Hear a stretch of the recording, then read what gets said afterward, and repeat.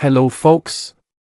Welcome back to my channel, Free Full-Length Classic Audiobooks. I hope all is well with you. Today, I will be introducing another major novel by Charles Dickens, The Life and Adventures of Martin Chuzzlewit, which is a lengthy novel divided into 54 chapters. Published in monthly installments from January 1843 to July 1844, and as a complete novel later that year, The Life and Adventures of Martin Chuzzlewit is Charles Dickens's sixth novel and the last of his picaresque works. At its heart lies a biting satire on selfishness, a theme Dickens himself declared as the novel's main purpose. The story follows the eponymous young Martin, who is disinherited by his wealthy, mistrustful grandfather after falling in love with his ward, Mary Graham. Cast out, he navigates a world of hypocrites, including the monstrously pious architect Seth Pecksniff and the murderously greedy cousin Jonas. When the novel's initial sales disappointed, Dickens audaciously dispatched Martin to America, satirizing the young nation as a land of boastful hucksters. Though less popular in its day, Dickens considered it his best work, and it remains a richly comic, darkly moral tale boasting some of his most unforgettable characters, including the immortal nurse, Sarah Gamp. The novel has been divided into 4 videos to comply with YouTube's video length policies. This video is part 1 of the series and contains chapters 1 to 15. The links to the rest of the videos can be found in the description of the video. Enjoy and have a good day. Preface. What is exaggeration to one class of minds and perceptions is plain truth to another. That which is commonly called a long sight perceives in a prospect innumerable features and bearings non-existent to a short-sighted person. I sometimes ask myself whether there may occasionally be a difference of this kind between some writers and some readers, whether it is always the writer who colors highly, or whether it is now and then the reader whose eye for color is a little dull. On this head of exaggeration, I have a positive experience, more curious than the speculation I have just set down. It is this: I have never touched a character precisely from the life, but some counterpart of that character has incredulously asked me, "Now really, did I ever really see one like it?" All the Pecksniff family upon earth are quite agreed, I believe, that Mr. Pecksniff is an exaggeration, and that no such character ever existed. I will not offer any plea on his behalf to so powerful and genteel a body, but will make a remark on the character of Jonas Chuzzlewit. I conceive that the sordid coarseness and brutality of Jonas would be unnatural if there had been nothing in his early education, and in the precept and example always before him, to engender and develop the vices that make him odious. But so born and so bred, admired for that which made him hateful, and justified from his cradle in cunning, treachery, and avarice, I claim him as the legitimate issue of the father upon whom those vices are seen to recoil. And I submit that their recoil upon that old man in his unhonored age is not a mere piece of poetical justice, but is the extreme exposition of a direct truth. I make this comment, and solicit the reader's attention to it in his or her consideration of this tale, because nothing is more common in real life than a want of profitable reflection on the causes of many vices and crimes that awaken the general horror. What is substantially true of families in this respect is true of a whole commonwealth. As we sow, we reap. Let the reader go into the children's side of any prison in England, or, I grieve to add, of many workhouses, and judge whether those are monsters who disgrace our streets, people our hulks and penitentiaries, and overcrowd our penal colonies, or are creatures whom we have deliberately suffered to be bred for misery and ruin. The American portion of this story is in no other respect a caricature than as it is an exhibition, for the most part, Mr. Bevan expected, of a ludicrous side, only of the American character, of that side which was 24 years ago from its nature, the most obtrusive and the most likely to be seen by such travellers as young Martin and Mark Tapley. As I had never, in writing fiction, had any disposition to soften what is ridiculous or wrong at home, so I then hoped that the good-humoured people of the United States would not be generally disposed to quarrel with me for carrying the same usage abroad. I am happy to believe that my confidence in that great nation was not misplaced.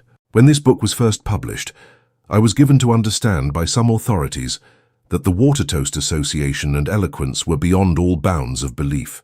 Therefore, I record the fact that all that portion of Martin Chuzzlewit's experiences is a literal paraphrase of some reports of public proceedings in the United States, especially of the proceedings of a certain Brandywine Association, which were printed in the Times newspaper in June and July 1843, at about the time when I was engaged in writing those parts of the book, and which remain on the file of the Times newspaper, of course.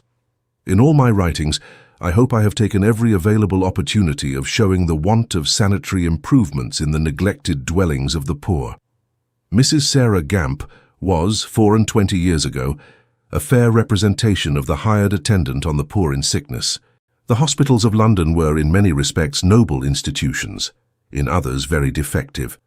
I think it not the least among the instances of their mismanagement that Mrs. Betsy Prigg was a fair specimen of a hospital nurse, and that the hospitals, with their means and funds, should have left it to private humanity and enterprise to enter on an attempt to improve that class of persons, since greatly improved through the agency of good women. Postscript. At a public dinner given to me on Saturday the 18th of April 1868 in the city of New York by 200 representatives of the press of the United States of America, I made the following observations, among others. So much of my voice has lately been heard in the land that I might have been contented with troubling you no further from my present standing point, were it not a duty with which I henceforth charge myself, not only here, but on every suitable occasion, whatsoever and wheresoever, to express my high and grateful sense of my second reception in America, and to bear my honest testimony to the national generosity and magnanimity. Also to declare how astounded I have been by the amazing changes I have seen around me on every side, changes moral, changes physical, changes in the amount of land subdued and peopled, changes in the rise of vast new cities, changes in the growth of older cities almost out of recognition, changes in the graces and amenities of life, changes in the press, without whose advancement no advancement can take place anywhere. Nor am I, believe me, so arrogant as to suppose that in 25 years there have been no changes in me, and that I had nothing to learn and no extreme impressions to correct when I was here first. And this brings me to a point on which I have, ever since I landed in the United States last November, observed a strict silence, though sometimes tempted to break it, but in reference to which I will, with your good leave, take you into my confidence now. Even the press, being human, may be sometimes mistaken or misinformed, and I rather think that I have in 1 or 2 rare instances observed its information to be not strictly accurate with reference to myself. Indeed, I have now and again been more surprised by printed news that I have read of myself than by any printed news that I have ever read in my present state of existence. Thus the vigor and perseverance with which I have for some months past been collecting materials for and hammering away at a new book on America has much astonished me. Seeing that all that time my declaration has been perfectly well known to my publishers on both sides of the Atlantic, that no consideration on earth would induce me to write one. But what I have intended, what I have resolved upon, and this is the confidence I seek to place in you, is on my return to England, in my own person, in my own journal, to bear, for the behoof of my countrymen, such testimony to the gigantic changes in this country as I have hinted at tonight. Also to record that wherever I have been, in the smallest places equally with the largest, I have been received with unsurpassable politeness, delicacy, sweet temper, hospitality, consideration, and with unsurpassable respect for the privacy daily enforced upon me by the nature of my avocation here and the state of my health. This testimony, so long as I live, and so long as my descendants have any legal right in my books, I shall cause to be republished as an appendix to every copy of those 2 books of mine in which I have referred to America. And this I will do and cause to be done, not in mere love and thankfulness, but because I regard it as an act of plain justice and honor. I said these words with the greatest earnestness that I could lay upon them, and I repeat them in print here with equal earnestness. So long as this book shall last, I hope that they will form a part of it, and will be fairly read as inseparable from my experiences and impressions of America, Charles Dickens, May 1868. Chapter 1. Introductory concerning the pedigree of the Chuzzlewit family. As no lady or gentleman with any claims to polite breeding can possibly sympathize with the Chuzzlewit family without being first assured of the extreme antiquity of the race, it is a great satisfaction to know that it undoubtedly descended in a direct line from Adam and Eve, and was, in the very earliest times, closely connected with the agricultural interest. If it should ever be urged by grudging and malicious persons that a Chuzzlewit, in any period of the family history, displayed an overweening amount of family pride, surely the weakness will be considered not only pardonable but laudable, when the immense superiority of the house to the rest of mankind in respect of this its ancient origin is taken into account. It is remarkable that as there was in the oldest family of which we have any record, a murderer and a vagabond, so we never fail to meet, in the records of all old families, with innumerable repetitions of the same phase of character.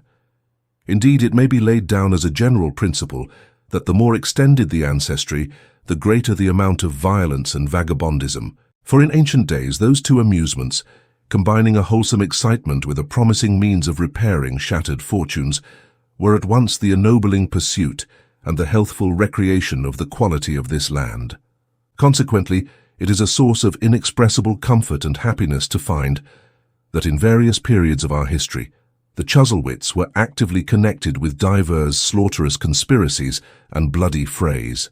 It is further recorded of them that being clad from head to heel in steel of proof, they did on many occasions lead their leather-jerkined soldiers to the death with invincible courage, and afterwards return home gracefully to their relations and friends. There can be no doubt that at least one Chuzzlewit came over with William the Conqueror. It does not appear that this illustrious ancestor came over that monarch, to employ the vulgar phrase, at any subsequent period, inasmuch as the family do not seem to have been ever greatly distinguished by the possession of landed estate. And it is well known that for the bestowal of that kind of property upon his favourites, the liberality and gratitude of the Norman were as remarkable as those virtues are usually found to be in great men when they give away what belongs to other people. Perhaps in this place the history may pause to congratulate itself upon the enormous amount of bravery, wisdom, eloquence, virtue, gentle birth, and true nobility that appears to have come into England with the Norman invasion, an amount which the genealogy of every ancient family lends its aid to swell, and which would beyond all question have been found to be just as great, and to the full as prolific in giving birth to long lines of chivalrous descendants, boastful of their origin, even though William the Conqueror had been William the Conquered, a change of circumstances which, it is quite certain, would have made no manner of difference in this respect.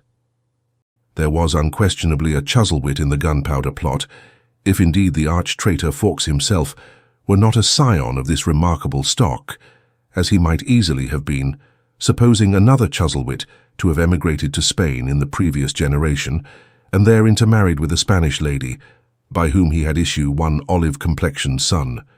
This probable conjecture is strengthened, if not absolutely confirmed, by a fact which cannot fail to be interesting to those who are curious in tracing the progress of hereditary tastes through the lives of their unconscious inheritors.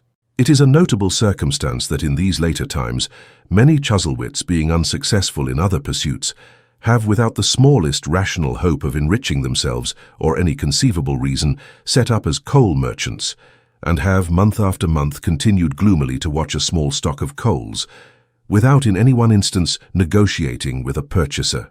The remarkable similarity between this course of proceeding and that adopted by their great ancestor beneath the vaults of the Parliament House at Westminster is too obvious and too full of interest to stand in need of comment. It is also clearly proved by the oral traditions of the family that there existed, at some one period of its history which is not distinctly stated, a matron of such destructive principles and so familiarized to the use and composition of inflammatory and combustible engines that she was called the matchmaker, by which nickname and byword she is recognized in the family legends to this day. Surely there can be no reasonable doubt that this was the Spanish lady, the mother of Chuzzlewit Fawkes. But there is one other piece of evidence bearing immediate reference to their close connection with this memorable event in English history. which must carry conviction, even to a mind, if such a mind there be, remaining unconvinced by these presumptive proofs. There was within a few years, in the possession of a highly respectable and in every way credible and unimpeachable member of the Chuzzlewit family, for his bitterest enemy never dared to hint at his being otherwise than a wealthy man, a dark lantern of undoubted antiquity, rendered still more interesting by being, in shape and pattern, extremely like such as are in use at the present day. Now this gentleman, since deceased, was at all times ready to make oath, and did again and again set forth upon his solemn asseveration that he had frequently heard his grandmother say, when contemplating this venerable relic, "Aye, this was carried by my fourth son on the 5th of November, when he was a Guy Fawkes." These remarkable words wrought, as well they might, a strong impression on his mind, and he was in the habit of repeating them very often. The just interpretation which they bear, and the conclusion to which they lead are triumphant and irresistible. The old lady, naturally strong-minded, was nevertheless frail and fading. She was notoriously subject to that confusion of ideas, or to say the least, of speech, to which age and garrulity are liable. The very slight confusion apparent in these expressions is manifest and is ludicrously easy of correction. "Aye, quoth she, and it will be observed that no emendation whatever is necessary to be made in these two initiative remarks. Aye, this lantern was carried by my forefather, not fourth son, which is preposterous, on the 5th of November, and he was Guy Fawkes." Here we have a remark at once consistent, clear, natural, and in strict accordance with the character of the speaker. Indeed, the anecdote is so plainly susceptible of this meaning and no other, that it would be hardly worth recording in its original state, were it not a proof of what may be, and very often is, affected not only in historical prose but in imaginative poetry, by the exercise of a little ingenious labour on the part of a commentator. It has been said that there is no instance, in modern times, of a Chuzzlewit having been found on terms of intimacy with the great. But here again the sneering detractors who weave such miserable figments from their malicious brains are stricken dumb by evidence, for letters are yet in the possession of various branches of the family, from which it distinctly appears, being stated in so many words, that one Diggory Chuzzlewit was in the habit of perpetually dining with Duke Humphrey. So constantly was he a guest at that nobleman's table indeed, and so unceasingly were his Grace's hospitality and companionship forced as it were upon him, that we find him uneasy and full of constraint and reluctance, writing his friends to the effect that if they fail to do so, and so by bearer, he will have no choice but to dine again with Duke Humphrey, and expressing himself in a very marked and extraordinary manner as one surfeited of high life and gracious company. It has been rumoured, and it is needless to say the rumour originated in the same base quarters, that a certain male Chuzzlewit, whose birth must be admitted to be involved in some obscurity, was of very mean and low descent. How stands the proof? When the son of that individual, to whom the secret of his father's birth was supposed to have been communicated by his father in his lifetime, lay upon his deathbed, this question was put to him in a distinct, solemn, and formal way. "Toby Chuzzlewit, who was your grandfather?" To which he, with his last breath, no less distinctly, solemnly, and formally replied, and his words were taken down at the time, and signed by 6 witnesses, each with his name and address in full, "The Lord No Zoo." It may be said, it has been said, for human wickedness has no limits, that there is no lord of that name, and that among the titles which have become extinct, none at all resembling this, in sound even, is to be discovered. But what is the irresistible inference? Rejecting a theory broached by some well-meaning but mistaken persons, that this Mr. Toby Chuzzlewit's grandfather, to judge from his name, must surely have been a mandarin, which is wholly insupportable, for there is no pretence of his grandmother ever having been out of this country, or of any mandarin having been in it within some years of his father's birth, except those in the tea-shops, which cannot for a moment be regarded as having any bearing on the question, one way or other. Rejecting this hypothesis, is it not manifest that Mr. Toby Chuzzlewit had either received the name imperfectly from his father, or that he had forgotten it, or that he had mispronounced it, and that even at the recent period in question, the Chuzzlewits were connected by a bend sinister, or kind of heraldic over the left, with some unknown noble and illustrious house? From documentary evidence yet preserved in the family, the fact is clearly established that in the comparatively modern days of the Diggory Chuzzlewit before mentioned, one of its members had attained to very great wealth and influence. Throughout such fragments of his correspondence as have escaped the ravages of the moths, who in right of their extensive absorption of the contents of deeds and papers may be called the general registers of the insect world, we find him making constant reference to an uncle, in respect of whom he would seem to have entertained great expectations, as he was in the habit of seeking to propitiate his favour by presents of plate, jewels, books, watches, and other valuable articles. Thus he writes on one occasion to his brother, in reference to a gravy spoon, the brother's property, which he, Diggory, would appear to have borrowed or otherwise possessed himself of, "Do not be angry, I have parted with it, to my uncle." On another occasion he expresses himself in a similar manner with regard to a child's mug which had been entrusted to him to get repaired. On another occasion he says, "I have bestowed upon that irresistible uncle of mine everything I ever possessed," and that he was in the habit of paying long and constant visits to this gentleman at his mansion, if indeed he did not wholly reside there, is manifest from the following sentence: "With the exception of the suit of clothes I carry about with me, the whole of my wearing apparel is at present at my uncle's." This gentleman's patronage and influence must have been very extensive, for his nephew writes, "His interest is too high, it is too much, it is tremendous," and the like. Still it does not appear, which is strange, to have procured for him any lucrative post at court or elsewhere, or to have conferred upon him any other distinction than that which was necessarily included in the countenance of so great a man, and the being invited by him to certain entertainments, so splendid and costly in their nature, that he calls them golden balls. It is needless to multiply instances of the high and lofty station and the vast importance of the Chuzzlewits at different periods. If it came within the scope of reasonable probability that further proofs were required, they might be heaped upon each other until they formed an Alps of testimony, beneath which the boldest skepticism should be crushed and beaten flat.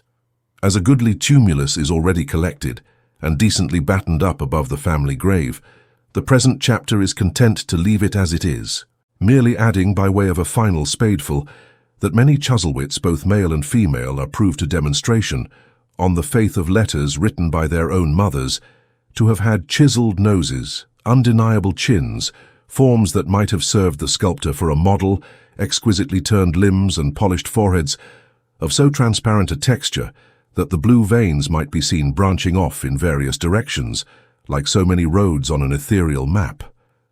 This fact in itself, though it had been a solitary one, would have utterly settled and clenched the business in hand. For it is well known on the authority of all the books which treat of such matters, that every one of these phenomena, but especially that of the chiseling, are invariably peculiar to, and only make themselves apparent in, persons of the very best condition.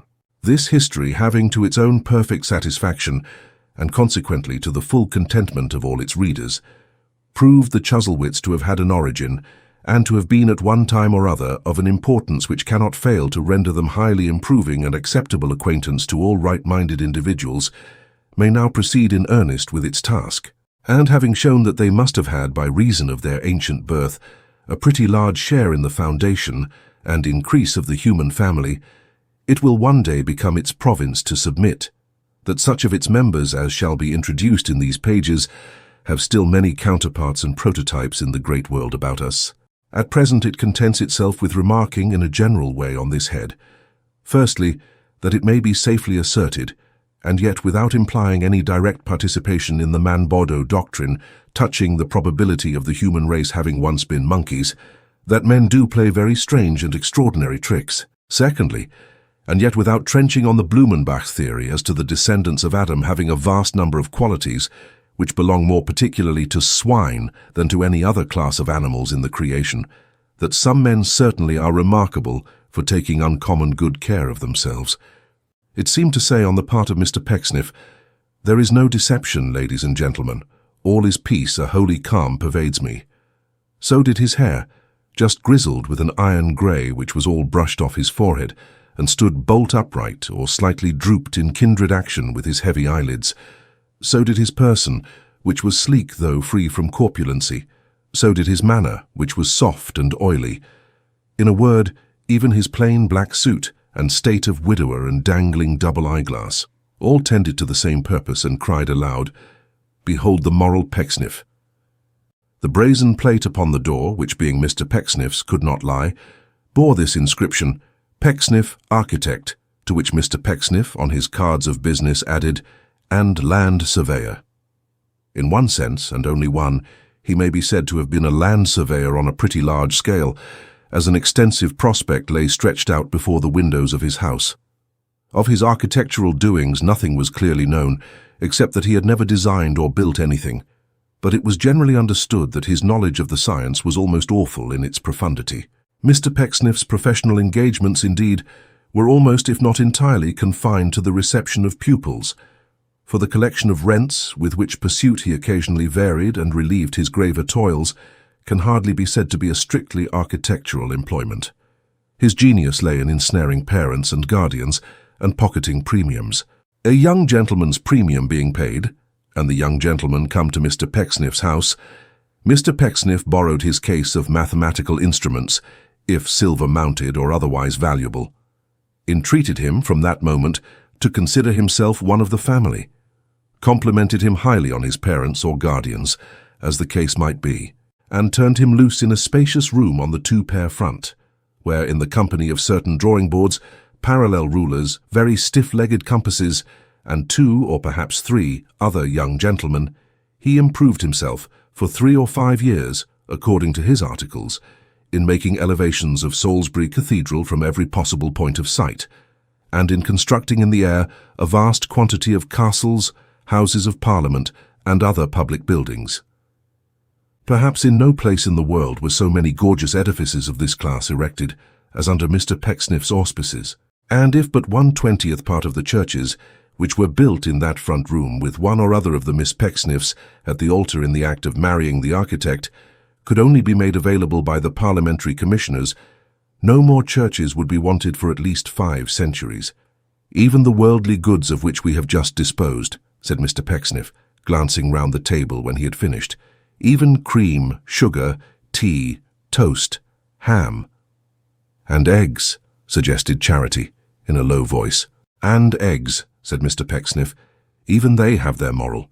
See how they come and go. Every pleasure is transitory. We can't even eat long. If we indulge in harmless fluids, we get the dropsy. If in exciting liquids, we get drunk. What a soothing reflection is that!" "Don't say we get drunk, Pa," urged the eldest Miss Pecksniff. "When I say we, my dear," returned her father, "I mean mankind in general. The human race, considered as a body and not as individuals. There is nothing personal in morality, my love." "Even such a thing as this," said Mr. Pecksniff, laying the forefinger of his left hand upon the brown paper patch on the top of his head, "slight casual baldness though it be, reminds us that we are but—" He was going to say worms, but recollecting that worms were not remarkable for heads of hair, he substituted flesh and blood. "Which," cried Mr. Pecksniff after a pause, during which he seemed to have been casting about for a new moral, and not quite successfully, "which is also very soothing. Mercy, my dear, stir the fire and throw up the cinders." The young lady obeyed, and having done so, resumed her stool, reposed one arm upon her father's knee, and laid her blooming cheek upon it. Miss Charity drew her chair nearer the fire, as one prepared for conversation, and looked towards her father. "Yes," said Mr. Pecksniff after a short pause, during which he had been silently smiling and shaking his head at the fire, "I have again been fortunate in the attainment of my object. A new inmate will very shortly come among us." "A youth, Papa?" asked Charity. "Yes, a youth," said Mr. Pecksniff. "He will avail himself of the eligible opportunity which now offers for uniting the advantages of the best practical architectural education with the comforts of a home, and the constant association with some who, however humble their sphere and limited their capacity, are not unmindful of their moral responsibilities." "Oh, Pa!" cried Mercy, holding up her finger archly. "See advertisement." Playful warbler, said Mr. Pecksniff. It may be observed in connection with his calling his daughter a warbler that she was not at all vocal, but that Mr. Pecksniff was in the frequent habit of using any word that occurred to him as having a good sound and rounding a sentence well without much care for its meaning. And he did this so boldly and in such an imposing manner that he would sometimes stagger the wisest people with his eloquence and make them gasp again. His enemies asserted, by the way, that a strong trustfulness in sounds and forms was the master key to Mr. Pecksniff's character. "Is he handsome, Pa?" inquired the younger daughter. "Silly Mary," said the eldest, Mary being fond for Mercy. "What is the premium, Pa? Tell us that." "Oh, good gracious, Cherry," cried Miss Mercy, holding up her hands with the most winning giggle in the world. "What a mercenary girl you are. Oh, you naughty, thoughtful, prudent thing." It was perfectly charming and worthy of the pastoral age to see how the two Miss Pecksniffs slapped each other after this, and then subsided into an embrace expressive of their different dispositions. "He is well-looking," said Mr. Pecksniff slowly and distinctly. "Well-looking enough. I do not positively expect any immediate premium with him." Notwithstanding their different natures, both Charity and Mercy concurred in opening their eyes uncommonly wide at this announcement, and in looking for the moment as blank as if their thoughts had actually had a direct bearing on the main chance. "But what of that?" said Mr. Pecksniff, still smiling at the fire. "There is disinterestedness in the world, I hope. We are not all arrayed in two opposite ranks, the offensive and the defensive. Some few there are who walk between, who help the needy as they go, and take no part with either side. Umph!" There was something in these morsels of philanthropy which reassured the sisters. They exchanged glances and brightened very much. "Oh, let us not be forever calculating, devising, and plotting for the future," said Mr. Pecksniff, smiling more and more, and looking at the fire as a man might who was cracking a joke with it. "I am weary of such arts. If our inclinations are but good and open-hearted, let us gratify them boldly, though they bring upon us loss instead of profit. Eh, Charity?" Glancing towards his daughters for the first time since he had begun these reflections, and seeing that they both smiled, Mr. Pecksniff eyed them for an instant so jocosely, though still with a kind of saintly waggishness, that the younger one was moved to sit upon his knee forthwith, put her fair arms round his neck, and kiss him 20 times. During the whole of this affectionate display, she laughed to a most immoderate extent, in which hilarious indulgence even the prudent Cherry joined. "Tut, tut," said Mr. Pecksniff, pushing his latest-born away and running his fingers through his hair as he resumed his tranquil face. "What folly is this? Let us take heed how we laugh without reason, lest we cry with it. What is the domestic news since yesterday? John Westlock is gone, I hope." "Indeed, no," said Charity. "And why not?" returned her father. "His term expired yesterday, and his box was packed, I know, for I saw it in the morning standing in the hall." "He slept last night at the Dragon," returned the young lady, "and had Mr. Pinch to dine with him. They spent the evening together, and Mr. Pinch was not home till very late." "And when I saw him on the stairs this morning, Pa," said Mercy with her usual sprightliness, "he looked, oh goodness, such a monster, with his face all manner of colours, and his eyes as dull as if they had been boiled, and his head aching dreadfully, I am sure, from the look of it, and his clothes smelling. Oh, it's impossible to say how strong, oh," here the young lady shuddered, "of smoke and punch." "Now I think," said Mr. Pecksniff with his accustomed gentleness, though still with the air of one who suffered under injury without complaint, "I think Mr. Pinch might have done better than choose for his companion one who, at the close of a long intercourse, had endeavoured, as he knew, to wound my feelings. I am not quite sure that this was delicate in Mr. Pinch. I am not quite sure that this was kind in Mr. Pinch. I will go further and say, I am not quite sure that this was even ordinarily grateful in Mr. Pinch. But what can anyone expect from Mr. Pinch?" cried Charity, with as strong and scornful an emphasis on the name as if it would have given her unspeakable pleasure to express it, in an acted charade, on the calf of that gentleman's leg. Aye," returned her father, raising his hand mildly. "It is very well to say what can we expect from Mr. Pinch, but Mr. Pinch is a fellow creature, my dear. Mr. Pinch is an item in the vast total of humanity, my love, and we have a right, it is our duty, to expect in Mr. Pinch some development of those better qualities, the possession of which in our own persons inspires our humble self-respect. No, continued Mr. Pecksniff, no. Heaven forbid that I should say, nothing can be expected from Mr. Pinch, or that I should say nothing can be expected from any man alive, even the most degraded, which Mr. Pinch is not, no really, but Mr. Pinch has disappointed me, he has hurt me. I think a little the worse of him on this account, but not of human nature. Oh, no, no. Hark, said Miss Charity, holding up her finger as a gentle rap was heard at the street door. There is the creature. Now mark my words, he has come back with John Westlock for his box, and is going to help him to take it to the mail. Only mark my words, if that isn't his intention. Even as she spoke, the box appeared to be in progress of conveyance from the house, but after a brief murmuring of question and answer, it was put down again, and somebody knocked at the parlour door. "Come in," cried Mr. Pecksniff, not severely, only virtuously. "Come in." An ungainly, awkward-looking man, extremely short-sighted and prematurely bald, availed himself of this permission, and seeing that Mr. Pecksniff sat with his back towards him, gazing at the fire, stood hesitating, with the door in his hand. He was far from handsome, certainly, and was dressed in a snuff-coloured suit of an uncouth make at the best, which being shrunk with long wear was twisted and tortured into all kinds of odd shapes.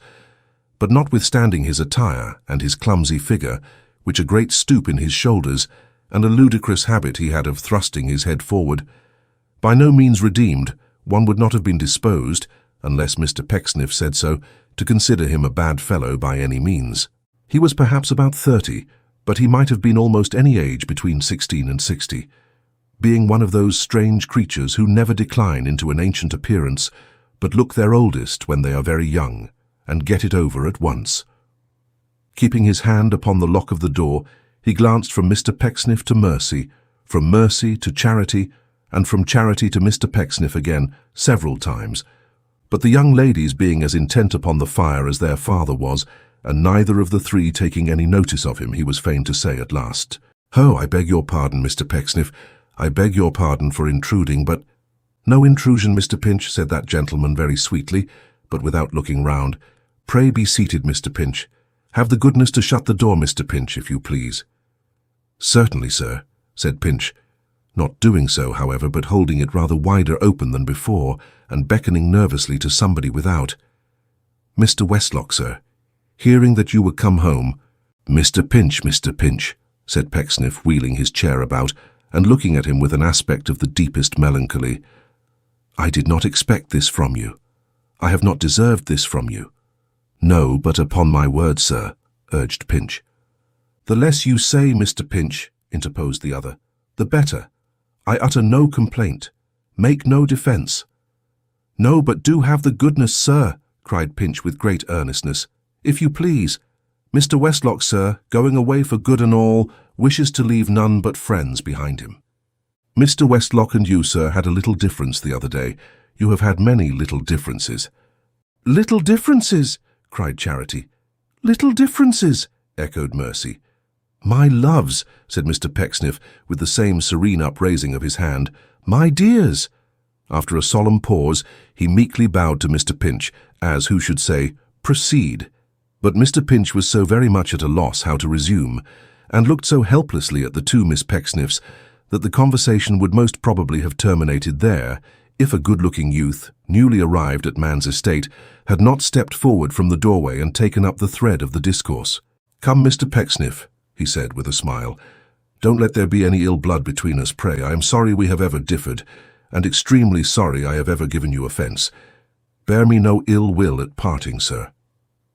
"I bear," answered Mr. Pecksniff mildly, "no ill will to any man on earth." "I told you he didn't," said Pinch in an undertone. "I knew he didn't. He always says he don't." "Then you will shake hands, sir," cried Westlock, advancing a step or two and bespeaking Mr. Pinch's close attention by a glance. "Umph," said Mr. Pecksniff in his most winning tone. "You will shake hands, sir."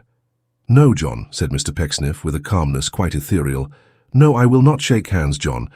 I have forgiven you. I had already forgiven you, even before you ceased to reproach and taunt me.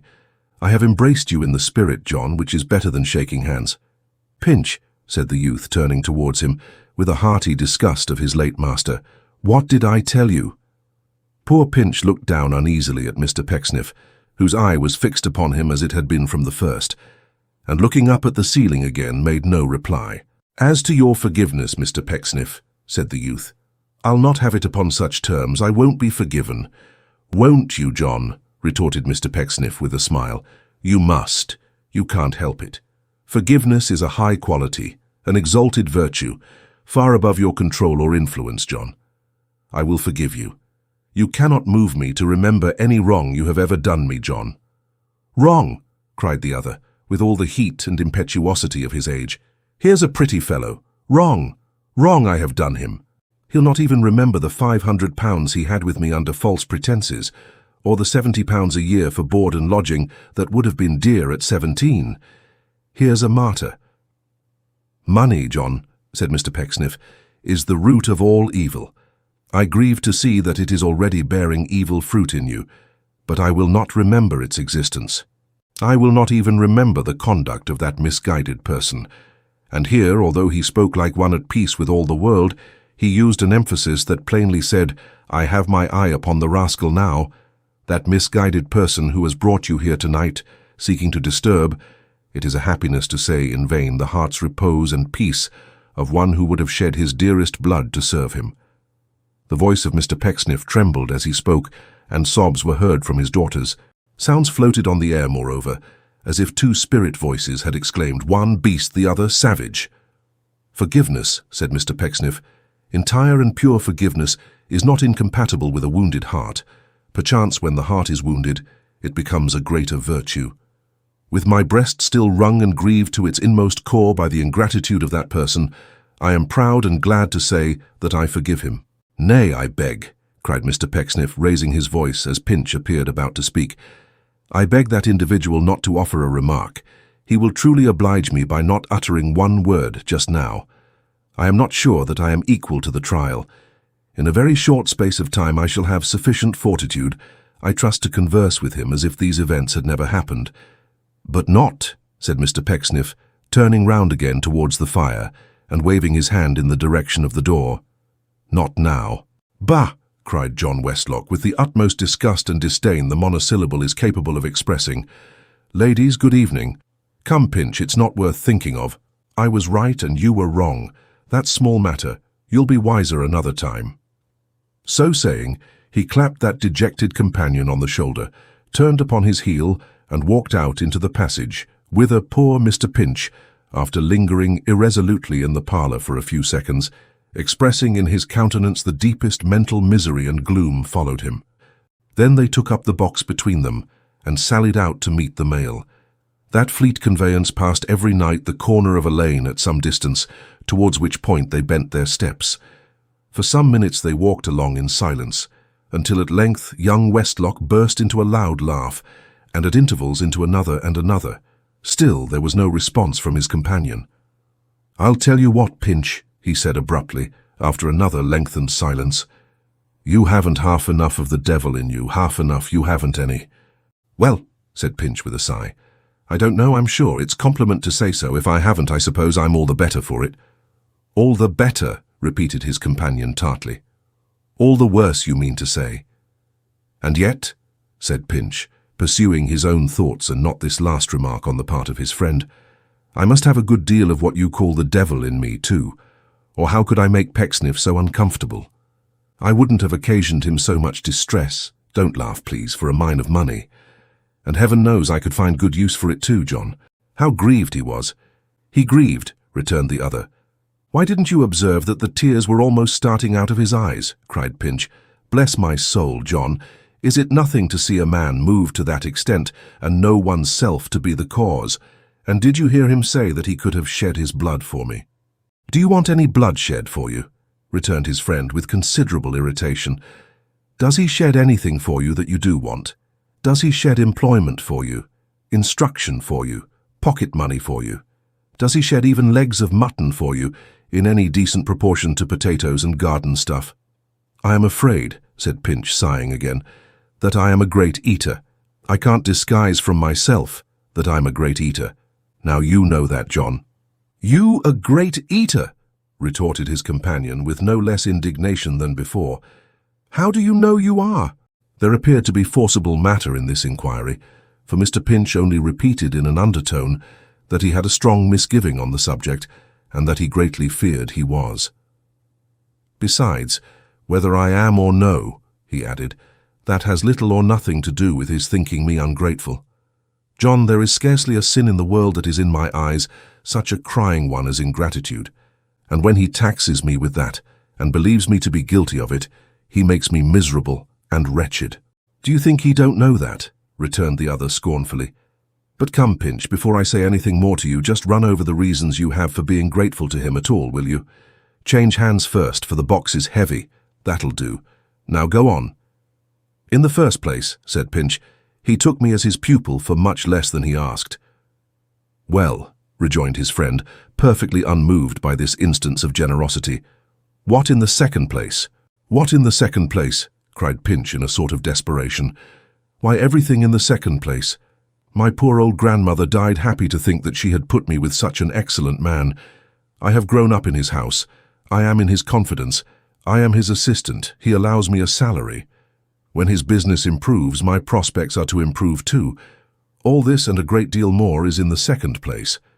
And in the very prologue and preface to the first place, John, you must consider this, which nobody knows better than I, that I was born for much plainer and poorer things, that I am not a good hand for his kind of business, and have no talent for it, or indeed for anything else but odds and ends that are of no use or service to anybody."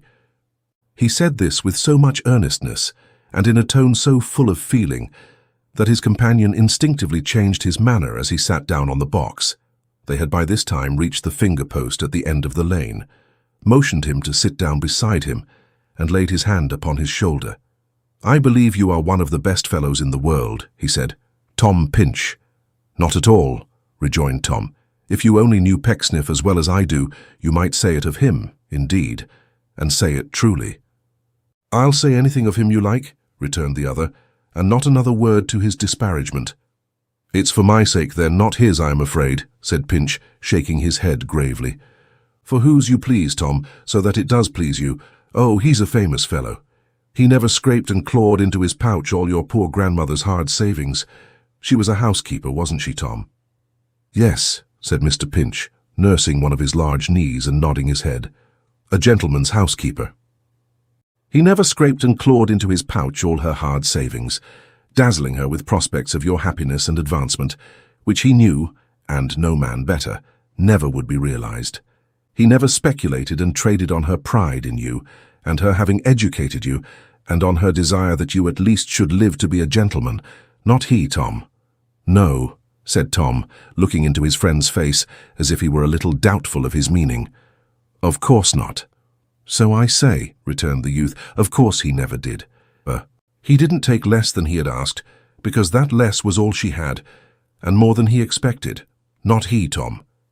He doesn't keep you as his assistant because you are of any use to him, because your wonderful faith in his pretensions is of inestimable service in all his mean disputes, because your honesty reflects honesty on him, because you're wandering about this little place all your spare hours, reading in ancient books and foreign tongues, gets noised abroad, even as far as Salisbury, making of him Pecksniff the master, a man of learning and of vast importance. He gets no credit from you, Tom, not he." "Why, of course he don't," said Pinch, gazing at his friend with a more troubled aspect than before. "Pecksniff get credit from me." "Well, don't I say that it's ridiculous," rejoined the other, "even to think of such a thing?" "Why, it's madness," said Tom. "Madness," returned young Westlock. "Certainly it's madness. Who but a madman would suppose he cares to hear it said on Sundays that the volunteer who plays the organ in the church and practices on summer evenings in the dark is Mr. Pecksniff's young man, eh, Tom? Who but a madman would suppose it is the game of such a man as he to have his name in everybody's mouth, connected with the 1,000 useless odds and ends you do, and which of course he taught you, eh, Tom?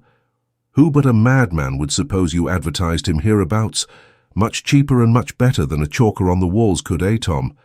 As well might one suppose that he doesn't on all occasions pour out his whole heart and soul to you, that he doesn't make you a very liberal and indeed rather an extravagant allowance, or to be more wild and monstrous still, if that be possible, as well might one suppose. And here at every word he struck him lightly on the breast, that Pecksniff traded in your nature, and that your nature was to be timid and distrustful of yourself, and trustful of all other men, but most of all of him who least deserves it. There would be madness, Tom. Mr. Pinch had listened to all this with looks of bewilderment, which seemed to be in part occasioned by the matter of his companion's speech, and in part by his rapid and vehement manner. Now that he had come to a close, he drew a very long breath, and gazing wistfully in his face as if he were unable to settle in his own mind what expression it wore, and were desirous to draw from it as good a clue to his real meaning as it was possible to obtain in the dark, was about to answer, when the sound of the mail guard's horn came cheerily upon their ears, putting an immediate end to the conference. Greatly as it seemed to the satisfaction of the younger man, who jumped up briskly and gave his hand to his companion. "Both hands, Tom. I shall write to you from London, mind." "Yes," said Pinch. "Yes, do please. Goodbye, goodbye. I can hardly believe you're going. It seems now but yesterday that you came. Goodbye, my dear old fellow." John Westlock returned his parting words with no less heartiness of manner, and sprung up to his seat upon the roof. Off went the mail at a canter down the dark road, the lamps gleaming brightly, and the horn awakening all the echoes far and wide. "Go your ways," said Pinch, apostrophizing the coach. "I can hardly persuade myself but you're alive, and are some great monster who visits this place at certain intervals, to bear my friends away into the world. You're more exulting and rampant than usual tonight, I think, and you may well crow over your prize, for he is a fine lad, an ingenuous lad, and has but one fault that I know of. He don't mean it, but he is most cruelly unjust to Pecksniff." Chapter 2, wherein certain persons are presented to the reader, with whom he may, if he please, become better acquainted. It was pretty late in the autumn of the year, when the declining sun, struggling through the mist which had obscured it all day, looked brightly down upon a little Wiltshire village, within an easy journey of the fair old town of Salisbury. Like a sudden flash of memory or spirit kindling up the mind of an old man, it shed a glory upon the scene, in which its departed youth and freshness seemed to live again.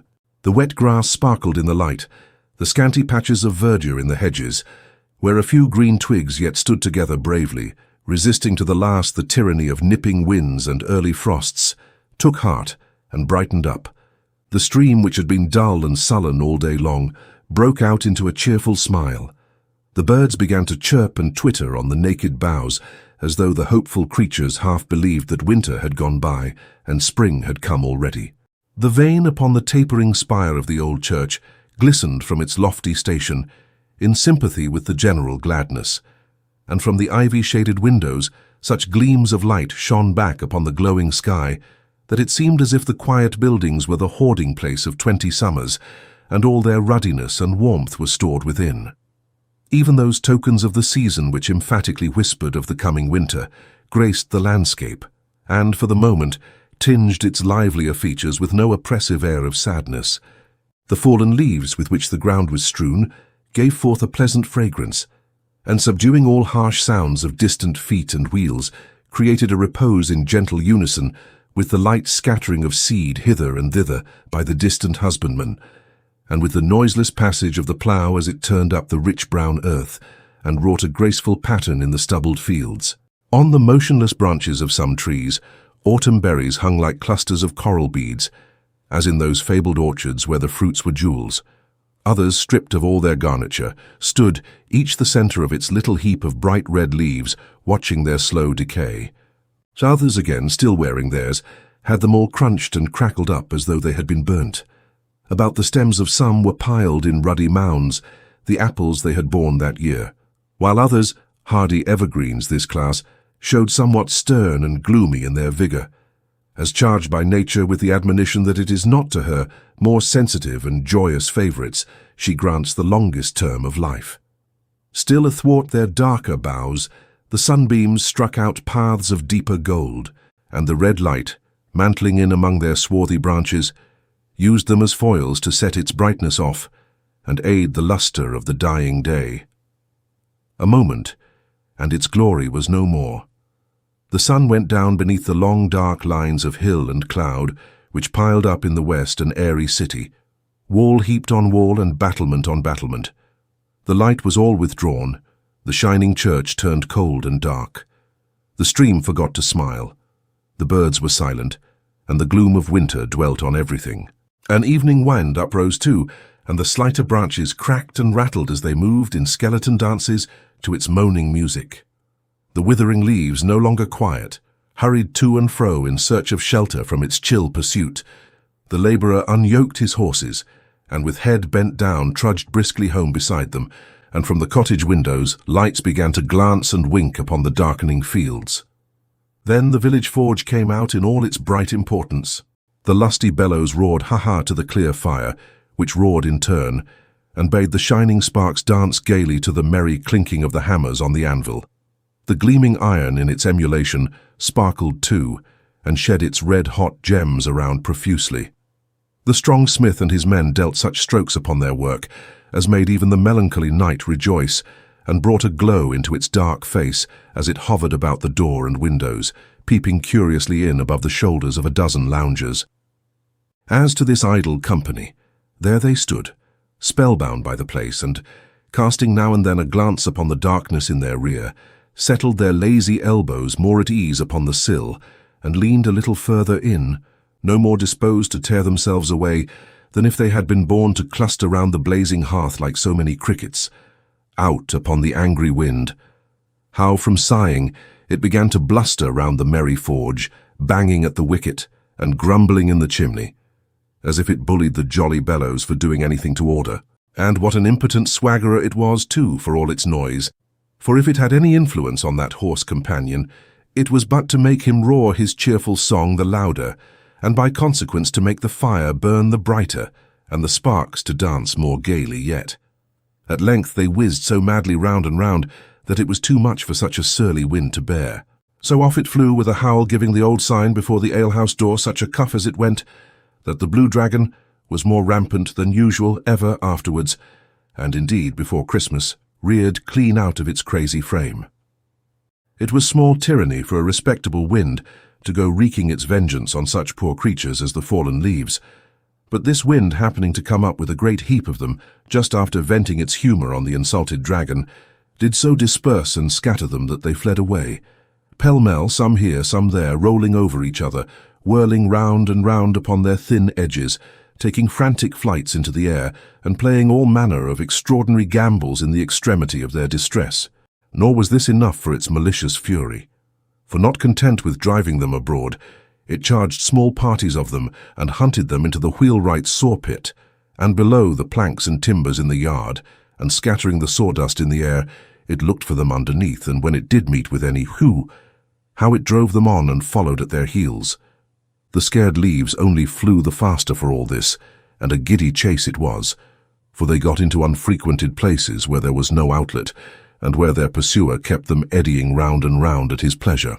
And they crept under the eaves of houses, and clung tightly to the sides of hayricks like bats, and tore in at open chamber windows, and cowered close to hedges, and in short, went anywhere for safety. But the oddest feat they achieved was to take advantage of the sudden opening of Mr. Pecksniff's front door, to dash wildly into his passage, whither the wind following close upon them, and finding the back door open, incontinently blew out the lighted candle held by Miss Pecksniff, and slammed the front door against Mr. Pecksniff, who was at that moment entering with such violence that in the twinkling of an eye he lay on his back at the bottom of the steps.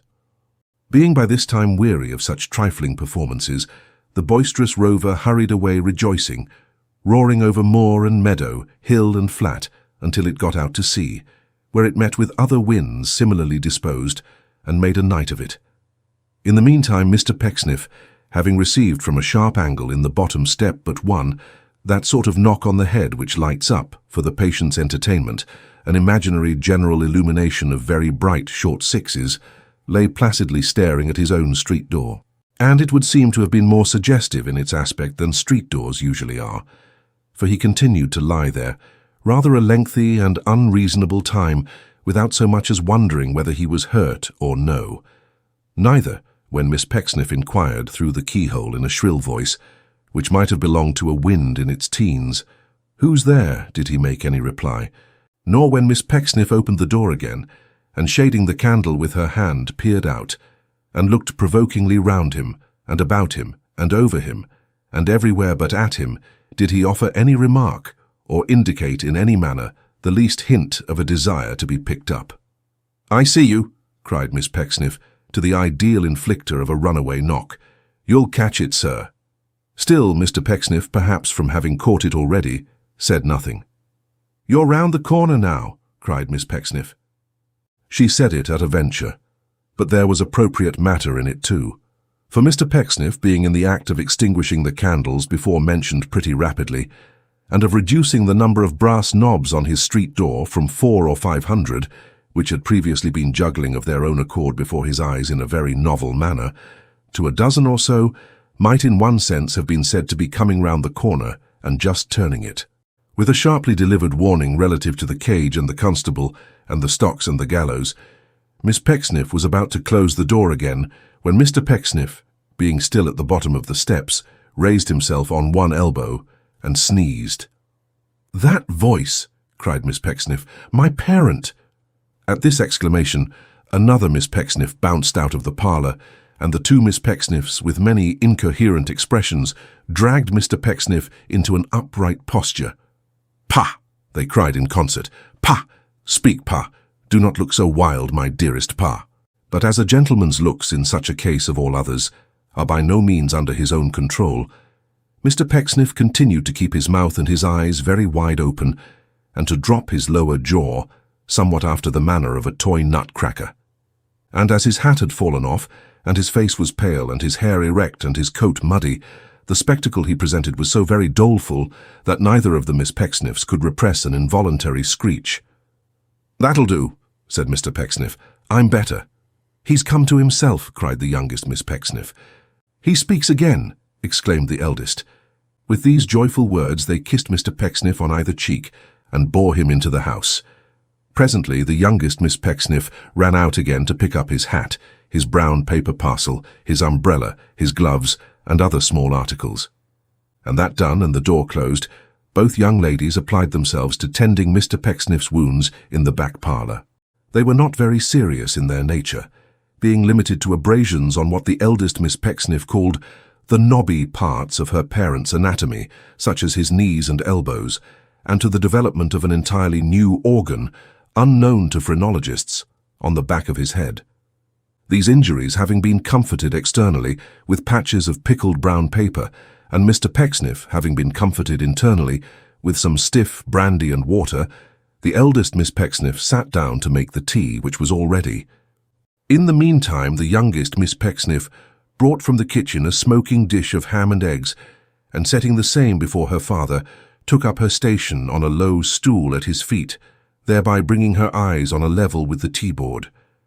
It must not be inferred from this position of humility that the youngest Miss Pecksniff was so young as to be, as one may say, forced to sit upon a stool by reason of the shortness of her legs. Miss Pecksniff sat upon a stool because of her simplicity and innocence, which were very great, very great.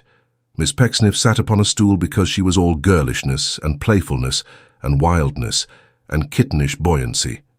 She was the most arch, and at the same time the most artless creature, was the youngest Miss Pecksniff that you can possibly imagine. It was her great charm.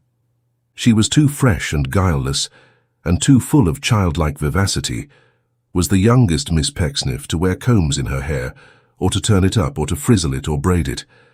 She wore it in a crop, a loosely flowing crop which had so many rows of curls in it that the top row was only one curl. Moderately buxom was her shape, and quite womanly too. But sometimes, yes, sometimes, she even wore a pinafore, and how charming that was! Oh, she was indeed a gushing thing, as a young gentleman had observed in verse in the Poet's Corner of a provincial newspaper, was the youngest Miss Pecksniff. Mr. Pecksniff was a moral man, a grave man, a man of noble sentiments and speech, and he had had her christened Mercy. Mercy! Oh, what a charming name for such a pure-souled being as the youngest Miss Pecksniff. Her sister's name was Charity. There was a good thing, Mercy and Charity. And Charity, with her fine, strong sense and her mild yet not reproachful gravity, was so well named, and did so well set off and illustrate her sister. What a pleasant sight was that the contrast they presented, to see each loved and loving one sympathizing with, and devoted to, and leaning on, and yet correcting and counter-checking, and as it were antidoting the other. To behold each damsel in her very admiration of her sister, setting up in business for herself on an entirely different principle, and announcing no connection with over the way, and if the quality of goods at that establishment don't please you, you are respectfully invited to favour me with a call. And the crowning circumstance of the whole delightful catalogue was, that both the fair creatures were so utterly unconscious of all this. They had no idea of it. They no more thought or dreamed of it than Mr. Pecksniff did. Nature played them off against each other. They had no hand in it, the two Miss Pecksniffs. It has been remarked that Mr. Pecksniff was a moral man. So he was. Perhaps there never was a more moral man than Mr. Pecksniff, especially in his conversation and correspondence. It was once said of him by a homely admirer that he had a Fortunatus's purse of good sentiments in his inside. In this particular, he was like the girl in the fairy tale, except that if they were not actual diamonds which fell from his lips, they were the very brightest paste and shone prodigiously. He was a most exemplary man, fuller of virtuous precept than a copybook. Some people likened him to a direction post, which is always telling the way to a place, and never goes there. But these were his enemies, the shadows cast by his brightness, that was all. His very throat was moral. You saw a good deal of it. You looked over a very low fence of white cravat, whereof no man had ever beheld the tie, for he fastened it behind, and there it lay, a valley between two jutting heights of collar, serene and whiskerless before you. It seemed to say on the part of Mr. Pecksniff, "There is no deception, ladies and gentlemen. All is peace, a holy calm pervades me." So did his hair, just grizzled with an iron grey which was all brushed off his forehead, and stood bolt upright or slightly drooped in kindred action with his heavy eyelids. So did his person, which was sleek though free from corpulency. So did his manner, which was soft and oily. In a word, even his plain black suit and state of widower and dangling double eyeglass, all tended to the same purpose and cried aloud, "Behold the moral Pecksniff." The brazen plate upon the door, which being Mr. Pecksniff's could not lie, bore this inscription, "Pecksniff, Architect," to which Mr. Pecksniff, on his cards of business, added, "and Land Surveyor."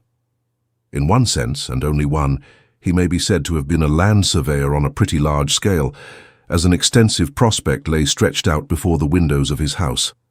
Of his architectural doings nothing was clearly known, except that he had never designed or built anything, but it was generally understood that his knowledge of the science was almost awful in its profundity.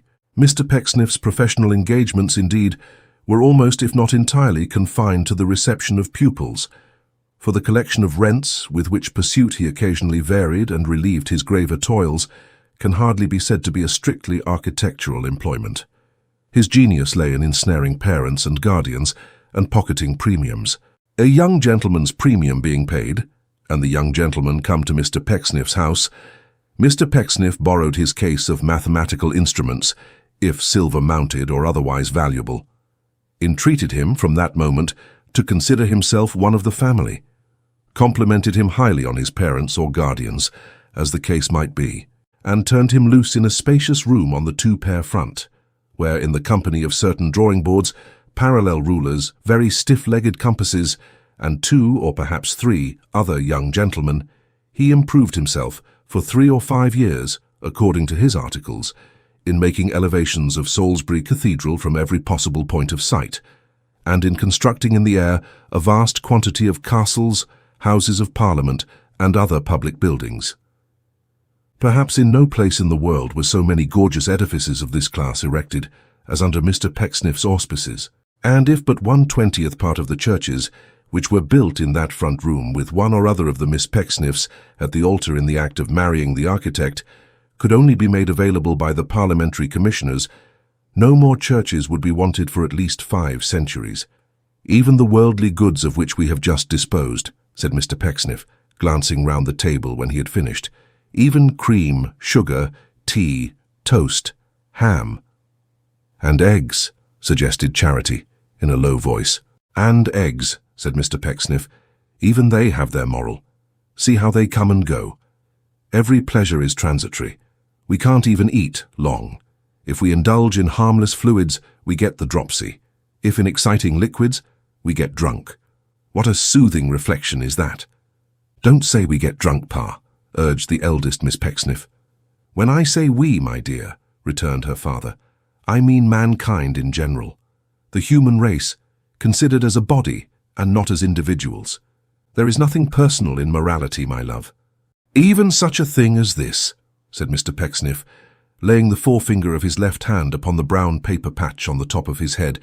"Slight casual baldness though it be, reminds us that we are but—" He was going to say worms, but recollecting that worms were not remarkable for heads of hair, he substituted flesh and blood. "Which," cried Mr. Pecksniff after a pause, during which he seemed to have been casting about for a new moral, and not quite successfully, "which is also very soothing. Mercy, my dear, stir the fire and throw up the cinders." The young lady obeyed, and having done so, resumed her stool, reposed one arm upon her father's knee, and laid her blooming cheek upon it. Miss Charity drew her chair nearer the fire, as one prepared for conversation, and looked towards her father. "Yes," said Mr. Pecksniff after a short pause, during which he had been silently smiling and shaking his head at the fire, "I have again been fortunate in the attainment of my object. A new inmate will very shortly come among us." "A youth, Papa?" asked Charity. "Yes, a youth," said Mr. Pecksniff. "He will avail himself of the eligible opportunity which now offers for uniting the advantages of the best practical architectural education with the comforts of a home, and the constant association with some who, however humble their sphere and limited their capacity, are not unmindful of their moral responsibilities." "Oh, Pa!" cried Mercy, holding up her finger archly. "See advertisement." Playful warbler," said Mr. Pecksniff. It may be observed in connection with his calling his daughter a warbler that she was not at all vocal, but that Mr. Pecksniff was in the frequent habit of using any word that occurred to him as having a good sound and rounding a sentence well without much care for its meaning. And he did this so boldly and in such an imposing manner that he would sometimes stagger the wisest people with his eloquence and make them gasp again. His enemies asserted, by the way, that a strong trustfulness in sounds and forms was the master key to Mr. Pecksniff's character. "Is he handsome, Pa?" inquired the younger daughter. "Silly Mary," said the eldest, Mary being fond for Mercy. "What is the premium, Pa? Tell us that." "Oh, good gracious, Cherry," cried Miss Mercy, holding up her hands with the most winning giggle in the world. "What a mercenary girl you are. Oh, you naughty, thoughtful, prudent thing." It was perfectly charming and worthy of the pastoral age to see how the two Miss Pecksniffs slapped each other after this, and then subsided into an embrace expressive of their different dispositions. "He is well-looking," said Mr. Pecksniff slowly and distinctly. "Well-looking enough. I do not positively expect any immediate premium with him." Notwithstanding their different natures, both Charity and Mercy concurred in opening their eyes uncommonly wide at this announcement, and in looking for the moment as blank as if their thoughts had actually had a direct bearing on the main chance. "But what of that?" said Mr. Pecksniff, still smiling at the fire. "There is disinterestedness in the world, I hope. We are not all arrayed in two opposite ranks, the offensive and the defensive. Some few there are who walk between, who help the needy as they go, and take no part with either side. Umph!" There was something in these morsels of philanthropy which reassured the sisters. They exchanged glances and brightened very much. "Oh, let us not be forever calculating, devising, and plotting for the future," said Mr. Pecksniff, smiling more and more, and looking at the fire as a man might who was cracking a joke with it. "I am weary of such arts. If our inclinations are but good and open-hearted, let us gratify them boldly, though they bring upon us loss instead of profit. Eh, Charity?" Glancing towards his daughters for the first time since he had begun these reflections, and seeing that they both smiled, Mr. Pecksniff eyed them for an instant so jocosely, though still with a kind of saintly waggishness, that the younger one was moved to sit upon his knee forthwith, put her fair arms round his neck, and kiss him 20 times. During the whole of this affectionate display, she laughed to a most immoderate extent, in which hilarious indulgence even the prudent Cherry joined. "Tut, tut," said Mr. Pecksniff, pushing his latest-born away and running his fingers through his hair as he resumed his tranquil face. "What folly is this? Let us take heed how we laugh without reason, lest we cry with it. What is the domestic news since yesterday? John Westlock is gone, I hope." "Indeed, no," said Charity. "And why not?" returned her father. "His term expired yesterday, and his box was packed, I know, for I saw it in the morning standing in the hall." "He slept last night at the Dragon," returned the young lady, "and had Mr. Pinch to dine with him. They spent the evening together, and Mr. Pinch was not home till very late." "And when I saw him on the stairs this morning, Pa," said Mercy with her usual sprightliness, "he looked, oh goodness, such a monster, with his face all manner of colours, and his eyes as dull as if they had been boiled, and his head aching dreadfully, I am sure, from the look of it, and his clothes smelling. Oh, it's impossible to say how strong, oh," here the young lady shuddered, "of smoke and punch." "Now I think," said Mr. Pecksniff with his accustomed gentleness, though still with the air of one who suffered under injury without complaint, "I think Mr. Pinch might have done better than choose for his companion one who, at the close of a long intercourse, had endeavoured, as he knew, to wound my feelings. I am not quite sure that this was delicate in Mr. Pinch. I am not quite sure that this was kind in Mr. Pinch. I will go further and say, I am not quite sure that this was even ordinarily grateful in Mr. Pinch." "But what can anyone expect from Mr. Pinch?" cried Charity, with as strong and scornful an emphasis on the name as if it would have given her unspeakable pleasure to express it, in an acted charade, on the calf of that gentleman's leg. "Aye, aye," returned her father, raising his hand mildly. "It is very well to say what can we expect from Mr. Pinch, but Mr. Pinch is a fellow creature, my dear. Mr. Pinch is an item in the vast total of humanity, my love, and we have a right, it is our duty, to expect in Mr. Pinch some development of those better qualities, the possession of which in our own persons inspires our humble self-respect.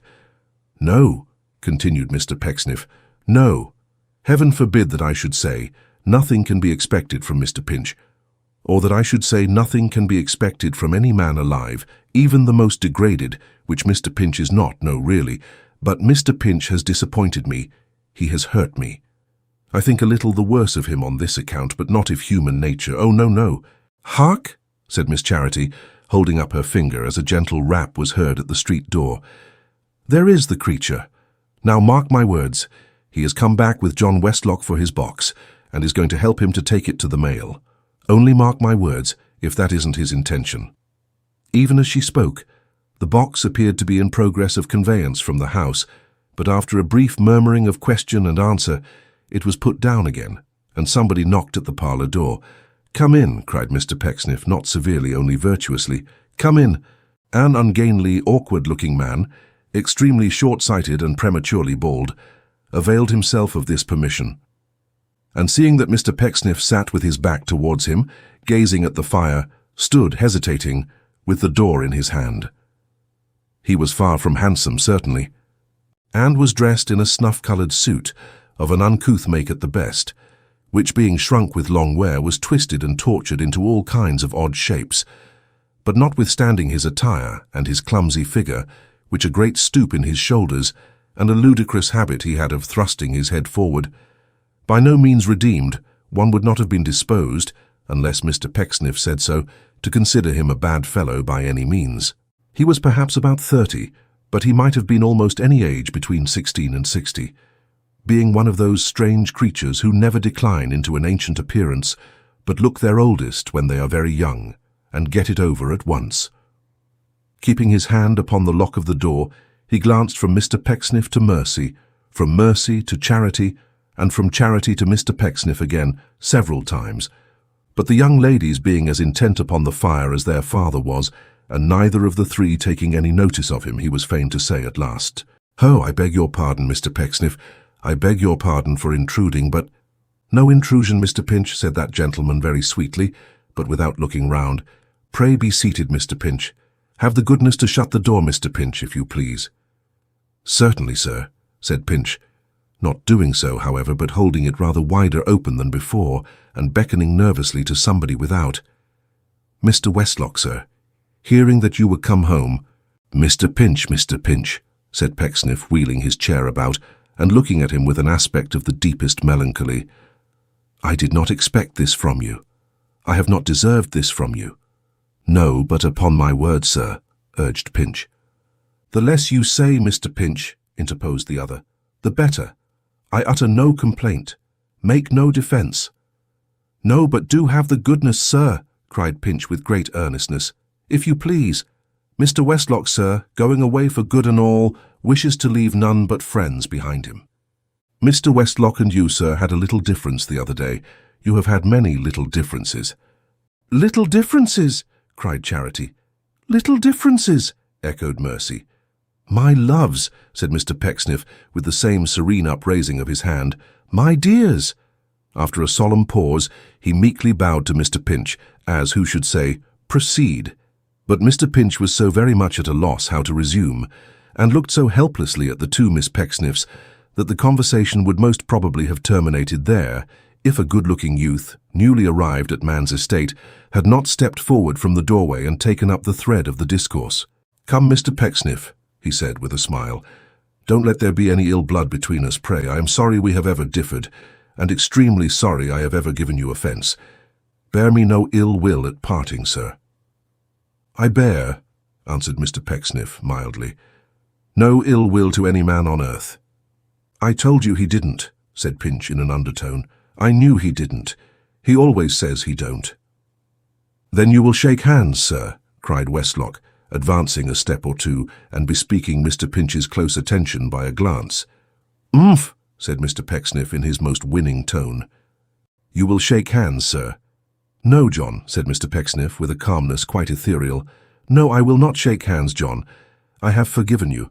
I had already forgiven you, even before you ceased to reproach and taunt me. I have embraced you in the spirit, John, which is better than shaking hands."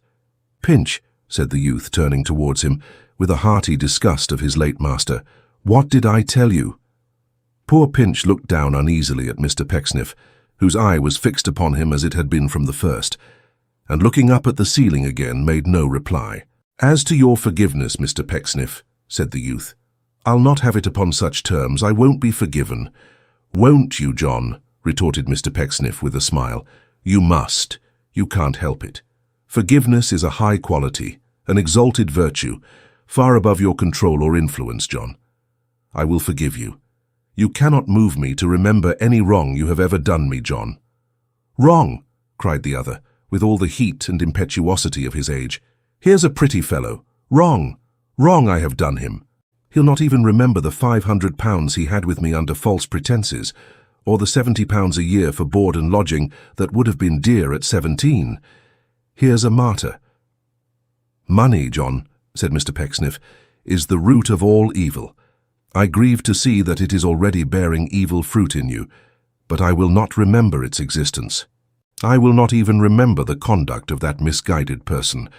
And here, although he spoke like one at peace with all the world, he used an emphasis that plainly said, "I have my eye upon the rascal now. That misguided person who has brought you here tonight, seeking to disturb, it is a happiness to say in vain, the heart's repose and peace of one who would have shed his dearest blood to serve him." The voice of Mr. Pecksniff trembled as he spoke, and sobs were heard from his daughters. Sounds floated on the air, moreover, as if two spirit voices had exclaimed, "One beast, the other savage." "Forgiveness," said Mr. Pecksniff, "entire and pure forgiveness is not incompatible with a wounded heart. Perchance when the heart is wounded, it becomes a greater virtue. With my breast still wrung and grieved to its inmost core by the ingratitude of that person, I am proud and glad to say that I forgive him." "Nay, I beg," cried Mr. Pecksniff, raising his voice as Pinch appeared about to speak. "I beg that individual not to offer a remark. He will truly oblige me by not uttering one word just now. I am not sure that I am equal to the trial. In a very short space of time I shall have sufficient fortitude, I trust, to converse with him as if these events had never happened." "But not," said Mr. Pecksniff, turning round again towards the fire and waving his hand in the direction of the door. "Not now." "Bah!" cried John Westlock, with the utmost disgust and disdain the monosyllable is capable of expressing. "Ladies, good evening. Come, Pinch, it's not worth thinking of. I was right and you were wrong. That's small matter. You'll be wiser another time." So saying, he clapped that dejected companion on the shoulder, turned upon his heel, and walked out into the passage, whither poor Mr. Pinch, after lingering irresolutely in the parlour for a few seconds, expressing in his countenance the deepest mental misery and gloom, followed him. Then they took up the box between them, and sallied out to meet the mail. That fleet conveyance passed every night the corner of a lane at some distance, towards which point they bent their steps. For some minutes they walked along in silence, until at length young Westlock burst into a loud laugh, and at intervals into another and another. Still there was no response from his companion. "I'll tell you what, Pinch," he said abruptly, after another lengthened silence. "You haven't half enough of the devil in you, half enough you haven't any." "Well," said Pinch with a sigh, "I don't know, I'm sure. It's compliment to say so. If I haven't, I suppose I'm all the better for it." "All the better," repeated his companion tartly. "All the worse, you mean to say." "And yet," said Pinch, pursuing his own thoughts and not this last remark on the part of his friend, "I must have a good deal of what you call the devil in me, too. Or how could I make Pecksniff so uncomfortable? I wouldn't have occasioned him so much distress, don't laugh please, for a mine of money. And heaven knows I could find good use for it too, John. How grieved he was." "He grieved," returned the other. "Why didn't you observe that the tears were almost starting out of his eyes?" cried Pinch. "Bless my soul, John, is it nothing to see a man moved to that extent and know one's self to be the cause? And did you hear him say that he could have shed his blood for me?" "Do you want any blood shed for you?" returned his friend with considerable irritation. "Does he shed anything for you that you do want? Does he shed employment for you, instruction for you, pocket money for you? Does he shed even legs of mutton for you, in any decent proportion to potatoes and garden stuff?" "I am afraid," said Pinch, sighing again, "that I am a great eater. I can't disguise from myself that I'm a great eater. Now you know that, John." "You a great eater?" retorted his companion with no less indignation than before. "How do you know you are?" There appeared to be forcible matter in this inquiry, for Mr. Pinch only repeated in an undertone that he had a strong misgiving on the subject, and that he greatly feared he was. "Besides, whether I am or no," he added, "that has little or nothing to do with his thinking me ungrateful. John, there is scarcely a sin in the world that is in my eyes such a crying one as ingratitude, and when he taxes me with that, and believes me to be guilty of it, he makes me miserable and wretched." "Do you think he don't know that?" returned the other scornfully. "But come, Pinch, before I say anything more to you, just run over the reasons you have for being grateful to him at all, will you? Change hands first, for the box is heavy. That'll do. Now go on." "In the first place," said Pinch, "he took me as his pupil for much less than he asked." "Well," rejoined his friend, perfectly unmoved by this instance of generosity, "what in the second place?" "What in the second place?" cried Pinch in a sort of desperation. "Why, everything in the second place. My poor old grandmother died happy to think that she had put me with such an excellent man. I have grown up in his house. I am in his confidence. I am his assistant. He allows me a salary. When his business improves, my prospects are to improve too. All this and a great deal more is in the second place. Hand in the very prologue and preface to the first place, John, you must consider this, which nobody knows better than I, that I was born for much plainer and poorer things, that I am not a good hand for his kind of business, and have no talent for it, or indeed for anything else but odds and ends that are of no use or service to anybody." He said this with so much earnestness, and in a tone so full of feeling, that his companion instinctively changed his manner as he sat down on the box. They had by this time reached the finger-post at the end of the lane, motioned him to sit down beside him, and laid his hand upon his shoulder. "I believe you are one of the best fellows in the world," he said. "Tom Pinch." "Not at all," rejoined Tom. "If you only knew Pecksniff as well as I do, you might say it of him, indeed, and say it truly." "I'll say anything of him you like," returned the other, "and not another word to his disparagement." "It's for my sake, then, not his, I am afraid," said Pinch, shaking his head gravely. "For whose you please, Tom, so that it does please you. Oh, he's a famous fellow. He never scraped and clawed into his pouch all your poor grandmother's hard savings. She was a housekeeper, wasn't she, Tom?" "Yes," said Mr. Pinch, nursing one of his large knees and nodding his head. "A gentleman's housekeeper." "He never scraped and clawed into his pouch all her hard savings, dazzling her with prospects of your happiness and advancement, which he knew, and no man better, never would be realized. He never speculated and traded on her pride in you, and her having educated you, and on her desire that you at least should live to be a gentleman. Not he, Tom." "No," said Tom, looking into his friend's face as if he were a little doubtful of his meaning. "Of course not." "So I say," returned the youth, "of course he never did. He didn't take less than he had asked, because that less was all she had, and more than he expected. Not he, Tom. He doesn't keep you as his assistant because you are of any use to him, because your wonderful faith in his pretensions is of inestimable service in all his mean disputes, because your honesty reflects honesty on him, because you're wandering about this little place all your spare hours, reading in ancient books and foreign tongues, gets noised abroad, even as far as Salisbury, making of him Pecksniff the master, a man of learning and of vast importance. He gets no credit from you, Tom, not he." "Why, of course he don't," said Pinch, gazing at his friend with a more troubled aspect than before. "Pecksniff get credit from me." "Well, don't I say that it's ridiculous," rejoined the other, "even to think of such a thing?" "Why, it's madness," said Tom. "Madness," returned young Westlock. "Certainly it's madness. Who but a madman would suppose he cares to hear it said on Sundays, that the volunteer who plays the organ in the church and practices on summer evenings in the dark is Mr. Pecksniff's young man, eh, Tom? Who but a madman would suppose it is the game of such a man as he to have his name in everybody's mouth, connected with the 1,000 useless odds and ends you do, and which of course he taught you, eh, Tom? Who but a madman would suppose you advertised him hereabouts, much cheaper and much better than a chalker on the walls could, eh, Tom? As well might one suppose that he doesn't on all occasions pour out his whole heart and soul to you, that he doesn't make you a very liberal and indeed rather an extravagant allowance, or to be more wild and monstrous still, if that be possible, as well might one suppose." And here at every word he struck him lightly on the breast, that Pecksniff traded in your nature, and that your nature was to be timid and distrustful of yourself, and trustful of all other men, but most of all of him who least deserves it. There would be madness, Tom. Mr. Pinch had listened to all this with looks of bewilderment, which seemed to be in part occasioned by the matter of his companion's speech, and in part by his rapid and vehement manner. Now that he had come to a close, he drew a very long breath, and gazing wistfully in his face as if he were unable to settle in his own mind what expression it wore, and were desirous to draw from it as good a clue to his real meaning as it was possible to obtain in the dark, was about to answer, when the sound of the mail guard's horn came cheerily upon their ears, putting an immediate end to the conference. Greatly as it seemed to the satisfaction of the younger man, who jumped up briskly and gave his hand to his companion. "Both hands, Tom. I shall write to you from London, mind." "Yes," said Pinch. "Yes, do please. Goodbye, goodbye. I can hardly believe you're going. It seems now but yesterday that you came.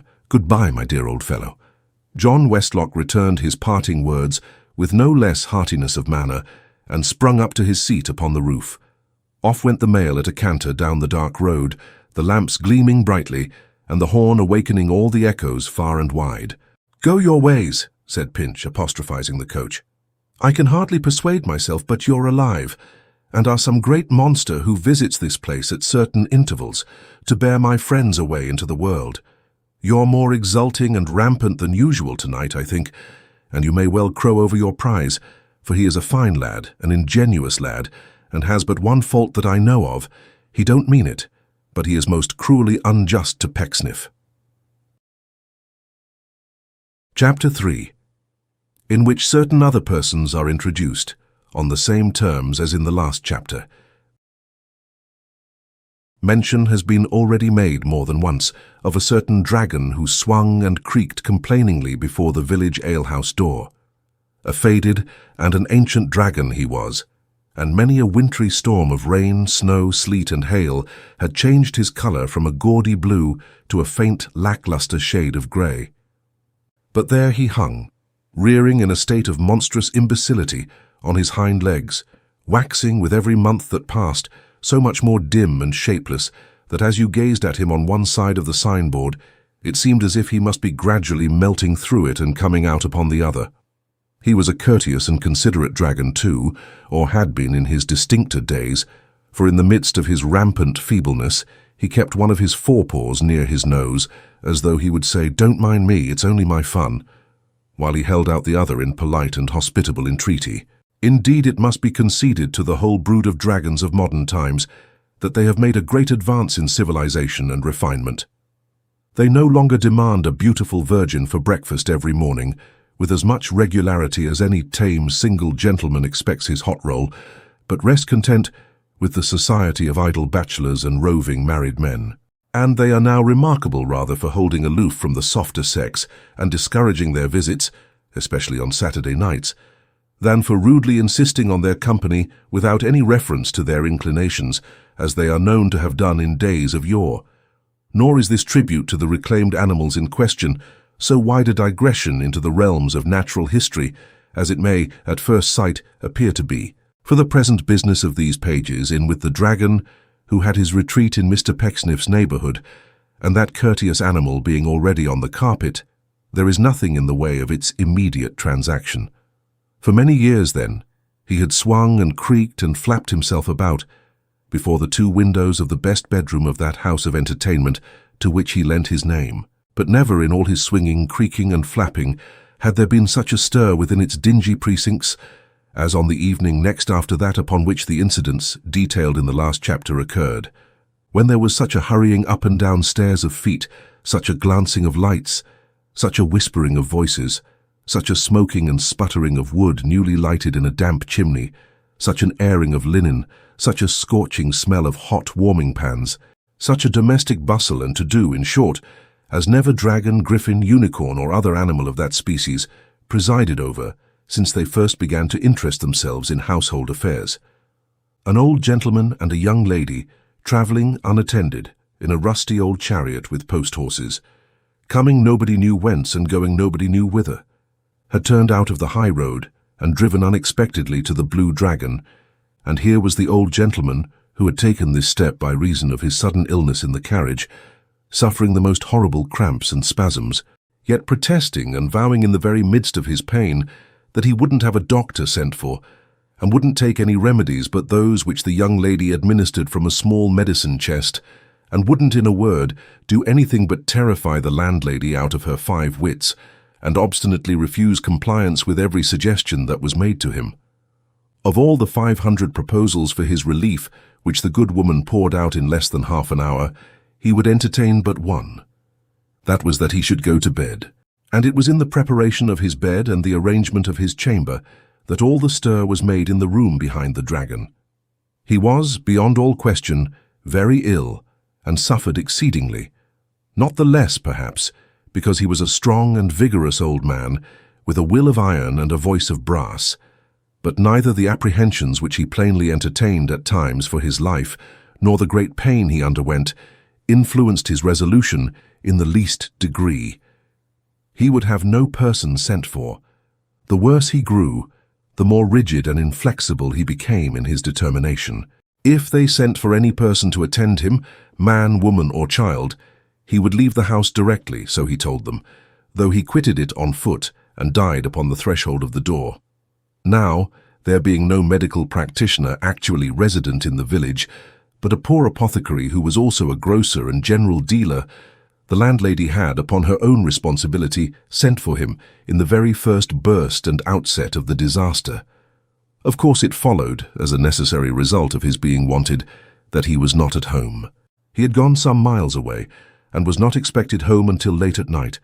So the landlady, being by this time pretty well beside herself, dispatched the same messenger in all haste for Mr. Pecksniff, as a learned man who could bear a deal of responsibility, and a moral man who could administer a world of comfort to a troubled mind. That her guest had need of some efficient services under the latter head was obvious enough from the restless expressions, importing, however, rather a worldly than a spiritual anxiety, to which he gave frequent utterance. From this last-mentioned secret errand, the messenger returned with no better news than from the first. Mr. Pecksniff was not at home. However, they got the patient into bed without him, and in the course of 2 hours he gradually became so far better that there were much longer intervals than at first between his terms of suffering. By degrees he ceased to suffer at all, though his exhaustion was occasionally so great that it suggested hardly less alarm than his actual endurance had done. It was in one of his intervals of repose when, looking round with great caution, and reaching uneasily out of his nest of pillows, he endeavoured, with a strange air of secrecy and distrust, to make use of the writing materials which he had ordered to be placed on a table beside him, that the young lady and the mistress of the Blue Dragon found themselves sitting side by side before the fire in the sick chamber. The mistress of the Blue Dragon was in outward appearance just what a landlady should be: broad, buxom, comfortable and good-looking, with a face of clear red and white, which by its jovial aspect at once bore testimony to her hearty participation in the good things of the larder and cellar, and to their thriving and healthful influences. She was a widow, but years ago had passed through her state of weeds and burst into flower again, and in full bloom she had continued ever since, and in full bloom she was now, with roses on her ample skirts and roses on her bodice, roses in her cap, roses in her cheeks, aye, and roses worth the gathering too, on her lips for that matter. She had still a bright black eye and jet black hair, was comely, dimpled, plump and tight as a gooseberry, and though she was not exactly what the world calls young, you may make an affidavit on trust, before any mayor or magistrate in Christendom, that there are a great many young ladies in the world, blessings on them one and all, whom you wouldn't like half as well or admire half as much as the beaming hostess of the Blue Dragon. As this fair matron sat beside the fire, she glanced occasionally with all the pride of ownership about the room, which was a large apartment such as one may see in country places, with a low roof and a sunken flooring all downhill from the door, and a descent of 2 steps on the inside so exquisitely unexpected that strangers, despite the most elaborate cautioning, usually dived in head first, as into a plunging bath. It was none of your frivolous and preposterously bright bedrooms, where nobody can close an eye with any kind of propriety or decent regard to the association of ideas, but it was a good, dull, leaden, drowsy place, where every article of furniture reminded you that you came there to sleep, and that you were expected to go to sleep. There was no wakeful reflection of the fire there, as in your modern chambers, which upon the darkest nights have a watchful consciousness of French polish. The old Spanish mahogany winked at it now and then, as a dozing cat or dog might, nothing more. The very size and shape, and hopeless immovability of the bedstead and wardrobe, and in a minor degree of even the chairs and tables, provoked sleep. They were plainly apoplectic and disposed to snore. There were no staring portraits to remonstrate with you for being lazy, no round-eyed birds upon the curtains, disgustingly wide awake and insufferably prying. The thick, neutral hangings and the dark blinds and the heavy heap of bedclothes were all designed to hold in sleep and act as non-conductors to the day and getting up. Even the old stuffed fox upon the top of the wardrobe was devoid of any spark of vigilance, for his glass eye had fallen out, and he slumbered as he stood. The wandering attention of the mistress of the Blue Dragon roved to these things but twice or thrice, and then for but an instant at a time. It soon deserted them, and even the distant bed with its strange burden, for the young creature immediately before her, who, with her downcast eyes intently fixed upon the fire, sat wrapped in silent meditation.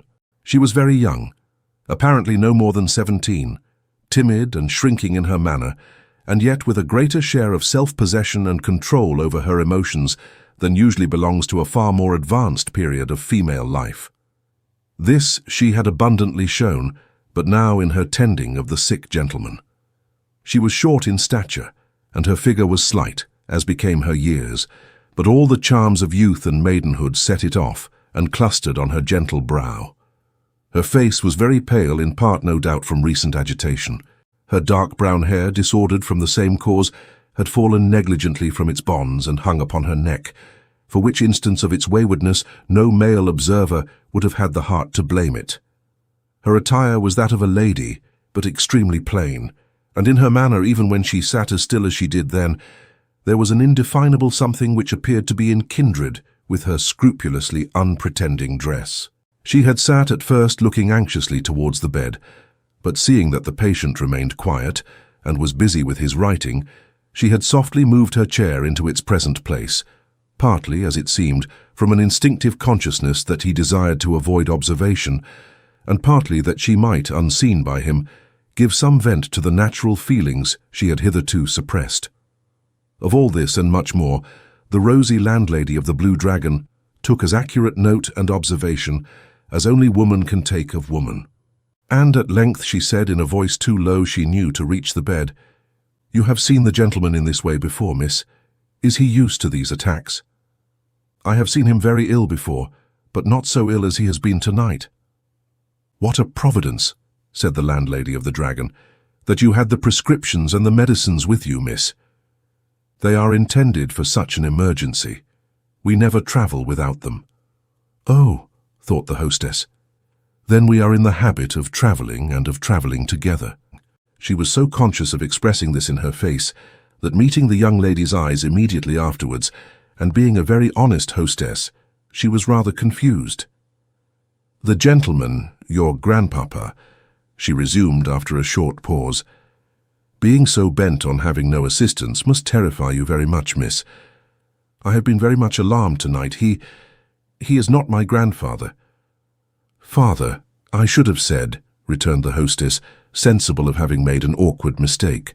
"Nor my father," said the young lady. "Nor," she added, slightly smiling with a quick perception of what the landlady was going to add, "nor my uncle. We are not related." "Oh, dear me," returned the landlady, still more embarrassed than before. "How could I be so very much mistaken, knowing as anybody in their proper senses might, that when a gentleman is ill, he looks so much older than he really is? That I should have called you miss too, ma'am." But when she had proceeded thus far, she glanced involuntarily at the third finger of the young lady's left hand, and faltered again, for there was no ring upon it. "When I told you we were not related," said the other mildly, but not without confusion on her own part, "I meant not in any way, not even by marriage. Did you call me Martin?" "Call you?" cried the old man, looking quickly up, and hurriedly drawing beneath the coverlet the paper on which he had been writing. "No." She had moved a pace or two towards the bed, but stopped immediately and went no farther. "No," he repeated, with a petulant emphasis. "Why do you ask me? If I had called you, what need for such a question?" "It was the creaking of the sign outside, sir, I dare say," observed the landlady. A suggestion, by the way, as she felt a moment after she had made it, not at all complimentary to the voice of the old gentleman. "No matter what, ma'am," he rejoined. "It wasn't I. Why, how you stand there, Mary, as if I had the plague, but they're all afraid of me," he added, leaning helplessly backward on his pillow. "Even she. There is a curse upon me. What else have I to look for?" "Oh dear, no, oh no, I'm sure," said the good-tempered landlady, rising and going towards him. "Be of better cheer, sir. These are only sick fancies." "What are only sick fancies?" he retorted. "What do you know about fancies? Who told you about fancies, the old story, fancies?" "Only see again there how you take one up," said the mistress of the Blue Dragon with unimpaired good humour. "Dear heart alive, there is no harm in the word, sir, if it is an old one. Folks in good health have their fancies too, and strange ones, every day." Harmless as this speech appeared to be, it acted on the traveller's distrust, like oil on fire. He raised his head up in the bed, and fixing on her two dark eyes, whose brightness was exaggerated by the paleness of his hollow cheeks, as they in turn, together with his straggling locks of long grey hair, were rendered whiter by the tight black velvet skullcap which he wore, he searched her face intently. "Ah, you begin too soon," he said, in so low a voice that he seemed to be thinking it, rather than addressing her. "But you lose no time. You do your errand, and you earn your fee. Now who may be your client?" The landlady looked in great astonishment at her whom he called Mary, and finding no rejoinder in the drooping face, looked back again at him. At first she had recoiled involuntarily, supposing him disordered in his mind, but the slow composure of his manner, and the settled purpose announced in his strong features, and gathering most of all about his puckered mouth, forbade the supposition. "Come," he said, "tell me who is it? Being here, it is not very hard for me to guess, you may suppose." "Martin," interposed the young lady, laying her hand upon his arm, "reflect how short a time we have been in this house, and that even your name is unknown here. Unless, he said, you—" He was evidently tempted to express a suspicion of her having broken his confidence in favor of the landlady, but either remembering her tender nursing or being moved in some sort by her face, he checked himself, and changing his uneasy posture in the bed, was silent. "There," said Mrs. Lupin, for in that name the Blue Dragon was licensed to furnish entertainment, both to man and beast. "Now you will be well again, sir. You forgot for the moment that there were none but friends here." "Oh," cried the old man, moaning impatiently, as he tossed one restless arm upon the coverlet. "Why do you talk to me of friends? Can you or anybody teach me to know who are my friends and who my enemies?" "At least," urged Mrs. Lupin gently, "this young lady is your friend, I'm sure." "She has no temptation to be otherwise," cried the old man, like one whose hope and confidence were utterly exhausted. "I suppose she is. Heaven knows. There, let me try to sleep. Leave the candle where it is."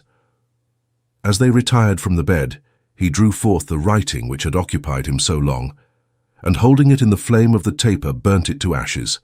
That done, he extinguished the light, and turning his face away with a heavy sigh, drew the coverlet about his head, and lay quite still. This destruction of the paper, both as being strangely inconsistent with the labor he had devoted to it, and as involving considerable danger of fire to the dragon, occasioned Mrs. Lupin not a little consternation. But the young lady, evincing no surprise, curiosity, or alarm, whispered her, with many thanks for her solicitude and company, that she would remain there some time longer, and that she begged her not to share her watch, as she was well used to being alone, and would pass the time in reading.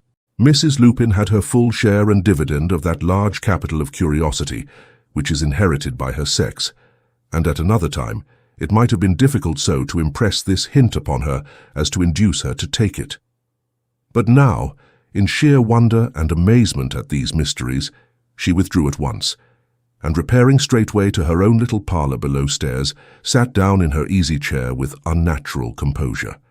At this very crisis, a step was heard in the entry, and Mr. Pecksniff, looking sweetly over the half-door of the bar, and into the vista of snug privacy beyond, murmured, "Good evening, Mrs. Lupin."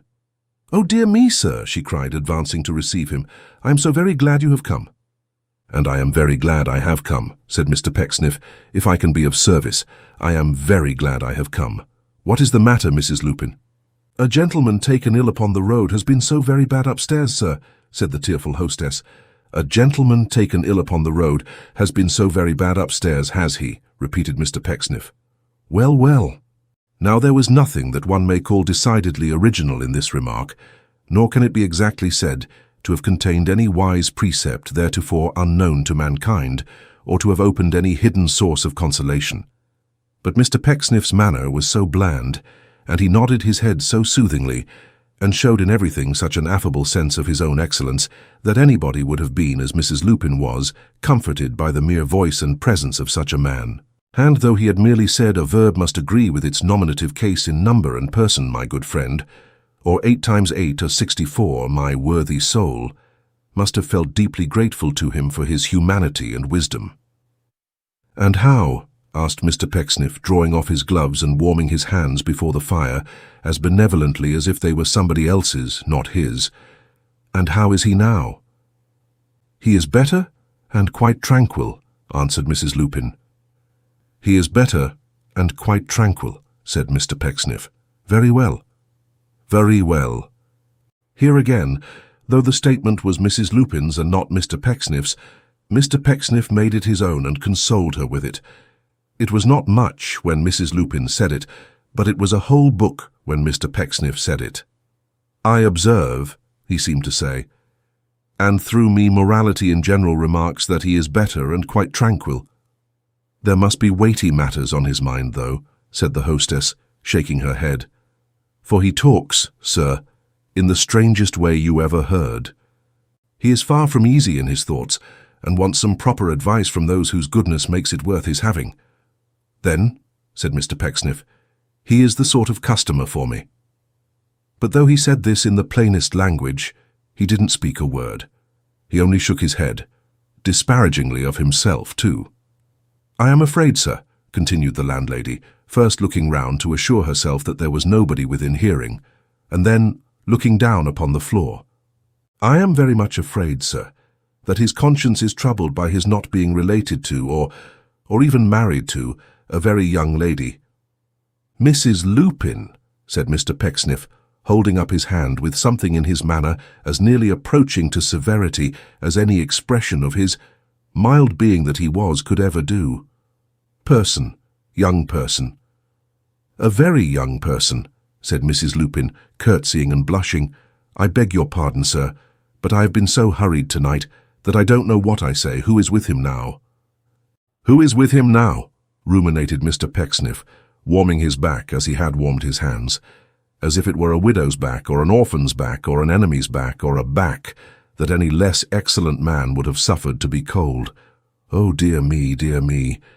"At the same time I am bound to say, and I do say with all my heart," observed the hostess earnestly, "that her looks and manner almost disarm suspicion." "Your suspicion, Mrs. Lupin," said Mr. Pecksniff gravely, "is very natural." Touching which remark, let it be written down to their confusion, that the enemies of this worthy man unblushingly maintained that he always said of what was very bad that it was very natural, and that he unconsciously betrayed his own nature in doing so. "Your suspicion, Mrs. Lupin," he repeated, "is very natural, and I have no doubt correct. I will wait upon these travellers." With that he took off his great coat, and having run his fingers through his hair, thrust one hand gently in the bosom of his waistcoat, and meekly signed to her to lead the way. "Shall I knock?" asked Mrs. Lupin when they reached the chamber door. "No," said Mr. Pecksniff. "Enter, if you please." They went in on tiptoe, or rather the hostess took that precaution, for Mr. Pecksniff always walked softly. The old gentleman was still asleep, and his young companion still sat reading by the fire. "I am afraid," said Mr. Pecksniff, pausing at the door and giving his head a melancholy roll, "I am afraid that this looks artful. I am afraid, Mrs. Lupin, do you know, that this looks very artful." As he finished this whisper he advanced before the hostess, and at the same time the young lady, hearing footsteps, rose. Mr. Pecksniff glanced at the volume she held, and whispered Mrs. Lupin again, if possible, with increased despondency. "Yes, ma'am," he said, "it is a good book. I was fearful of that beforehand. I am apprehensive that this is a very deep thing indeed." "What gentleman is this?" inquired the object of his virtuous doubts. "Hush! Don't trouble yourself, ma'am," said Mr. Pecksniff as the landlady was about to answer. This young, in spite of himself, he hesitated when "person" rose to his lips and substituted another word. "This young stranger, Mrs. Lupin, will excuse me for replying briefly that I reside in this village. It may be in an influential manner, however, undeserved, and that I have been summoned here by you. I am here, as I am everywhere, I hope, in sympathy for the sick and sorry." With these impressive words, Mr. Pecksniff passed over to the bedside, where, after patting the counterpane once or twice, in a very solemn manner, as if by that means he gained a clear insight into the patient's disorder, he took his seat in a large armchair, and in an attitude of some thoughtfulness and much comfort, waited for his waking. Whatever objection the young lady urged to Mrs. Lupin went no further, for nothing more was said to Mr. Pecksniff, and Mr. Pecksniff said nothing more to anybody else. Full half an hour elapsed before the old man stirred, but at length he turned himself in bed, and though not yet awake, gave tokens that his sleep was drawing to an end. By little and little he removed the bedclothes from about his head, and turned still more towards the side where Mr. Pecksniff sat. In course of time his eyes opened, and he lay for a few moments as people newly roused sometimes will, gazing indolently at his visitor without any distinct consciousness of his presence. There was nothing remarkable in these proceedings, except the influence they worked on Mr. Pecksniff, which could hardly have been surpassed by the most marvellous of natural phenomena. Gradually his hands became tightly clasped upon the elbows of the chair, his eyes dilated with surprise, his mouth opened. His hair stood more erect upon his forehead than its custom was, until, at length, when the old man rose in bed and stared at him with scarcely less emotion than he showed himself, the Pecksniff doubts were all resolved, and he exclaimed aloud, "You are Martin Chuzzlewit!" His consternation of surprise was so genuine that the old man, with all the disposition that he clearly entertained to believe it assumed, was convinced of its reality. "I am Martin Chuzzlewit," he said bitterly, "and Martin Chuzzlewit wishes you had been hanged before you had come here to disturb him in his sleep. Why, I dreamed of this fellow," he said, lying down again and turning away his face, "before I knew that he was near me." "My good cousin," said Mr. Pecksniff. "There, his very first words," cried the old man, shaking his grey head to and fro upon the pillow and throwing up his hands. "In his very first words he asserts his relationship. I knew he would. They all do it. Near or distant, blood or water, it's all one. Ugh, what a calendar of deceit and lying and false witnessing the sound of any word of kindred opens before me." "Pray do not be hasty, Mr. Chuzzlewit," said Pecksniff, in a tone that was at once in the sublimest degree compassionate and dispassionate, for he had by this time recovered from his surprise and was in full possession of his virtuous self. "You will regret being hasty, I know you will." "You know," said Martin contemptuously. "Yes," retorted Mr. Pecksniff. Aye, Mr. Chuzzlewit, and don't imagine that I mean to court or flatter you, for nothing is further from my intention. Neither, sir, need you entertain the least misgiving that I shall repeat that obnoxious word which has given you so much offence already. Why should I? What do I expect or want from you? There is nothing in your possession that I know of, Mr. Chuzzlewit, which is much to be coveted for the happiness it brings you." "That's true enough," muttered the old man. "Apart from that consideration," said Mr. Pecksniff, watchful of the effect he made, "it must be plain to you, I am sure, by this time that if I had wished to insinuate myself into your good opinion, I should have been, of all things, careful not to address you as a relative, knowing your humour and being quite certain beforehand that I could not have a worse letter of recommendation." Martin made not any verbal answer, but he as clearly implied, though only by a motion of his legs beneath the bedclothes, that there was reason in this, and that he could not dispute it, as if he had said as much in good set terms. "No," said Mr. Pecksniff, keeping his hand in his waistcoat as though he were ready, on the shortest notice, to produce his heart for Martin Chuzzlewit's inspection. "I came here to offer my services to a stranger. I make no offer of them to you because I know you would distrust me if I did. But lying on that bed, sir, I regard you as a stranger, and I have just that amount of interest in you which I hope I should feel in any stranger, circumstanced as you are. Beyond that, I am quite as indifferent to you, Mr. Chuzzlewit, as you are to me." Having said which, Mr. Pecksniff threw himself back in the easy-chair, so radiant with ingenuous honesty that Mrs. Lupin almost wondered not to see a stained-glass glory, such as the saint wore in the church, shining about his head.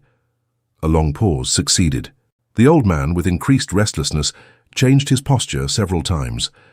Mrs. Lupin and the young lady gazed in silence at the counterpane. Mr. Pecksniff toyed abstractedly with his eyeglass and kept his eyes shut, that he might ruminate the better. "Eh," he said at last, opening them suddenly and looking towards the bed. "I beg your pardon. I thought you spoke. Mrs. Lupin," he continued, slowly rising, "I am not aware that I can be of any service to you here. The gentleman is better, and you are as good a nurse as he can have, eh?" This last note of interrogation bore reference to another change of posture on the old man's part, which brought his face towards Mr. Pecksniff for the first time since he had turned away from him. "If you desire to speak to me before I go, sir," continued that gentleman after another pause, "you may command my leisure, but I must stipulate, in justice to myself, that you do so as to a stranger, strictly as to a stranger." Now, if Mr. Pecksniff knew from anything Martin Chuzzlewit had expressed in gestures that he wanted to speak to him, he could only have found it out on some such principle as prevails in melodramas, and in virtue of which the elderly farmer with the comic son always knows what the dumb girl means when she takes refuge in his garden and relates her personal memoirs in incomprehensible pantomime. But without stopping to make any inquiry on this point, Martin Chuzzlewit signed to his young companion to withdraw, which she immediately did, along with the landlady, leaving him and Mr. Pecksniff alone together. For some time they looked at each other in silence, or rather the old man looked at Mr. Pecksniff, and Mr. Pecksniff, again closing his eyes on all outward objects, took an inward survey of his own breast. That it amply repaid him for his trouble and afforded a delicious and enchanting prospect was clear from the expression of his face. "You wish me to speak to you as to a total stranger," said the old man, "do you?" Mr. Pecksniff replied by a shrug of his shoulders and an apparent turning round of his eyes in their sockets before he opened them, that he was still reduced to the necessity of entertaining that desire. "You shall be gratified," said Martin. "Sir, I am a rich man, not so rich as some suppose perhaps, but yet wealthy. I am not a miser, sir, though even that charge is made against me, as I hear and currently believed. I have no pleasure in hoarding. I have no pleasure in the possession of money. The devil that we call by that name can give me nothing but unhappiness." It would be no description of Mr. Pecksniff's gentleness of manner to adopt the common parlance, and say that he looked at this moment as if butter wouldn't melt in his mouth. He rather looked as if any quantity of butter might have been made out of him by churning the milk of human kindness as it spouted upwards from his heart. "For the same reason that I am not a hoarder of money," said the old man, "I am not lavish of it. Some people find their gratification in storing it up, and others theirs in parting with it. But I have no gratification connected with the thing. Pain and bitterness are the only goods it ever could procure for me. I hate it. It is a spectre walking before me through the world, and making every social pleasure hideous." A thought arose in Pecksniff's mind, which must have instantly mounted to his face, or Martin Chuzzlewit would not have resumed as quickly and as sternly as he did. "You would advise me for my peace of mind to get rid of this source of misery, and transfer it to someone who could bear it better. Even you, perhaps, would rid me of a burden under which I suffer so grievously. But, kind stranger," said the old man, whose every feature darkened as he spoke, "good Christian stranger, that is a main part of my trouble. In other hands, I have known money do good. In other hands, I have known it triumphed in, and boasted of with reason, as the master key to all the brazen gates that close upon the paths to worldly honour, fortune, and enjoyment. To what man or woman, to what worthy, honest, incorruptible creature, shall I confide such a talisman either now or when I die? Do you know any such person? Your virtues are of course inestimable, but can you tell me of any other living creature who will bear the test of contact with myself?" "Of contact with yourself, sir," echoed Mr. Pecksniff. "Aye," returned the old man, "the test of contact with me. With me. You have heard of him whose misery, the gratification of his own foolish wish, was that he turned everything he touched into gold. The curse of my existence and the realization of my own mad desire is that by the golden standard which I bear about me, I am doomed to try the metal of all other men and find it false and hollow." Mr. Pecksniff shook his head and said, "You think so?" "Oh, yes," cried the old man. "I think so. And in your telling me, I think so, I recognize the true unworldly ring of your metal. I tell you, man," he added with increasing bitterness, "that I have gone, a rich man, among people of all grades and kinds, relatives, friends and strangers, among people in whom when I was poor I had confidence, and justly, for they never once deceived me then, or to me wronged each other. But I have never found one nature, no, not one, in which, being wealthy and alone, I was not forced to detect the latent corruption that lay hid within it, waiting for such as I to bring it forth.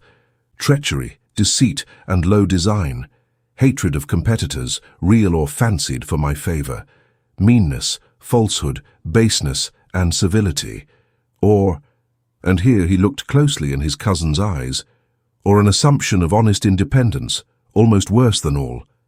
These are the beauties which my wealth has brought to light. Brother against brother, child against parent, friends treading on the faces of friends, this is the social company by whom my way has been attended. There are stories told, they may be true or false, of rich men who, in the garb of poverty, have found out virtue and rewarded it. They were dolts and idiots for their pains. They should have made the search in their own characters. They should have shown themselves fit objects to be robbed and preyed upon, and plotted against and adulated by any knaves, who, but for joy, would have spat upon their coffins when they died their dupes. And then their search would have ended as mine has done, and they would be what I am." Mr. Pecksniff, not at all knowing what it might be best to say in the momentary pause which ensued upon these remarks, made an elaborate demonstration of intending to deliver something very oracular indeed, trusting to the certainty of the old man interrupting him before he should utter a word. Nor was he mistaken, for Martin Chuzzlewit, having taken breath, went on to say, "Hear me to an end. Judge what profit you are like to gain from any repetition of this visit, and leave me. I have so corrupted and changed the nature of all those who have ever attended on me, by breeding avaricious plots and hopes within them. I have engendered such domestic strife and discord, by tarrying even with members of my own family. I have been such a lighted torch in peaceful homes, kindling up all the inflammable gases and vapours in their moral atmosphere, which but for me might have proved harmless to the end, that I have, I may say, fled from all who knew me, and taking refuge in secret places have lived of late the life of one who is hunted. The young girl whom you just now saw. What? Your eye lightens when I talk of her. You hate her already, do you?" "Upon my word, sir," said Mr. Pecksniff, laying his hand upon his breast and dropping his eyelids. "I forgot," cried the old man, looking at him with a keenness which the other seemed to feel, although he did not raise his eyes so as to see it. "I ask your pardon. I forgot you were a stranger. For the moment you reminded me of one Pecksniff, a cousin of mine. As I was saying, the young girl whom you just now saw is an orphan child, whom with one steady purpose I have bred and educated, or if you prefer the word, adopted. For a year or more she has been my constant companion, and she is my only one. I have taken, as she knows, a solemn oath, never to leave her sixpence when I die, but while I live I make her an annual allowance, not extravagant in its amount, and yet not stinted. There is a compact between us that no term of affectionate cajolery shall ever be addressed by either to the other, but that she shall call me always by my Christian name, I her by hers. She is bound to me in life by ties of interest, and losing by my death, and having no expectation disappointed, will mourn it perhaps, though for that I care little. This is the only kind of friend I have or will have. Judge from such premises what a profitable hour you have spent in coming here, and leave me to return no more." With these words, the old man fell slowly back upon his pillow. Mr. Pecksniff as slowly rose, and with a prefatory hem began as follows, "Mr. Chuzzlewit." "There, go," interposed the other. "Enough of this. I am weary of you." "I am sorry for that, sir," rejoined Mr. Pecksniff, "because I have a duty to discharge, from which, depend upon it, I shall not shrink. No, sir, I shall not shrink." It is a lamentable fact that as Mr. Pecksniff stood erect beside the bed, in all the dignity of goodness, and addressed him thus, the old man cast an angry glance towards the candlestick, as if he were possessed by a strong inclination to launch it at his cousin's head. But he constrained himself, and pointing with his finger to the door, informed him that his road lay there. "Thank you," said Mr. Pecksniff. "I am aware of that. I am going. But before I go, I crave your leave to speak. And more than that, Mr. Chuzzlewit, I must and will, yes indeed, I repeat it, must and will be heard. I am not surprised, sir, at anything you have told me tonight. It is natural, very natural, and the greater part of it was known to me before. I will not say," continued Mr. Pecksniff, drawing out his pocket handkerchief and winking with both eyes at once, as it were against his will, "I will not say that you are mistaken in me. While you are in your present mood, I would not say so for the world. I almost wish, indeed, that I had a different nature, that I might repress even this slight confession of weakness, which I cannot disguise from you, which I feel is humiliating, but which you will have the goodness to excuse. We will say, if you please," added Mr. Pecksniff, with great tenderness of manner, "that it arises from a cold in the head, or is attributable to snuff, or smelling salts, or onions, or anything but the real cause." Here he paused for an instant, and concealed his face behind his pocket-handkerchief. Then, smiling faintly, and holding the bed furniture with one hand, he resumed, "But, Mr. Chuzzlewit, while I am forgetful of myself, I owe it to myself and to my character, sir, and I have a character which is very dear to me, and will be the best inheritance of my 2 daughters, to tell you on behalf of another that your conduct is wrong, unnatural, indefensible, monstrous. And I tell you, sir, said Mr. Pecksniff, towering on tiptoe among the curtains, as if he were literally rising above all worldly considerations, and were fain to hold on tight, to keep himself from darting skyward like a rocket. "I tell you without fear or favour, that it will not do for you to be unmindful of your grandson, young Martin, who has the strongest natural claim upon you. It will not do, sir," repeated Mr. Pecksniff, shaking his head. "You may think it will do, but it won't. You must provide for that young man. You shall provide for him. You will provide for him. I believe," said Mr. Pecksniff, glancing at the pen and ink, "that in secret you have already done so. Bless you for doing so. Bless you for doing right, sir. Bless you for hating me. And good night." So saying, Mr. Pecksniff waved his right hand with much solemnity, and once more inserting it in his waistcoat, departed. There was emotion in his manner, but his step was firm. Subject to human weaknesses, he was upheld by conscience. Martin lay for some time with an expression on his face of silent wonder, not unmixed with rage. At length he muttered in a whisper, "What does this mean? Can the false-hearted boy have chosen such a tool as yonder fellow who has just gone out? Why not? He has conspired against me like the rest, and they are but birds of one feather. A new plot, a new plot. Oh, self, self, self. At every turn nothing but self." He fell to trifling as he ceased to speak, with the ashes of the burnt paper in the candlestick. He did so at first in pure abstraction, but they presently became the subject of his thoughts. "Another will made and destroyed," he said. "Nothing determined on, nothing done, and I might have died tonight. I plainly see to what foul uses all this money will be put at last," he cried, almost writhing in the bed. "After filling me with cares and miseries all my life, it will perpetuate discord and bad passions when I am dead. So it always is.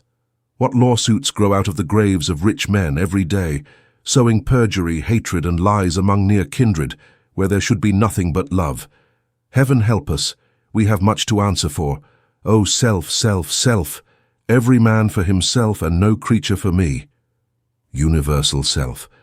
Was there nothing of its shadow in these reflections, and in the history of Martin Chuzzlewit, on his own showing? Chapter 4. From which it will appear that if union be strength and family affection be pleasant to contemplate, the Chuzzlewits were the strongest and most agreeable family in the world. That worthy man, Mr. Pecksniff, having taken leave of his cousin in the solemn terms recited in the last chapter, withdrew to his own home, and remained there 3 whole days, not so much as going out for a walk beyond the boundaries of his own garden, lest he should be hastily summoned to the bedside of his penitent and remorseful relative, whom, in his ample benevolence, he had made up his mind to forgive unconditionally and to love on any terms. But such was the obstinacy and such the bitter nature of that stern old man that no repentant summons came, and the 4th day found Mr. Pecksniff apparently much farther from his Christian object than the first. During the whole of this interval, he haunted the dragon at all times and seasons in the day and night, and returning good for evil, evinced the deepest solicitude in the progress of the obdurate invalid, insomuch that Mrs. Lupin was fairly melted by his disinterested anxiety, for he often particularly required her to take notice that he would do the same by any stranger or pauper in the like condition, and shed many tears of admiration and delight. Meantime old Martin Chuzzlewit remained shut up in his own chamber, and saw no person but his young companion, saving the hostess of the Blue Dragon, who was at certain times admitted to his presence. So surely as she came into the room, however, Martin feigned to fall asleep.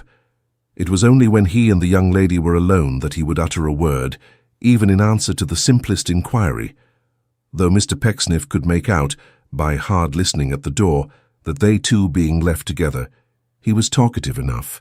It happened on the 4th evening that Mr. Pecksniff, walking as usual into the bar of the Dragon, and finding no Mrs. Lupin there, went straight upstairs, purposing in the fervour of his affectionate zeal to apply his ear once more to the keyhole and quiet his mind by assuring himself that the hard-hearted patient was going on well. It happened that Mr. Pecksniff, coming softly upon the dark passage into which a spiral ray of light usually darted through the same keyhole, was astonished to find no such ray visible. And it happened that Mr. Pecksniff, when he had felt his way to the chamber door, stooping hurriedly down to ascertain by personal inspection whether the jealousy of the old man had caused this keyhole to be stopped on the inside, brought his head into such violent contact with another head that he could not help uttering in an audible voice the monosyllable "oh," which was, as it were, sharply unscrewed and jerked out of him by very anguish.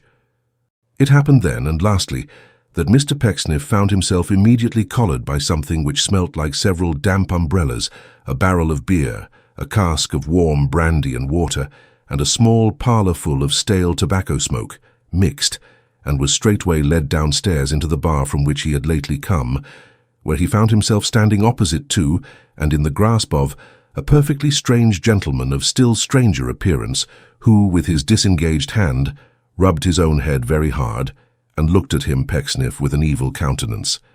The gentleman was of that order of appearance which is currently termed shabby genteel, though in respect of his dress he can hardly be said to have been in any extremities, as his fingers were a long way out of his gloves, and the soles of his feet were at an inconvenient distance from the upper leather of his boots. His nether garments were of a bluish grey, violent in its colours once, but sobered now by age and dinginess, and were so stretched and strained in a tough conflict between his braces and his straps that they appeared every moment in danger of flying asunder at the knees. His coat, in colour blue and of a military cut, was buttoned and frogged up to his chin. His cravat was, in hue and pattern, like one of those mantles which hairdressers are accustomed to wrap about their clients during the progress of the professional mysteries. His hat had arrived at such a pass that it would have been hard to determine whether it was originally white or black. But he wore a moustache, a shaggy moustache too, nothing in the meek and merciful way, but quite in the fierce and scornful style, the regular satanic sort of thing, and he wore, besides, a vast quantity of unbrushed hair. He was very dirty and very jaunty, very bold and very mean, very swaggering and very slinking, very much like a man who might have been something better, and unspeakably like a man who deserved to be something worse. "You were eavesdropping at that door, you vagabond," said this gentleman. Mr. Pecksniff cast him off, as St. George might have repudiated the dragon in that animal's last moments, and said, "Where is Mrs. Lupin, I wonder? Can the good woman possibly be aware that there is a person here who—" "Stay," said the gentleman. "Wait a bit. She does know." "What then?" "What then, sir?" cried Mr. Pecksniff. "What then? Do you know, sir, that I am the friend and relative of that sick gentleman, that I am his protector, his guardian, his—" "Not his niece's husband," interposed the stranger. "I'll be sworn, for he was there before you." "What do you mean?" said Mr. Pecksniff with indignant surprise. "What do you tell me, sir?" "Wait a bit," cried the other. "Perhaps you are a cousin, the cousin who lives in this place." "I am the cousin who lives in this place," replied the man of worth. "Your name is Pecksniff," said the gentleman. "It is." "I am proud to know you, and I ask your pardon," said the gentleman, touching his hat, and subsequently diving behind his cravat for a shirt collar, which, however, he did not succeed in bringing to the surface. "You behold in me, sir, one who has also an interest in that gentleman upstairs. Wait a bit." As he said this, he touched the tip of his high nose by way of intimation that he would let Mr. Pecksniff into a secret presently, and pulling off his hat, began to search inside the crown among a mass of crumpled documents and small pieces of what may be called the bark of broken cigars, whence he presently selected the cover of an old letter, begrimed with dirt and redolent of tobacco. "Read that," he cried, giving it to Mr. Pecksniff. "This is addressed to Chevy Slime, Esquire," said that gentleman. "You know Chevy Slime, Esquire, I believe," returned the stranger. Mr. Pecksniff shrugged his shoulders as though he would say, "I know there is such a person, and I am sorry for it." "Very good," remarked the gentleman. "That is my interest and business here." With that he made another dive for his shirt collar and brought up a string. "Now this is very distressing, my friend," said Mr. Pecksniff, shaking his head and smiling composedly. "It is very distressing to me to be compelled to say that you are not the person you claim to be. I know Mr. Slime, my friend. This will not do. Honesty is the best policy. You had better not." "You had indeed." "Stop," cried the gentleman, stretching forth his right arm, which was so tightly wedged into his threadbare sleeve that it looked like a cloth sausage. "Wait a bit." He paused to establish himself immediately in front of the fire with his back towards it. Then, gathering the skirts of his coat under his left arm, and smoothing his moustache with his right thumb and forefinger, he resumed. I understand your mistake, and I am not offended. Why? Because it's complimentary. You suppose I would set myself up for Chevy Slime. Sir, if there is a man on earth whom a gentleman would feel proud and honored to be mistaken for, that man is my friend Slime. For he is, without an exception, the highest-minded, the most independent-spirited, most original, spiritual, classical, talented, the most thoroughly Shakespearean, if not Miltonic, and at the same time, the most disgustingly unappreciated dog I know. But, sir, I have not the vanity to attempt to pass for Slime. Any other man in the wide world I am equal to, but Slime is, I frankly confess, a great many cuts above me. Therefore, you are wrong. I judged from this, said Mr. Pecksniff, holding out the cover of the letter. No doubt you did, returned the gentleman. But, Mr. Pecksniff, the whole thing resolves itself into an instance of the peculiarities of genius. Every man of true genius has his peculiarity. Sir, the peculiarity of my friend Slime is that he is always waiting round the corner. He is perpetually round the corner, sir. He is round the corner at this instant. Now, said the gentleman, shaking his forefinger before his nose and planting his legs wider apart as he looked attentively in Mr. Pecksniff's face, that is a remarkably curious and interesting trait in Mr. Slime's character. And whenever Slime's life comes to be written, that trait must be thoroughly worked out by his biographer, or society will not be satisfied. Observe me, society will not be satisfied. Mr. Pecksniff coughed. Slime's biographer, sir, whoever he may be, resumed the gentleman, must apply to me. Or if I am gone to that what's-his-name from which no thingumbob comes back, he must apply to my executors for leave to search among my papers. I have taken a few notes in my poor way of some of that man's proceedings, my adopted brother, sir, which would amaze you. He made use of an expression, sir, only on the 15th of last month, when he couldn't meet a little bill, and the other party wouldn't renew, which would have done honour to Napoleon Bonaparte in addressing the French army. And pray, asked Mr. Pecksniff, obviously not quite at his ease, what may be Mr. Slime's business here, if I may be permitted to inquire, who am compelled by a regard for my own character to disavow all interest in his proceedings? In the first place, returned the gentleman, you will permit me to say that I object to that remark, and that I strongly and indignantly protest against it on behalf of my friend Slime. In the next place, you will give me leave to introduce myself. My name, sir, is Tigg. The name of Montague Tigg will perhaps be familiar to you, in connection with the most remarkable events of the Peninsular War. Mr. Pecksniff gently shook his head. No matter, said the gentleman. That man was my father, and I bear his name. I am consequently proud as Lucifer. Excuse me one moment. I desire my friend Slime to be present at the remainder of this conference. With this announcement, he hurried away to the outer door of the Blue Dragon, and almost immediately returned with a companion shorter than himself, who was wrapped in an old blue camlet cloak with a lining of faded scarlet. His sharp features being much pinched and nipped by long waiting in the cold, and his straggling red whiskers and frowsy hair being more than usually dishevelled from the same cause, he certainly looked rather unwholesome and uncomfortable than Shakespearean or Miltonic. Now, said Mr. Tigg, clapping one hand on the shoulder of his prepossessing friend, and calling Mr. Pecksniff's attention to him with the other, you two are related, and relations never did agree, and never will, which is a wise dispensation and an inevitable thing, or there would be none but family parties, and everybody in the world would bore everybody else to death. If you were on good terms, I should consider you a most confoundedly unnatural pair, but standing towards each other as you do, I took upon you as a couple of devilish, deep-thoughted fellows, who may be reasoned with to any extent. Here Mr. Chevy Slime, whose great abilities seemed one and all to point towards the sneaking quarter of the moral compass, nudged his friend stealthily with his elbow and whispered in his ear.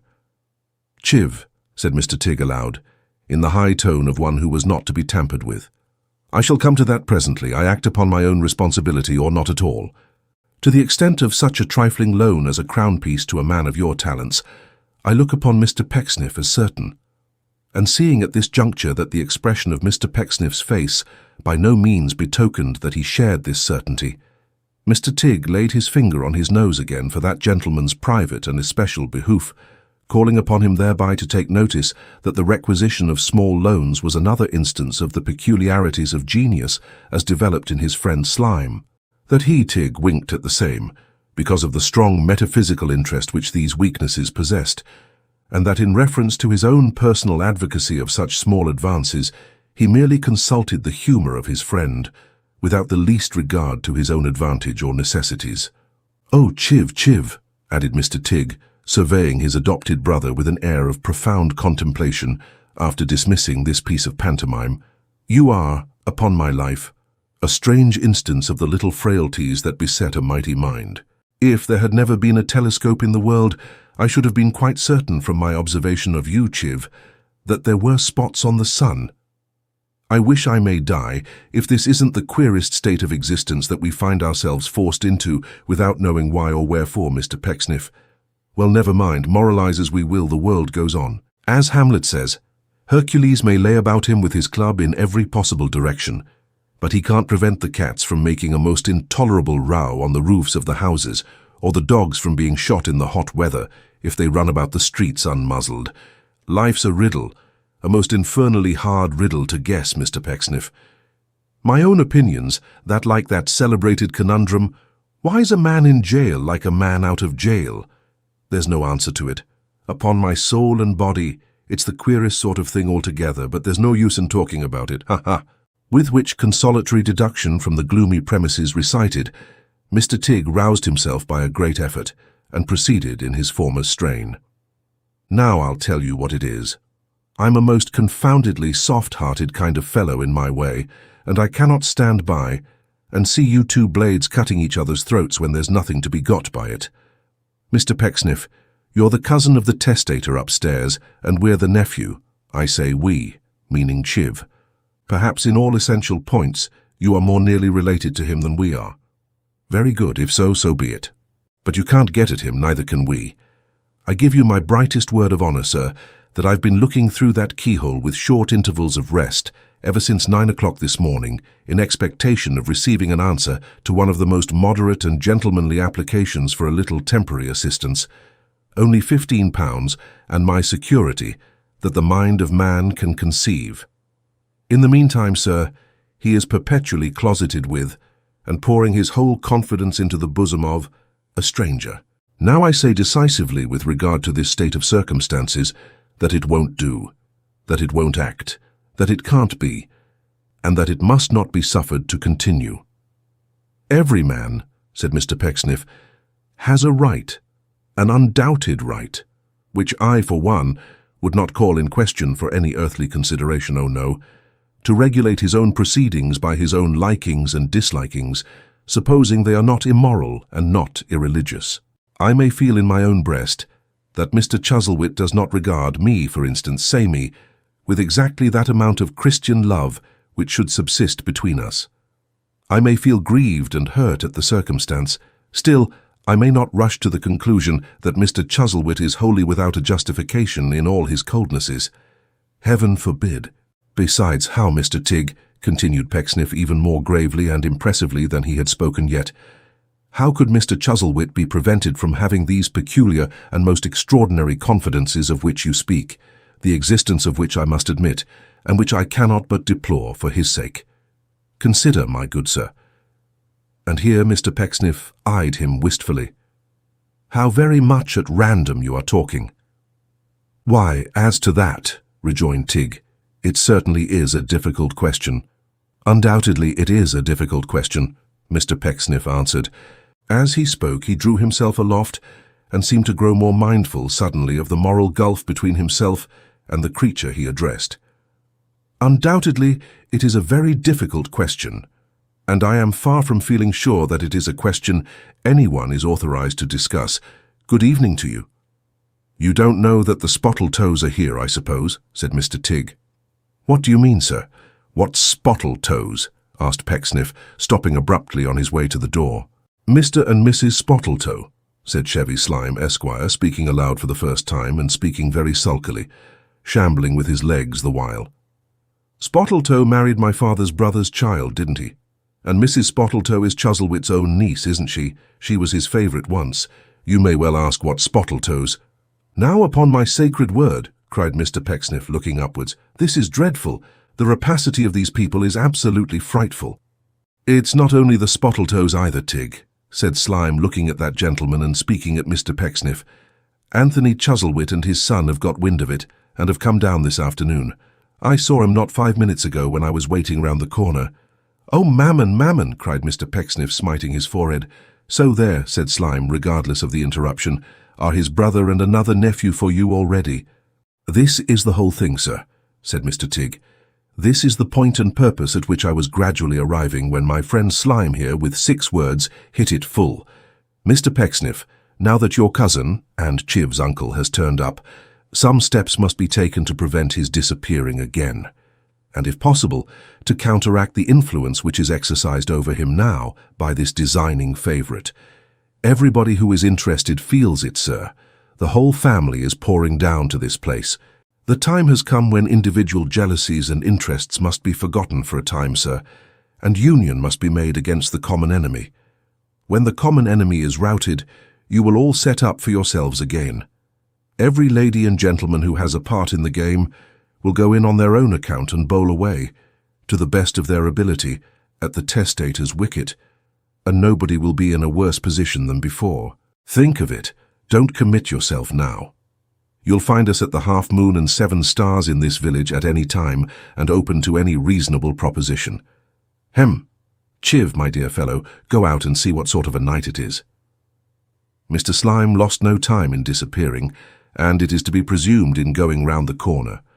Mr. Tig, planting his legs as wide apart as he could be reasonably expected by the most sanguine man to keep them, shook his head at Mr. Pecksniff and smiled.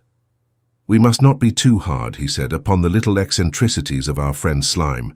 You saw him whisper me." Mr. Pecksniff had seen him. "You heard my answer, I think." Mr. Pecksniff had heard it. 5 shillings, eh?" said Mr. Tig thoughtfully. "Ah, what an extraordinary fellow. Very moderate, too." Mr. Pecksniff made no answer. 5 shillings, pursued Mr. Tig, musing, "and to be punctually repaid next week. That's the best of it. You heard that?" Mr. Pecksniff had not heard that. "No, you surprise me," cried Tig. "That's the cream of the thing, sir. I never knew that man fail to redeem a promise in my life. You're not in want of change, are you?" "No," said Mr. Pecksniff. "Thank you, not at all." "Just so," returned Mr. Tig. "If you had been, I'd have got it for you." With that he began to whistle, but a dozen seconds had not elapsed when he stopped short, and looking earnestly at Mr. Pecksniff said, "Perhaps you'd rather not lend Slime 5 shillings?" "I would much rather not," Mr. Pecksniff rejoined. "Egad," cried Tig, gravely nodding his head as if some ground of objection occurred to him at that moment for the first time. "It's very possible you may be right. Would you entertain the same sort of objection to lending me 5 shillings now?" "Yes, I couldn't do it indeed," said Mr. Pecksniff. "Not even half a crown, perhaps," urged Mr. Tig. "Not even half a crown." "Why, then we come," said Mr. Tig, "to the ridiculously small amount of 18 pence. Ha, ha!" "And that," said Mr. Pecksniff, "would be equally objectionable." On receipt of this assurance, Mr. Tig shook him heartily by both hands, protesting with much earnestness that he was one of the most consistent and remarkable men he had ever met, and that he desired the honour of his better acquaintance. He moreover observed that there were many little characteristics about his friend Slime, of which he could by no means, as a man of strict honour, approve, but that he was prepared to forgive him all these slight drawbacks and much more, in consideration of the great pleasure he himself had that day enjoyed in his social intercourse with Mr. Pecksniff, which had given him a far higher and more enduring delight than the successful negotiation of any small loan on the part of his friend could possibly have imparted. With which remarks he would beg leave, he said, to wish Mr. Pecksniff a very good evening. And so he took himself off, as little abashed by his recent failure as any gentleman would desire to be.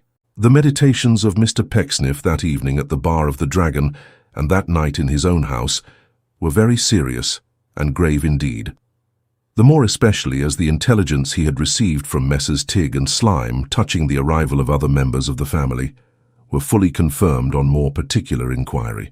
For the Spottletoes had actually gone straight to the Dragon, where they were at that moment housed and mounting guard, and where their appearance had occasioned such a vast sensation that Mrs. Lupin, scenting their errand before they had been under her roof half an hour, carried the news herself with all possible secrecy straight to Mr. Pecksniff's house.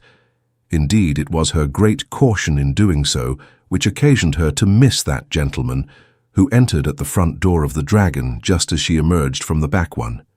Moreover, Mr. Anthony Chuzzlewit and his son Jonas were economically quartered at the Half Moon and Seven Stars, which was an obscure alehouse.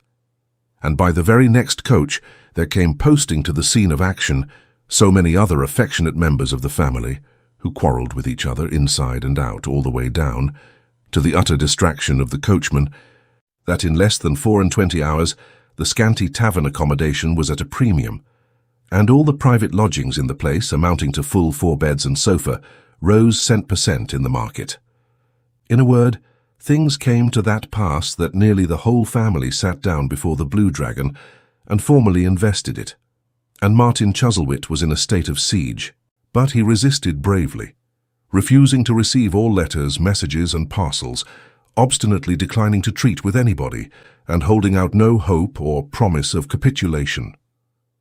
Meantime, the family forces were perpetually encountering each other in divers parts of the neighbourhood, and as no one branch of the Chuzzlewit tree had ever been known to agree with another within the memory of man, there was such a skirmishing and flouting and snapping off of heads, in the metaphorical sense of that expression, such a bandying of words and calling of names, such an upturning of noses and wrinkling of brows, such a formal interment of good feelings and violent resurrection of ancient grievances, as had never been known in those quiet parts since the earliest record of their civilized existence. At length, in utter despair and hopelessness, some few of the belligerents began to speak to each other in only moderate terms of mutual aggravation, and nearly all addressed themselves with a show of tolerable decency to Mr. Pecksniff, in recognition of his high character and influential position.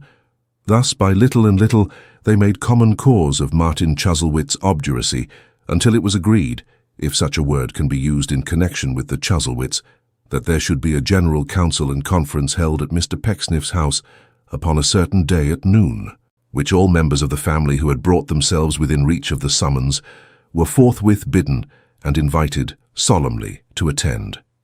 If ever Mr. Pecksniff wore an apostolic look, he wore it on this memorable day. If ever his unruffled smile proclaimed the words, "I am a messenger of peace," that was its mission now.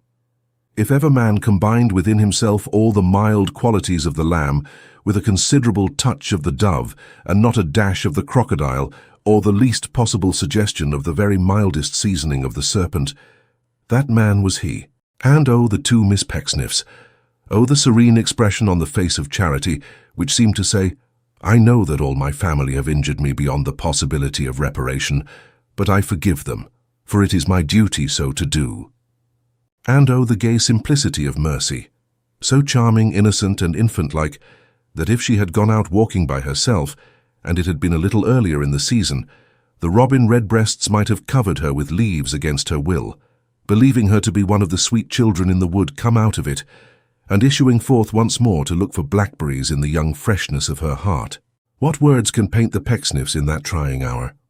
Oh, none, for words have naughty company among them, and the Pecksniffs were all goodness. But when the company arrived, that was the time. When Mr. Pecksniff, rising from his seat at the table's head, with a daughter on either hand, received his guests in the best parlour, and motioned them to chairs, with eyes so overflowing and countenance so damp with gracious perspiration, that he may be said to have been in a kind of moist meekness.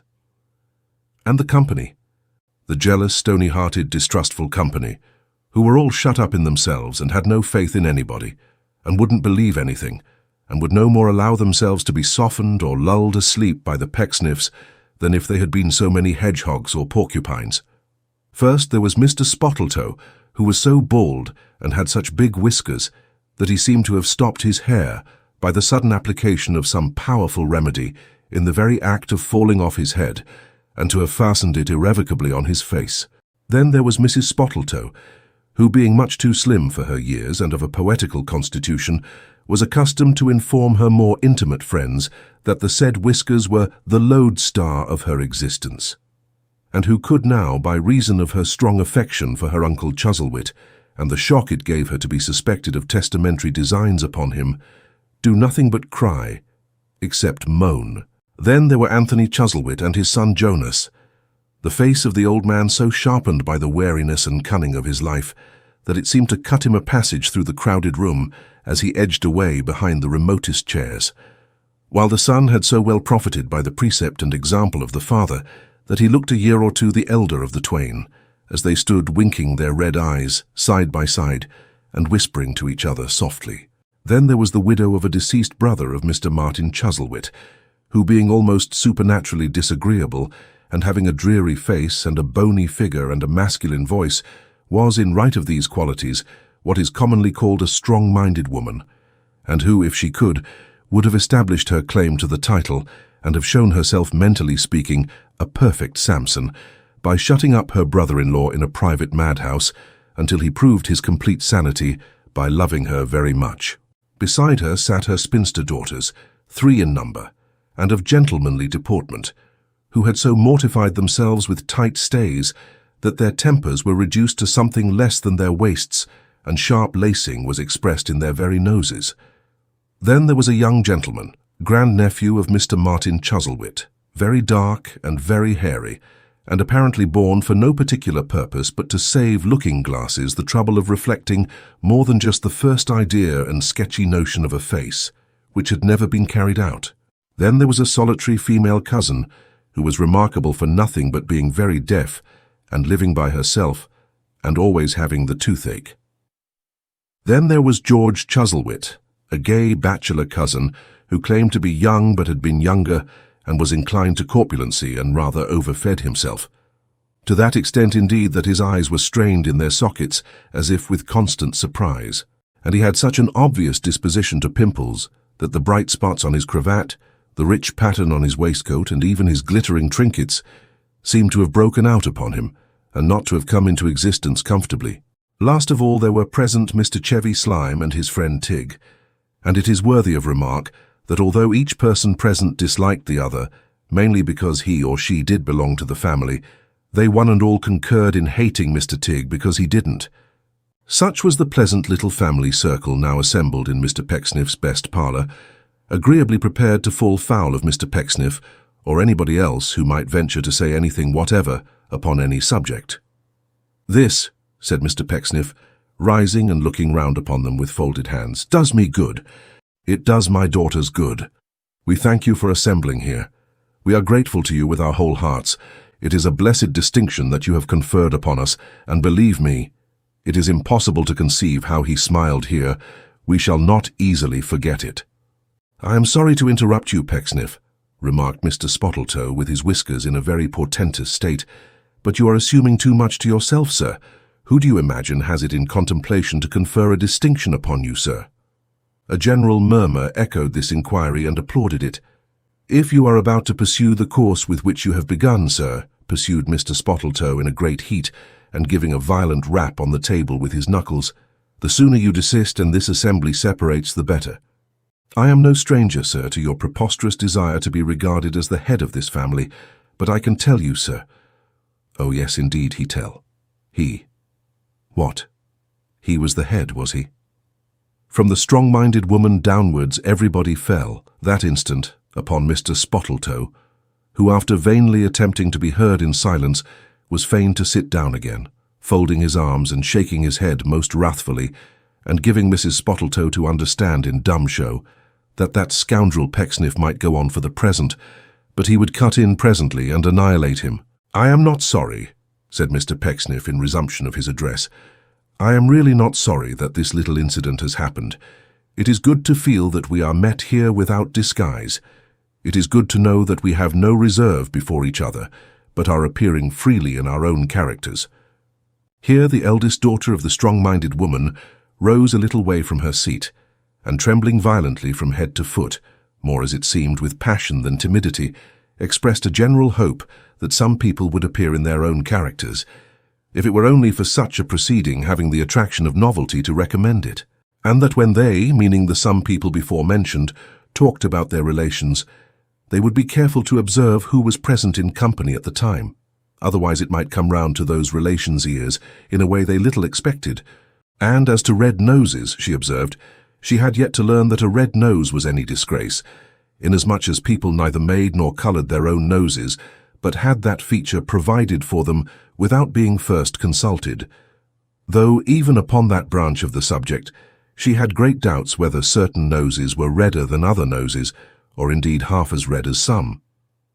This remark being received with a shrill titter by the two sisters of the speaker, Miss Charity Pecksniff begged with much politeness to be informed whether any of those very low observations were levelled at her, and receiving no more explanatory answer than was conveyed in the adage, "Those the cap fits, let them wear it," immediately commenced a somewhat acrimonious and personal retort, wherein she was much comforted and abetted by her sister Mercy, who laughed at the same with great heartiness, indeed far more naturally than life, and it being quite impossible that any difference of opinion can take place among women, without every woman who is within hearing taking active part in it, the strong-minded lady and her two daughters, and Mrs. Spottletoe and the deaf cousin, who was not at all disqualified from joining in the dispute by reason of being perfectly unacquainted with its merits, one and all plunged into the quarrel directly.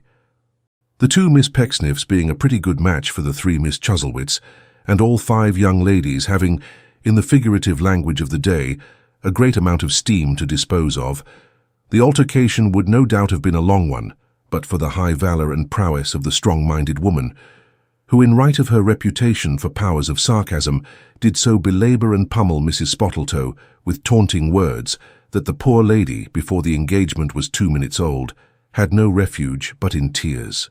These she shed so plentifully, and so much to the agitation and grief of Mr. Spottletoe, that gentleman, after holding his clenched fist close to Mr. Pecksniff's eyes, as if it were some natural curiosity from the near inspection whereof he was likely to derive high gratification and improvement, and after offering, for no particular reason that anybody could discover, to kick Mr. George Chuzzlewit for, and in consideration of, the trifling sum of 6pence, took his wife under his arm and indignantly withdrew. This diversion, by distracting the attention of the combatants, put an end to the strife which, after breaking out afresh some twice or thrice in certain inconsiderable spurts and dashes, died away in silence. It was then that Mr. Pecksniff once more rose from his chair. It was then that the two Miss Pecksniffs composed themselves to look as if there were no such beings, not to say present, but in the whole compass of the world, as the three Miss Chuzzlewits, while the three Miss Chuzzlewits became equally unconscious of the existence of the two Miss Pecksniffs. "It is to be lamented," said Mr. Pecksniff, with a forgiving recollection of Mr. Spottletoe's fist, "that our friend should have withdrawn himself so very hastily, though we have cause for mutual congratulation even in that, since we are assured that he is not distrustful of us in regard to anything we may say or do while he is absent. Now that is very soothing, is it not?" "Pecksniff," said Anthony, who had been watching the whole party with peculiar keenness from the first, "don't you be a hypocrite." "A what, my good sir?" demanded Mr. Pecksniff. "A hypocrite." "Charity, my dear," said Mr. Pecksniff, "when I take my chamber candlestick tonight, remind me to be more than usually particular in praying for Mr. Anthony Chuzzlewit, who has done me an injustice." This was said in a very bland voice, and aside, as being addressed to his daughter's private ear. With a cheerfulness of conscience prompting almost a sprightly demeanour, he then resumed, "All our thoughts centering in our very dear but unkind relative, and he being as it were beyond our reach, we are met today really as if we were a funeral party, except, a blessed exception, that there is no body in the house." The strong-minded lady was not at all sure that this was a blessed exception, quite the contrary. "Well, my dear madam," said Mr. Pecksniff, "be that as it may, here we are, and being here, we are to consider whether it is possible, by any justifiable means—" "Why, you know as well as I," said the strong-minded lady, "that any means are justifiable in such a case, don't you?" "Very good, my dear madam, very good. Whether it is possible by any means, we will say by any means, to open the eyes of our valued relative to his present infatuation. Whether it is possible to make him acquainted by any means with the real character and purpose of that young female whose very strange position in reference to himself Here Mr. Pecksniff sunk his voice to an impressive whisper, really casts a shadow of disgrace and shame upon this family, and who we know, here he raised his voice again, else why is she his companion, harbours the very basest designs upon his weakness and his property. In their strong feeling on this point, they, who agreed in nothing else, all concurred as one mind. Good heaven, that she should harbour designs upon his property. The strong-minded lady was for poison, her 3 daughters were for bridewell and bread and water, the cousin with the toothache advocated Botany Bay, the 2 Miss Pecksniffs suggested flogging. Nobody but Mr. Tigg, who, notwithstanding his extreme shabbiness, was still understood to be in some sort a ladies' man, in right of his upper lip and his frogs, indicated a doubt of the justifiable nature of these measures, and he only ogled the 3 Miss Chuzzlewits with the least admixture of banter in his admiration, as though he would observe, "You are positively down upon her to too great an extent, my sweet creatures, upon my soul you are." "Now," said Mr. Pecksniff, crossing his 2 forefingers in a manner which was at once conciliatory and argumentative, "I will not, upon the one hand, go so far as to say that she deserves all the inflictions which have been so very forcibly and hilariously suggested," one of his ornamental sentences, "nor will I, upon the other, on any account, compromise my common understanding as a man by making the assertion that she does not. What I would observe is that I think some practical means might be devised of inducing our respected, shall I say our revered?" "No," interposed the strong-minded woman in a loud voice. "Then I will not," said Mr. Pecksniff. "You are quite right, my dear madam, and I appreciate and thank you for your discriminating objection, our respected relative, to dispose himself to listen to the promptings of nature, and not to the—" "Go on, Pa," cried Mercy. "Why, the truth is, my dear," said Mr. Pecksniff, smiling upon his assembled kindred, "that I am at a loss for a word. The name of those fabulous animals, pagan, I regret to say, who used to sing in the water, has quite escaped me." Mr. George Chuzzlewit suggested swans. "No," said Mr. Pecksniff, "not swans, very like swans too, thank you." The nephew, with the outline of a countenance, speaking for the first and last time on that occasion, propounded oysters. "No," said Mr. Pecksniff, with his own peculiar urbanity, "nor oysters.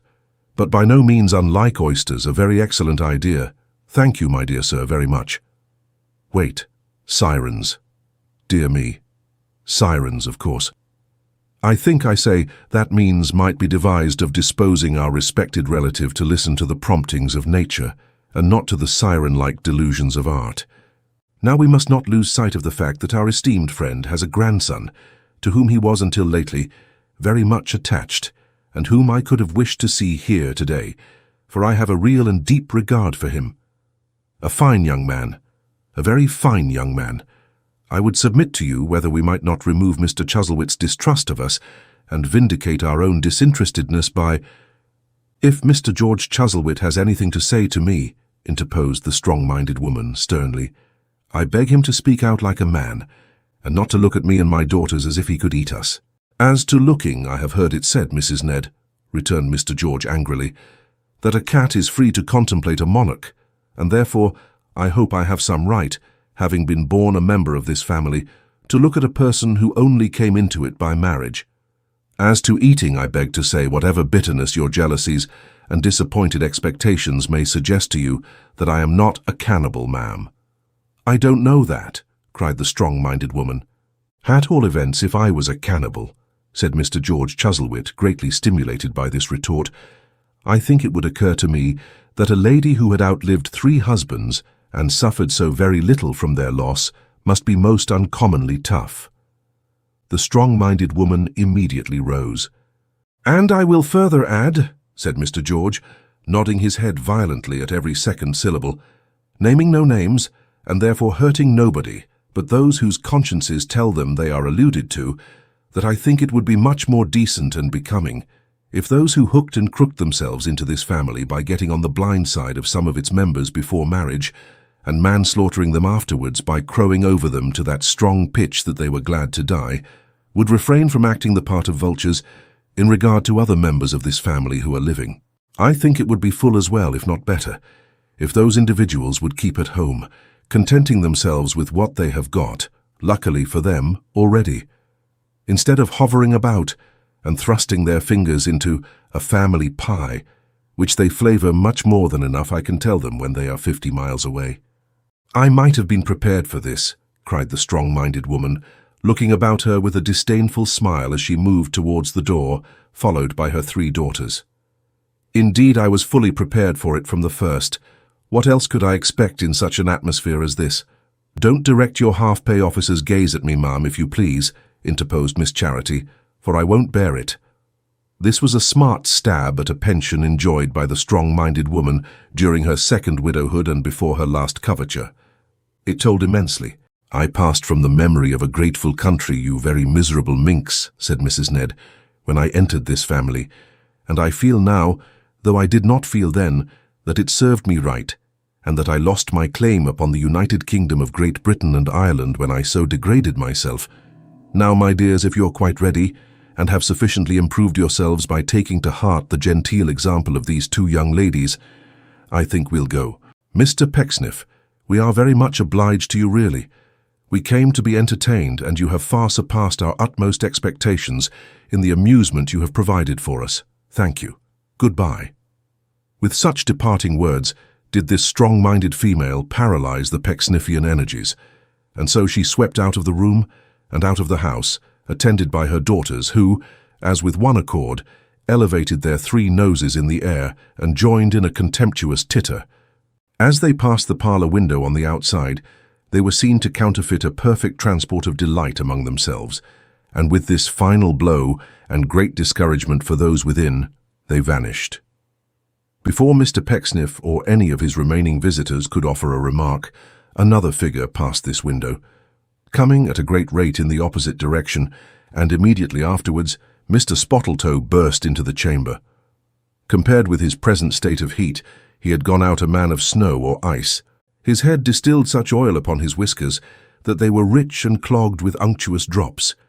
His face was violently inflamed, his limbs trembled, and he gasped and strove for breath. "My good sir," cried Mr. Pecksniff. "Oh, yes," returned the other. "Oh, yes, certainly. Oh, to be sure. Oh, of course. You hear him. You hear him, all of you." "What's the matter?" cried several voices. "Oh, nothing," cried Spottletoe, still gasping. "Nothing at all. It's of no consequence. Ask him. He'll tell you." "I do not understand our friend," said Mr. Pecksniff, looking about him in utter amazement. "I assure you that he is quite unintelligible to me." "Unintelligible, sir?" cried the other. "Unintelligible? Do you mean to say, sir, that you don't know what has happened, that you haven't decoyed us here and laid a plot and a plan against us? Will you venture to say that you didn't know Mr. Chuzzlewit was going, sir, and that you don't know he's gone, sir?" "Gone!" was the general cry. "Gone!" echoed Mr. Spottletoe. "Gone while we were sitting here. Gone. Nobody knows where he's gone. Oh, of course not. Nobody knew he was going. Oh, of course not. The landlady thought up to the very last moment that they were merely going for a ride. She had no other suspicion. Oh, of course not. She's not this fellow's creature. Oh, of course not." Adding to these exclamations a kind of ironical howl, and gazing upon the company for one brief instant afterwards, in a sudden silence, the irritated gentleman started off again at the same tremendous pace, and was seen no more. It was in vain for Mr. Pecksniff to assure them that this new and opportune evasion of the family was at least as great a shock and surprise to him as to anybody else. Of all the bullyings and denunciations that were ever heaped on one unlucky head, none can ever have exceeded in energy and heartiness those with which he was complimented by each of his remaining relatives, singly, upon bidding him farewell. The moral position taken by Mr. Tigg was something quite tremendous, and the deaf cousin, who had the complicated aggravation of seeing all the proceedings and hearing nothing but the catastrophe, actually scraped her shoes upon the scraper, and afterwards distributed impressions of them all over the top step, in token that she shook the dust from her feet before quitting that dissembling and perfidious mansion.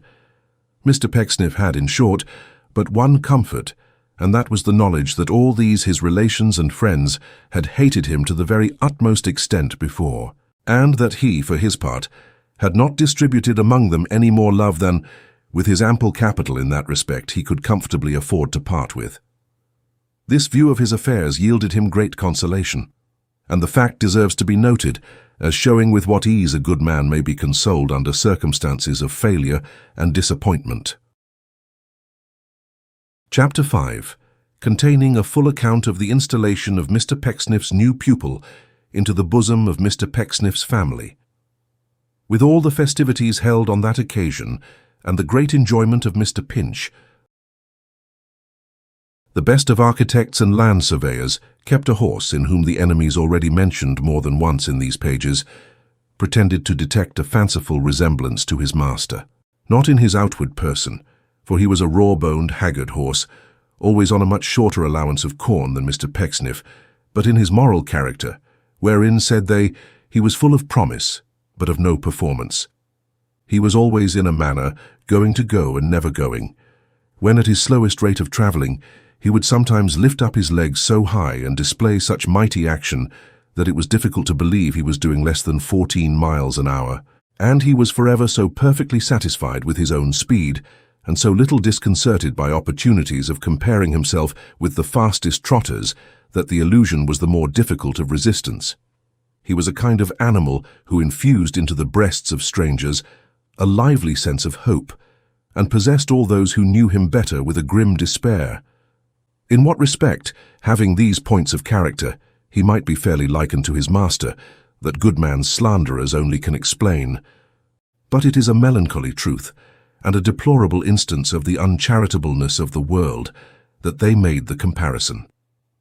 In this horse and the hooded vehicle, whatever its proper name might be, to which he was usually harnessed, it was more like a gig with a tumour than anything else. All Mr. Pinch's thoughts and wishes centred one bright, frosty morning. For with this gallant equipage he was about to drive to Salisbury alone, there to meet with the new pupil, and thence to bring him home in triumph. Blessings on thy simple heart, Tom Pinch! How proudly dost thou button up that scanty coat, called by a sad misnomer for these many years a great one, and how thoroughly, as with thy cheerful voice thou pleasantly adjurest Sam the hostler not to let him go yet. Dost thou believe that quadruped desires to go and would go if he might? Who could repress a smile of love for thee, Tom Pinch, and not in jest at thy expense, for thou art poor enough already, heaven knows. To think that such a holiday as lies before thee should awaken that quick flow and hurry of the spirits, in which thou settest down again, almost untasted, on the kitchen window-sill, that great white mug, put by thy own hands last night, that breakfast might not hold thee late, and layest yonder crust upon the seat beside thee to be eaten on the road, when thou art calmer in thy high rejoicing. Who, as thou drivest off a happy man, and noddest with a grateful lovingness to Pecksniff in his nightcap at his chamber window, would not cry, Heaven speed thee, Tom, and send that thou wert going off for ever to some quiet home, where thou mightst live at peace and sorrow should not touch thee. What better time for driving, riding, walking, moving through the air by any means, than a fresh, frosty morning, when hope runs cheerily through the veins with the brisk blood, and tingles in the frame from head to foot. This was the glad commencement of a bracing day in early winter, such as may put the languid summer season, speaking of it when it can't be had, to the blush, and shame the spring for being sometimes cold by halves. The sheep bells rang as clearly in the vigorous air as if they felt its wholesome influence like living creatures. The trees, in lieu of leaves or blossoms, shed upon the ground a frosty rime that sparkled as it fell, and might have been the dust of diamonds. So it was to Tom. From cottage chimneys, smoke went streaming up high, as if the earth had lost its grossness, being so fair, and must not be oppressed by heavy vapour. The crust of ice on the else-rippling brook was so transparent and so thin in texture, that the lively water might of its own free will have stopped in Tom's glad mind it had, to look upon the lovely morning. And lest the sun should break this charm too eagerly, there moved between him and the ground a mist like that which waits upon the moon on summer nights, the very same to Tom, and wooed him to dissolve it gently. Tom Pinch went on, not fast, but with a sense of rapid motion which did just as well, and as he went all kinds of things occurred to keep him happy. Thus, when he came within sight of the turnpike and was, a long way off, he saw the tollman's wife, who had that moment checked a wagon, run back into the little house again like mad to say she knew that Mr. Pinch was coming up. And she was right, for when he drew within hail of the gate, forth rushed the tollman's children, shrieking in tiny chorus, "Mr. Pinch!" to Tom's intense delight. The very tollman, though an ugly chap in general, and one whom folks were rather shy of handling, came out himself to take the toll and give him rough good morning. And that with all this, and a glimpse of the family breakfast on a little round table before the fire, the crust Tom Pinch had brought away with him, acquired as rich a flavour as though it had been cut from a fairy loaf. But there was more than this. It was not only the married people and the children who gave Tom Pinch a welcome as he passed. No, no. Sparkling eyes and snowy breasts came hurriedly to many an upper casement as he clattered by, and gave him back his greeting, not stinted either, but sevenfold good measure. They were all merry, they all laughed, and some of the wickedest among them even kissed their hands as Tom looked back. For who minded poor Mr. Pinch? There was no harm in him. And now the morning grew so fair, and all things were so wide awake and gay that the sun seeming to say, Tom had no doubt, he said, "I can't stand it any longer. I must have a look," streamed out in radiant majesty. The mist, too shy and gentle for such lusty company, fled off quite scared before it, and as it swept away the hills and mounds and distant pasture lands, teeming with placid sheep and noisy crows, came out as bright as though they were unrolled brand new for the occasion. In compliment to which discovery, the brook stood still no longer, but ran briskly off to bear the tidings to the watermill 3 miles away. Mr. Pinch was jogging along, full of pleasant thoughts and cheerful influences, when he saw, upon the path before him, going in the same direction with himself, a traveller on foot, who walked with a light, quick step, and sang as he went, for certain in a very loud voice, but not unmusically.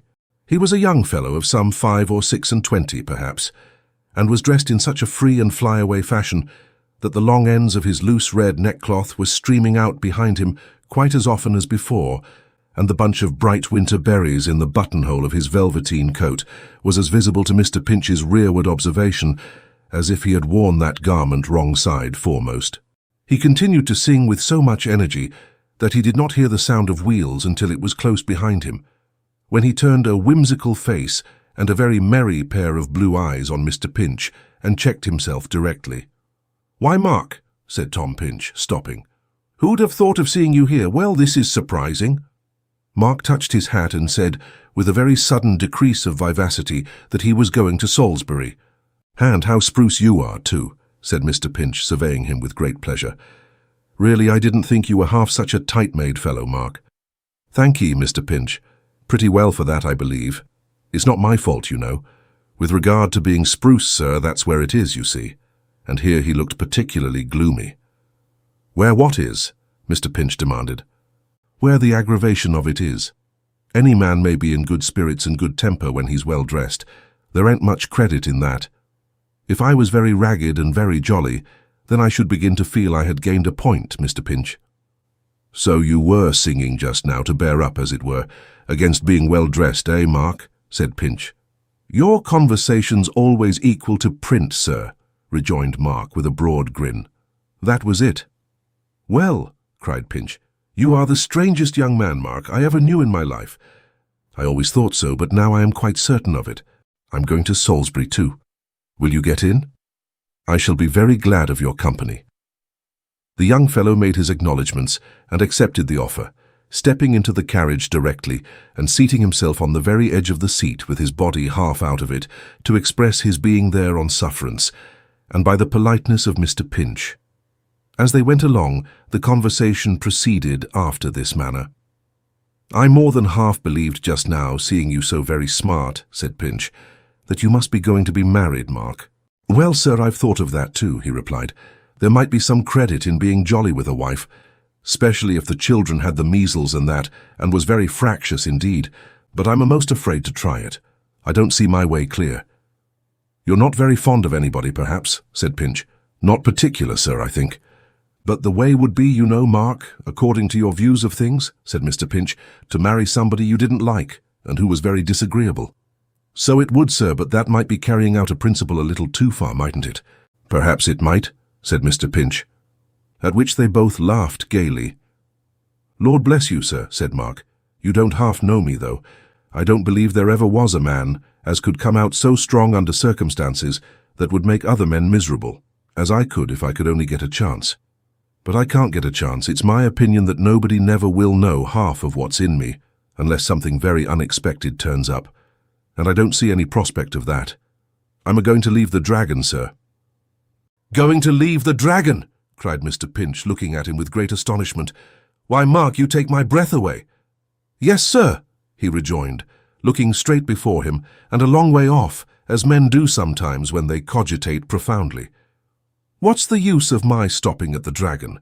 It ain't at all the sort of place for me. When I left London, I'm a Kentish man by birth, though, and took that situation here, I quite made up my mind that it was the dullest little out-of-the-way corner in England, and that there would be some credit in being jolly under such circumstances. But Lord, there's no dullness at the Dragon. Skittles, cricket, quoits, ninepins, comic songs, choruses, company round the chimney corner every winter's evening. Any man could be jolly at the Dragon.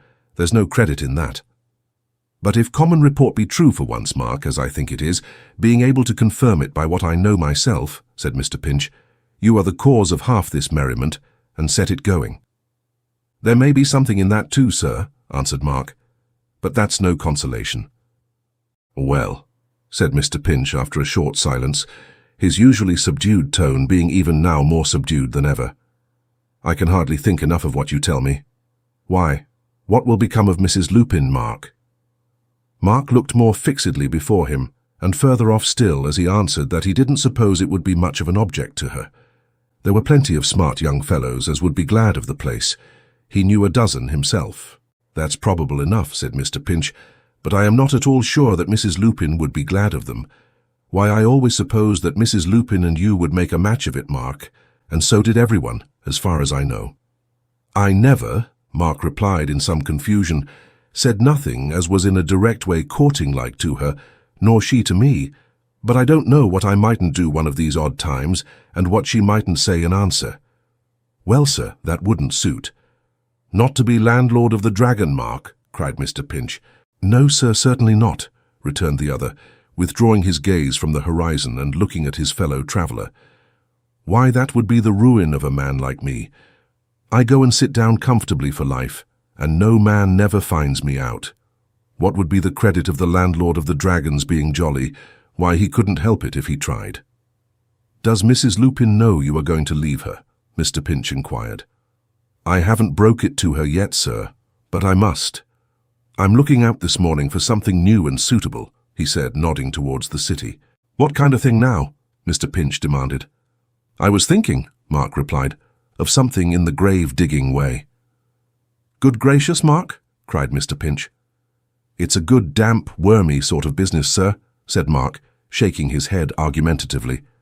"And there might be some credit in being jolly with one's mind in that pursuit, unless grave-diggers is usually given that way, which would be a drawback. You don't happen to know how that is in general, do you, sir?" "No," said Mr. Pinch. "I don't indeed. I never thought upon the subject. In case of that not turning out as well as one could wish, you know," said Mark, musing again. "There's other businesses. Undertaking now, that's gloomy. There might be credit to be gained there. A broker's man in a poor neighbourhood wouldn't be bad, perhaps. A jailer sees a deal of misery. A doctor's man is in the very midst of murder. A bailiff's and a lively office, naturally. Even a tax-gatherer must find his feelings rather worked upon at times. There's lots of trades in which I should have an opportunity, I think." Mr. Pinch was so perfectly overwhelmed by these remarks that he could do nothing but occasionally exchange a word or two on some indifferent subject, and cast sidelong glances at the bright face of his odd friend, who seemed quite unconscious of his observation, until they reached a certain corner of the road, close upon the outskirts of the city, when Mark said he would jump down there if he pleased. "But bless my soul, Mark," said Mr. Pinch, who in the progress of his observation just then made the discovery that the bosom of his companion's shirt was as much exposed as if it was midsummer and was ruffled by every breath of air. "Why don't you wear a waistcoat?" "What's the good of one, sir?" asked Mark. "Good of one," said Mr. Pinch. "Why, to keep your chest warm." "Lord love you, sir," cried Mark. "You don't know me. My chest don't want no warming. Even if it did, what would no waistcoat bring it to? Inflammation of the lungs, perhaps. Well, there'd be some credit in being jolly with the inflammation of the lungs.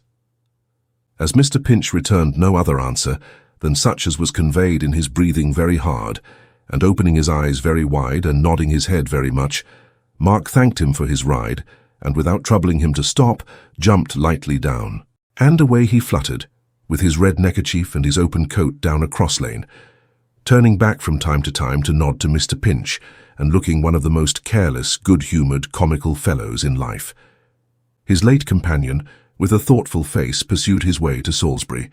Mr. Pinch had a shrewd notion that Salisbury was a very desperate sort of place, an exceeding wild and dissipated city, and when he had put up the horse, and given the hostler to understand that he would look in again in the course of an hour or two to see him take his corn, he set forth on a stroll about the streets, with a vague and not unpleasant idea that they teemed with all kinds of mystery and bedevilment. To one of his quiet habits, this little delusion was greatly assisted by the circumstance of its being market day, and the thoroughfares about the marketplace being filled with carts, horses, donkeys, baskets, wagons, garden stuff, meat, tripe, pies, poultry and hucksters' wares of every opposite description and possible variety of character. Then there were young farmers and old farmers with smock frocks, brown greatcoats, drab greatcoats, red worsted comforters, leather leggings, wonderful shaped hats, hunting whips and rough sticks, standing about in groups, or talking noisily together on the tavern steps, or paying and receiving huge amounts of greasy wealth, with the assistance of such bulky pocketbooks that when they were in their pockets it was apoplexy to get them out, and when they were out it was spasms to get them in again. Also there were farmers' wives in beaver bonnets and red cloaks, riding shaggy horses purged of all earthly passions, who went soberly into all manner of places without desiring to know why, and who, if required, would have stood stock still in a china shop, with a complete dinner service at each hoof. Also a great many dogs, who were strongly interested in the state of the market and the bargains of their masters, and a great confusion of tongues, both brute and human. Mr. Pinch regarded everything exposed for sale with great delight, and was particularly struck by the itinerant cutlery, which he considered of the very keenest kind, insomuch that he purchased a pocket-knife with 7 blades in it, and not a cut, as he afterwards found out among them. When he had exhausted the marketplace and watched the farmers safe into the market dinner, he went back to look after the horse. Having seen him eat unto his heart's content, he issued forth again, to wander round the town and regale himself with the shop windows, previously taking a long stare at the bank, and wondering in what direction underground the caverns might be where they kept the money, and turning to look back at 1 or 2 young men who passed him, whom he knew to be articled to solicitors in the town, and who had a sort of fearful interest in his eyes, as jolly dogs who knew a thing or two, and kept it up tremendously. But the shops.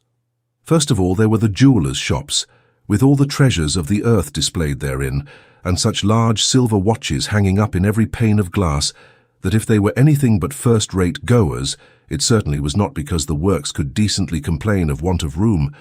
In good sooth they were big enough, and perhaps, as the saying is, ugly enough, to be the most correct of all mechanical performers. In Mr. Pinch's eyes, however, they were smaller than Geneva ware, and when he saw one very bloated watch announced as a repeater, gifted with the uncommon power of striking every quarter of an hour inside the pocket of its happy owner, he almost wished that he were rich enough to buy it. But what were even gold and silver, precious stones and clockwork to the bookshops, whence a pleasant smell of paper freshly pressed came issuing forth, awakening instant recollections of some new grammar had at school, long time ago, with Master Pinch, Grove House Academy, inscribed in faultless writing on the flyleaf. That whiff of Russia leather, too, and all those rows on rows of volumes neatly ranged within, what happiness did they suggest? And in the window were the spick-and-span new works from London, with the title pages, and sometimes even the first page of the first chapter laid wide open, tempting unwary men to begin to read the book, and then, in the impossibility of turning over, to rush blindly in and buy it. Here, too, were the dainty frontispiece and trim vignette, pointing like handposts on the outskirts of great cities, to the rich stock of incident beyond, and store of books, with many a grave portrait and time-honoured name, whose matter he knew well, and would have given mines to have in any form upon the narrow shell beside his bed at Mr. Pecksniff's. What a heartbreaking shop it was. There was another, not quite so bad at first, but still a trying shop, where children's books were sold, and where poor Robinson Crusoe stood alone in his might, with dog and hatchet, goatskin cap and fowling pieces, calmly surveying Philip Quorn and the host of imitators round him, and calling Mr. Pinch to witness that he, of all the crowd, impressed one solitary footprint on the shore of boyish memory, whereof the tread of generations should not stir the lightest grain of sand. And there too were the Persian tales, with flying chests and students of enchanted books shut up for years in caverns. And there too was Abu Dah, the merchant, with the terrible little old woman hobbling out of the box in his bedroom. And there the mighty talisman, the rare Arabian Nights with Qasim Baba divided by 4, like the ghost of a dreadful sum hanging up all gory in the robber's cave.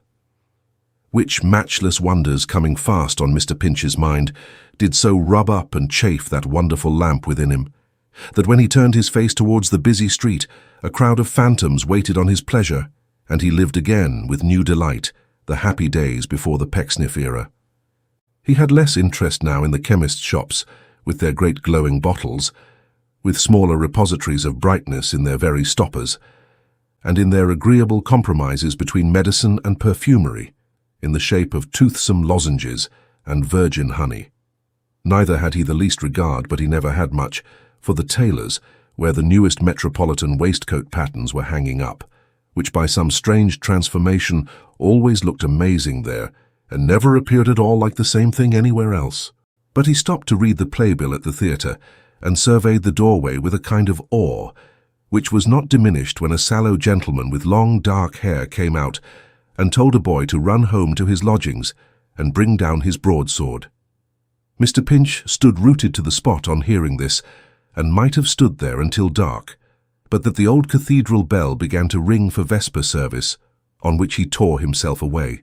Now the organist's assistant was a friend of Mr. Pinch's, which was a good thing, for he too was a very quiet, gentle soul, and had been, like Tom, a kind of old-fashioned boy at school, though well liked by the noisy fellow too. As good luck would have it, Tom always said he had great good luck, the assistant chanced that very afternoon to be on duty by himself, with no one in the dusty organ loft but Tom, so while he played, Tom helped him with the stops, and finally, the service being just over, Tom took the organ himself. It was then turning dark, and the yellow light that streamed in through the ancient windows in the choir was mingled with a murky red. As the grand tones resounded through the church, they seemed to Tom to find an echo in the depth of every ancient tomb, no less than in the deep mystery of his own heart. Great thoughts and hopes came crowding on his mind as the rich music rolled upon the air, and yet among them, something more grave and solemn in their purpose, but the same, were all the images of that day, down to its very lightest recollection of childhood.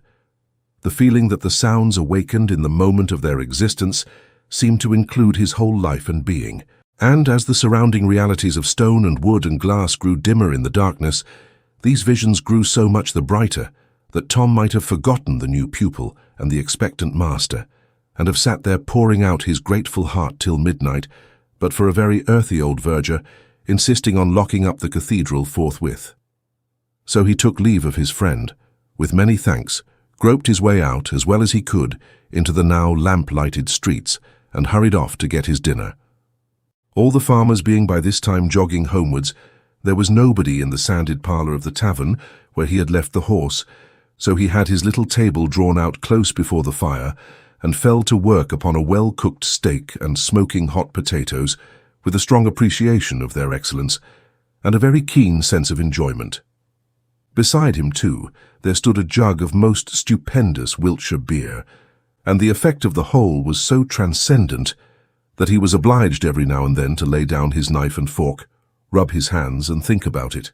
By the time the cheese and celery came, Mr. Pinch had taken a book out of his pocket, and could afford to trifle with the viands, now eating a little, now drinking a little, now reading a little, and now stopping to wonder what sort of a young man the new pupil would turn out to be. He had passed from this latter theme, and was deep in his book again, when the door opened, and another guest came in, bringing with him such a quantity of cold air that he positively seemed at first to put the fire out. "Very hard frost tonight, sir," said the newcomer, courteously acknowledging Mr. Pinch's withdrawal of the little table that he might have place. "Don't disturb yourself, I beg." Though he said this with a vast amount of consideration for Mr. Pinch's comfort, he dragged one of the great leather-bottomed chairs to the very centre of the hearth, notwithstanding, and sat down in front of the fire, with a foot on each hob. "My feet are quite numbed. Ah, bitter cold, to be sure." "You have been in the air some considerable time, I dare say," said Mr. Pinch. "All day, outside a coach, too." "That accounts for his making the room so cool," thought Mr. Pinch. Poor fellow, how thoroughly chilled he must be. The stranger became thoughtful likewise, and sat for 5 or 10 minutes looking at the fire in silence. At length he rose and divested himself of his shawl and greatcoat, which, far different from Mr. Pinch's, was a very warm and thick one, but he was not a whit more conversational out of his greatcoat than in it, for he sat down again in the same place and attitude, and leaning back in his chair began to bite his nails. He was young, 21 perhaps, and handsome, with a keen dark eye and a quickness of look and manner which made Tom sensible of a great contrast in his own bearing, and caused him to feel even more shy than usual. There was a clock in the room which the stranger often turned to look at. Tom made frequent reference to it also, partly from a nervous sympathy with its taciturn companion, and partly because the new pupil was to inquire for him at 6:30, and the hands were getting on towards that hour. Whenever the stranger caught him looking at this clock, a kind of confusion came upon Tom, as if he had been found out in something, and it was a perception of his uneasiness which caused the younger man to say, perhaps with a smile, "We both appear to be rather particular about the time. The fact is, I have an engagement to meet a gentleman here." "So have I," said Mr. Pinch. "At 6:30, said the stranger. "At 6:30, said Tom in the very same breath, whereupon the other looked at him with some surprise. "The young gentleman, I expect," remarked Tom timidly, "was to inquire at that time for a person by the name of Pinch." "Dear me," cried the other, jumping up. "And I have been keeping the fire from you all this while. I had no idea you were Mr. Pinch. I am the Mr. Martin for whom you were to inquire. Pray excuse me. How do you do? Oh, do draw nearer, pray." "Thank you," said Tom. "Thank you. I am not at all cold, and you are. And we have a cold ride before us. Well, if you wish it, I will." I am very glad," said Tom, smiling with an embarrassed frankness peculiarly his, and which was as plainly a confession of his own imperfections, and an appeal to the kindness of the person he addressed, as if he had drawn one up in simple language and committed it to paper. "I am very glad indeed that you turn out to be the party I expected. I was thinking but a minute ago that I could wish him to be like you." "I am very glad to hear it," returned Martin, shaking hands with him again, "for I assure you I was thinking there could be no such luck as Mr. Pinch's turning out like you." "No, really," said Tom, with great pleasure. "Are you serious?" "Upon my word I am," replied his new acquaintance. "You and I will get on excellently well, I know, which it's no small relief to me to feel, for to tell you the truth, I am not at all the sort of fellow who could get on with everybody, and that's the point on which I had the greatest doubts. But they're quite relieved now. Do me the favour to ring the bell, will you?" Mr. Pinch rose and complied with great alacrity. The handle hung just over Martin's head as he warmed himself, and listened with a smiling face to what his friend went on to say. It was, "If you like punch, you'll allow me to order a glass apiece as hot as it can be made, that we may usher in our friendship in a becoming manner. To let you into a secret, Mr. Pinch, I never was so much in want of something warm and cheering in my life, but I didn't like to run the chance of being found drinking it, without knowing what kind of person you were. For first impressions, you know, often go a long way and last a long time." Mr. Pinch assented, and the punch was ordered. In due course it came, hot and strong. After drinking to each other in the steaming mixture, they became quite confidential. "I'm a sort of relation of Pecksniff's, you know," said the young man. "Indeed," cried Mr. Pinch. "Yes, my grandfather is his cousin, so he's kith and kin to me somehow, if you can make that out. I can't." "Then Martin is your Christian name?" said Mr. Pinch thoughtfully. "Oh, of course it is," returned his friend.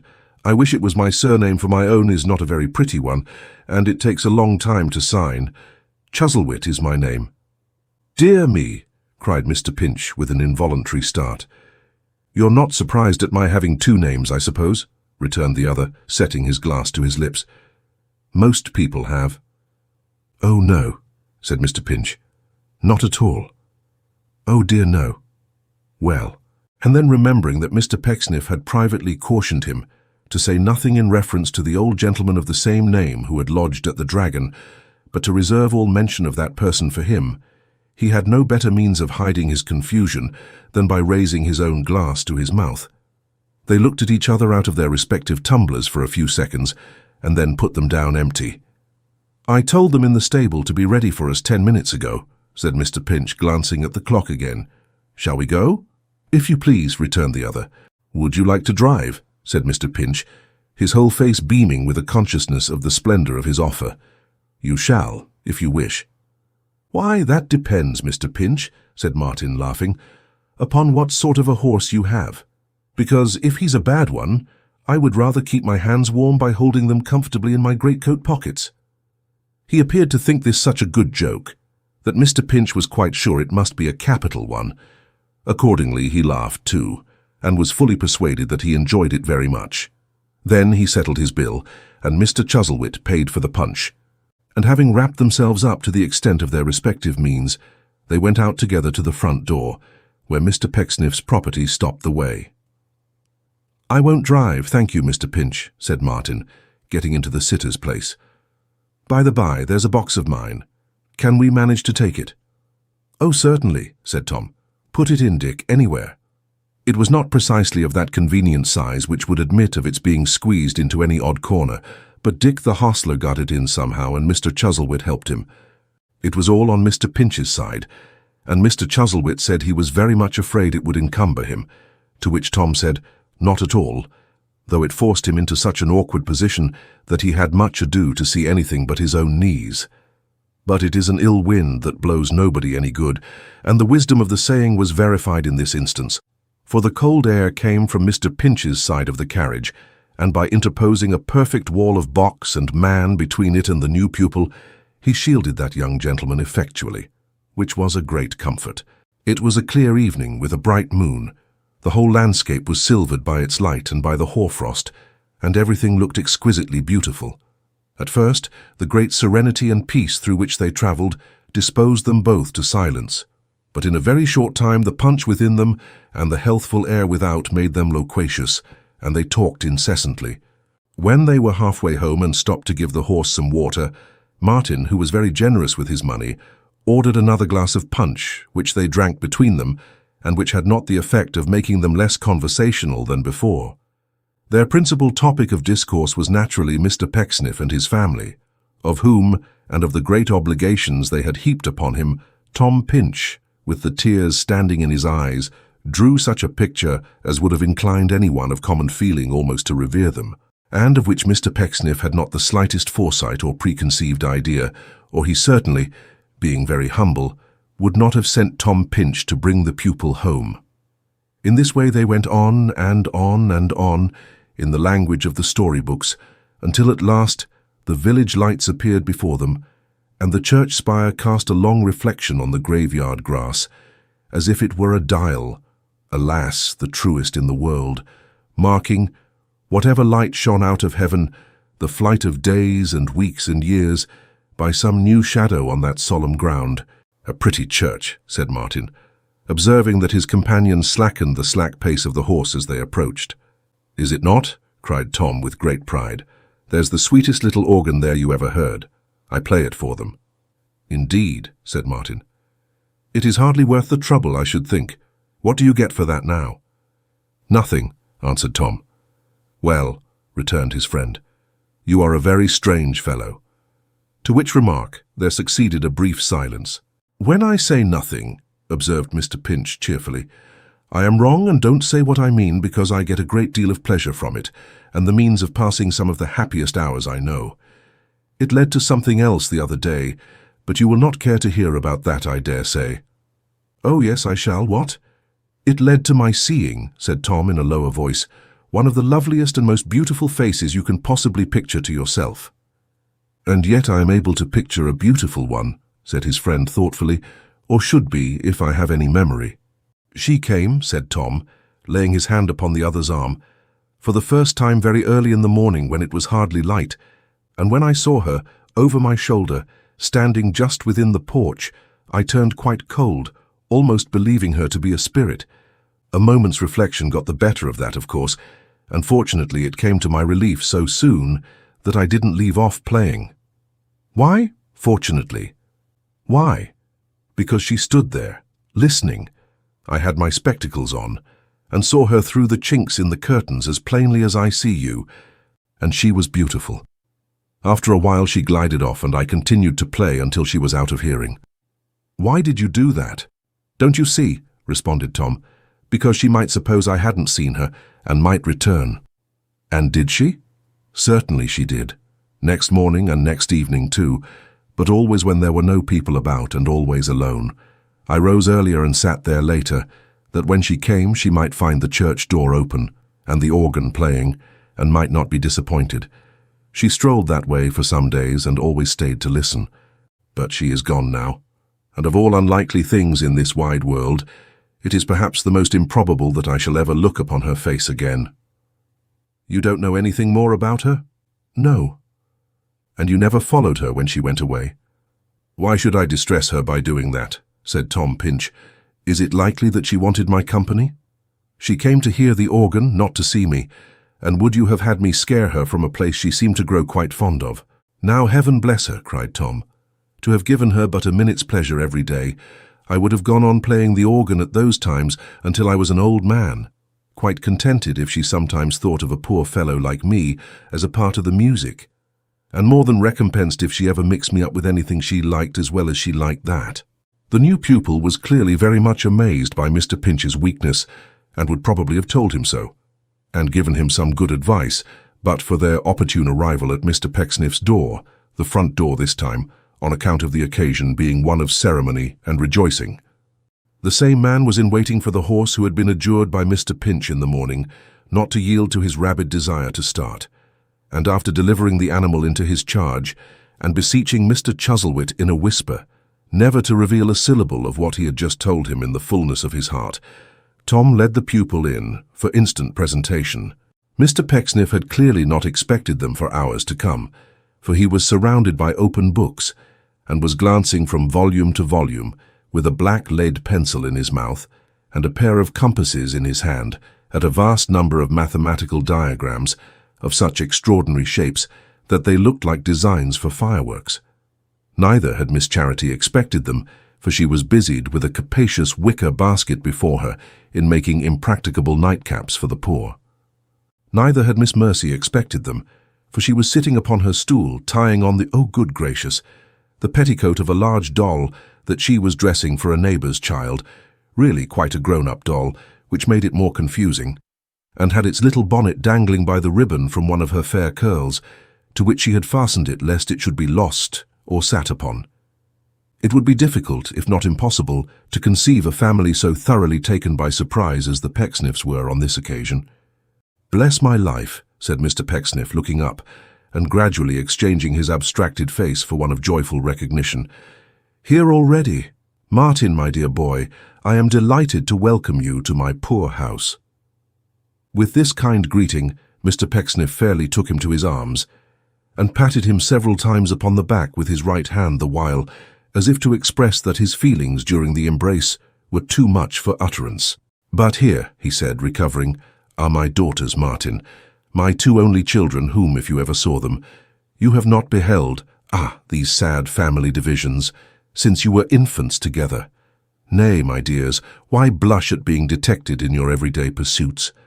We had prepared to give you the reception of a visitor, Martin, in our little room of state," said Mr. Pecksniff, smiling. "But I like this better. I like this better.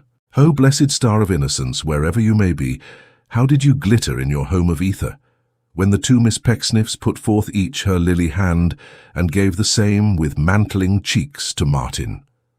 How did you twinkle, as if fluttering with sympathy, when Mercy, reminded of the bonnet in her hair, hid her fair face and turned her head aside, the while her gentle sister plucked it out and smote her with a sister's soft reproof upon her buxom shoulder. "And how?" said Mr. Pecksniff, turning round after the contemplation of these passages, and taking Mr. Pinch in a friendly manner by the elbow. "How has our friend used you, Martin?" "Very well indeed, sir. We are on the best terms, I assure you." "Old Tom Pinch," said Mr. Pecksniff, looking on him with affectionate sadness. "Ah, it seems but yesterday that Thomas was a boy fresh from a scholastic course, yet years have passed, I think, since Thomas Pinch and I first walked the world together." Mr. Pinch could say nothing. He was too much moved, but he pressed his master's hand and tried to thank him. "And Thomas Pinch and I," said Mr. Pecksniff in a deeper voice, "will walk it yet in mutual faithfulness and friendship.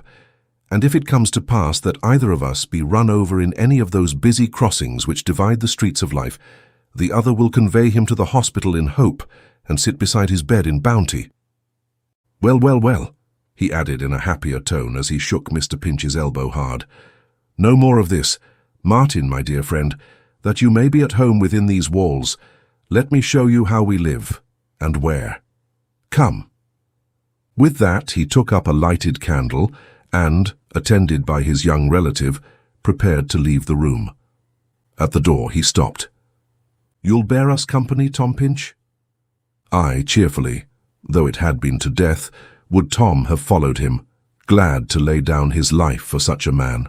"This," said Mr. Pecksniff, opening the door of an opposite parlour, "is the little room of state I mentioned to you. My girls have pride in it, Martin. This," opening another door, "is the little chamber in which my works, slight things at best, have been concocted. Portrait of myself by Spiller, bust by Spoker. The latter is considered a good likeness. I seem to recognize something about the left-hand corner of the nose myself." Martin thought it was very like, but scarcely intellectual enough.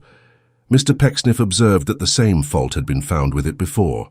It was remarkable it should have struck his young relation too. He was glad to see he had an eye for art. "Various books, you observe," said Mr. Pecksniff, waving his hand towards the wall, "connected with our pursuit. I have scribbled myself, but have not yet published. Be careful how you come upstairs. This," opening another door, "is my chamber. I read here when the family suppose I have retired to rest. Sometimes I injure my health rather more than I can quite justify to myself by doing so, but art is long and time is short. Every facility you see for jotting down crude notions, even here." These latter words were explained by his pointing to a small round table on which were a lamp, divers sheets of paper, a piece of India rubber, and a case of instruments, all put ready in case an architectural idea should come into Mr. Pecksniff's head in the night, in which event he would instantly leap out of bed and fix it forever. Mr. Pecksniff opened another door on the same floor and shut it again all at once as if it were a blue chamber. But before he had well done so, he looked smilingly round and said, "Why not?" Martin couldn't say why not, because he didn't know anything at all about it. So Mr. Pecksniff answered himself by throwing open the door and saying, "My daughter's room. A poor first floor to us, but a bower to them. Very neat, very airy. Plants you observe, hyacinths, books again, birds." These birds, by the by, comprised in all one staggering old sparrow without a tail, which had been borrowed expressly from the kitchen. Such trifles as girls love are here. Nothing more. Those who seek heartless splendor would seek here in vain. With that he led them to the floor above. "This," said Mr. Pecksniff, throwing wide the door of the memorable two-pair front, "is a room where some talent has been developed, I believe. This is a room in which an idea for a steeple occurred to me that I may one day give to the world. We work here, my dear Martin. Some architects have been bred in this room. A few, I think, Mr. Pinch?" Tom fully assented, and what is more, fully believed it. "You see," said Mr. Pecksniff, passing the candle rapidly from roll to roll of paper, "some traces of our doings here. Salisbury Cathedral from the north, from the south, from the east, from the west, from the southeast, from the norwest.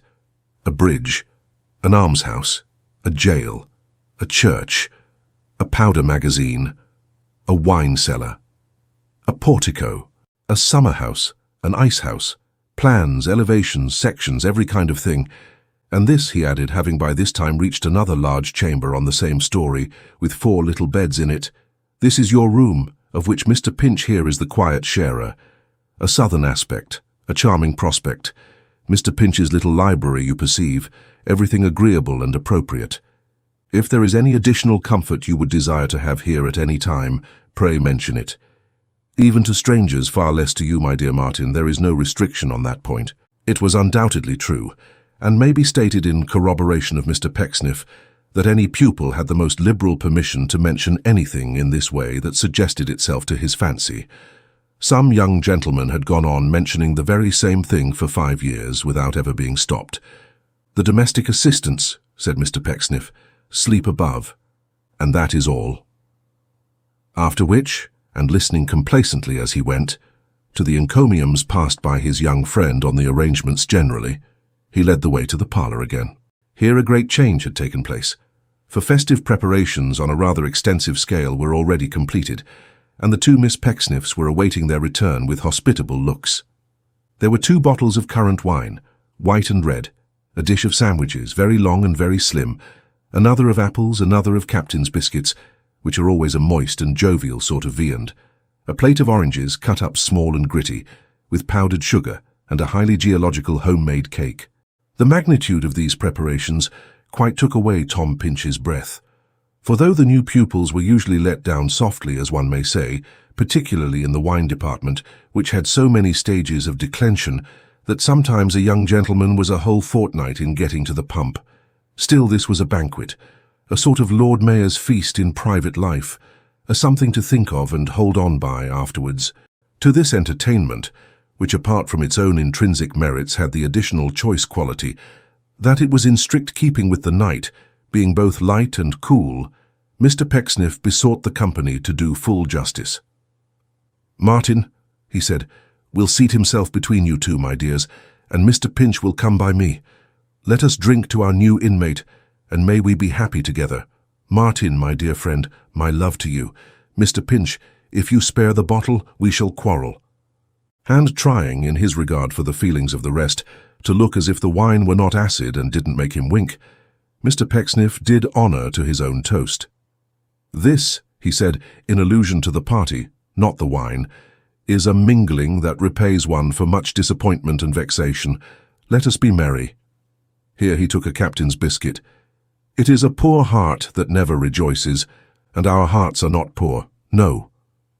With such stimulants to merriment did he beguile the time, and do the honours of the table, while Mr. Pinch, perhaps to assure himself that what he saw and heard was holiday reality, and not a charming dream, ate of everything, and in particular disposed of the slim sandwiches to a surprising extent.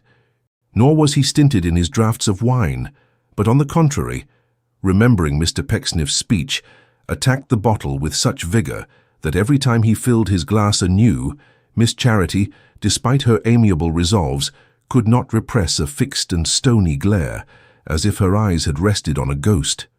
Mr. Pecksniff also became thoughtful at those moments, not to say dejected, but as he knew the vintage, it is very likely he may have been speculating on the probable condition of Mr. Pinch upon the morrow, and discussing within himself the best remedies for colic. Martin and the young ladies were excellent friends already, and compared recollections of their childish days to their mutual liveliness and entertainment. Miss Mercy laughed immensely at everything that was said, and sometimes, after glancing at the happy face of Mr. Pinch, was seized with such fits of mirth as brought her to the very confines of hysterics. But for these bursts of gaiety, her sister, in her better sense, reproved her, observing, in an angry whisper, that it was far from being a theme for jest, and that she had no patience with the creature, though it generally ended in her laughing too, but much more moderately, and saying that indeed it was a little too ridiculous and intolerable to be serious about. At length, it became high time to remember the first clause of that great discovery made by the ancient philosopher, for securing health, riches, and wisdom, the infallibility of which has been for generations verified by the enormous fortunes constantly amassed by chimney-sweepers and other persons who get up early and go to bed betimes. The young ladies accordingly rose, and having taken leave of Mr. Chuzzlewit with much sweetness, and of their father with much duty, and of Mr. Pinch with much condescension, retired to their bower. Mr. Pecksniff insisted on accompanying his young friend upstairs for personal superintendence of his comforts, and taking him by the arm, conducted him once more to his bedroom, followed by Mr. Pinch, who bore the light. "Mr. Pinch," said Pecksniff, seating himself with folded arms on one of the spare beds, "I don't see any snuffers in that candlestick. Will you oblige me by going down and asking for a pair?" Mr. Pinch, only too happy to be useful, went off directly. "You will excuse Thomas Pinch's want of polish, Martin," said Mr. Pecksniff, with a smile of patronage and pity as soon as he had left the room. "He means well. He is a very good fellow, sir." "Oh, yes," said Mr. Pecksniff. "Yes. Thomas Pinch means well. He is very grateful. I have never regretted having befriended Thomas Pinch." "I should think you never would, sir." "No," said Mr. Pecksniff. "No, I hope not. Poor fellow, he is always disposed to do his best, but he is not gifted. You will make him useful to you, Martin, if you please. If Thomas has a fault, it is that he is sometimes a little apt to forget his position, but that is soon checked. Worthy soul, you will find him easy to manage. Good night." "Good night, sir." By this time, Mr. Pinch had returned with the snuffers. "And good night to you, Mr. Pinch," said Pecksniff, "and sound sleep to you both. Bless you, bless you." Invoking this benediction on the heads of his young friends with great fervour, he withdrew to his own room, while they, being tired, soon fell asleep. If Martin dreamed at all, some clue to the matter of his visions may possibly be gathered from the after pages of this history. Those of Thomas Pinch were all of Holliday's, church organs, and seraphic Pecksniffs. It was some time before Mr. Pecksniff dreamed at all, or even sought his pillow, as he sat for full 2 hours before the fire in his own chamber, looking at the coals and thinking deeply. But he too slept and dreamed at last. Thus, in the quiet hours of the night, one house shuts in as many incoherent and incongruous fancies as a madman's head. Chapter 6 comprises, among other important matters, Pecksniffian and architectural and exact relation of the progress made by Mr. Pinch in the confidence and friendship of the new pupil. It was morning, and the beautiful Aurora, of whom so much hath been written, said, and sung did with her rosy fingers, nip and tweak Miss Pecksniff's nose. It was the frolicsome custom of the goddess, in her intercourse with the fair Cherry, so to do, or in more prosaic phrase, the tip of that feature in the sweet girl's countenance was always very red at breakfast time. For the most part, indeed, it wore at that season of the day a scraped and frosty look, as if it had been rasped, while a similar phenomenon developed itself in her humour, which was then observed to be of a sharp and acid quality, as though an extra lemon, figuratively speaking, had been squeezed into the nectar of her disposition and had rather damaged its flavour. This additional pungency on the part of the fair young creature led on ordinary occasions to such slight consequences as the copious dilution of Mr. Pinch's tea, or to his coming off uncommonly short in respect of butter, or to other the like results. But on the morning after the installation banquet, she suffered him to wander to and fro among the eatables and drinkables, a perfectly free and unchecked man, so utterly to Mr. Pinch's wonder and confusion that, like the wretched captive who recovered his liberty in his old age, he could make but little use of his enlargement, and fell into a strange kind of flutter for want of some kind hand to scrape his bread, and cut him off in the article of sugar with a lump, and pay him those other little attentions to which he was accustomed. There was something almost awful, too, about the self-possession of the new pupil, who troubled Mr. Pecksniff for the loaf, and helped himself to a rasher of that gentleman's own particular and private bacon with all the coolness in life. He even seemed to think that he was doing quite a regular thing, and to expect that Mr. Pinch would follow his example, since he took occasion to observe of that young man that he didn't get on. A speech of so tremendous a character that Tom cast down his eyes involuntarily, and felt as if he himself had committed some horrible deed and heinous breach of Mr. Pecksniff's confidence. Indeed, the agony of having such an indiscreet remark addressed to him before the assembled family was breakfast enough in itself, and would, without any other matter of reflection, have settled Mr. Pinch's business and quenched his appetite for one meal, though he had been never so hungry. The young ladies, however, and Mr. Pecksniff likewise, remained in the very best of spirits in spite of these severe trials, though with something of a mysterious understanding among themselves. When the meal was nearly over, Mr. Pecksniff smilingly explained the cause of their common satisfaction. "It is not often," he said, "Martin, that my daughters and I desert our quiet home to pursue the giddy round of pleasures that revolves abroad, but we think of doing so today." "Indeed, sir!" cried the new pupil. "Yes," said Mr. Pecksniff, tapping his left hand with a letter which he held in his right. "I have a summons here to repair to London. On professional business, my dear Martin, strictly on professional business. And I promised my girls long ago that whenever that happened again they should accompany me. We shall go forth tonight by the heavy coach, like the dove of old, my dear Martin, and it will be a week before we again deposit our olive branches in the passage. When I say olive branches," observed Mr. Pecksniff in explanation, "I mean our unpretending luggage." "I hope the young ladies will enjoy their trip," said Martin. "Oh, that I'm sure we shall," cried Mercy, clapping her hands. "Good gracious, Cherry, my darling, the idea of London." "Ardent child," said Mr. Pecksniff, gazing on her in a dreamy way, "and yet there is a melancholy sweetness in these youthful hopes. It is pleasant to know that they never can be realized. I remember thinking once myself, in the days of my childhood, that pickled onions grew on trees, and that every elephant was born with an impregnable castle on his back. I have not found the fact to be so, far from it, and yet those visions have comforted me under circumstances of trial, even when I have had the anguish of discovering that I have nourished in my breast an ostrich and not a human pupil. Even in that hour of agony, they have soothed me." At this dread allusion to John Westlock, Mr. Pinch precipitately choked in his tea, for he had that very morning received a letter from him, as Mr. Pecksniff very well knew. "You will take care, my dear Martin," said Mr. Pecksniff, resuming his former cheerfulness, "that the house does not run away in our absence. We leave you in charge of everything. There is no mystery. All is free and open. Unlike the young man in the Eastern tale, who is described as a one-eyed almanac, if I am not mistaken, Mr. Pinch." "A one-eyed calendar, I think, sir," faltered Tom.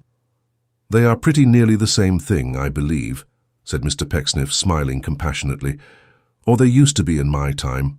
Unlike that young man, my dear Martin, you are forbidden to enter no corner of this house, but are requested to make yourself perfectly at home in every part of it.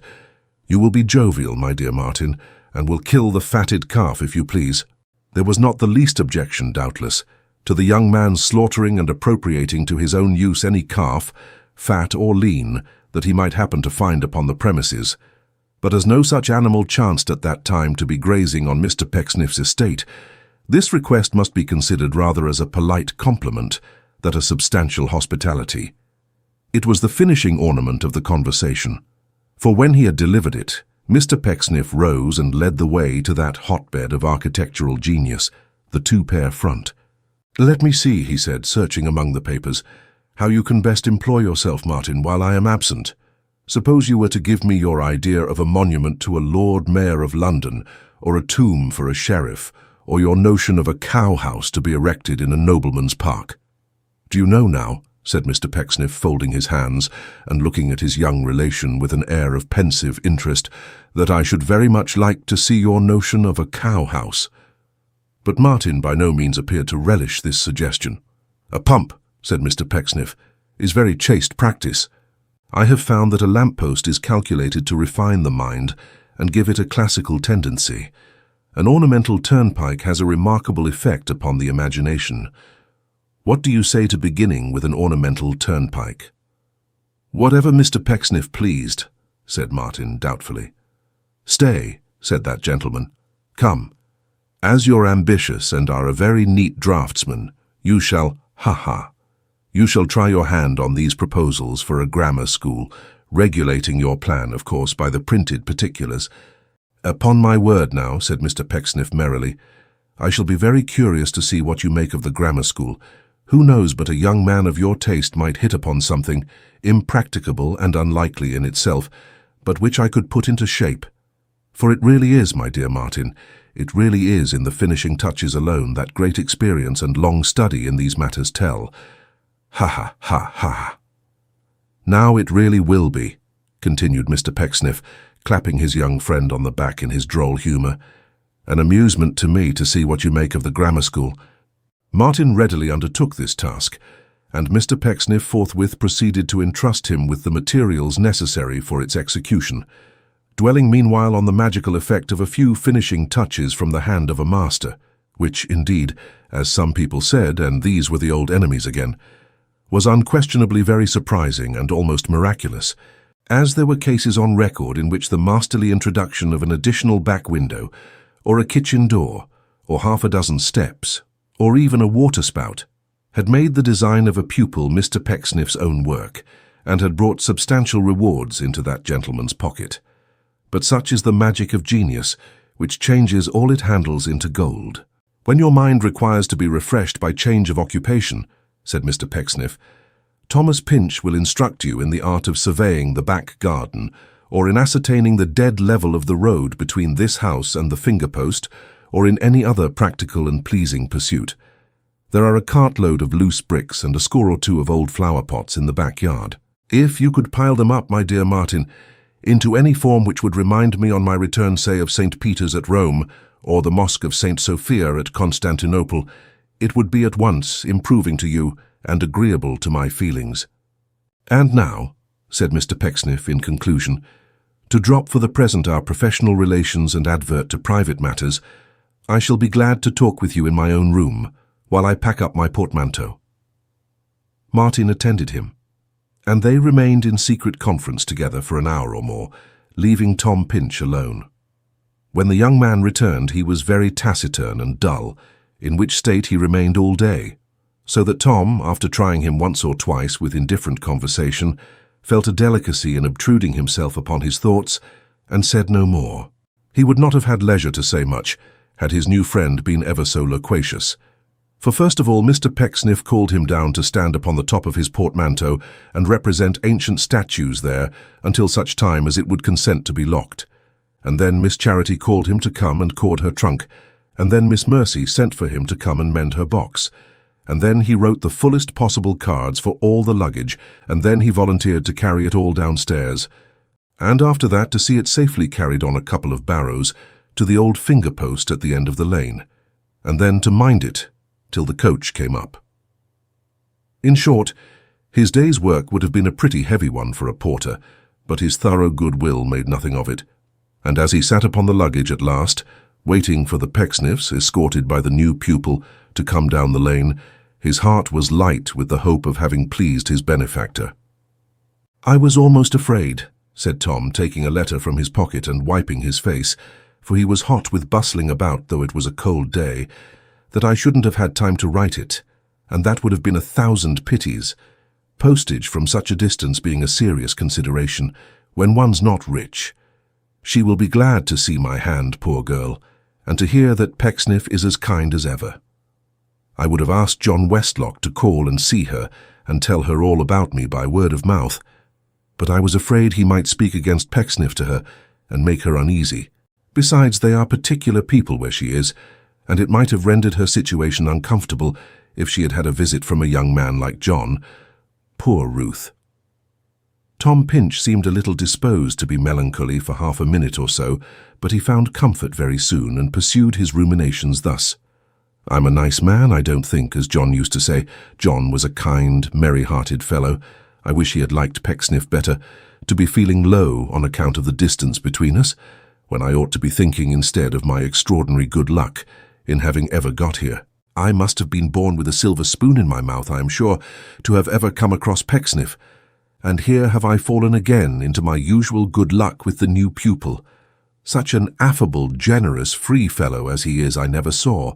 Why, we were companions directly, and he a relation of Pecksniff's too, and a clever, dashing youth who might cut his way through the world as if it were a cheese. Here he comes while the words are on my lips," said Tom, "walking down the lane as if the lane belonged to him." In truth, the new pupil, not at all disconcerted by the honour of having Miss Mercy Pecksniff on his arm, or by the affectionate adieu of that young lady, approached as Mr. Pinch spoke, followed by Miss Charity and Mr. Pecksniff. As the coach appeared at the same moment, Tom lost no time in entreating the gentleman last mentioned to undertake the delivery of his letter. "Oh," said Mr. Pecksniff, glancing at the superscription, "for your sister, Thomas. Yes, oh yes, it shall be delivered, Mr. Pinch. Make your mind easy upon that score. She shall certainly have it, Mr. Pinch." He made the promise with so much condescension and patronage that Tom felt he had asked a great deal. This had not occurred to his mind before, and thanked him earnestly. The Miss Pecksniffs, according to a custom they had, were amused beyond description at the mention of Mr. Pinch's sister. Oh, the fright! The bare idea of a Miss Pinch! Good heavens! Tom was greatly pleased to see them so merry, for he took it as a token of their favour and good-humoured regard. Therefore he laughed too, and rubbed his hands and wished them a pleasant journey and safe return, and was quite brisk. Even when the coach had rolled away with the olive branches in the boot and the family of doves inside, he stood waving his hand and bowing, so much gratified by the unusually courteous demeanour of the young ladies that he was quite regardless for the moment of Martin Chuzzlewit, who stood leaning thoughtfully against the finger-post, and who, after disposing of his fair charge, had hardly lifted his eyes from the ground. The perfect silence which ensued upon the bustle and departure of the coach, together with the sharp air of the wintry afternoon, roused them both at the same time. They turned as by mutual consent, and moved off arm in arm. "How melancholy you are," said Tom. "What is the matter?" "Nothing worth speaking of," said Martin. "Very little more than was the matter yesterday, and much more, I hope, than will be the matter tomorrow. I'm out of spirits, Pinch." "Well," cried Tom, "now do you know I am in capital spirits today, and scarcely ever felt more disposed to be good company. It was a very kind thing in your predecessor, John, to write to me, was it not?" "Why, yes," said Martin carelessly. "I should have thought he would have had enough to do to enjoy himself without thinking of you, Pinch." "Just what I felt to be so very likely," Tom rejoined. "But no, he keeps his word and says, 'My dear Pinch, I often think of you,' and all sorts of kind and considerate things of that description." "He must be a devilish good-natured fellow," said Martin, somewhat peevishly, "because he can't mean that, you know." "I don't suppose he can, eh?" said Tom, looking wistfully in his companion's face. "He says so to please me, you think?" "Why is it likely," rejoined Martin with greater earnestness, "that a young man newly escaped from this kennel of a place, and fresh to all the delights of being his own master in London, can have much leisure or inclination to think favourably of anything or anybody he has left behind him here? I put it to you, Pinch, is it natural?" After a short reflection, Mr. Pinch replied, in a more subdued tone, that to be sure it was unreasonable to expect any such thing, and that he had no doubt Martin knew best. "Of course I know best," Martin observed. "Yes, I feel that," said Mr. Pinch mildly. "I said so." And when he had made this rejoinder, they fell into a blank silence again, which lasted until they reached home, by which time it was dark. Now, Miss Charity Pecksniff, in consideration of the inconvenience of carrying them with her in the coach, and the impossibility of preserving them by artificial means until the family's return, had set forth in a couple of plates the fragments of yesterday's feast, in virtue of which liberal arrangement they had the happiness to find awaiting them in the parlour 2 chaotic heaps of the remains of last night's pleasure, consisting of certain filmy bits of oranges, some mummied sandwiches, various disrupted masses of the geological cake, and several entire captain's biscuits. That choice liquor in which to steep these dainties might not be wanting. The remains of the 2 bottles of currant wine had been poured together and corked with a curl paper, so that every material was at hand for making quite a heavy night of it. Martin Chuzzlewit beheld these roistering preparations with infinite contempt, and stirring the fire into a blaze to the great destruction of Mr. Pecksniff's coals, sat moodily down before it in the most comfortable chair he could find. That he might the better squeeze himself into the small corner that was left for him, Mr. Pinch took up his position on Miss Mercy Pecksniff's stool, and setting his glass down upon the hearth-rug and putting his plate upon his knees, began to enjoy himself. If Diogenes, coming to life again, could have rolled himself, tub and all, into Mr. Pecksniff's parlour, and could have seen Tom Pinch as he sat on Mercy Pecksniff's stool, with his plate and glass before him, he could not have faced it out, though in his surliest mood, but must have smiled good-temperedly. The perfect and entire satisfaction of Tom, his surpassing appreciation of the husky sandwiches, which crumbled in his mouth like sawdust, the unspeakable relish with which he swallowed the thin wine by drops and smacked his lips as though it were so rich and generous that to lose an atom of its fruity flavour were a sin. The look with which he paused sometimes, with his glass in his hand, proposing silent toasts to himself, and the anxious shade that came upon his contented face when, after wandering round the room exulting in its uninvaded snugness, his glance encountered the dull brow of his companion. No cynic in the world, though in his hatred of its men a very griffin, could have withstood these things in Thomas Pinch. Some men would have slapped him on the back and pledged him in a bumper of the currant wine, though it had been the sharpest vinegar, aye, and liked its flavour too. Some would have seized him by his honest hand and thanked him for the lesson that his simple nature taught them. Some would have laughed with, and others would have laughed at him, of which last class was Martin Chuzzlewit, who, unable to restrain himself, at last laughed loud and long. "That's right," said Tom, nodding approvingly. "Cheer up, that's capital." At which encouragement young Martin laughed again and said as soon as he had breath and gravity enough, "I never saw such a fellow as you are, Pinch." "Didn't you, though?" said Tom. "Well, it's very likely you do find me strange, because I have hardly seen anything of the world, and you have seen a good deal, I dare say." "Pretty well for my time of life," rejoined Martin, drawing his chair still nearer to the fire and spreading his feet out on the fender. "Deuce take it, I must talk openly to somebody. I'll talk openly to you, Pinch." "Do," said Tom. "I shall take it as being very friendly of you." "I'm not in your way, am I?" inquired Martin, glancing down at Mr. Pinch, who was by this time looking at the fire over his leg. "Not at all," cried Tom. "You must know, then, to make short of a long story," said Martin, beginning with a kind of effort as if the revelation were not agreeable to him, "that I have been bred up from childhood with great expectations, and have always been taught to believe that I should be one day very rich. So I should have been, but for certain brief reasons which I am going to tell you, and which have led to my being disinherited." "By your father?" inquired Mr. Pinch with open eyes. "By my grandfather. I have had no parents these many years, scarcely within my remembrance." "Neither have I," said Tom, touching the young man's hand with his own and timidly withdrawing it again.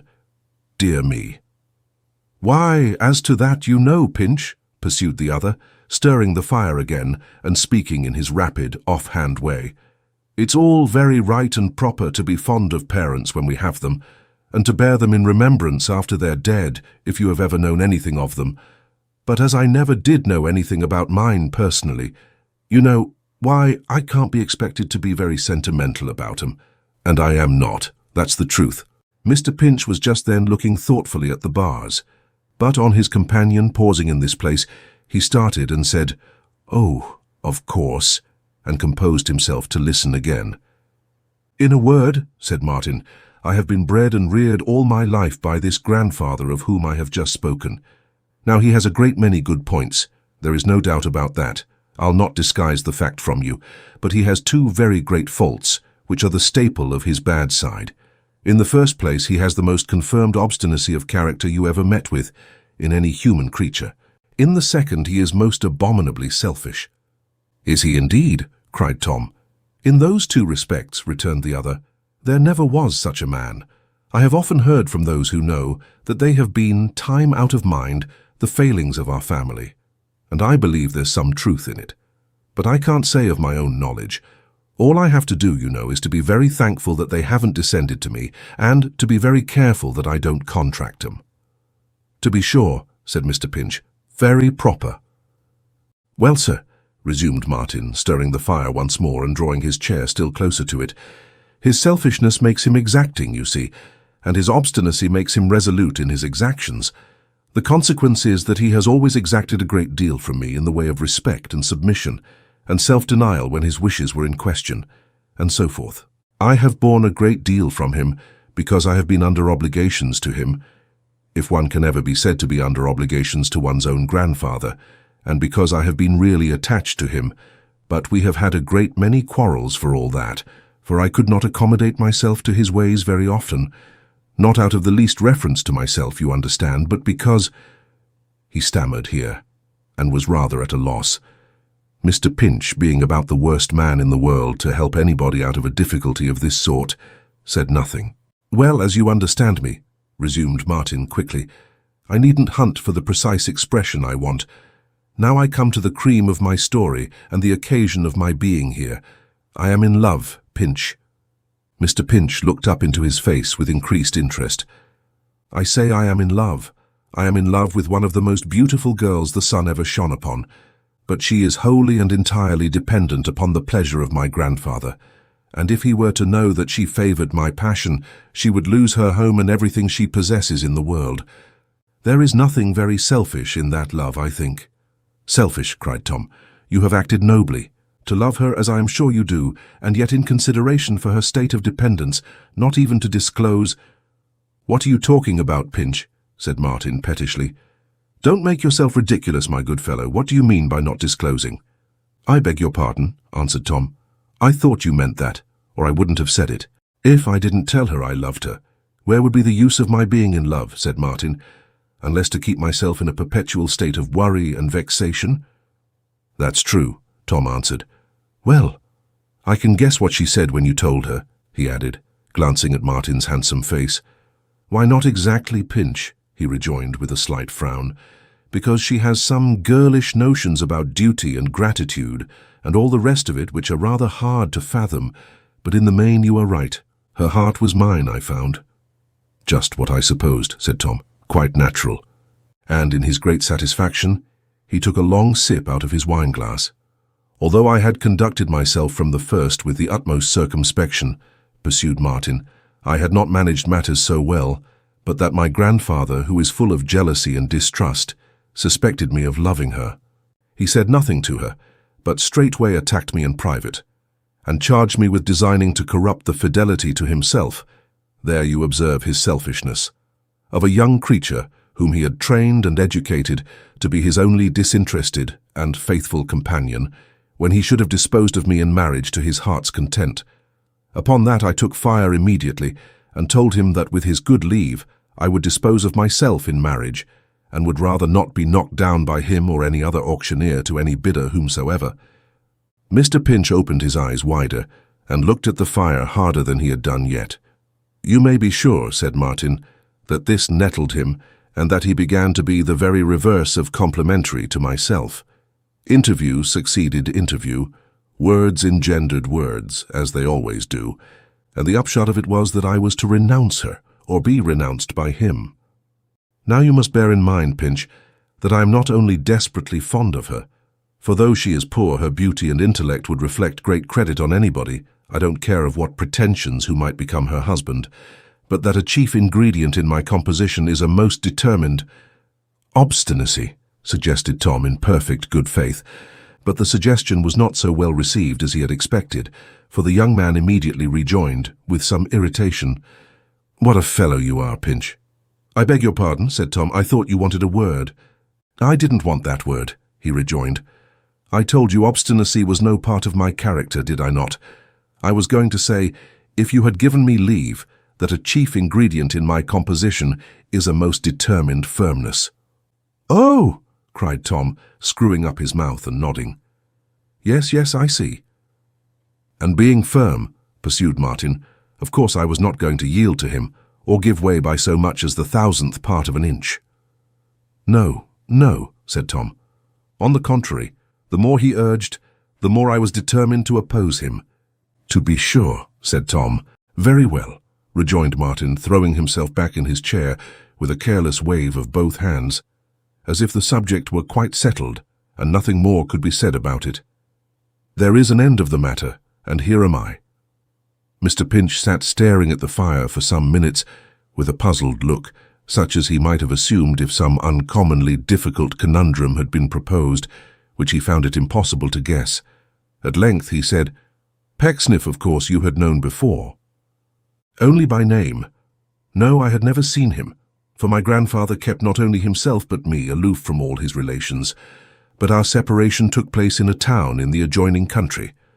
From that place I came to Salisbury, and there I saw Pecksniff's advertisement, which I answered, having always had some natural taste, I believe, in the matters to which it referred, and thinking it might suit me. As soon as I found it to be his, I was doubly bent on coming to him if possible, on account of his being— "Such an excellent man," interposed Tom, rubbing his hands. "So he is." "You were quite right." "Why, not so much on that account, if the truth must be spoken," returned Martin, "as because my grandfather has an inveterate dislike to him, and after the old man's arbitrary treatment of me, I had a natural desire to run as directly counter to all his opinions as I could. Well, as I said before, here I am. My engagement with the young lady I have been telling you about is likely to be a tolerably long one, for neither her prospects nor mine are very bright, and of course I shall not think of marrying until I am well able to do so.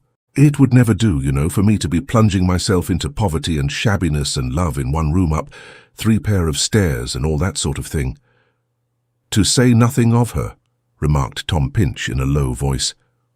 "Exactly so," rejoined Martin, rising to warm his back and leaning against the chimney-piece. "To say nothing of her. At the same time, of course, it's not very hard upon her to be obliged to yield to the necessity of the case, first, because she loves me very much, and secondly, because I have sacrificed a great deal on her account, and might have done much better, you know." It was a very long time before Tom said "certainly," so long that he might have taken a nap in the interval, but he did say it at last. "Now, there is one odd coincidence connected with this love story," said Martin, "which brings it to an end. You remember what you told me last night as we were coming here about your pretty visitor in the church?" "Surely I do," said Tom, rising from his stool, and seating himself in the chair from which the other had lately risen, that he might see his face. "Undoubtedly. That was she." "I knew what you were going to say," cried Tom, looking fixedly at him and speaking very softly. "You don't tell me so." "That was she," repeated the young man. "After what I have heard from Pecksniff, I have no doubt that she came and went with my grandfather. Don't you drink too much of that sour wine, or you'll have a fit of some sort, Pinch, I see." "It is not very wholesome, I am afraid," said Tom, setting down the empty glass he had for some time held. "So that was she, was it?" Martin nodded assent, and adding with a restless impatience that if he had been a few days earlier he would have seen her, and that now she might be, for anything he knew, hundreds of miles away, threw himself after a few turns across the room into a chair and chafed like a spoilt child.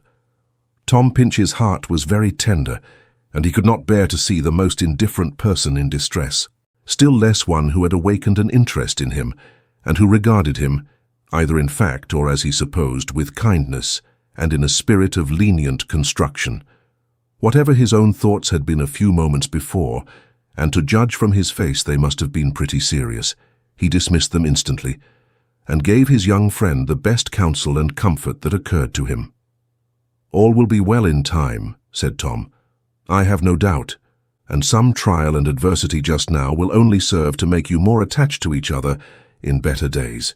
I have always read that the truth is so, and I have a feeling within me which tells me how natural and right it is that it should be." "That never ran smooth yet," said Tom, with a smile which, despite the homeliness of his face, was pleasanter to see than many a proud beauty's brightest glance. "What never ran smooth yet can hardly be expected to change its character for us, so we must take it as we find it, and fashion it into the very best shape we can, by patience and good humor. I have no power at all, I needn't tell you that, but I have an excellent will, and if I could ever be of use to you in any way whatever, how very glad I should be." "Thank you," said Martin, shaking his hand. "You're a good fellow upon my word, and speak very kindly. Of course you know," he added, after a moment's pause as he drew his chair towards the fire again, "I should not hesitate to avail myself of your services if you could help me at all. But mercy on us." Here he rumpled his hair impatiently with his hand, and looked at Tom as if he took it rather ill that he was not somebody else. "You might as well be a toasting fork or a frying pan, Pinch, for any help you can render me." "Except in the inclination," said Tom gently. "Oh, to be sure, I meant that, of course. If inclination went for anything, I shouldn't want help. I tell you what you may do, though, if you will, and at the present moment, too." "What is that?" demanded Tom. "Read to me." "I shall be delighted," cried Tom, catching up the candle with enthusiasm. "Excuse my leaving you in the dark a moment, and I'll fetch a book directly. What will you like? Shakespeare?" "Aye," replied his friend, yawning and stretching himself. "He'll do. I am tired with the bustle of today and the novelty of everything about me, and in such a case there's no greater luxury in the world, I think, than being read to sleep. You won't mind my going to sleep if I can?" "Not at all," cried Tom. "Then begin as soon as you like. You needn't leave off when you see me getting drowsy, unless you feel tired, for it's pleasant to wake gradually to the sounds again. Did you ever try that?" "No, I never tried that," said Tom. "Well, you can, you know, one of these days when we're both in the right humor. Don't mind leaving me in the dark. Look sharp." Mr. Pinch lost no time in moving away, and in a minute or two returned with one of the precious volumes from the shelf beside his bed. Martin had in the meantime made himself as comfortable as circumstances would permit by constructing before the fire a temporary sofa of 3 chairs with Mercy's stool for a pillow, and lying down at full length upon it. "Don't be too loud, please," he said to Pinch. "No, no," said Tom. "You're sure you're not cold?" "Not at all," cried Tom. "I am quite ready then." Mr. Pinch accordingly, after turning over the leaves of his book with as much care as if they were living and highly cherished creatures, made his own selection, and began to read. Before he had completed 50 lines, his friend was snoring. "Poor fellow," said Tom softly, as he stretched out his head to peep at him over the backs of the chairs. "He is very young to have so much trouble. How trustful and generous in him to bestow all this confidence in me." And that was she, was it? But suddenly remembering their compact, he took up the poem at the place where he had left off and went on reading, always forgetting to snuff the candle until its wick looked like a mushroom. He gradually became so much interested that he quite forgot to replenish the fire, and was only reminded of his neglect by Martin Chuzzlewit starting up after the lapse of an hour or so and crying with a shiver, "Why, it's nearly out, I declare. No wonder I dreamed of being frozen. Do call for some coals. What a fellow you are, Pinch."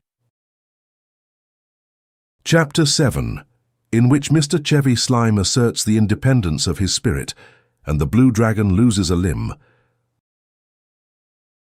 Martin began to work at the grammar school next morning with so much vigour and expedition that Mr. Pinch had new reason to do homage to the natural endowments of that young gentleman, and to acknowledge his infinite superiority to himself. The new pupil received Tom's compliments very graciously, and having by this time conceived a real regard for him, in his own peculiar way, predicted that they would always be the very best of friends, and that neither of them, he was certain, but particularly Tom, would ever have reason to regret the day on which they became acquainted. Mr. Pinch was delighted to hear him say this, and felt so much flattered by his kind assurances of friendship and protection that he was at a loss how to express the pleasure they afforded him. And indeed it may be observed of this friendship, such as it was, that it had within it more likely materials of endurance than many a sworn brotherhood that has been rich in promise, for so long as the one party found a pleasure in patronizing, and the other in being patronized, which was in the very essence of their respective characters, it was of all possible events among the least probable that the twin demons, envy and pride, would ever arise between them. So in very many cases of friendship, or what passes for it, the old axiom is reversed, and like clings to unlike more than to like. They were both very busy on the afternoon succeeding the family's departure, Martin with the grammar school, and Tom in balancing certain receipts of rents, and deducting Mr. Pecksniff's commission from the same, in which abstruse employment he was much distracted by a habit his new friend had of whistling aloud while he was drawing, when they were not a little startled by the unexpected obtrusion into that sanctuary of genius, of a human head which, although a shaggy and somewhat alarming head in appearance, smiled affably upon them from the doorway, in a manner that was at once waggish, conciliatory, and expressive of approbation. "I am not industrious myself, gents both," said the head, "but I know how to appreciate that quality in others. I wish I may turn grey and ugly, if it isn't, in my opinion, next to genius, one of the very charmingest qualities of the human mind. Upon my soul, I am grateful to my friend Pecksniff for helping me to the contemplation of such a delicious picture as you present. You remind me of Whittington, afterwards thrice Lord Mayor of London. I give you my unsullied word of honor that you very strongly remind me of that historical character. You are a pair of Whittingtons, gents, without the cat, which is a most agreeable and blessed exception to me, for I am not attached to the feline species. My name is Tig. How do you do?" Martin looked to Mr. Pinch for an explanation, and Tom, who had never in his life set eyes on Mr. Tig before, looked to that gentleman himself. "Chevy slime?" said Mr. Tig interrogatively, and kissing his left hand in token of friendship. "You will understand me when I say that I am the accredited agent of Chevy slime, that I am the ambassador from the court of Chiv. Ha ha." "Heyday?" asked Martin, starting at the mention of a name he knew. "Pray, what does he want with me?" "If your name is Pinch," Mr. Tig began. "It is not," said Martin, checking himself. "That is Mr. Pinch." "If that is Mr. Pinch," cried Tig, kissing his hand again, and beginning to follow his head into the room, "he will permit me to say that I greatly esteem and respect his character, which has been most highly commended to me by my friend Pecksniff, and that I deeply appreciate his talent for the organ, notwithstanding that I do not, if I may use the expression, grind myself. If that is Mr. Pinch, I will venture to express a hope that I see him well, and that he is suffering no inconvenience from the easterly wind." "Thank you," said Tom. "I am very well." "That is a comfort," Mr. Tig rejoined. Then, he added, shielding his lips with the palm of his hand and applying them close to Mr. Pinch's ear, "I have come for the letter." "For the letter," said Tom, aloud. "What letter?" "The letter," whispered Tig in the same cautious manner as before, "which my friend Pecksniff addressed to Chevy Slime, Esquire, and left with you." "He didn't leave any letter with me," said Tom. "Hush," cried the other. "It's all the same thing, though not so delicately done by my friend Pecksniff as I could have wished. The money." "The money," cried Tom, quite scared. "Exactly so," said Mr. Tig, with which he rapped Tom twice or thrice upon the breast, and nodded several times, as though he would say that he saw they understood each other, that it was unnecessary to mention the circumstance before a third person, and that he would take it as a particular favour if Tom would slip the amount into his hand as quietly as possible. Mr. Pinch, however, was so very much astounded by this to him inexplicable deportment that he at once openly declared there must be some mistake, and that he had been entrusted with no commission whatever having any reference to Mr. Tig or to his friend either. Mr. Tig received this declaration with a grave request that Mr. Pinch would have the goodness to make it again, and on Tom's repeating it in a still more emphatic and unmistakable manner, checked it off, sentence for sentence, by nodding his head solemnly at the end of each. When it had come to a close for the second time, Mr. Tig sat himself down in a chair and addressed the young men as follows. "Then I tell you what it is, gents both. There is at this present moment in this very place a perfect constellation of talent and genius, who is involved, through what I cannot but designate as the culpable negligence of my friend Pecksniff, in a situation as tremendous, perhaps, as the social intercourse of the 19th century will readily admit of. There is actually at this instant, at the Blue Dragon in this village, an alehouse, observe, a common, paltry, low-minded, clod-hopping, pipe-smoking alehouse, an individual of whom it may be said, in the language of the poet, that nobody but himself can in any way come up to him, who is detained there for his bill. Ha ha, ha, for his bill. I repeat it, for his bill. Now, said Mr. Tig, we have heard of Fox's Book of Martyrs, I believe, and we have heard of the Court of Requests and the Star Chamber. But I fear the contradiction of no man alive or dead, when I assert that my friend Chevy Slime being held in pawn for a bill beats any amount of cockfighting with which I am acquainted.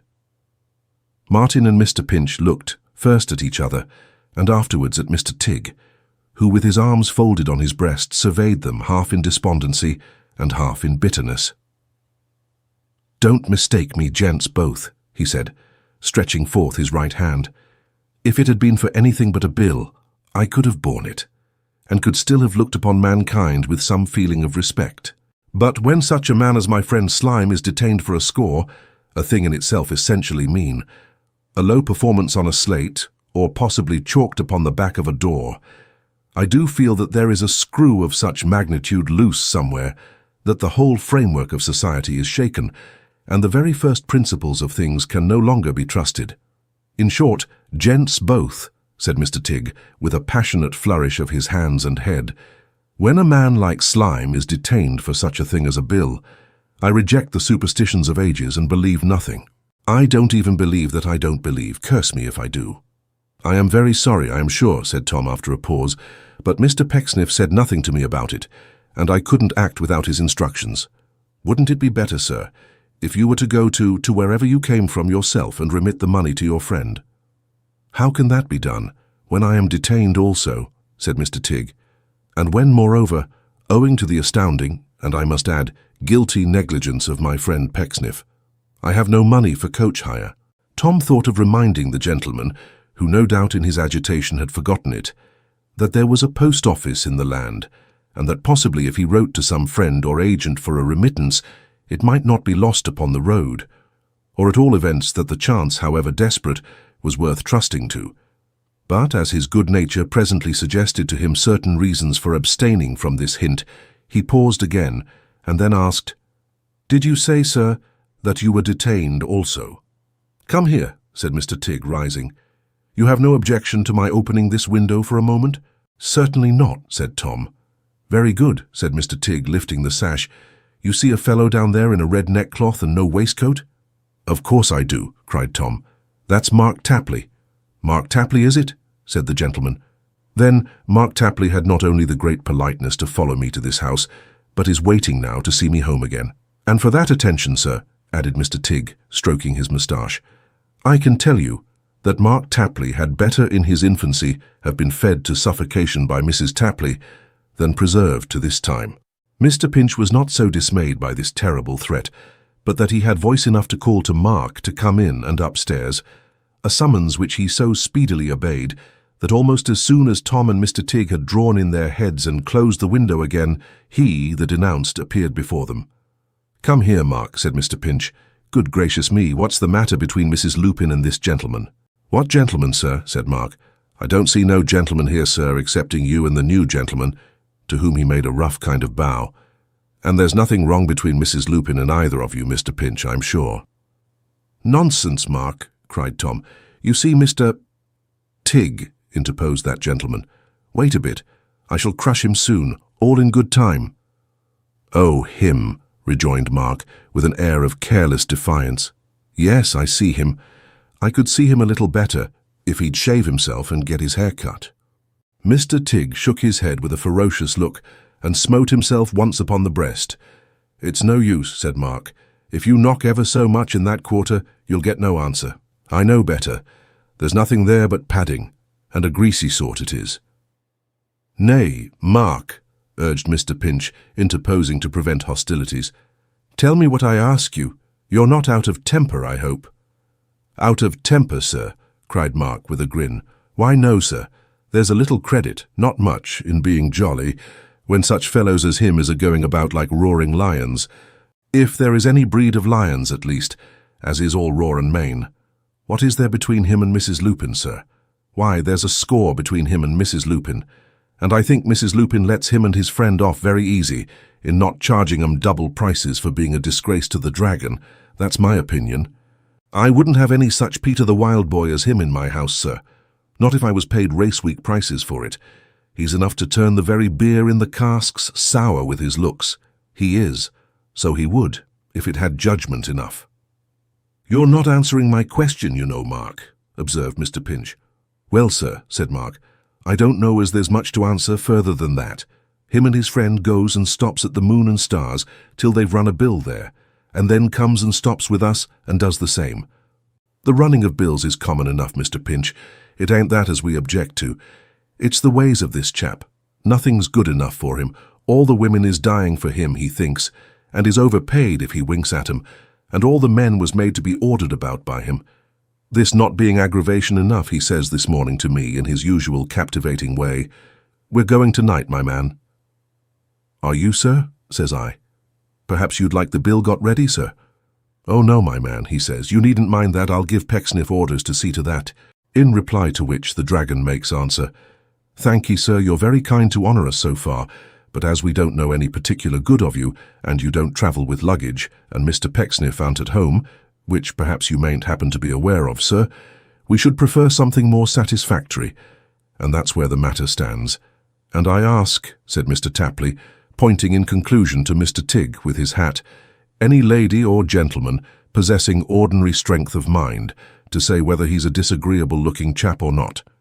"Let me inquire," said Martin, interposing between this candid speech and the delivery of some blighting anathema by Mr. Tigg, "what the amount of this debt may be." "In point of money, sir, very little," answered Mark. "Only just turned of £3. But it ain't that, it's the—" Yes, you told us so before," said Martin. "Pinch, a word with you." "What is it?" asked Tom, retiring with him to a corner of the room. "Why, simply, I am ashamed to say, that this Mr. Slime is a relation of mine of whom I never heard anything pleasant, and that I don't want him here just now, and think he would be cheaply got rid of perhaps for £3 or £4. You haven't enough money to pay this bill, I suppose?" Tom shook his head to an extent that left no doubt of his entire sincerity. "That's unfortunate, for I am poor too, and in case you had had it, I'd have borrowed it of you. But if we told this landlady we would see her paid, I suppose that would answer the same purpose." "Oh dear, yes," said Tom. "She knows me, bless you. Then let us go down at once and tell her so, for the sooner we are rid of their company, the better. As you have conducted the conversation with this gentleman hitherto, perhaps you'll tell him what we purpose doing. Will you?" Mr. Pinch, complying, at once imparted the intelligence to Mr. Tigg, who shook him warmly by the hand in return, assuring him that his faith in anything and everything was again restored. It was not so much, he said, for the temporary relief of this assistance that he prized it, as for its vindication of the high principle that nature's knobs felt with nature's knobs, and that true greatness of soul sympathized with true greatness of soul all the world over. It proved to him, he said, that like him they admired genius, even when it was coupled with the alloy occasionally visible in the metal of his friend Slime, and on behalf of that friend he thanked them, as warmly and heartily as if the cause were his own.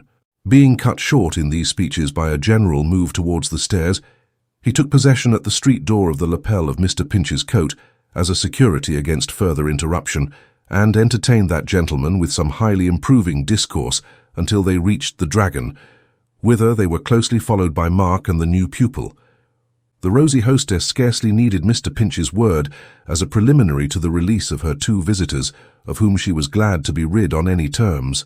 Indeed, their brief detention had originated mainly with Mr. Tapley, who entertained a constitutional dislike to gentlemen out at elbows who flourished on false pretenses, and had conceived a particular aversion to Mr. Tigg and his friend as choice specimens of the species. The business in hand thus easily settled, Mr. Pinch and Martin would have withdrawn immediately, but for the urgent entreaties of Mr. Tigg that they would allow him the honour of presenting them to his friend Slime, which were so very difficult of resistance, that yielding partly to these persuasions and partly to their own curiosity, they suffered themselves to be ushered into the presence of that distinguished gentleman. He was brooding over the remains of yesterday's decanter of brandy, and was engaged in the thoughtful occupation of making a chain of rings on the top of the table with the wet foot of his drinking-glass. Wretched and forlorn as he looked, Mr. Slime had once been in his way the choicest of swaggerers, putting forth his pretensions boldly, as a man of infinite taste and most undoubted promise.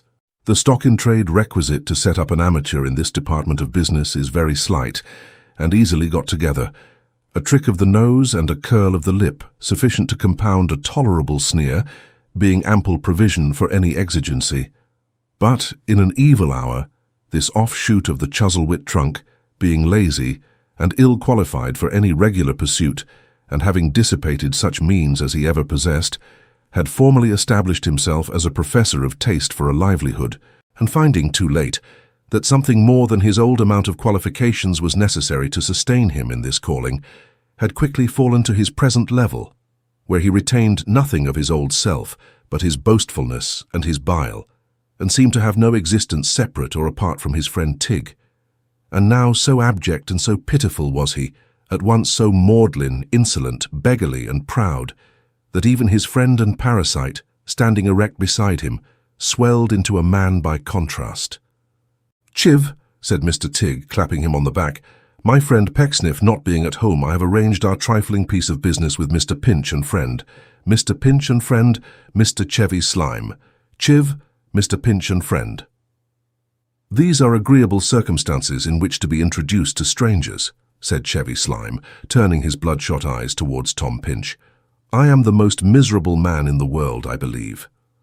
Tom begged he wouldn't mention it, and finding him in this condition, retired after an awkward pause followed by Martin.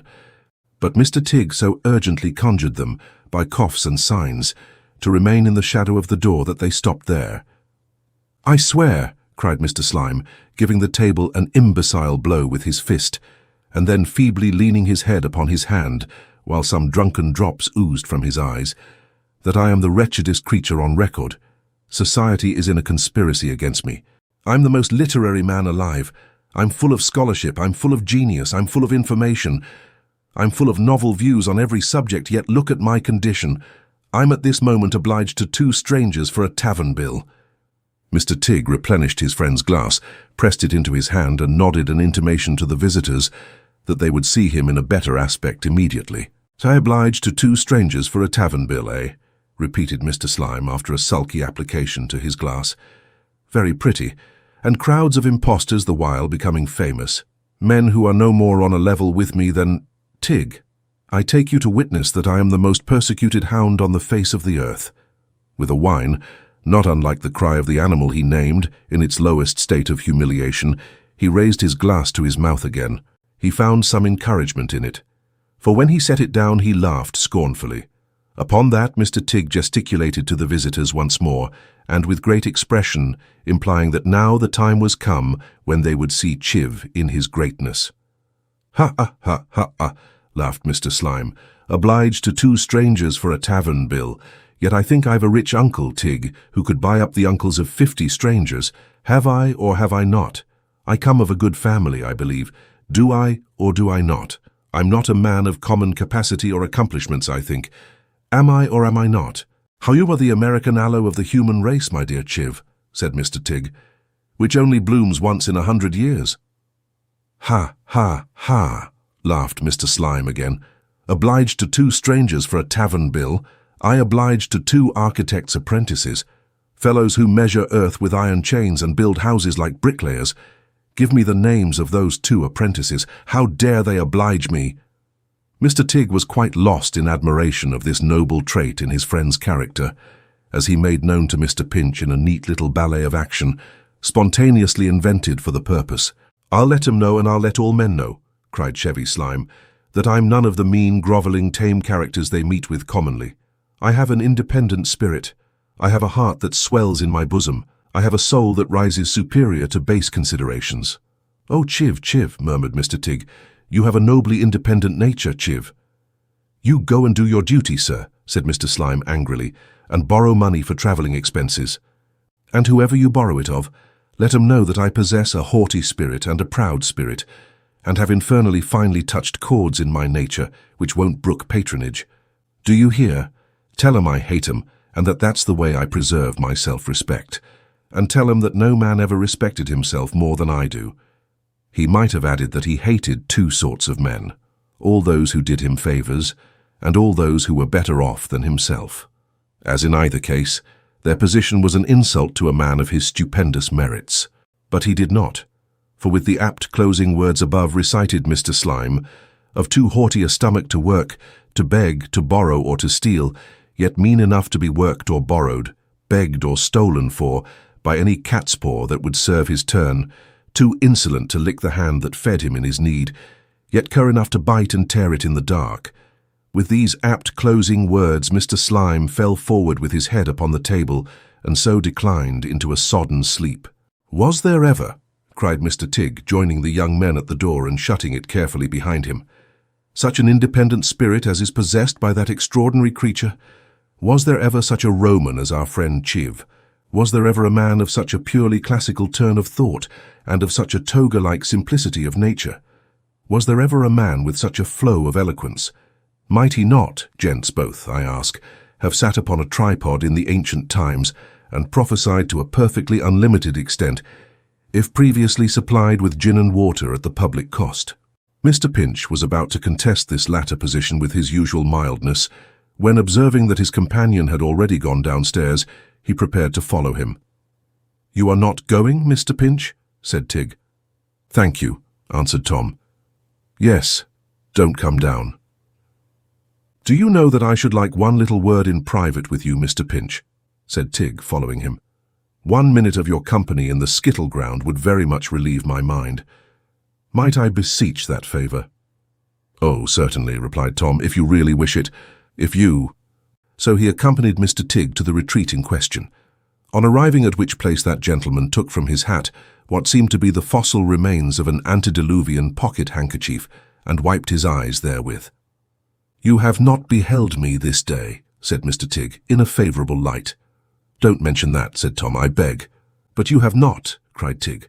"I must persist in that opinion. If you could have seen me, Mr. Pinch, at the head of my regiment on the coast of Africa, charging in the form of a hollow square, with the women and children and the regimental plate chest in the centre, you would not have known me for the same man. You would have respected me, sir." Tom had certain ideas of his own upon the subject of glory, and consequently he was not quite so much excited by this picture as Mr. Tig could have desired. "But no matter," said that gentleman. "The schoolboy writing home to his parents and describing the milk and water said, 'This is indeed weakness.' I repeat that assertion in reference to myself at the present moment, and I ask your pardon.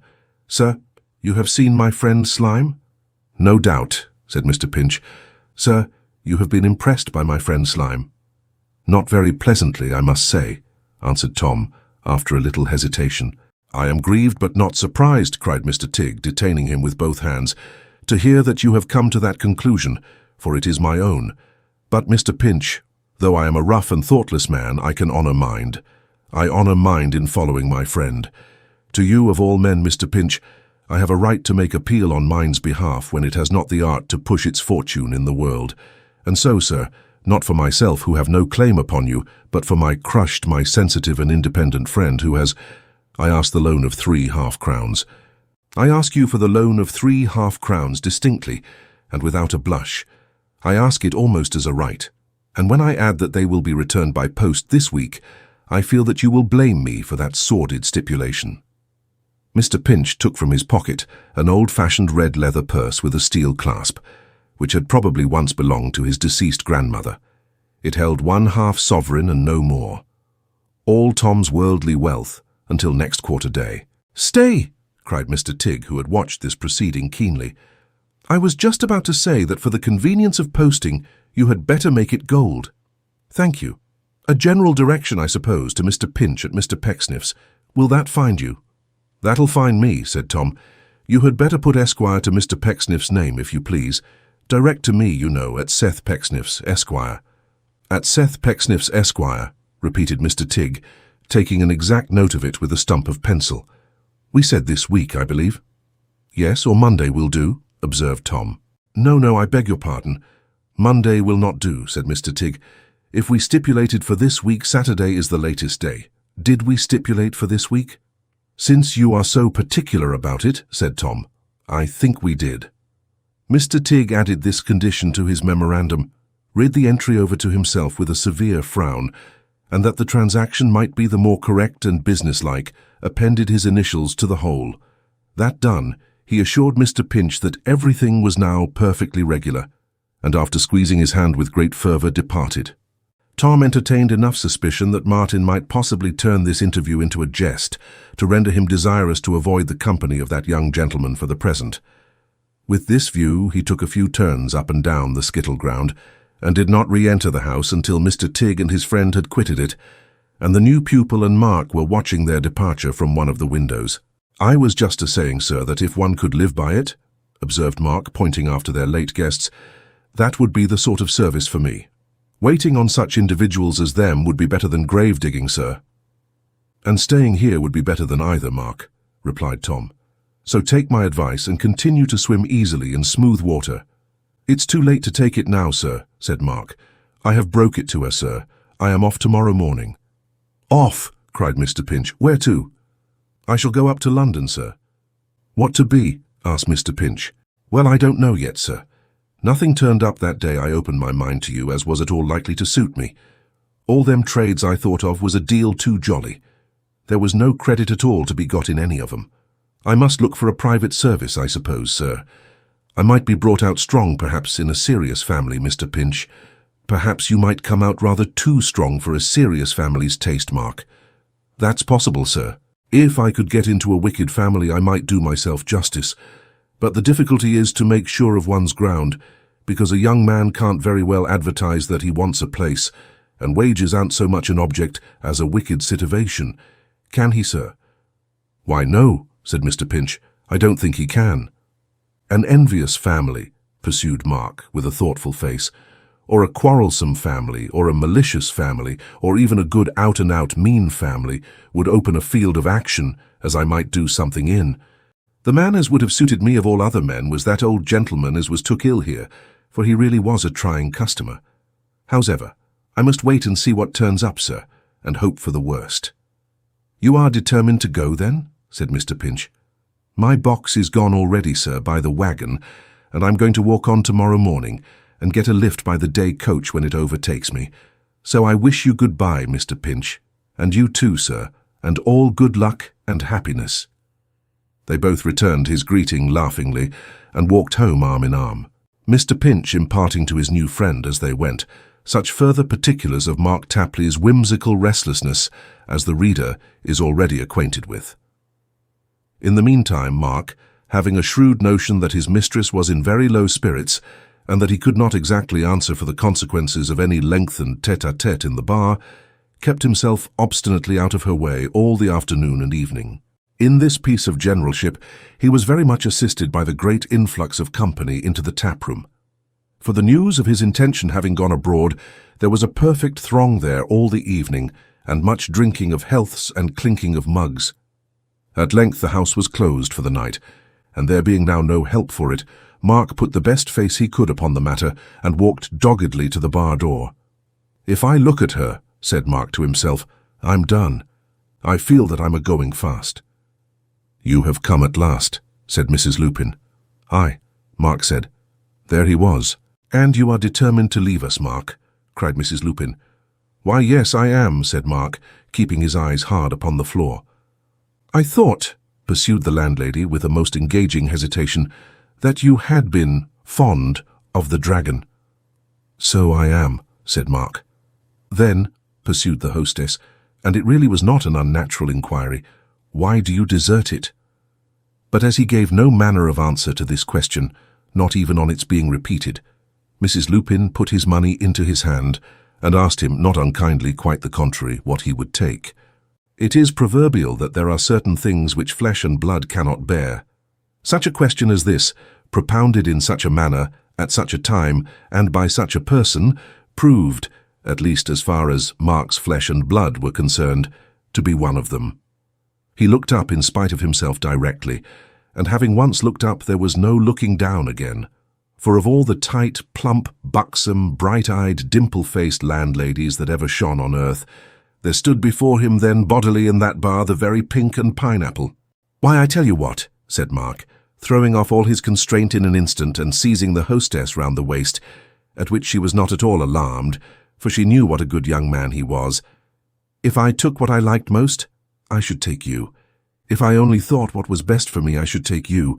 If I took what 19 young fellows in 20 would be glad to take, and would take at any price, I should take you." "Yes, I should," cried Mr. Tapley, shaking his head expressively enough and looking in a momentary state of forgetfulness rather hard at the hostess's ripe lips. "And no man wouldn't wonder if I did." Mrs. Lupin said he amazed her. She was astonished how he could say such things. She had never thought it of him.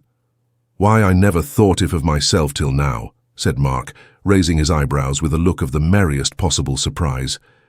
"I always expected we should part and never have no explanation. I meant to do it when I come in here just now. But there's something about you as makes a man sensible. Then let us have a word or two together, letting it be understood beforehand." He added this in a grave tone to prevent the possibility of any mistake, that I'm not a-going to make no love, you know." There was for just 1 second a shade, though not by any means a dark one, on the landlady's open brow. But it passed off instantly, in a laugh that came from her very heart. "Oh, very good," she said. "If there is to be no love-making, you had better take your arm away." "Lord, why should I?" cried Mark. "It's quite innocent." "Of course it's innocent," returned the hostess, "or I shouldn't allow it." "Very well," said Mark. "Then let it be." There was so much reason in this that the landlady laughed again, suffered it to remain, and bade him say what he had to say and be quick about it. "But he was an impudent fellow," she added. "Ha ha! I almost think I am," cried Mark, "though I never thought so before. Why, I can say anything tonight." "Say what you're going to say if you please, and be quick," returned the landlady, "for I want to get to bed." "Why then, my dear good soul," said Mark, "and a kinder woman than you are never drawed breath, let me see the man as says she did. What would be the likely consequence of us two being—" "Oh, nonsense!" cried Mrs. Lupin. "Don't talk about that any more." No, but it ain't nonsense," said Mark, "and I wish you'd attend. What would be the likely consequence of us two being married? If I can't be content and comfortable in this here lively dragon now, is it to be looked for as I should be then? By no means." "Very good. Then you, even with your good humour, would be always on the fret and worrit, always uncomfortable in your own mind, always a-thinking as you was getting too old for my taste, always a-picturing me to yourself as being chained up to the dragon door and wanting to break away." "I don't know that it would be so," said Mark, "but I don't know that it mightn't be. I'm a roving sort of chap, I know. I'm fond of change. I'm always a-thinking that with my good health and spirits, it would be more creditable in me to be jolly where there's things a-going on to make one dismal. It may be a mistake of mine, you see, but nothing short of trying how it acts will set it right. Then an't it best that I should go? Particular when your freeway has helped me out to say all this, and we can part as good friends as we have ever been since first I entered this here noble dragon, which," said Mr. Tapley in conclusion, "has my good word and my good wish to the day of my death." The hostess sat quite silent for a little time, but she very soon put both her hands in Mark's and shook them heartily. "For you are a good man," she said, looking into his face with a smile which was rather serious for her, "and I do believe have been a better friend to me tonight than ever I have had in all my life." "Oh, as to that, you know," said Mark, "that's nonsense. But love my heart alive," he added, looking at her in a sort of rapture, "if you are that way disposed, what a lot of suitable husbands there is, as you may drive distracted." She laughed again at this compliment, and once more shaking him by both hands, and bidding him, if he should ever want a friend, to remember her, turned gaily from the little bar and up the dragon staircase. "Humming a tune as she goes," said Mark, listening, "in case I should think she's at all put out and should be made downhearted. Come, here's some credit in being jolly at last."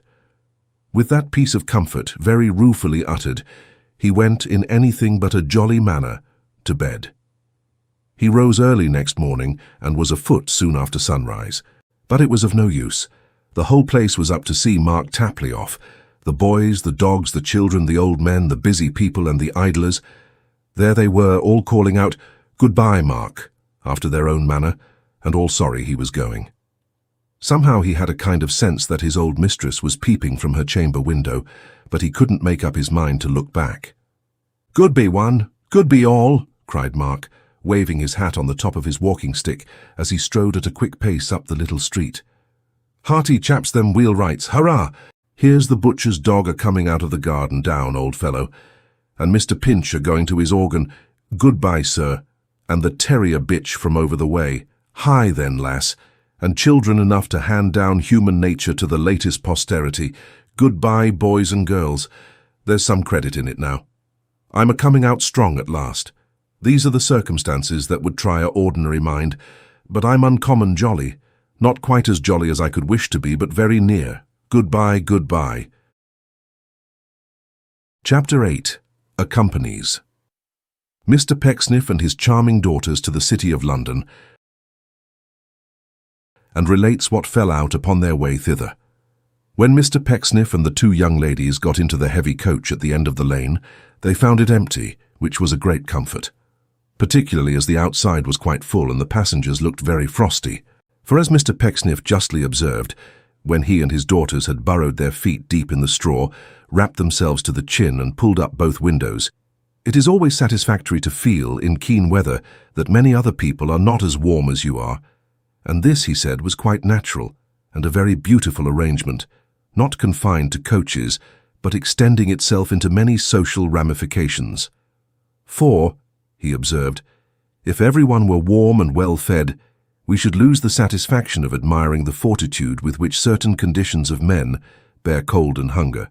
And if we were no better off than anybody else, what would become of our sense of gratitude, which, said Mr. Pecksniff with tears in his eyes as he shook his fist at a beggar who wanted to get up behind, is one of the holiest feelings of our common nature.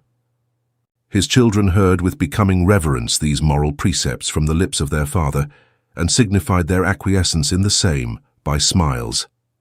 That he might the better feed and cherish that sacred flame of gratitude in his breast, Mr. Pecksniff remarked that he would trouble his eldest daughter, even in this early stage of their journey, for the brandy bottle.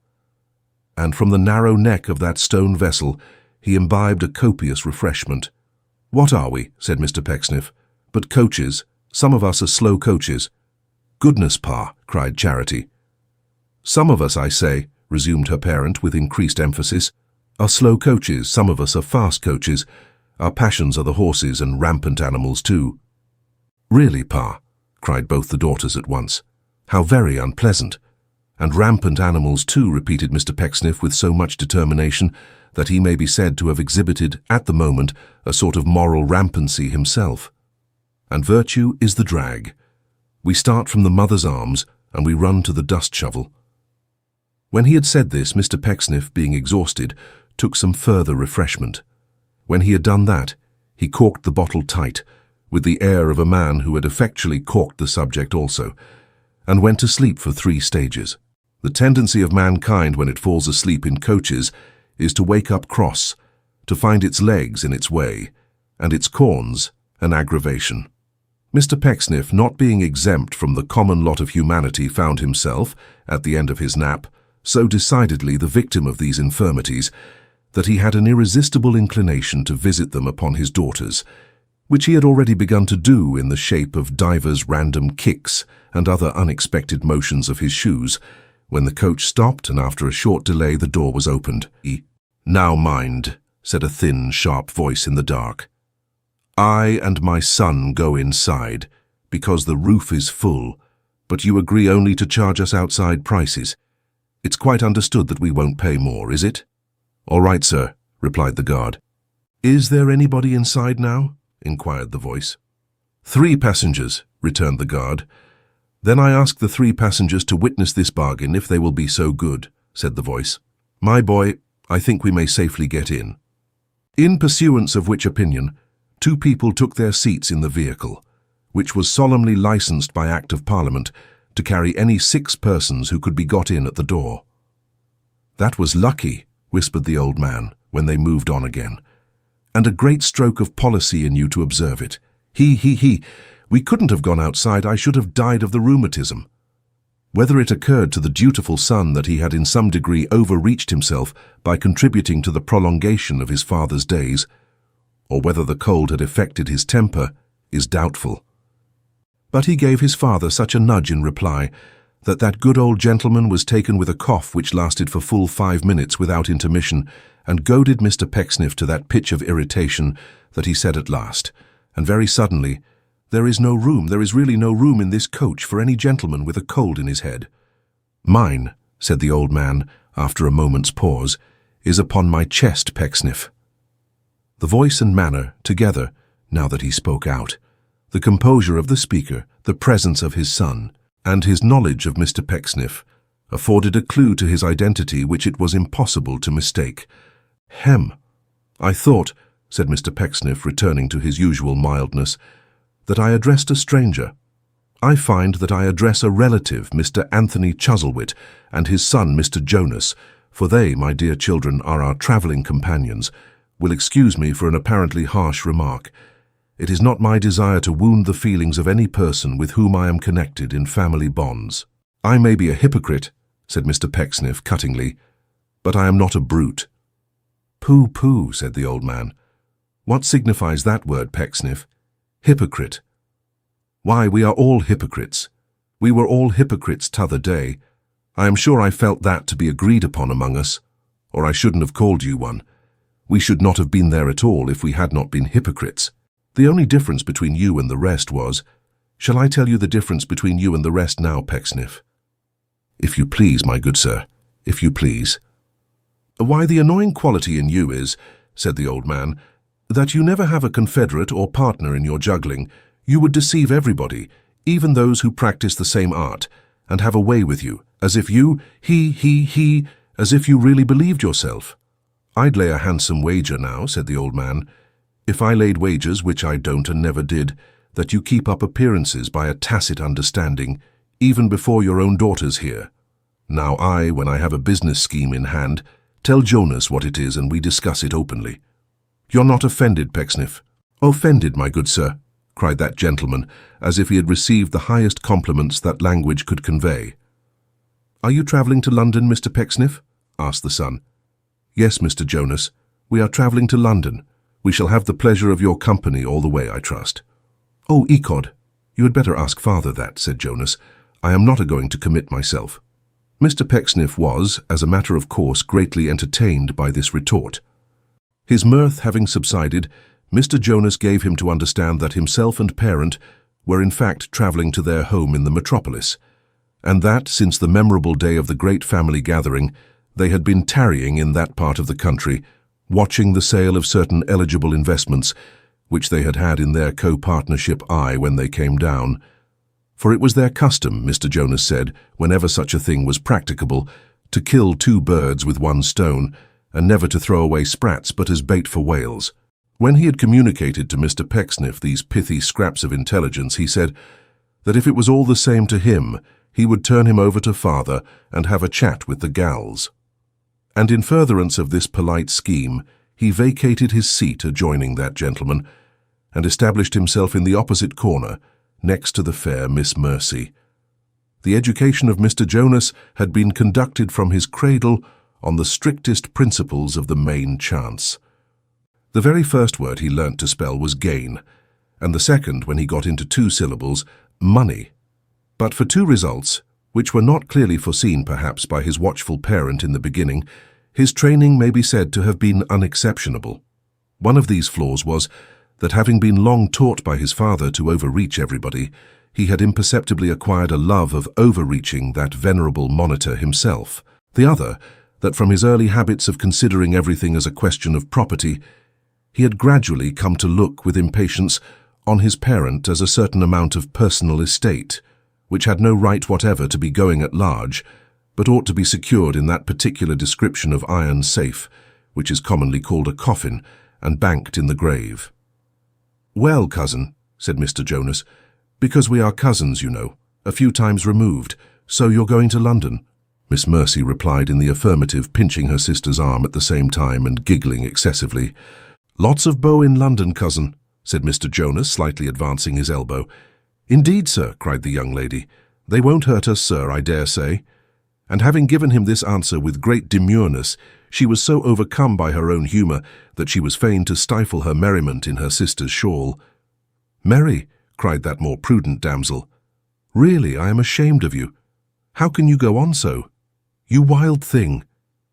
At which Miss Merry only laughed the more, of course. "I saw a wildness in her eye t'other day," said Mr. Jonas, addressing Charity. "But you're the one to sit solemn, I say. You were regularly prim, cousin." "Oh, the old-fashioned fright," cried Mary in a whisper. "Cherry, my dear, upon my word you must sit next him. I shall die outright if he talks to me any more, I shall positively." To prevent which fatal consequence, the buoyant creature skipped out of her seat as she spoke, and squeezed her sister into the place from which she had risen. "Don't mind crowding me," cried Mr. Jonas. "I like to be crowded by gals. Come a little closer, cousin." "No, thank you, sir," said Charity. "There's that other one a-laughing again," said Mr. Jonas.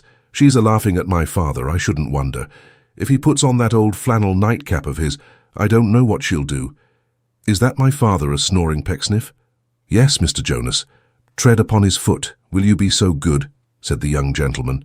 "The foot next you's the gouty one." Mr. Pecksniff hesitating to perform this friendly office, Mr. Jonas did it himself, at the same time crying, "Come, wake up, father, or you'll be having the nightmare and screeching out, I know. Do you ever have the nightmare, cousin?" he asked his neighbour, with characteristic gallantry, as he dropped his voice again. "Sometimes," answered Charity. "Not often." "The other one," said Mr. Jonas after a pause. "Does she ever have the nightmare?" "I don't know," replied Charity. "You had better ask her." "She laughs so," said Jonas. "There's no talking to her. Only hark how she's a-going on now. You're the sensible one, cousin." "Tut, tut," cried Charity. "Oh, but you are, you know you are." "Mercy is a little giddy," said Miss Charity, "but she'll sober down in time." "It'll be a very long time then if she does at all," rejoined her cousin. "Take a little more room." "I'm afraid of crowding you," said Charity. But she took it notwithstanding, and after one or two remarks on the extreme heaviness of the coach and the number of places it stopped at, they fell into a silence which remained unbroken by any member of the party until supper time. Although Mr. Jonas conducted Charity to the hotel and sat himself beside her at the board, it was pretty clear that he had an eye to the other one also, for he often glanced across at Mercy and seemed to draw comparisons between the personal appearance of the two, which were not unfavourable to the superior plumpness of the younger sister. He allowed himself no great leisure for this kind of observation, however, being busily engaged with the supper, which, as he whispered in his fair companion's ear, was a contract business, and therefore the more she ate, the better the bargain was. His father and Mr. Pecksniff, probably acting on the same wise principle, demolished everything that came within their reach, and by that means acquired a greasy expression of countenance, indicating contentment, if not repletion, which it was very pleasant to contemplate. When they could eat no more, Mr. Pecksniff and Mr. Jonas subscribed for 2 sixpenny-worths of hot brandy and water, which the latter gentleman considered a more politic order than 1 shilling's worth, there being a chance of their getting more spirit out of the innkeeper under this arrangement than if it were all in 1 glass. Having swallowed his share of the enlivening fluid, Mr. Pecksniff, under pretence of going to see if the coach were ready, went secretly to the bar and had his own little bottle filled, in order that he might refresh himself at leisure in the dark coach without being observed. These arrangements concluded, and the coach being ready, they got into their old places and jogged on again. But before he composed himself for a nap, Mr. Pecksniff delivered a kind of grace after meat in these words: "The process of digestion, as I have been informed by anatomical friends, is one of the most wonderful works of nature. I do not know how it may be with others, but it is a great satisfaction to me to know, when regaling on my humble fare, that I am putting in motion the most beautiful machinery with which we have any acquaintance. I really feel at such times as if I was doing a public service, when I have wound myself up, if I may employ such a term," said Mr. Pecksniff with exquisite tenderness, "and know that I am going. I feel that in the lesson afforded by the works within me, I am a benefactor to my kind." As nothing could be added to this, nothing was said, and Mr. Pecksniff, exulting, it may be presumed, in his moral utility, went to sleep again. The rest of the night wore away in the usual manner. Mr. Pecksniff and old Anthony kept tumbling against each other and waking up much terrified, or crushed their heads in opposite corners of the coach, and strangely tattooed the surface of their faces, heaven knows how, in their sleep. The coach stopped and went on, and stopped, times out of number. Passengers got up and passengers got down, and fresh horses came and went and came again, with scarcely any interval between each team, as it seemed to those who were dozing, and with a gap of a whole night between everyone, as it seemed to those who were broad awake. At length they began to jolt and rumble over horribly uneven stones, and Mr. Pecksniff, looking out of window, said it was tomorrow morning, and they were there. Very soon afterwards the coach stopped at the office in the city, and the street in which it was situated was already in a bustle that fully bore out Mr. Pecksniff's words about its being morning, though for any signs of day yet appearing in the sky, it might have been midnight. There was a dense fog too, as if it were a city in the clouds, which they had been travelling to all night up a magic beanstalk, and there was a thick crust upon the pavement like oil cake, which one of the outsides, mad no doubt, said to another, his keeper of course, was snow.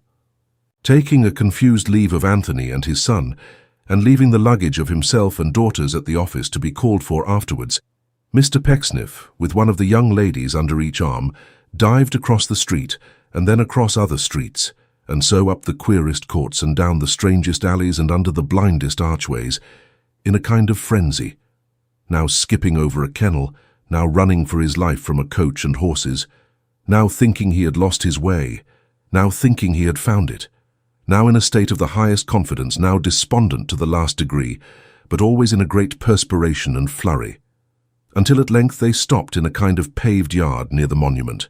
That is to say, Mr. Pecksniff told them so, for as to anything they could see of the monument, or anything else but the buildings close at hand, they might as well have been playing blindman's buff at Salisbury.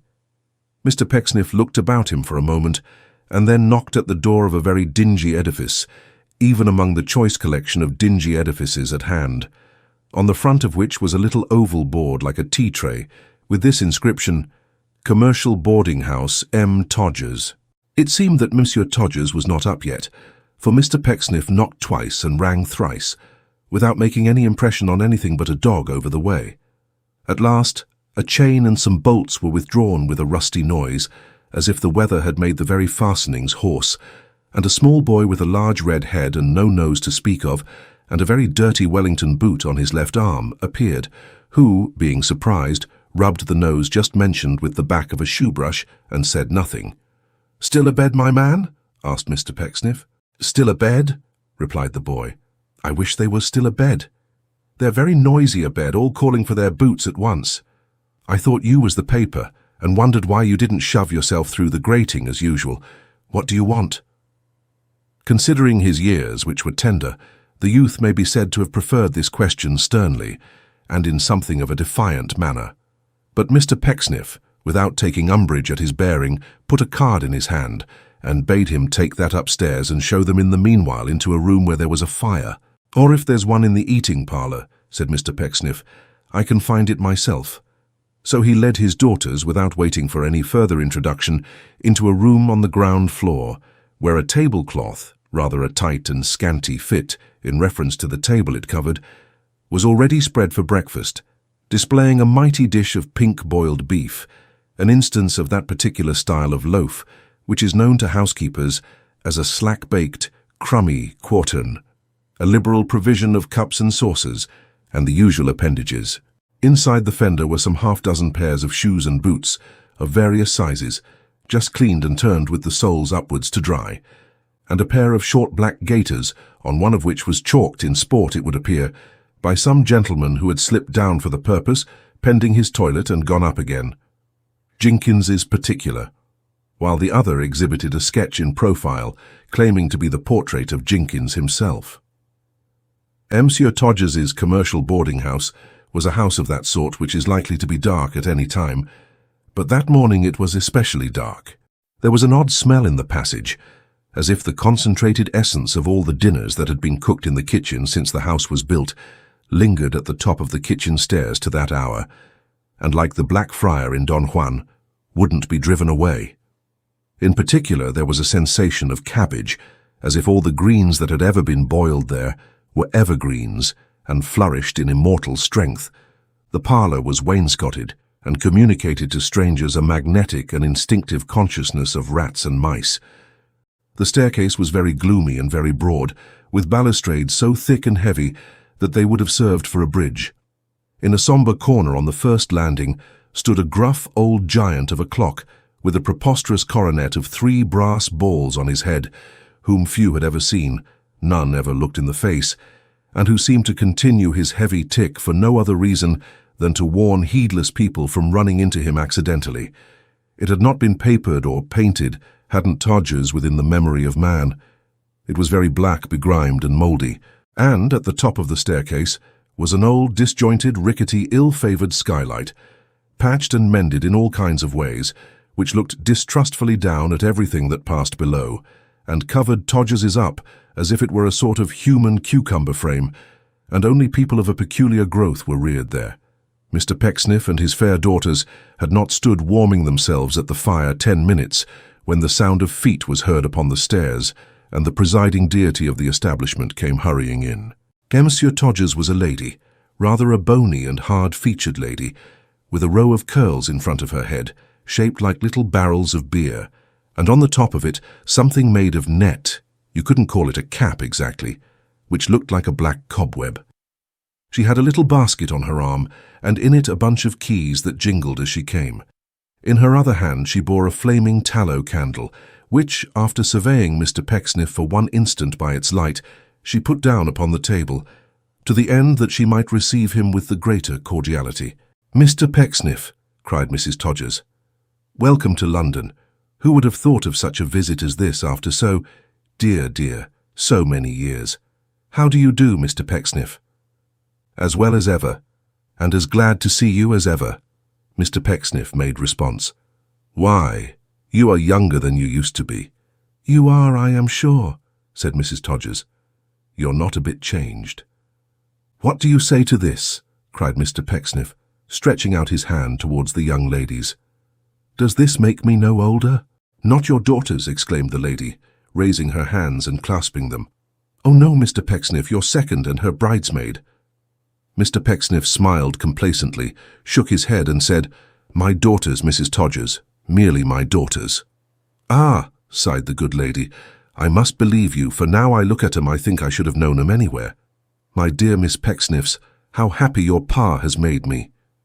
She hugged them both, and being by this time overpowered by her feelings or the inclemency of the morning, jerked a little pocket handkerchief out of the little basket, and applied the same to her face. "Now, my good madam," said Mr. Pecksniff, "I know the rules of your establishment, and that you only receive gentlemen boarders, but it occurred to me when I left home that perhaps you would give my daughters house room and make an exception in their favour." "Perhaps," cried Mrs. Todgers ecstatically. "Perhaps? I may say then that I was sure you would," said Mr. Pecksniff. "I know that you have a little room of your own and that they can be comfortable there, without appearing at the general table." "Dear girls," said Mrs. Todgers, "I must take that liberty once more." Mrs. Todgers meant by this that she must embrace them once more, which she accordingly did with great ardour. But the truth was that the house being full with the exception of one bed, which would now be occupied by Mr. Pecksniff, she wanted time for consideration, and so much time too, for it was a knotty point how to dispose of them, that even when this second embrace was over, she stood for some moments gazing at the sisters, with affection beaming in one eye and calculation shining out of the other. "I think I know how to arrange it," said Mrs. Todgers at length. "A sofa bedstead in the little third room which opens from my own parlour. Oh, you dear girls." Thereupon she embraced them once more, observing that she could not decide which was most like their poor mother, which was highly probable, seeing that she had never beheld that lady, but that she rather thought the youngest was. And then she said that as the gentlemen would be down directly, and the ladies were fatigued with travelling, would they step into her room at once? It was on the same floor, being, in fact, the back parlour, and had, as Mrs. Todgers said, the great advantage in London of not being overlooked, as they would see when the fog cleared off. Nor was this a vainglorious boast, for it commanded at a perspective of 2 feet a brown wall with a black cistern on the top. The sleeping apartment designed for the young ladies was approached from this chamber by a mightily convenient little door, which would only open when fallen against by a strong person. It commanded from a similar point of sight another angle of the wall and another side of the cistern. "Not the damp side," said Mrs. Todgers. "That is Mr. Jenkins's." In the first of these sanctuaries, a fire was speedily kindled by the youthful porter, who, whistling at his work in the absence of Mrs. Todgers, not to mention his sketching figures on his corduroys with burnt firewood, and being afterwards taken by that lady in the fact, was dismissed with a box on his ears. Having prepared breakfast for the young ladies with her own hands, she withdrew to preside in the other room, where the joke at Mr. Jenkins's expense seemed to be proceeding rather noisily. "I won't ask you yet, my dears," said Mr. Pecksniff, looking in at the door, "how you like London, shall I?" "We haven't seen much of it, Pa," cried Mary. "Nothing, I hope," said Cherry, both very miserably. "Indeed," said Mr. Pecksniff, "that's true. We have our pleasure and our business too before us. All in good time. All in good time." Whether Mr. Pecksniff's business in London was as strictly professional as he had given his new pupil to understand, we shall see, to adopt that worthy man's phraseology, all in good time. Chapter 9. Town and Todgers. Surely there never was in any other borough, city or hamlet in the world such a singular sort of a place as Todgers is, and surely London, to judge from that part of it which hemmed Todgers round and hustled it and crushed it, and stuck its brick-and-mortar elbows into it, and kept the air from it, and stood perpetually between it and the light, was worthy of Todgers's, and qualified to be on terms of close relationship and alliance with hundreds and thousands of the odd family to which Todgers belonged. You couldn't walk about Todgers' neighbourhood as you could in any other neighbourhood. You groped your way for an hour through lanes and byways and courtyards and passages, and you never once emerged upon anything that might be reasonably called a street. A kind of resigned distraction came over the stranger as he trod those devious mazes, and giving himself up for lost, went in and out and round about, and quietly turned back again when he came to a dead wall or was stopped by an iron railing, and felt that the means of escape might possibly present themselves in their own good time, but that to anticipate them was hopeless. Instances were known of people who, being asked to dine at Todgers's, had travelled round and round for a weary time, with its very chimney-pots in view, and finding it at last impossible of attainment, had gone home again with a gentle melancholy on their spirits, tranquil and uncomplaining. Nobody had ever found Todgers's on a verbal direction, though given within a few minutes' walk of it. Cautious emigrants from Scotland or the north of England had been known to reach it safely by impressing a charity boy, town-bred, and bringing him along with them, or by clinging tenaciously to the postman, but these were rare exceptions, and only went to prove the rule that Todgers's was in a labyrinth, whereof the mystery was known but to a chosen few. Several fruit brokers had their marts near Todgers's, and one of the first impressions wrought upon the stranger's senses was of oranges, of damaged oranges, with blue and green bruises on them, festering in boxes or mouldering away in cellars. All day long, a stream of porters from the wharves beside the river, each bearing on his back a bursting chest of oranges, poured slowly through the narrow passages, while underneath the archway by the public house, the knots of those who rested and regaled within were piled from morning until night. Strange solitary pumps were found near Todgers's, hiding themselves for the most part in blind alleys and keeping company with fire ladders. There were churches also by dozens, with many a ghostly little churchyard, all overgrown with such straggling vegetation as springs up spontaneously from damp and graves and rubbish. In some of these dingy resting places, which bore much the same analogy to green churchyards, as the pots of earth for mignonette and wallflower in the windows overlooking them did to rustic gardens, there were trees, tall trees, still putting forth their leaves in each succeeding year, with such a languishing remembrance of their kind, so one might fancy, looking on their sickly boughs, as birds in cages have of theirs. Here, paralyzed old watchmen guarded the bodies of the dead at night year after year, until at last they joined that solemn brotherhood, and saving that they slept below the ground a sounder sleep than even they had ever known above it, and were shut up in another kind of box, their condition can hardly be said to have undergone any material change when they, in turn, were watched themselves. Among the narrow thoroughfares at hand, there lingered here and there an ancient doorway of carved oak, from which of old the sounds of revelry and feasting often came. But now these mansions, only used for storehouses, were dark and dull, and being filled with wool and cotton and the like, such heavy merchandise as stifles sound and stops the throat of echo, had an air of palpable deadness about them, which, added to their silence and desertion, made them very grim. In like manner, there were gloomy courtyards in these parts, into which few but belated wayfarers ever strayed, and where vast bags and packs of goods, upward or downward bound, were forever dangling between heaven and earth from lofty cranes. There were more trucks near Todgers's than you would suppose whole city could ever need, not active trucks, but a vagabond race, forever lounging in the narrow lanes before their masters' doors and stopping up the pass, so that when a stray hackney coach or lumbering wagon came that way, They were the cause of such an uproar as enlivened the whole neighborhood and made the bells in the next church tower vibrate again. In the throats and maws of dark no-thoroughfares near Todgers's, individual wine merchants and wholesale dealers in grocery ware had perfect little towns of their own, and, deep among the foundations of these buildings, the ground was undermined and burrowed out into stables, where cart horses, troubled by rats, might be heard on a quiet Sunday rattling their halters, as disturbed spirits in tales of haunted houses are said to clank their chains. To tell of half the queer old taverns that had a drowsy and secret existence near Todgers's would fill a goodly book, while a second volume, no less capacious, might be devoted to an account of the quaint old guests who frequented their dimly lighted parlours. These were, in general, ancient inhabitants of that region, born and bred there from boyhood, who had long since become wheezy and asthmatical and short of breath, except in the article of storytelling, in which respect they were still marvellously long-winded. These gentry were much opposed to steam and all newfangled ways, and held ballooning to be sinful, and deplored the degeneracy of the times, which that particular member of each little club who kept the keys of the nearest church professionally always attributed to the prevalence of dissent and irreligion, though the major part of the company inclined to the belief that virtue went out with hair powder, and that old England's greatness had decayed amain with barbers.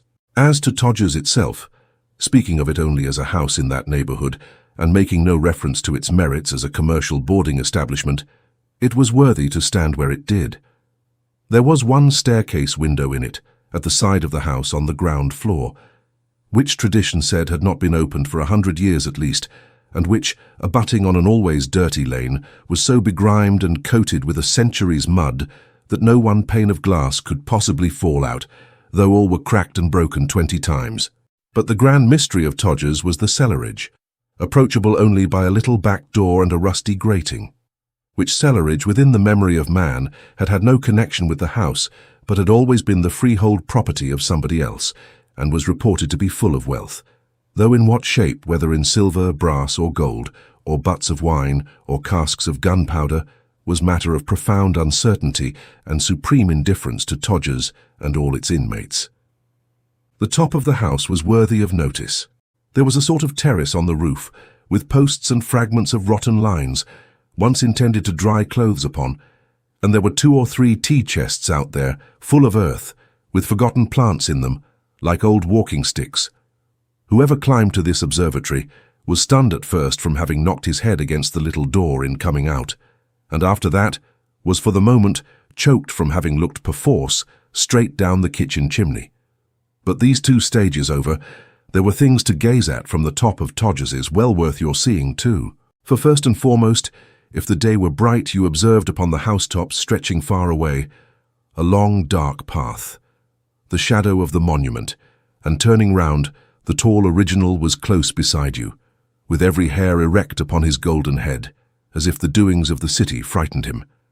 Then there were steeples, towers, belfries, shining vanes, and masts of ships, a very forest, gables, housetops, garret windows, wilderness upon wilderness, smoke and noise enough for all the world at once. After the first glance, there were slight features in the midst of this crowd of objects, which sprung out from the mass without any reason, as it were, and took hold of the attention whether the spectator would or no. Thus, the revolving chimney-pots on one great stack of buildings seemed to be turning gravely to each other every now and then, and whispering the result of their separate observation of what was going on below. Others, of a crook-backed shape, appeared to be maliciously holding themselves askew, that they might shut the prospect out and baffle Todgers's. The man who was mending a pen at an upper window over the way became of paramount importance in the scene, and made a blank in it, ridiculously disproportionate in its extent, when he retired.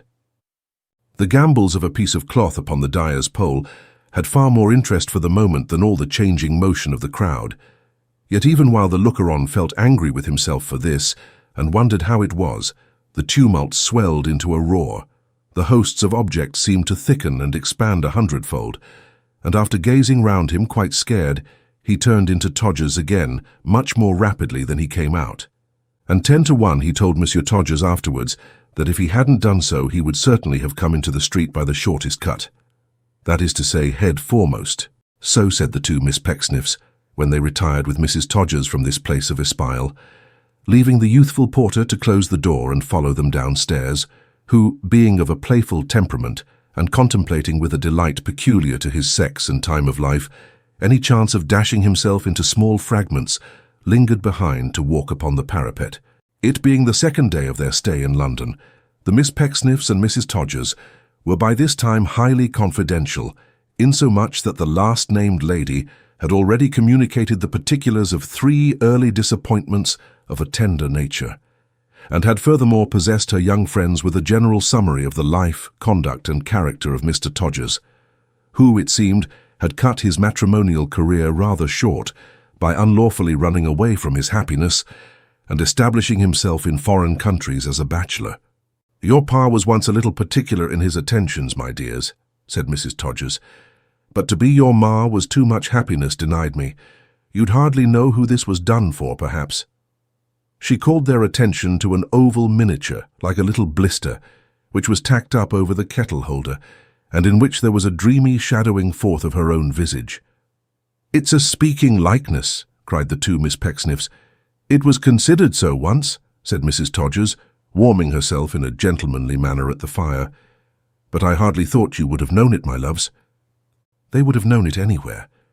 If they could have met with it in the street or seen it in a shop window, they would have cried, "Good gracious, Mrs. Todgers!"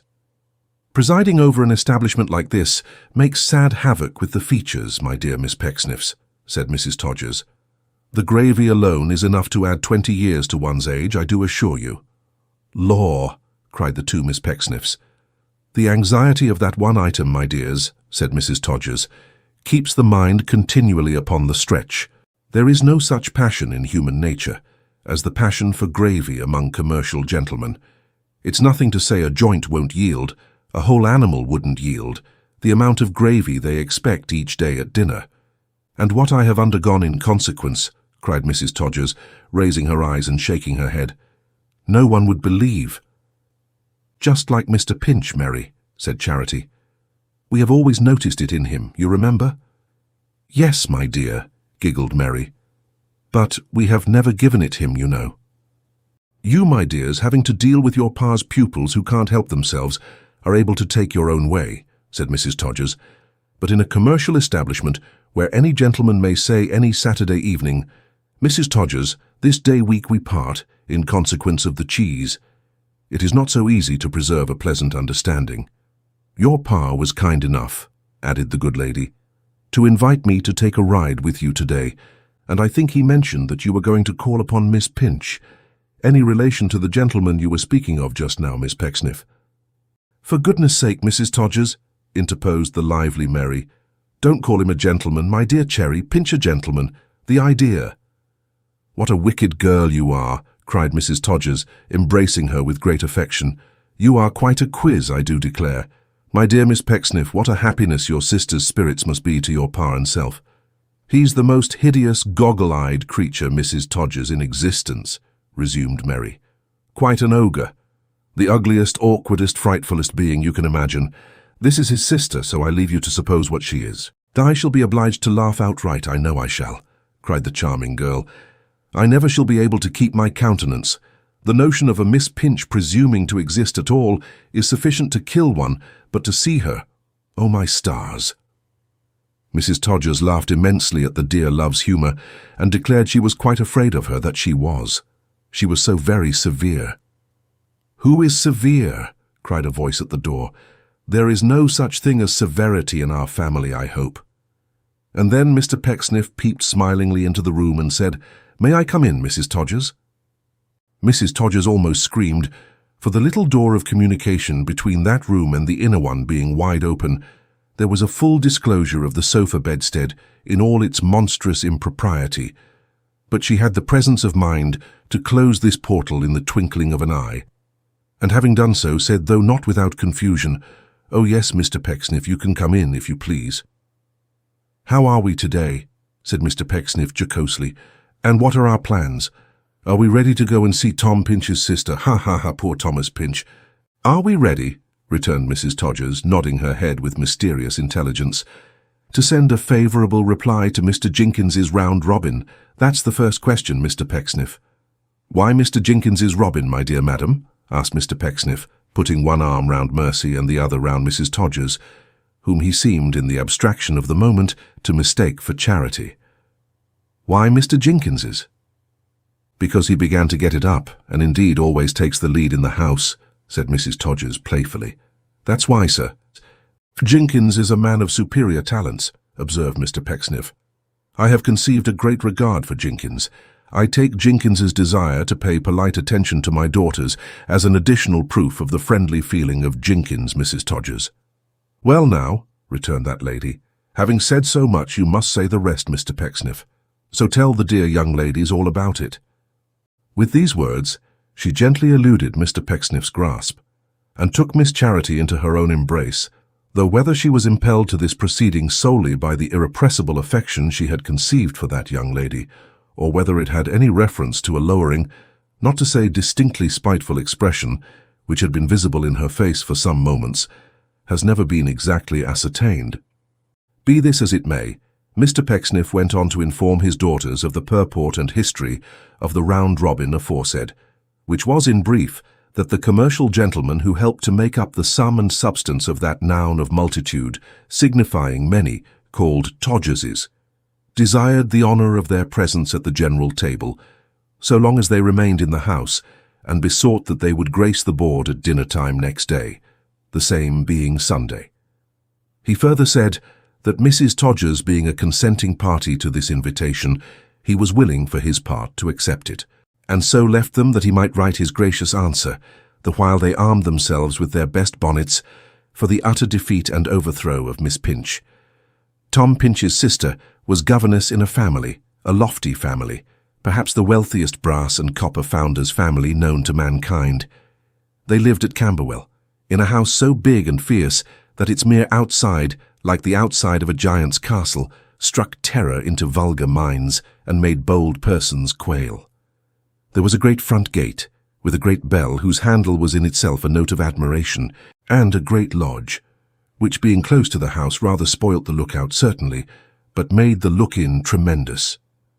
At this entry a great porter kept constant watch and ward, and when he gave the visitor high leave to pass, he rang a second great bell, responsive to whose note a great footman appeared in due time at the great hall door, with such great tags upon his liveried shoulder that he was perpetually entangling and hooking himself among the chairs and tables, and led a life of torment which could scarcely have been surpassed if he had been a blue bottle in a world of cobwebs.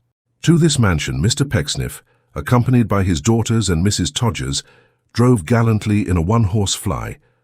The foregoing ceremonies having been all performed, they were ushered into the house, and so, by degrees, they got at last into a small room with books in it, where Mr. Pinch's sister was at that moment instructing her eldest pupil, to wit, a premature little woman of 13 years old, who had already arrived at such a pitch of whalebone and education that she had nothing girlish about her, which was a source of great rejoicing to all her relations and friends.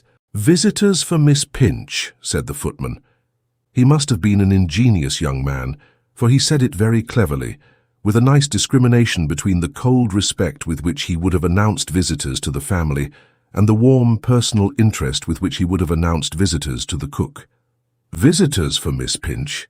Miss Pinch rose hastily, with such tokens of agitation as plainly declared that her list of callers was not numerous. At the same time, the little pupil became alarmingly upright, and prepared herself to take mental notes of all that might be said and done.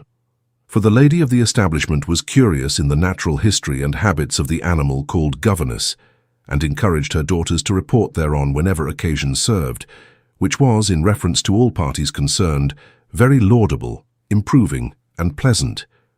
It is a melancholy fact, but it must be related that Mr. Pinch's sister was not at all ugly. On the contrary, she had a good face, a very mild and prepossessing face, and a pretty little figure, slight and short, but remarkable for its neatness.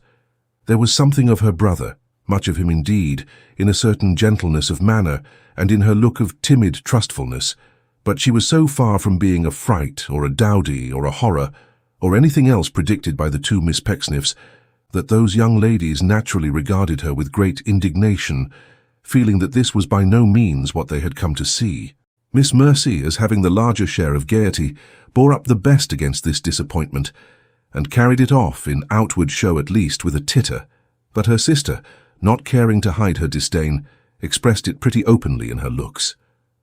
As to Mrs. Todgers, she leaned on Mr. Pecksniff's arm and preserved a kind of genteel grimness, suitable to any state of mind, and involving any shade of opinion. "Don't be alarmed, Miss Pinch," said Mr. Pecksniff, taking her hand condescendingly in one of his and patting it with the other. "I have called to see you in pursuance of a promise given to your brother Thomas Pinch. My name, compose yourself, Miss Pinch, is Pecksniff."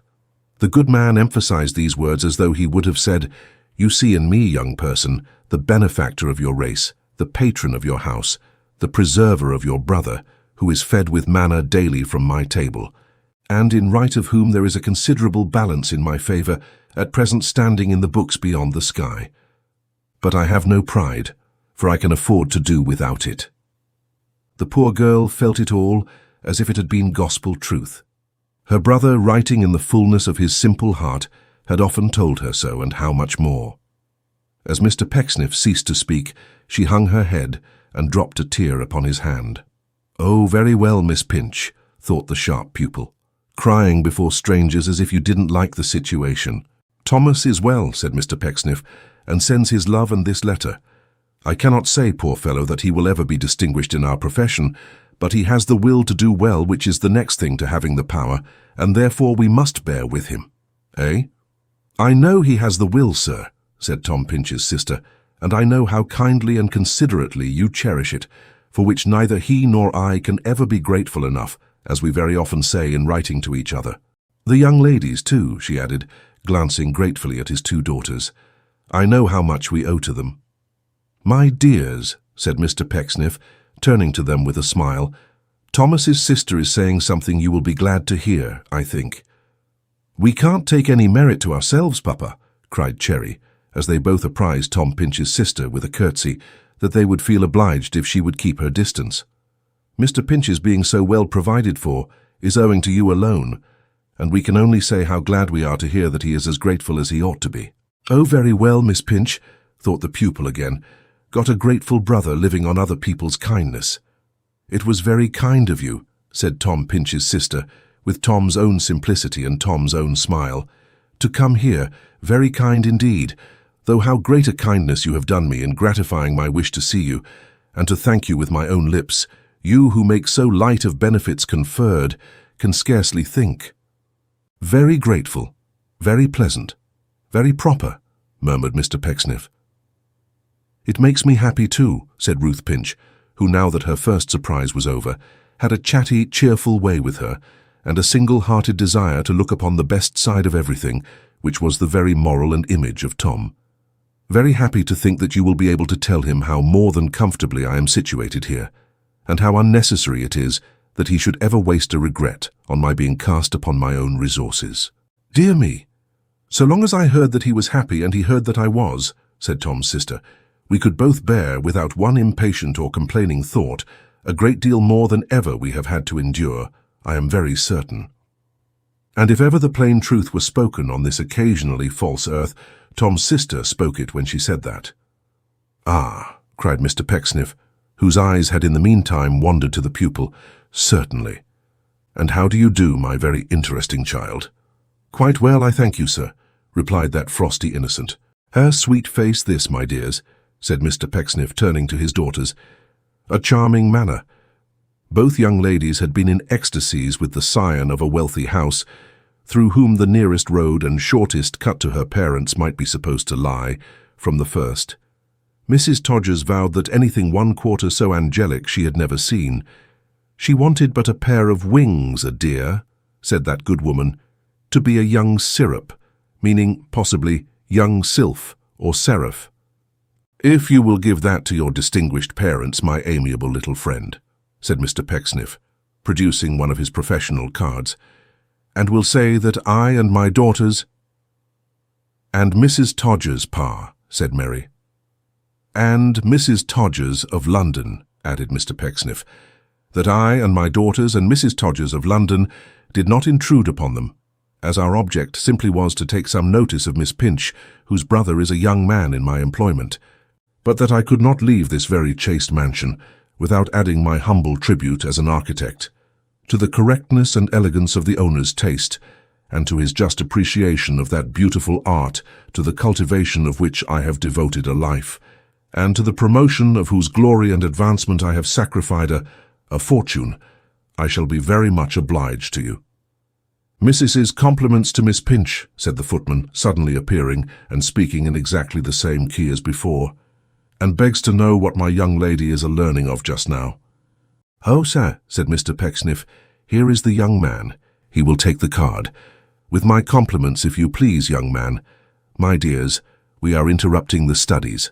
Let us go.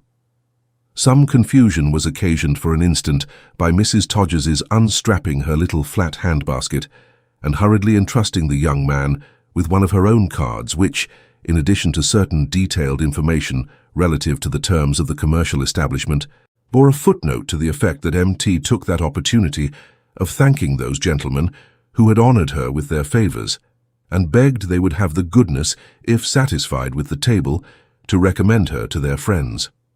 But Mr. Pecksniff, with admirable presence of mind, recovered this document and buttoned it up in his own pocket.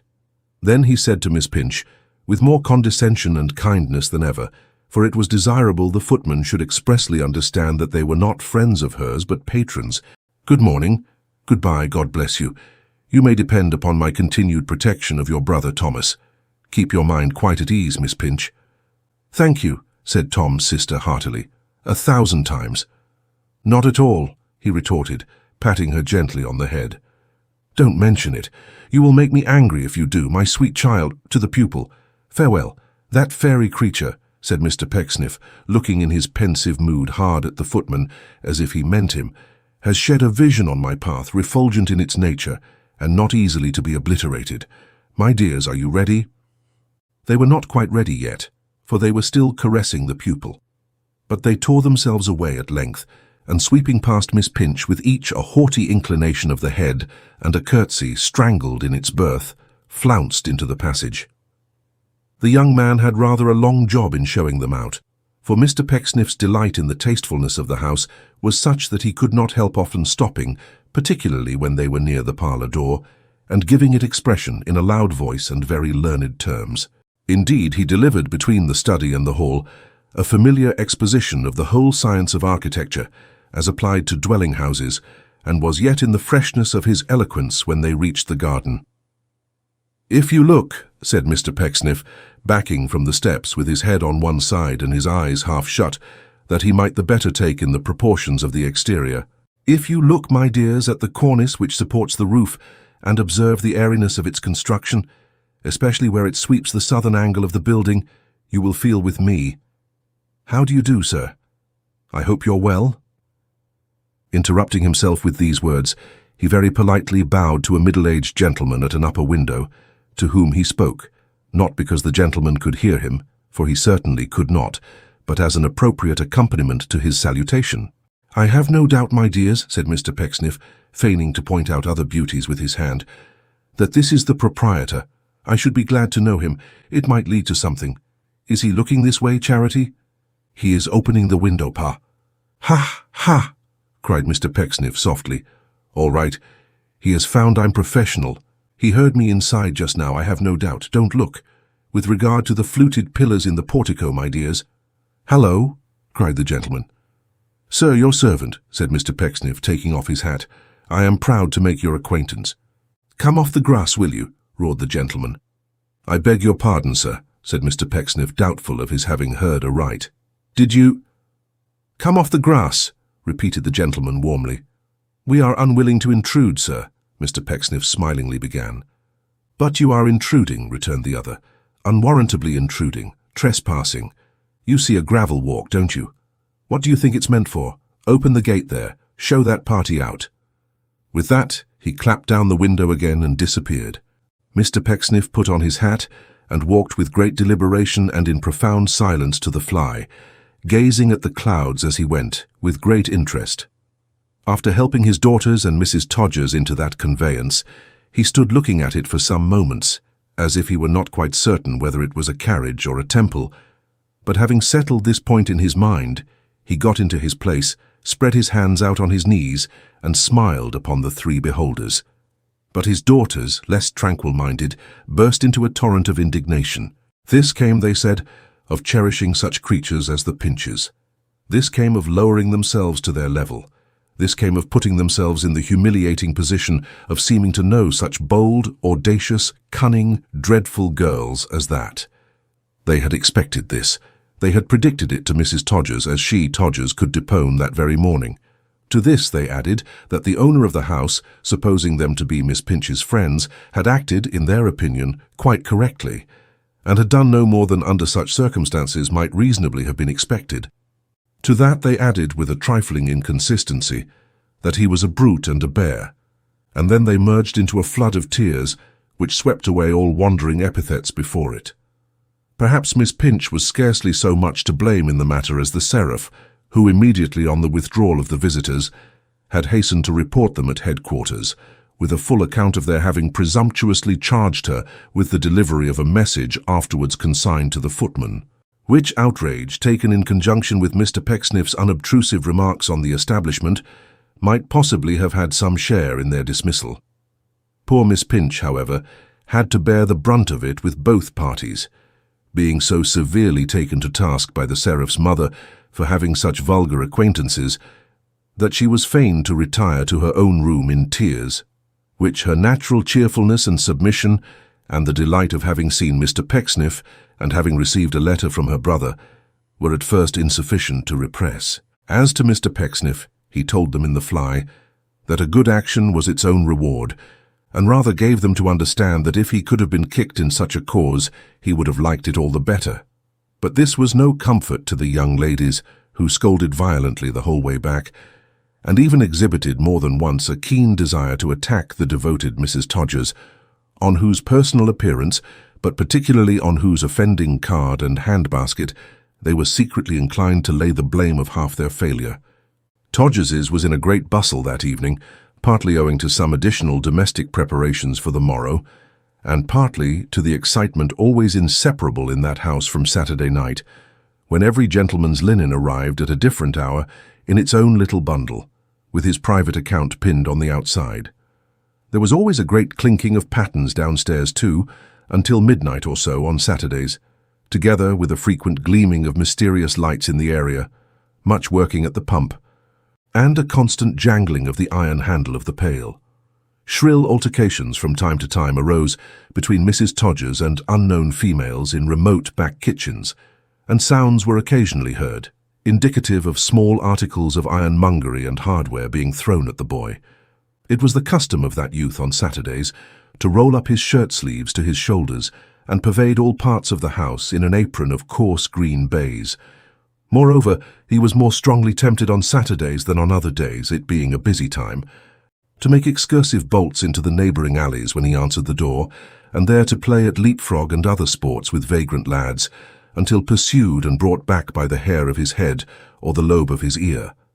Thus he was quite a conspicuous feature among the peculiar incidents of the last day in the week at Todgers's.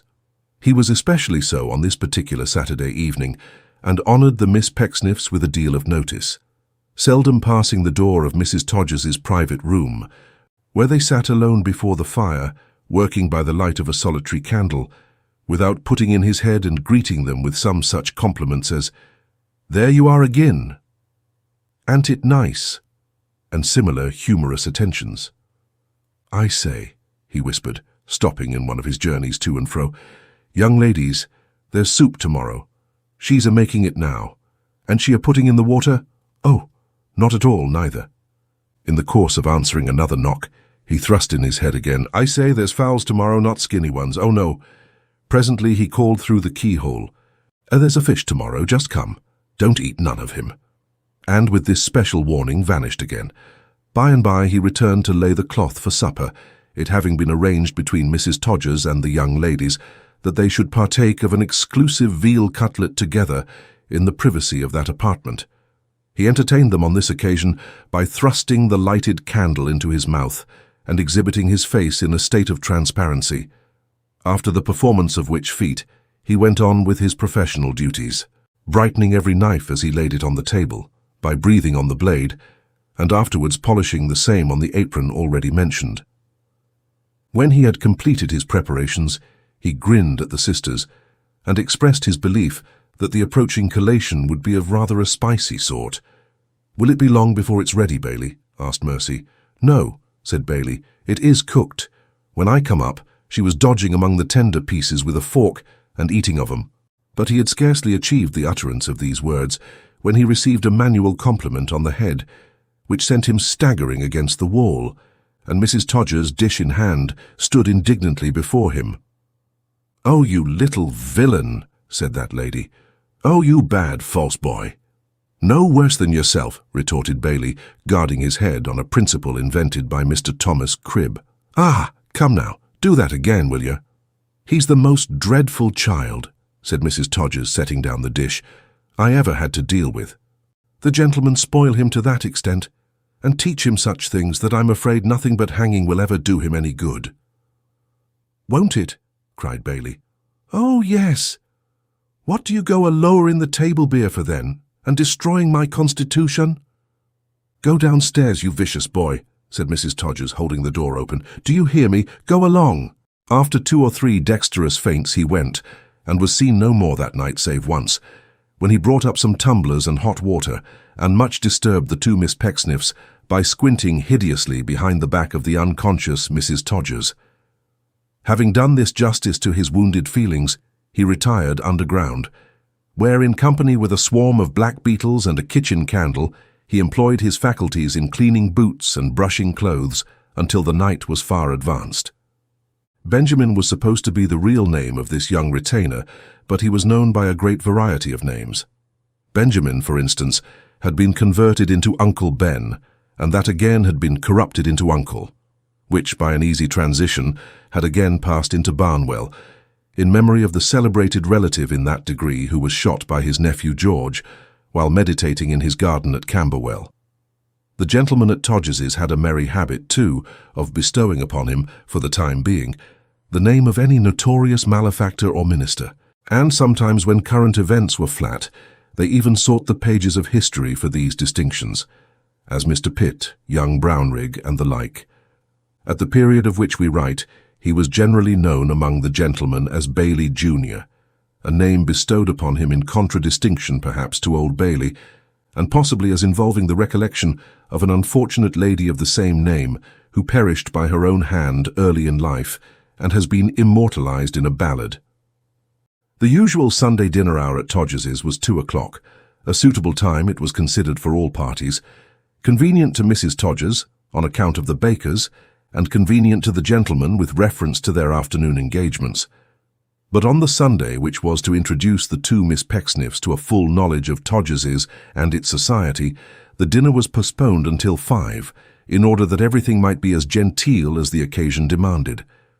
When the hour drew nigh, Bailey Junior, testifying great excitement, appeared in a complete suit of cast-off clothes several sizes too large for him, and in particular mounted a clean shirt of such extraordinary magnitude that one of the gentlemen, remarkable for his ready wit, called him Collars on the spot. At about 5:15, a deputation consisting of Mr. Jenkins and another gentleman whose name was Gander knocked at the door of Mrs. Todgers's room, and, being formally introduced to the 2 Miss Pecksniffs by their parent who was in waiting, besought the honour of conducting them upstairs. The drawing-room at Todgers's was out of the common style, so much so indeed that you would hardly have taken it to be a drawing-room unless you were told so by somebody who was in the secret. It was floor-clothed all over, and the ceiling, including a great beam in the middle, was papered. Besides the 3 little windows with seats in them, commanding the opposite archway, there was another window looking point-blank, without any compromise at all about it, into Jenkins's bedroom, and high up all along one side of the wall was a strip of panes of glass, 2 deep, giving light to the staircase. There were the oddest closets possible, with little casements in them like 8-day clocks, lurking in the wainscot and taking the shape of the stairs, and the very door itself, which was painted black, had two great glass eyes in its forehead, with an inquisitive green pupil in the middle of each. Here the gentlemen were all assembled. There was a general cry of "Hear, hear!" and "Bravo, Jink!" when Mr. Jenkins appeared with Charity on his arm, which became quite rapturous as Mr. Gander followed, escorting Mercy, and Mr. Pecksniff brought up the rear with Mrs. Todgers. Then the presentations took place. They included a gentleman of a sporting turn, who propounded questions on jockey subjects to the editors of Sunday papers, which were regarded by his friends as rather stiff things to answer, and they included a gentleman of a theatrical turn who had once entertained serious thoughts of coming out, but had been kept in by the wickedness of human nature, and they included a gentleman of a debating turn who was strong at speech-making, and a gentleman of a literary turn who wrote squibs upon the rest, and knew the weak side of everybody's character but his own. There was a gentleman of a vocal turn, and a gentleman of a smoking turn, and a gentleman of a convivial turn. Some of the gentlemen had a turn for whist, and a large proportion of the gentlemen had a strong turn for billiards and betting. They had all, it may be presumed, a turn for business, being all commercially employed in one way or other, and had, every one in his own way, a decided turn for pleasure to boot. Mr. Jenkins was of a fashionable turn, being a regular frequenter of the parks on Sundays, and knowing a great many carriages by sight. He spoke mysteriously, too, of splendid women, and was suspected of having once committed himself with a countess. Mr. Gander was of a witty turn, being indeed the gentleman who had originated the sally about collars, which sparkling pleasantry was now retailed from mouth to mouth, under the title of Gander's Last, and was received in all parts of the room with great applause. Mr. Jenkins, it may be added, was much the oldest of the party, being a fish salesman's bookkeeper, aged 40. He was the oldest boarder also, and in right of his double seniority, took the lead in the house, as Mrs. Todgers had already said. There was considerable delay in the production of dinner, and poor Mrs. Todgers, being reproached in confidence by Jenkins, slipped in and out at least 20 times to see about it, always coming back as though she had no such thing upon her mind and hadn't been out at all. But there was no hitch in the conversation, nevertheless, for one gentleman, who travelled in the perfumery line, exhibited an interesting knick-knack in the way of a remarkable cake of shaving soap which he had lately met with in Germany, and the gentleman of a literary turn repeated, by desire, some sarcastic stanzas he had recently produced on the freezing of the tank at the back of the house. These amusements, with the miscellaneous conversation arising out of them, passed the time splendidly, until dinner was announced by Bailey Jr. in these terms: "The wittles is up." On which notice they immediately descended to the banquet hall, some of the more facetious spirits in the rear taking down gentlemen as if they were ladies, in imitation of the fortunate possessors of the two Miss Pecksniffs. Mr. Pecksniff said grace, a short and pious grace, involving a blessing on the appetites of those present, and committing all persons who had nothing to eat to the care of Providence, whose business, so said the grace in effect, it clearly was, to look after them. This done, they fell to with less ceremony than appetite, the table groaning beneath the weight, not only of the delicacies whereof the Miss Pecksniffs had been previously forewarned, but of boiled beef, roast veal, bacon, pies, and abundance of such heavy vegetables as are favourably known to housekeepers for their satisfying qualities. Besides which, there were bottles of stout, bottles of wine, bottles of ale, and divers other strong drinks, native and foreign. All this was highly agreeable to the two Miss Pecksniffs, who were in immense request, sitting one on either hand of Mr. Jenkins at the bottom of the table, and who were called upon to take wine with some new admirer every minute. They had hardly ever felt so pleasant and so full of conversation in their lives. Mercy in particular was uncommonly brilliant, and said so many good things in the way of lively repartee that she was looked upon as a prodigy. In short, as that young lady observed, they felt now indeed that they were in London, and for the first time too. Their young friend Bailey sympathized in these feelings to the fullest extent, and abating nothing of his patronage, gave them every encouragement in his power, favouring them, when the general attention was diverted from his proceedings, with many nods and winks and other tokens of recognition, and occasionally touching his nose with a corkscrew, as if to express the bacchanalian character of the meeting. In truth, perhaps even the spirits of the two Miss Pecksniffs and the hungry watchfulness of Mrs. Todgers were less worthy of note than the proceedings of this remarkable boy, whom nothing disconcerted or put out of his way. If any piece of crockery, a dish or otherwise, chanced to slip through his hands, which happened once or twice, he let it go with perfect good breeding, and never added to the painful emotions of the company by exhibiting the least regret. Nor did he, by hurrying to and fro, disturb the repose of the assembly, as many well-trained servants do. On the contrary, feeling the hopelessness of waiting upon so large a party, he left the gentlemen to help themselves to what they wanted, and seldom stirred from behind Mr. Jenkins's chair, where, with his hands in his pockets and his legs planted pretty wide apart, he led the laughter and enjoyed the conversation. The dessert was splendid, no waiting either. The pudding plates had been washed in a little tub outside the door while cheese was on, and though they were moist and warm with friction, still there they were again, up to the mark and true to time. Quarts of almonds, dozens of oranges, pounds of raisins, stacks of biffins, soup plates full of nuts. Oh, Todgers's could do it when it chose. Mind that. Then more wine came on, red wines and white wines, and a large china bowl of punch, brewed by the gentleman of a convivial turn, who adjured the Miss Pecksniffs not to be despondent on account of its dimensions, as there were materials in the house for the decoction of half a dozen more of the same size. Good gracious, how they laughed, how they coughed when they sipped it, because it was so strong, and how they laughed again when somebody vowed that but for its colour it might have been mistaken, in regard of its innocuous qualities, for new milk. What a shout of "No!" burst from the gentlemen when they pathetically implored Mr. Jenkins to suffer them to qualify it with hot water, and how blushingly, by little and little, did each of them drink her whole glassful, down to its very dregs. Now comes the trying time. The sun, as Mr. Jenkins says, gentlemanly creature Jenkins, never at a loss, is about to leave the firmament. "Miss Pecksniff," says Mrs. Todgers softly, "will you—" "Oh dear, no more, Mrs. Todgers." Mrs. Todgers rises. The two Miss Pecksniffs rise, all rise. Miss Mercy Pecksniff looks downward for her scarf. Where is it? Dear me, where can it be? Sweet girl, she has it on, not on her fair neck, but loose upon her flowing figure. A dozen hands assist her. She is all confusion. The youngest gentleman in company thirsts to murder Jenkins. She skips and joins her sister at the door. Her sister has her arm about the waist of Mrs. Todgers. She winds her arm around her sister. Diana, what a picture! The last things visible are a shape and a skip. Gentlemen, let us drink the ladies. The enthusiasm is tremendous. The gentleman of a debating turn rises in the midst, and suddenly lets loose a tide of eloquence, which bears down everything before it. He is reminded of a toast to which they will respond. There is an individual present. He has him in his eye, to whom they owe a debt of gratitude. He repeats it, a debt of gratitude.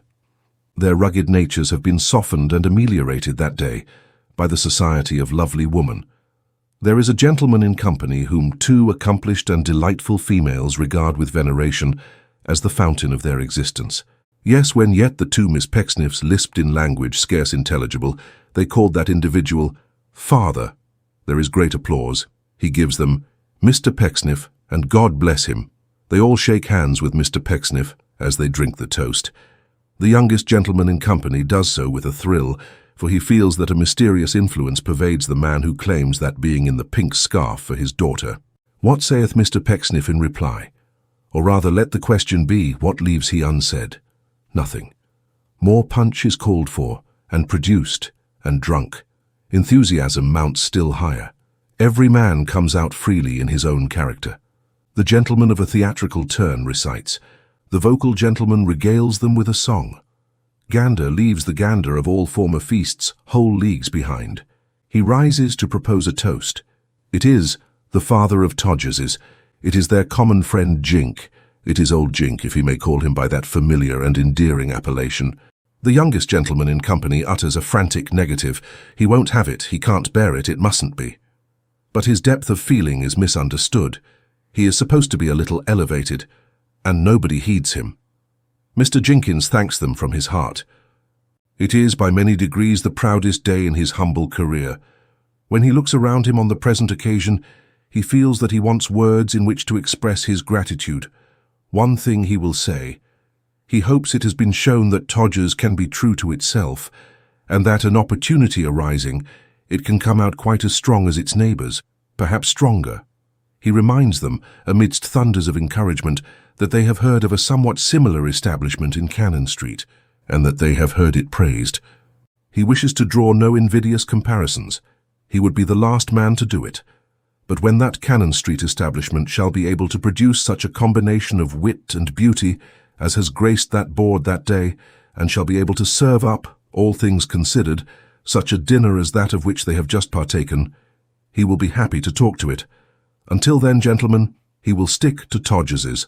More punch, more enthusiasm, more speeches. Everybody's health is drunk, saving the youngest gentleman's in company.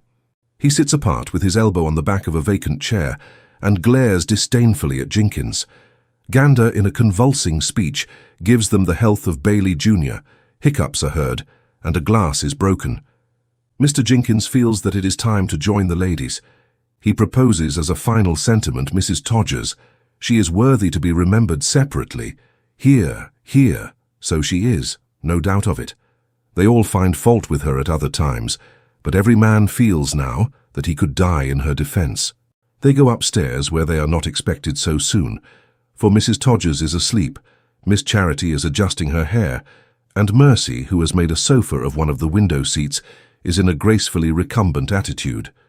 She is rising hastily, when Mr. Jenkins implores her for all their sakes not to stir. She looks too graceful and too lovely, he remarks, to be disturbed.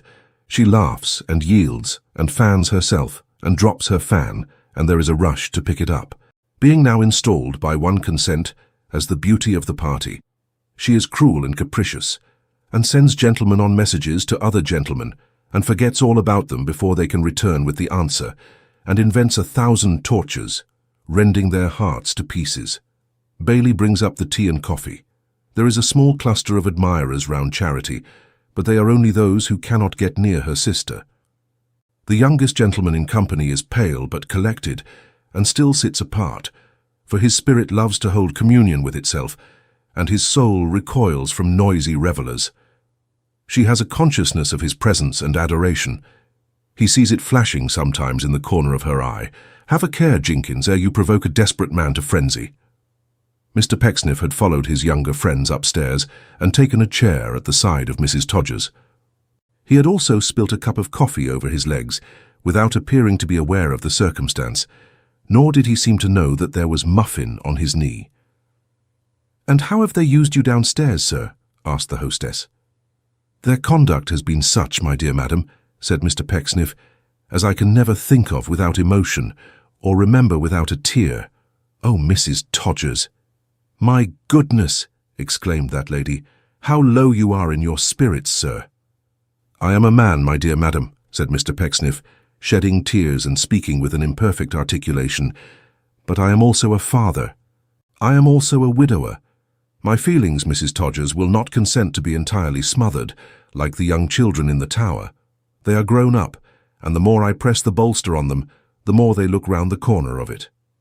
He suddenly became conscious of the bit of muffin, and stared at it intently, shaking his head the while in a forlorn and imbecile manner, as if he regarded it as his evil genius, and mildly reproached it. "She was beautiful, Mrs. Todgers," he said, turning his glazed eye again upon her without the least preliminary notice. "She had a small property." "So I have heard," cried Mrs. Todgers with great sympathy. "Those are her daughters," said Mr. Pecksniff, pointing out the young ladies with increased emotion. Mrs. Todgers had no doubt about it. "Mercy and Charity," said Mr. Pecksniff. "Charity and Mercy. Not unholy names, I hope." "Mr. Pecksniff," cried Mrs. Todgers. "What a ghastly smile! Are you ill, sir?" He pressed his hand upon her arm and answered in a solemn manner and a faint voice, "Chronic." "Colic?" cried the frightened Mrs. Todgers. "Chronic," he repeated with some difficulty. "Chronic. A chronic disorder. I have been its victim from childhood. It is carrying me to my grave." "Heaven forbid!" cried Mrs. Todgers. "Yes, it is," said Mr. Pecksniff, reckless with despair. "I am rather glad of it, upon the whole. You are like her, Mrs. Todgers." "Don't squeeze me so tight, pray, Mr. Pecksniff, if any of the gentlemen should notice us." "For her sake," said Mr. Pecksniff, "permit me, in honour of her memory, for the sake of a voice from the tomb. You are very like her, Mrs. Todgers. What a world this is." "Ah, indeed you may say that," cried Mrs. Todgers. "I'm afraid it is a vain and thoughtless world," said Mr. Pecksniff, overflowing with despondency. "These young people about us, oh, what sense have they of their responsibilities? None. Give me your other hand, Mrs. Todgers." The lady hesitated and said she didn't like. "Has a voice from the grave no influence?" said Mr. Pecksniff, with dismal tenderness. "This is irreligious, my dear creature." "Hush," urged Mrs. Todgers. "Really, you mustn't. It's not me," said Mr. Pecksniff.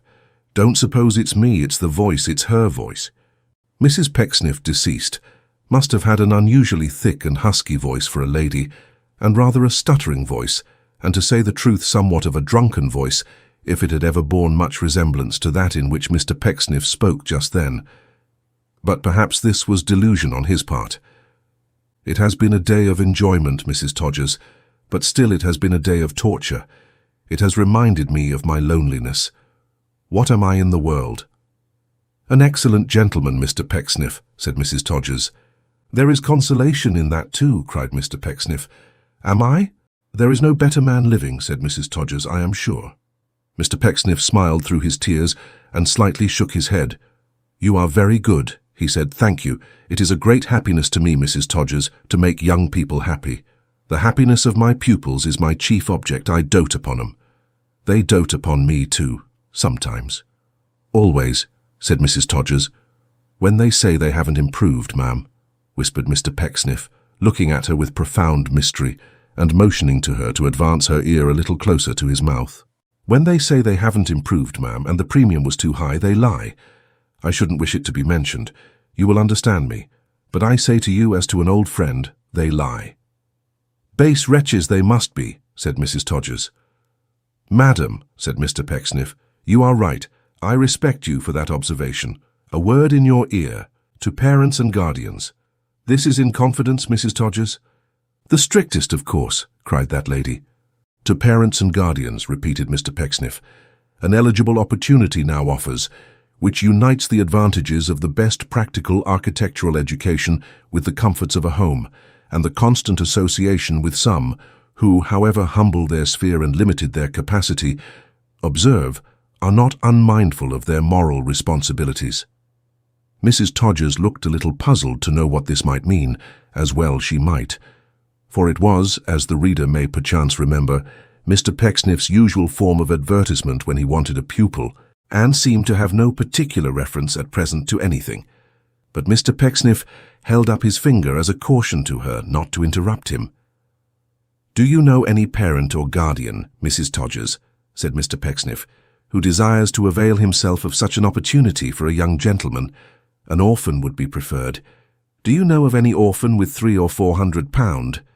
Mrs. Todgers reflected and shook her head. "When you hear of an orphan with £300 or £400, said Mr. Pecksniff, "let that dear orphan's friends apply, by letter post-paid, to S.P. Post Office, Salisbury. I don't know who he is exactly." "Don't be alarmed, Mrs. Todgers," said Mr. Pecksniff, falling heavily against her. "Chronic, chronic. Let's have a little drop of something to drink." "Bless my life, Miss Pecksniffs," cried Mrs. Todgers aloud. "Your dear pa's took very poorly." Mr. Pecksniff straightened himself by a surprising effort, as everyone turned hastily towards him, and standing on his feet regarded the assembly with a look of ineffable wisdom. Gradually it gave place to a smile, a feeble, helpless, melancholy smile, bland almost to sickliness. "Do not repine, my friends," said Mr. Pecksniff tenderly. "Do not weep for me, it is chronic." And with these words, after making a futile attempt to pull off his shoes, he fell into the fireplace. The youngest gentleman in company had him out in a second. Yes, before a hair upon his head was singed, he had him on the hearthrug, her father. She was almost beside herself. So was her sister. Jenkins consoled them both. They all consoled them. Everybody had something to say except the youngest gentleman in company, who with a noble self-devotion did the heavy work, and held up Mr. Pecksniff's head without being taken notice of by anybody. At last they gathered round and agreed to carry him upstairs to bed. The youngest gentleman in company was rebuked by Jenkins for tearing Mr. Pecksniff's coat. Ha! Ha! But no matter, they carried him upstairs and crushed the youngest gentleman at every step. His bedroom was at the top of the house, and it was a long way, but they got him there in course of time. He asked them frequently on the road for a little drop of something to drink. It seemed an idiosyncrasy. The youngest gentleman in company proposed a draught of water. Mr. Pecksniff called him opprobrious names for the suggestion. Jenkins and Gander took the rest upon themselves and made him as comfortable as they could on the outside of his bed, and when he seemed disposed to sleep, they left him. But before they had all gained the bottom of the staircase, a vision of Mr. Pecksniff, strangely attired, was seen to flutter on the top landing. He desired to collect their sentiments, it seemed, upon the nature of human life. "My friends," cried Mr. Pecksniff, looking over the banisters, "let us improve our minds by mutual inquiry and discussion. Let us be moral. Let us contemplate existence. Where is Jenkins?" "Here," cried that gentleman. "Go to bed again." "To bed," said Mr. Pecksniff. "Bed. 'Tis the voice of the sluggard, I hear him complain. You have woke me too soon, I must slumber again. If any young orphan will repeat the remainder of that simple piece from Dr. Watts's collection, an eligible opportunity now offers." Nobody volunteered. "This is very soothing," said Mr. Pecksniff after a pause. "Extremely so, cool and refreshing, particularly to the legs. The legs of the human subject, my friends, are a beautiful production.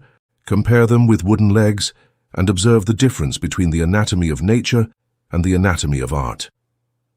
"Do you know," said Mr. Pecksniff, leaning over the banisters, with an odd recollection of his familiar manner among new pupils at home, "that I should very much like to see Mrs. Todgers's notion of a wooden leg, if perfectly agreeable to herself." As it appeared impossible to entertain any reasonable hopes of him after this speech, Mr. Jenkins and Mr. Gander went upstairs again, and once more got him into bed. But they had not descended to the second floor before he was out again, nor when they had repeated the process had they descended the first flight before he was out again. In a word, as often as he was shut up in his own room, he darted out afresh, charged with some new moral sentiment which he continually repeated over the banisters with extraordinary relish and an irrepressible desire for the improvement of his fellow creatures that nothing could subdue. Under these circumstances, when they had got him into bed for the 30th time or so, Mr. Jenkins held him, while his companion went downstairs in search of Bailey Jr., with whom he presently returned. That youth, having been apprised of the service required of him, was in great spirits and brought up a stool, a candle, and his supper, to the end that he might keep watch outside the bedroom door with tolerable comfort. When he had completed his arrangements, they locked Mr. Pecksniff in, and left the key on the outside, charging the young page to listen attentively for symptoms of an apoplectic nature with which the patient might be troubled, and, in case of any such presenting themselves, to summon them without delay. To which Mr. Bailey modestly replied that he hoped he knowed what o'clock it was in general, and didn't date his letters to his friends from Todgers for nothing. Chapter 10. Containing strange matter, on which many events in this history may, for their good or evil influence, chiefly depend. But Mr. Pecksniff came to town on business. Had he forgotten that? Was he always taking his pleasure with Todgers's jovial brood, unmindful of the serious demands, whatever they might be, upon his calm consideration? No. Time and tide will wait for no man, saith the adage, but all men have to wait for time and tide. That tide which, taken at the flood, would lead Seth Pecksniff on to fortune, was marked down in the table and about to flow.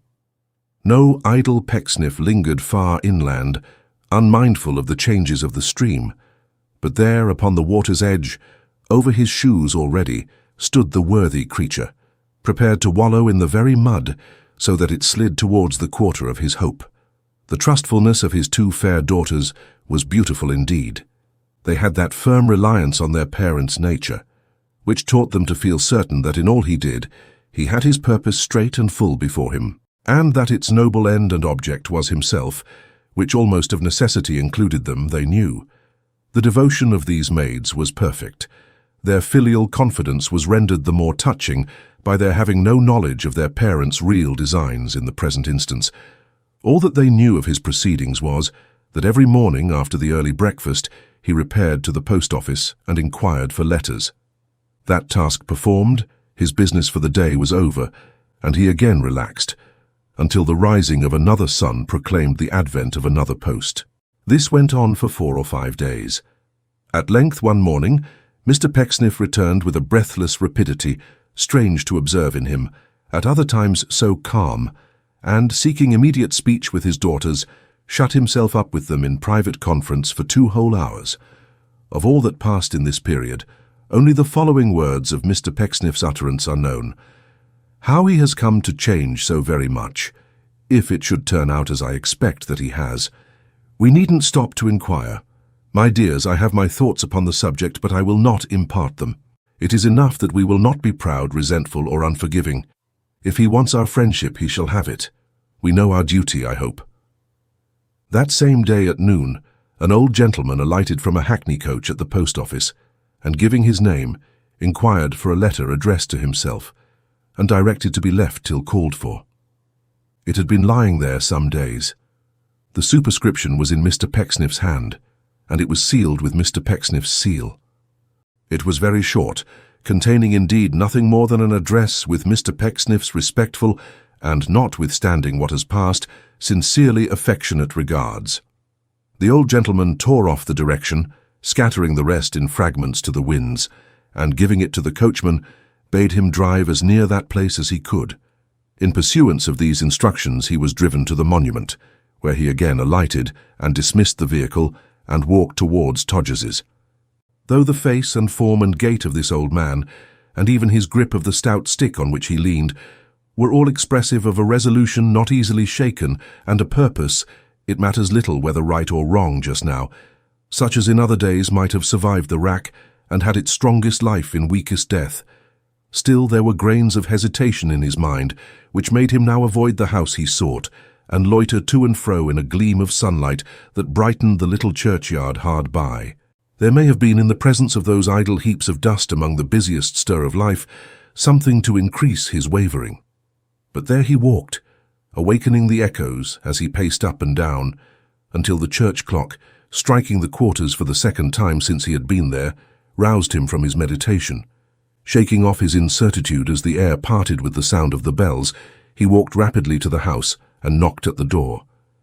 Mr. Pecksniff was seated in the landlady's little room, and his visitor found him reading by an accident. He apologized for it, an excellent theological work. There were cake and wine upon a little table, by another accident, for which he also apologized. Indeed, he said he had given his visitor up, and was about to partake of that simple refreshment with his children, when he knocked at the door. "Your daughters are well?" said old Martin, laying down his hat and stick. Mr. Pecksniff endeavoured to conceal his agitation as a father when he answered, yes, they were. They were good girls, he said, very good. He would not venture to recommend Mr. Chuzzlewit to take the easy chair, or to keep out of the draught from the door. If he made any such suggestion, he would expose himself, he feared, to most unjust suspicion. He would, therefore, content himself with remarking that there was an easy chair in the room, and that the door was far from being airtight. This latter imperfection, he might perhaps venture to add, was not uncommonly to be met with in old houses.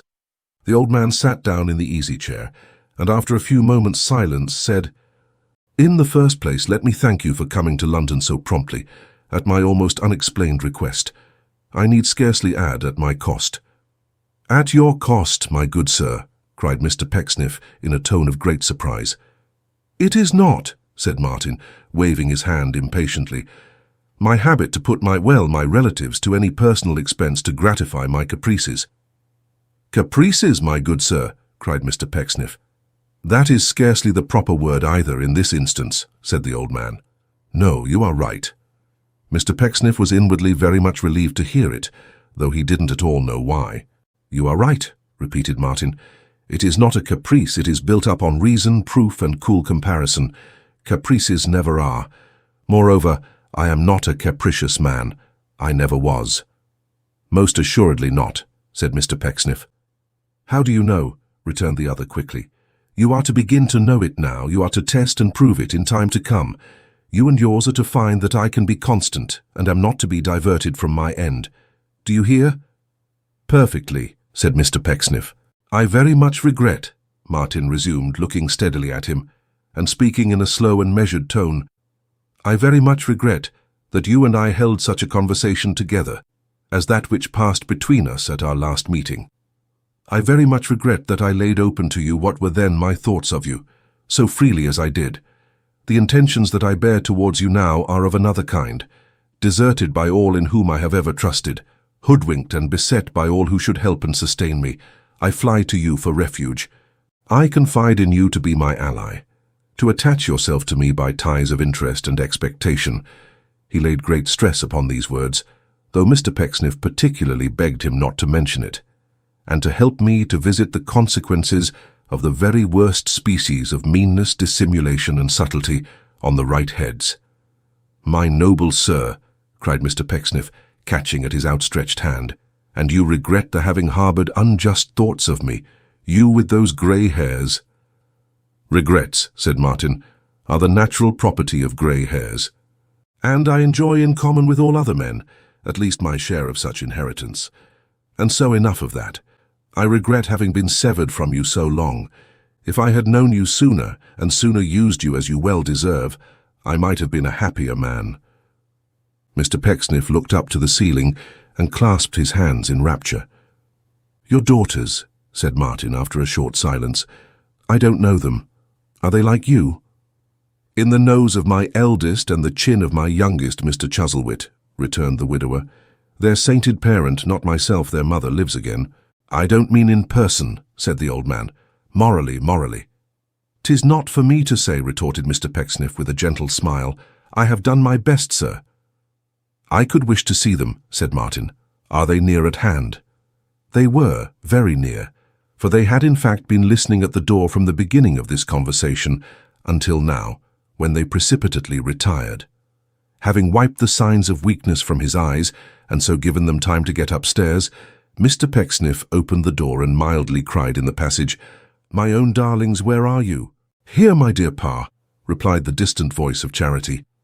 "Come down into the back parlour, if you please, my love," said Mr. Pecksniff, "and bring your sister with you." "Yes, my dear Pa," cried Mary, and down they came directly, being all obedience, singing as they came. Nothing could exceed the astonishment of the two Miss Pecksniffs when they found a stranger with their dear papa. Nothing could surpass their mute amazement when he said, "My children, Mr. Chuzzlewit." But when he told them that Mr. Chuzzlewit and he were friends, and that Mr. Chuzzlewit had said such kind and tender words as pierced his very heart, the two Miss Pecksniffs cried with one accord, "Thank heaven for this," and fell upon the old man's neck. And when they had embraced him with such fervour of affection that no words can describe it, they grouped themselves about his chair and hung over him, as figuring to themselves no earthly joy like that of ministering to his wants, and crowding into the remainder of his life the love they would have diffused over their whole existence from infancy if he, dear obdurate, had but consented to receive the precious offering. The old man looked attentively from one to the other, and then at Mr. Pecksniff several times. "What?" he asked of Mr. Pecksniff, happening to catch his eye in its descent. For until now it had been piously upraised, with something of that expression which the poetry of ages has attributed to a domestic bird when breathing its last amid the ravages of an electric storm. "What are their names?" Mr. Pecksniff told him, and added rather hastily, his calumniators would have said, with a view to any testamentary thoughts that might be flitting through old Martin's mind, "Perhaps, my dears, you had better write them down. Your humble autographs are of no value in themselves, but affection may prize them." "Affection," said the old man, "will expend itself on the living originals. Do not trouble yourselves, my girls. I shall not so easily forget you, Charity and Mercy, as to need such tokens of remembrance. Cousin." "Sir," said Mr. Pecksniff with alacrity. "Do you never sit down?" "Why, yes, occasionally, sir," said Mr. Pecksniff, who had been standing all this time. "Will you do so now?" "Can you ask me," returned Mr. Pecksniff, slipping into a chair immediately, "whether I will do anything that you desire?" "You talk confidently," said Martin, "and you mean well, but I fear you don't know what an old man's humours are.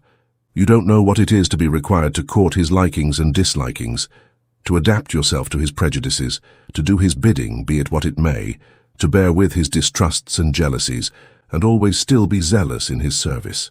When I remember how numerous these failings are in me, and judge of their occasional enormity by the injurious thoughts I lately entertained of you, I hardly dare to claim you for my friend."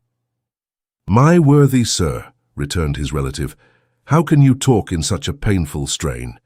What was more natural than that you should make one slight mistake, when in all other respects you were so very correct, and have had such reason, such very sad and undeniable reason, to judge of every one about you in the worst light?" "True," replied the other, "you are very lenient with me."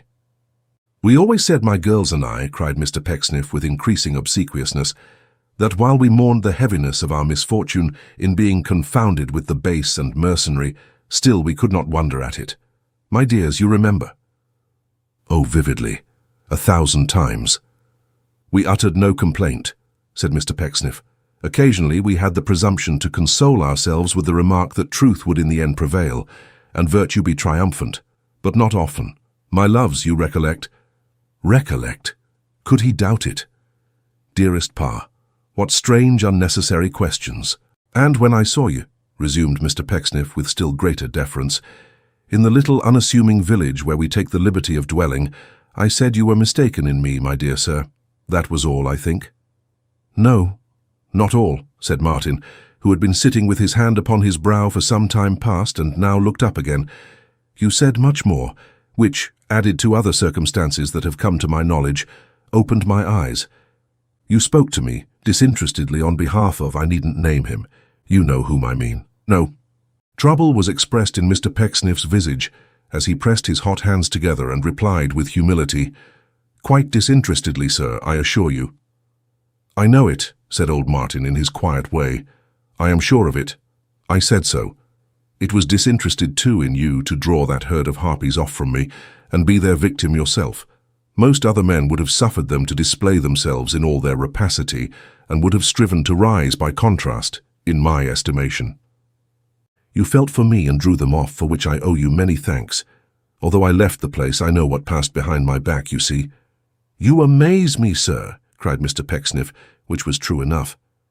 "My knowledge of your proceedings," said the old man, "does not stop at this. You have a new inmate in your house." "Yes, sir," rejoined the architect. "I have." "He must quit it," said Martin.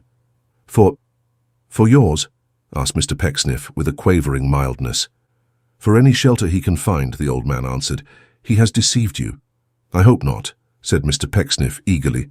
"I trust not. I have been extremely well disposed towards that young man. I hope it cannot be shown that he has forfeited all claim to my protection. Deceit, my dear Mr. Chuzzlewit, would be final. I should hold myself bound, on proof of deceit, to renounce him instantly." The old man glanced at both his fair supporters, but especially at Miss Mercy, whom indeed he looked full in the face, with a greater demonstration of interest than had yet appeared in his features. His gaze again encountered Mr. Pecksniff as he said composedly, "Of course you know that he has made his matrimonial choice." "Oh dear," cried Mr. Pecksniff, rubbing his hair up very stiff upon his head, and staring wildly at his daughters. "This is becoming tremendous." "You know the fact," repeated Martin. "Surely not without his grandfather's consent and approbation, my dear sir," cried Mr. Pecksniff. "Don't tell me that. For the honour of human nature, say you're not about to tell me that." "I thought he had suppressed it," said the old man. The indignation felt by Mr. Pecksniff at this terrible disclosure was only to be equalled by the kindling anger of his daughters. What? Had they taken to their hearth and home a secretly contracted serpent, a crocodile who had made a furtive offer of his hand, an imposition on society, a bankrupt bachelor with no effects, trading with the spinster world on false pretenses? And oh, to think that he should have disobeyed and practiced on that sweet, that venerable gentleman, whose name he bore, that kind and tender guardian, his more than father, to say nothing at all of mother. Horrible, horrible. To turn him out with ignominy would be treatment much too good. Was there nothing else that could be done to him? Had he incurred no legal pains and penalties? Could it be that the statutes of the land were so remiss as to have affixed no punishment to such delinquency? Monster, how basely had they been deceived! "I am glad to find you second me so warmly," said the old man, holding up his hand to stay the torrent of their wrath. "I will not deny that it is a pleasure to me to find you so full of zeal. We will consider that topic as disposed of." "No, my dear sir," cried Mr. Pecksniff, "not as disposed of until I have purged my house of this pollution." "That will follow," said the old man, "in its own time. I look upon that as done."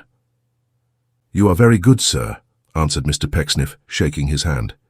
"You do me honour. You may look upon it as done, I assure you." "There is another topic," said Martin, "on which I hope you will assist me. You remember Mary, cousin? The young lady that I mentioned to you, my dears, as having interested me so very much," remarked Mr. Pecksniff. "Excuse my interrupting you, sir." "I told you her history," said the old man. "Which I also mentioned, you will recollect, my dears," cried Mr. Pecksniff. "Silly girls, Mr. Chuzzlewit, quite moved by it they were." "Why, look now," said Martin, evidently pleased. "I feared I should have had to urge her case upon you, and ask you to regard her favourably for my sake. But I find you have no jealousies. Well, you have no cause for any, to be sure. She has nothing to gain from me, my dears, and she knows it." The two Miss Pecksniffs murmured their approval of this wise arrangement, and their cordial sympathy with its interesting object. "If I could have anticipated what has come to pass between us four," said the old man thoughtfully. "But it is too late to think of that. You would receive her courteously, young ladies, and be kind to her if need were. Where was the orphan whom the two Miss Pecksniffs would not have cherished in their sisterly bosom? But when that orphan was commended to their care by one on whom the dammed-up love of years was gushing forth, what exhaustless stores of pure affection yearned to expend themselves upon her? An interval ensued, during which Mr. Chuzzlewit, in an absent frame of mind, sat gazing at the ground without uttering a word, and as it was plain that he had no desire to be interrupted in his meditations, Mr. Pecksniff and his daughters were profoundly silent also. During the whole of the foregoing dialogue, he had borne his part with a cold, passionless promptitude, as though he had learned and painfully rehearsed it all 100 times. Even when his expressions were warmest and his language most encouraging, he had retained the same manner without the least abatement. But now there was a keener brightness in his eye and more expression in his voice, as he said, awakening from his thoughtful mood, "You know what will be said of this. Have you reflected?" "Said of what, my dear sir?" Mr. Pecksniff asked. "Of this new understanding between us." Mr. Pecksniff looked benevolently sagacious, and at the same time far above all earthly misconstruction, as he shook his head, and observed that a great many things would be said of it, no doubt. "A great many," rejoined the old man. "Some will say that I dote in my old age, that illness has shaken me, that I have lost all strength of mind and have grown childish. You can bear that?" Mr. Pecksniff answered that it would be dreadfully hard to bear, but he thought he could if he made a great effort. "Others will say I speak of disappointed, angry people only, that you have lied and fawned, and wormed yourself through dirty ways into my favour, by such concessions and such crooked deeds, such meannesses and vile endurances, as nothing could repay. No, not the legacy of half the world we live in. You can bear that?" Mr. Pecksniff made reply that this would be also very hard to bear, as reflecting in some degree on the discernment of Mr. Chuzzlewit. Still he had a modest confidence that he could sustain the calumny with the help of a good conscience and that gentleman's friendship.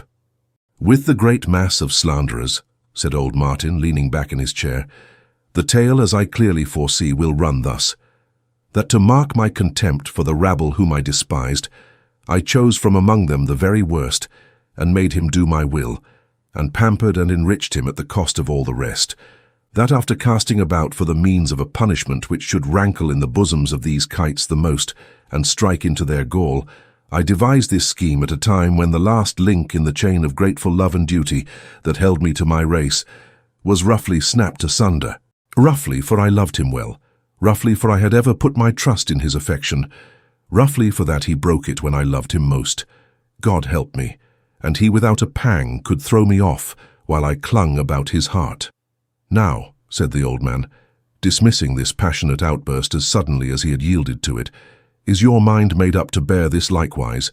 Lay your account with having it to bear, and put no trust in being set right by me. My dear Mr. Chuzzlewit, cried Pecksniff in an ecstasy, for such a man as you have shown yourself to be this day, for a man so injured, yet so very humane, for a man so, I am at a loss what precise term to use, yet at the same time so remarkably, I don't know how to express my meaning. For such a man as I have described, I hope it is no presumption to say that I, and I am sure I may add my children also, my dears, we perfectly agree in this, I think, would bear anything whatever. Enough, said Martin. You can charge no consequences on me. When do you retire home? Whenever you please, my dear sir. Tonight, if you desire it. I desire nothing, returned the old man. That is unreasonable. Such a request would be. Will you be ready to return at the end of this week? The very time of all others that Mr. Pecksniff would have suggested if it had been left to him to make his own choice. As to his daughters, the words, "Let us be at home on Saturday, dear Pa," were actually upon their lips. Your expenses, cousin, said Martin, taking a folded slip of paper from his pocket-book, may possibly exceed that amount. If so, let me know the balance that I owe you when we next meet. It would be useless if I told you where I live just now. Indeed, I have no fixed abode. When I have, you shall know it. You and your daughters may expect to see me before long. In the meantime, I need not tell you that we keep our own confidence. What you will do when you get home is understood between us. Give me no account of it at any time, and never refer to it in any way. I ask that as a favor. I am commonly a man of few words, cousin, and all that need be said just now is said, I think. One glass of wine, one morsel of this homely cake, cried Mr. Pecksniff, venturing to detain him. My dears! The sisters flew to wait upon him. Poor girls, said Mr. Pecksniff. You will excuse their agitation, my dear sir. They are made up of feeling. A bad commodity to go through the world with, Mr. Chuzzlewit. My youngest daughter is almost as much of a woman as my eldest, is she not, sir? Which is the youngest? Asked the old man. Mercy by 5 years, said Mr. Pecksniff. We sometimes venture to consider her rather a fine figure, sir. Speaking as an artist, I may perhaps be permitted to suggest that its outline is graceful and correct. I am naturally, said Mr. Pecksniff, drying his hands upon his handkerchief, and looking anxiously in his cousin's face at almost every word. Proud, if I may use the expression, to have a daughter who is constructed on the best models. She seems to have a lively disposition, observed Martin. Dear me, said Mr. Pecksniff, that is quite remarkable. You have defined her character, my dear sir, as correctly as if you had known her from her birth. She has a lively disposition. I assure you, my dear sir, that in our unpretending home her gaiety is delightful. No doubt, returned the old man. Charity, upon the other hand, said Mr. Pecksniff, is remarkable for strong sense and for rather a deep tone of sentiment, if the partiality of a father may be excused in saying so. A wonderful affection between them, my dear sir. Allow me to drink your health, bless you. I little thought, retorted Martin, but a month ago, that I should be breaking bread and pouring wine with you. I drink to you. Not at all abashed by the extraordinary abruptness with which these latter words were spoken, Mr. Pecksniff thanked him devoutly. Now let me go, said Martin, putting down the wine when he had merely touched it with his lips. My dears, good morning. But this distant form of farewell was by no means tender enough for the yearnings of the young ladies, who again embraced him with all their hearts, with all their arms at any rate, to which parting caresses their new-found friend submitted with a better grace than might have been expected from one who, not a moment before, had pledged their parent in such a very uncomfortable manner. These endearments terminated, he took a hasty leave of Mr. Pecksniff and withdrew, followed to the door by both father and daughters, who stood there kissing their hands and beaming with affection until he disappeared. Though, by the way, he never once looked back after he had crossed the threshold. When they returned into the house and were again alone in Mrs. Todgers's room, the two young ladies exhibited an unusual amount of gaiety, insomuch that they clapped their hands and laughed, and looked with roguish aspects and a bantering air upon their dear papa. This conduct was so very unaccountable that Mr. Pecksniff, being singularly grave himself, could scarcely choose but ask them what it meant, and took them to task, in his gentle manner, for yielding to such light emotions. If it was possible to divine any cause for this merriment, even the most remote, he said, I should not reprove you. But when you can have none whatever, oh, really, really. This admonition had so little effect on Mercy that she was obliged to hold her handkerchief before her rosy lips and to throw herself back in her chair with every demonstration of extreme amusement, which want of duty so offended Mr. Pecksniff that he reproved her in set terms and gave her his parental advice to correct herself in solitude and contemplation. But at that juncture they were disturbed by the sound of voices in dispute, and as it proceeded from the next room, the subject matter of the altercation quickly reached their ears.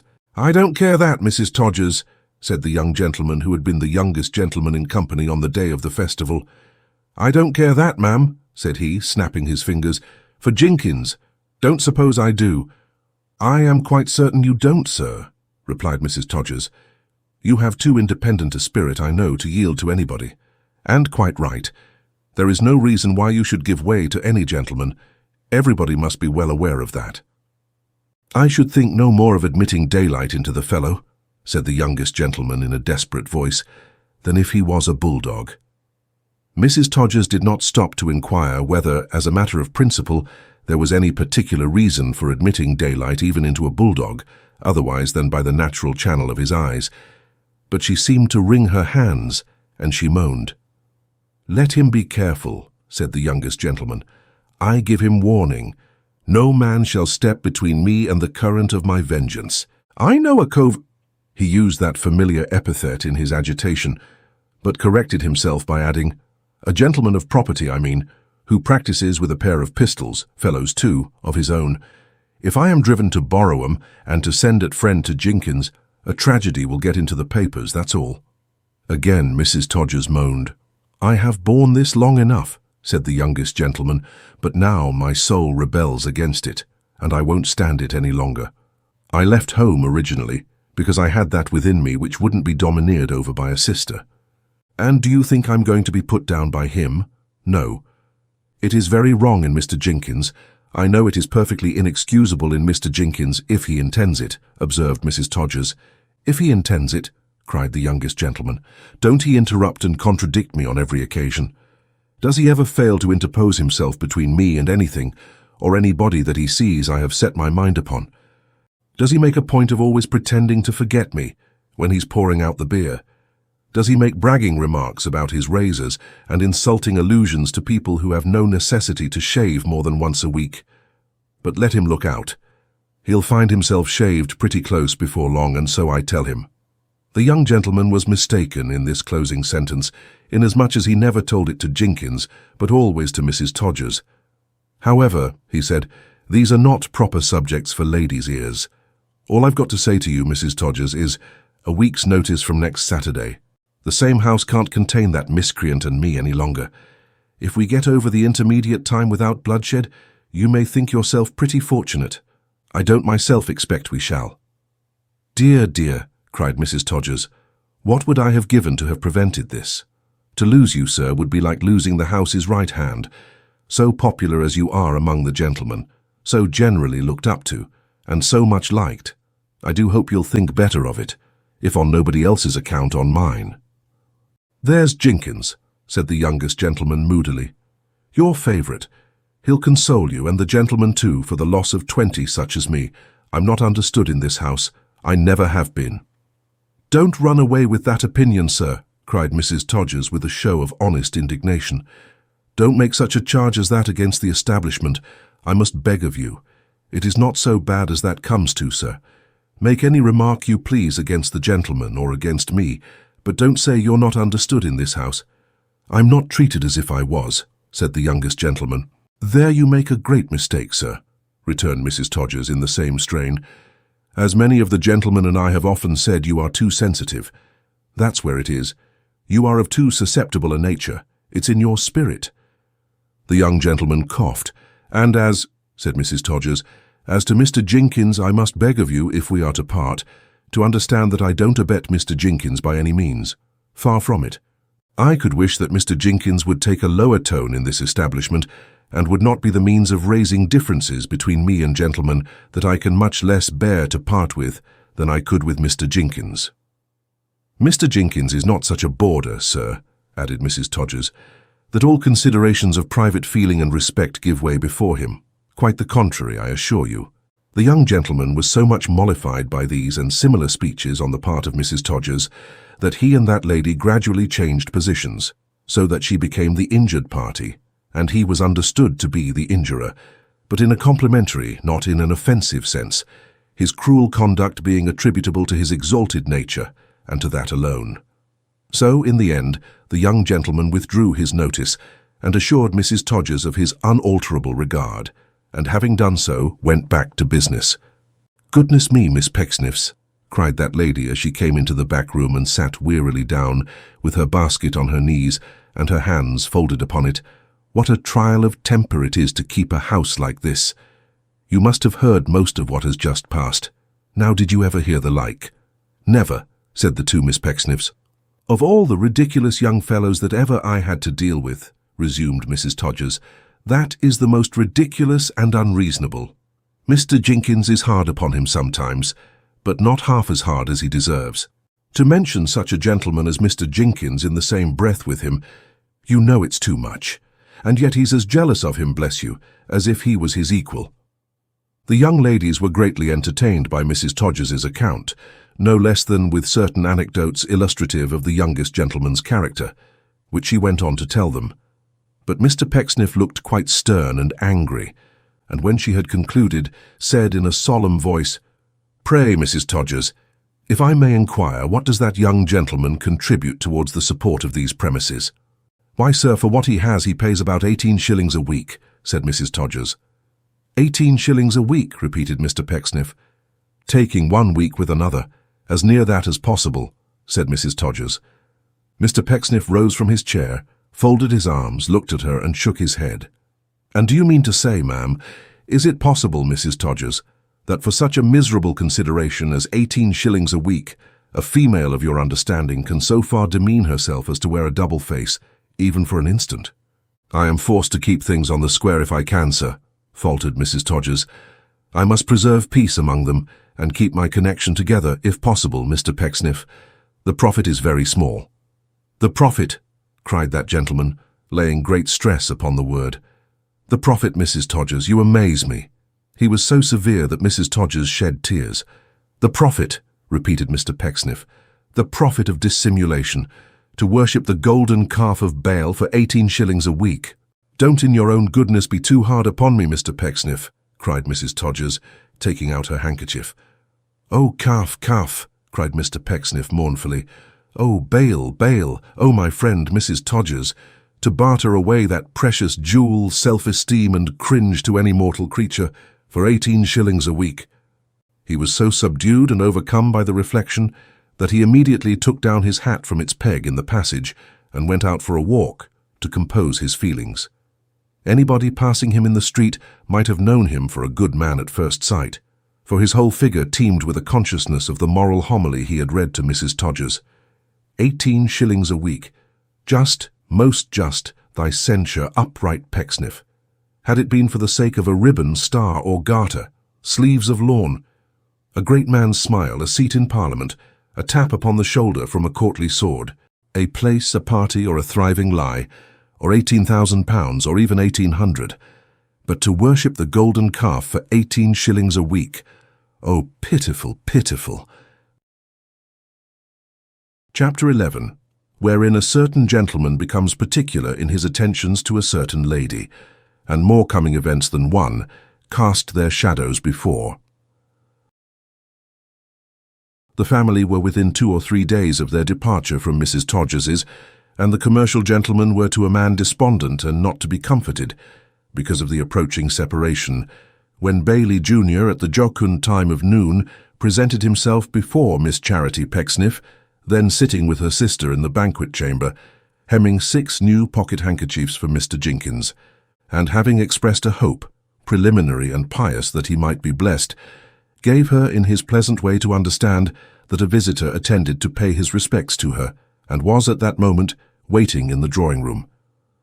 Perhaps this last announcement showed in a more striking point of view than many lengthened speeches could have done, the trustfulness and faith of Bailey's nature, since he had, in fact, last seen the visitor on the doormat, where, after signifying to him that he would do well to go upstairs, he had left him to the guidance of his own sagacity. Hence it was at least an even chance that the visitor was then wandering on the roof of the house, or vainly seeking to extricate himself from the maze of bedrooms, Todgers's being precisely that kind of establishment in which an unpiloted stranger is pretty sure to find himself in some place where he least expects and least desires to be. "A gentleman for me," cried Charity, pausing in her work. "My gracious Bailey." "Ah," said Bailey, "it is my gracious, an't it? Wouldn't I be gracious neither, not if I was him?" The remark was rendered somewhat obscure in itself, by reason, as the reader may have observed, of a redundancy of negatives, but accompanied by action expressive of a faithful couple walking arm in arm towards a parochial church, mutually exchanging looks of love, it clearly signified this youth's conviction that the caller's purpose was of an amorous tendency. Miss Charity affected to reprove so great a liberty, but she could not help smiling. He was a strange boy, to be sure. There was always some ground of probability and likelihood mingled with his absurd behaviour. That was the best of it. "But I don't know any gentleman, Bailey," said Miss Pecksniff. "I think you must have made a mistake." Mr. Bailey smiled at the extreme wildness of such a supposition, and regarded the young ladies with unimpaired affability. "My dear Mary," said Charity, "who can it be? Isn't it odd? I have a great mind not to go to him, really. So very strange, you know." The younger sister plainly considered that this appeal had its origin in the pride of being called upon and asked for, and that it was intended as an assertion of superiority, and a retaliation upon her for having captured the commercial gentleman. Therefore she replied with great affection and politeness that it was no doubt very strange indeed, and that she was totally at a loss to conceive what the ridiculous person unknown could mean by it. "Quite impossible to divine," said Charity, with some sharpness. "Though still, at the same time, you needn't be angry, my dear." "Thank you," retorted Mary, singing at her needle. "I am quite aware of that, my love." "I am afraid your head is turned, you silly thing," said Cherry. "Do you know, my dear," said Mary with engaging candour, "that I have been afraid of that myself, all along. So much in sense and nonsense and all the rest of it is enough to turn a stronger head than mine.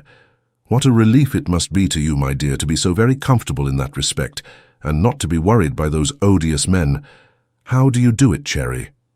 This artless inquiry might have led to turbulent results, but for the strong emotions of delight evinced by Bailey Jr., whose relish in the turn the conversation had lately taken was so acute that it impelled and forced him to the instantaneous performance of a dancing step, extremely difficult in its nature, and only to be achieved in a moment of ecstasy, which is commonly called the frog's hornpipe. A manifestation so lively brought to their immediate recollection the great virtuous precept, "Keep up appearances whatever you do," in which they had been educated. They forbore at once, and jointly signified to Mr. Bailey that if he should presume to practice that figure any more in their presence, they would instantly acquaint Mrs. Todgers with the fact, and would demand his condign punishment at the hands of that lady. The young gentleman, having expressed the bitterness of his contrition by affecting to wipe away scalding tears with his apron, and afterwards feigning to wring a vast amount of water from that garment, held the door open while Miss Charity passed out, and so that damsel went in state upstairs to receive her mysterious adorer. By some strange occurrence of favourable circumstances, he had found out the drawing-room, and was sitting there alone. "Ah, cousin," he said, "here I am, you see. You thought I was lost, I'll be bound. Well, how do you find yourself by this time?" Miss Charity replied that she was quite well, and gave Mr. Jonas Chuzzlewit her hand. "That's right," said Mr. Jonas, "and you've got over the fatigues of the journey, have you? I say, how's the other one?" "My sister is very well, I believe," returned the young lady. "I have not heard her complain of any indisposition, sir. Perhaps you would like to see her and ask her yourself." "No, no, cousin," said Mr. Jonas, sitting down beside her on the window seat. "Don't be in a hurry. There's no occasion for that, you know. What a cruel girl you are." "It's impossible for you to know," said Cherry, "whether I am or not." "Well, perhaps it is," said Mr. Jonas. "I say, did you think I was lost? You haven't told me that." "I didn't think at all about it," answered Cherry. "Didn't you, though?" said Jonas, pondering upon this strange reply. "Did the other one?" "I am sure it's impossible for me to say what my sister may or may not have thought on such a subject," cried Cherry. "She never said anything to me about it, one way or other." "Didn't she laugh about it?" inquired Jonas. "No, she didn't even laugh about it," answered Charity. "She's a terrible one to laugh, ain't she?" said Jonas, lowering his voice. "She is very lively," said Cherry. "Liveliness is a pleasant thing when it don't lead to spending money, ain't it?" asked Mr. Jonas. "Very much so indeed," said Cherry, with a demureness of manner that gave a very disinterested character to her assent. "Such liveliness as yours, I mean, you know," observed Mr. Jonas, as he nudged her with his elbow. "I should have come to see you before, but I didn't know where you was. How quick you hurried off that morning." "I was amenable to my papa's directions," said Miss Charity. "I wish he had given me his direction," returned her cousin. "And then I should have found you out before. Why, I shouldn't have found you even now if I hadn't met him in the street this morning. What a sleek, sly chap he is, just like a tomcat, ain't he?" "I must trouble you to have the goodness to speak more respectfully of my papa, Mr. Jonas," said Charity. "I can't allow such a tone as that, even in jest." "Ecod, you may say what you like of my father then, and so I give you leave," said Jonas. "I think it's liquid aggravation that circulates through his veins and not regular blood. How old should you think my father was, cousin?" "Old, no doubt," replied Miss Charity, "but a fine old gentleman." "A fine old gentleman," repeated Jonas, giving the crown of his hat an angry knock. "Ah, it's time he was thinking of being drawn out a little finer too. Why, he's 80. "Is he indeed?" said the young lady. "And ecod," cried Jonas, "now he's gone so far without giving in, I don't see much to prevent his being 90. No, nor even 100. Why, a man with any feeling ought to be ashamed of being 80, let alone more. Where's his religion, I should like to know, when he goes flying in the face of the Bible like that? 70's the mark, and no man with a conscience and a proper sense of what's expected of him has any business to live longer." Is anyone surprised at Mr. Jonas making such a reference to such a book for such a purpose? Does anyone doubt the old saw that the devil, being a layman, quotes scripture for his own ends? If he will take the trouble to look about him, he may find a greater number of confirmations of the fact in the occurrences of any single day than the steam gun can discharge balls in a minute. "But there's enough of my father," said Jonas. "It's of no use to go putting one's self out of the way by talking about him. I called to ask you to come and take a walk, cousin, and see some of the sights, and to come to our house afterwards and have a bit of something. Pecksniff will most likely look in the evening, he says, and bring you home. See, here's his writing. I made him put it down this morning when he told me he shouldn't be back before I came here, in case you wouldn't believe me. There's nothing like proof, is there? Ha, I say. You'll bring the other one, you know." Miss Charity cast her eyes upon her father's autograph, which merely said, "Go, my children, with your cousin. Let there be union among us when it is possible," and after enough of hesitation to impart a proper value to her consent, withdrew to prepare her sister and herself for the excursion. She soon returned, accompanied by Miss Mercy, who was by no means pleased to leave the brilliant triumphs of Todgers's for the society of Mr. Jonas and his respected father. "Aha!" cried Jonas. "There you are you?" "Yes, fright," said Mercy. "Here I am, and I would much rather be anywhere else, I assure you." "You don't mean that," cried Mr. Jonas. "You can't, you know. It isn't possible." "You can have what opinion you like, Fright," retorted Mercy. "I am content to keep mine, and mine is that you are a very unpleasant, odious, disagreeable person." Here she laughed heartily, and seemed to enjoy herself very much. "Oh, you're a sharp gal," said Mr. Jonas. "She's a regular teaser, ain't she, cousin?" Miss Charity replied in effect that she was unable to say what the habits and propensities of a regular teaser might be, and that even if she possessed such information, it would ill become her to admit the existence of any creature with such an unceremonious name in her family, far less in the person of a beloved sister. "Whatever," added Cherry with an angry glance, "whatever her real nature may be, "Well, my dear," said Mary, "the only observation I have to make is that if we don't go out at once, I shall certainly take my bonnet off again and stay at home." This threat had the desired effect of preventing any farther altercation, for Mr. Jonas immediately proposed an adjournment, and the same being carried unanimously, they departed from the house straightway.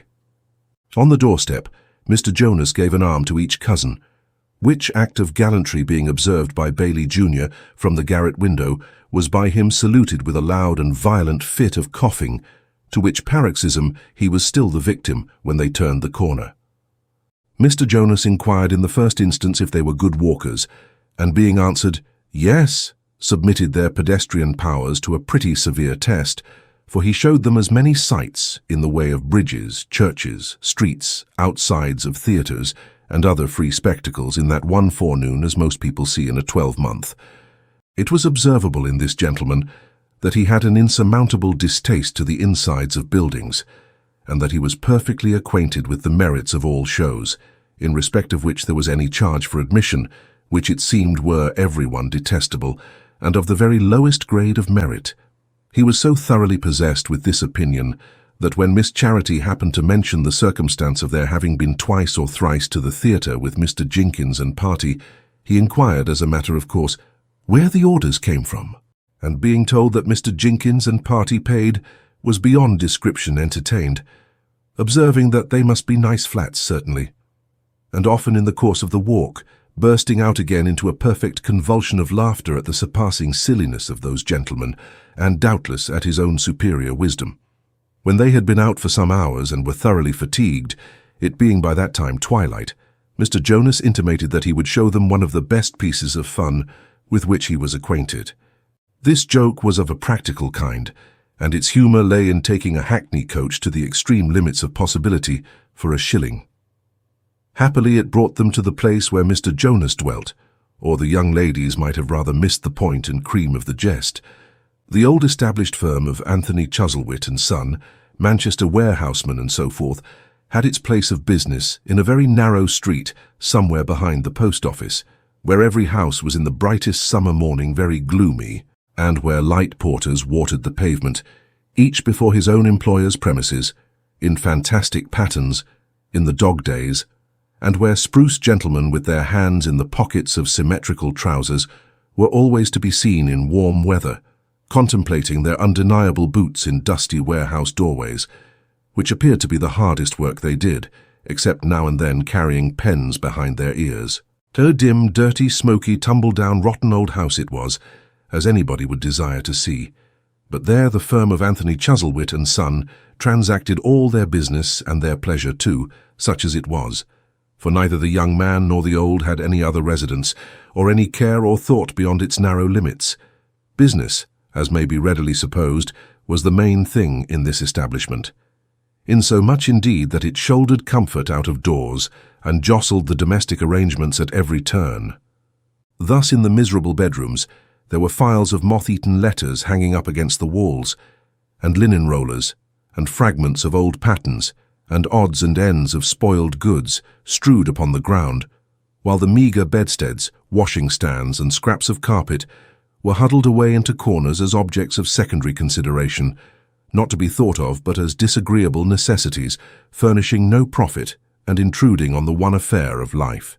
The single sitting-room was on the same principle, a chaos of boxes and old papers, and had more counting-house stools in it than chairs, not to mention a great monster of a desk straddling over the middle of the floor, and an iron safe sunk into the wall above the fireplace. The solitary little table for purposes of refection and social enjoyment bore as fair a proportion to the desk and other business furniture as the graces and harmless relaxations of life had ever done, in the persons of the old man and his son, to their pursuit of wealth. It was meanly laid out now for dinner, and in a chair before the fire sat Anthony himself, who rose to greet his son and his fair cousins as they entered.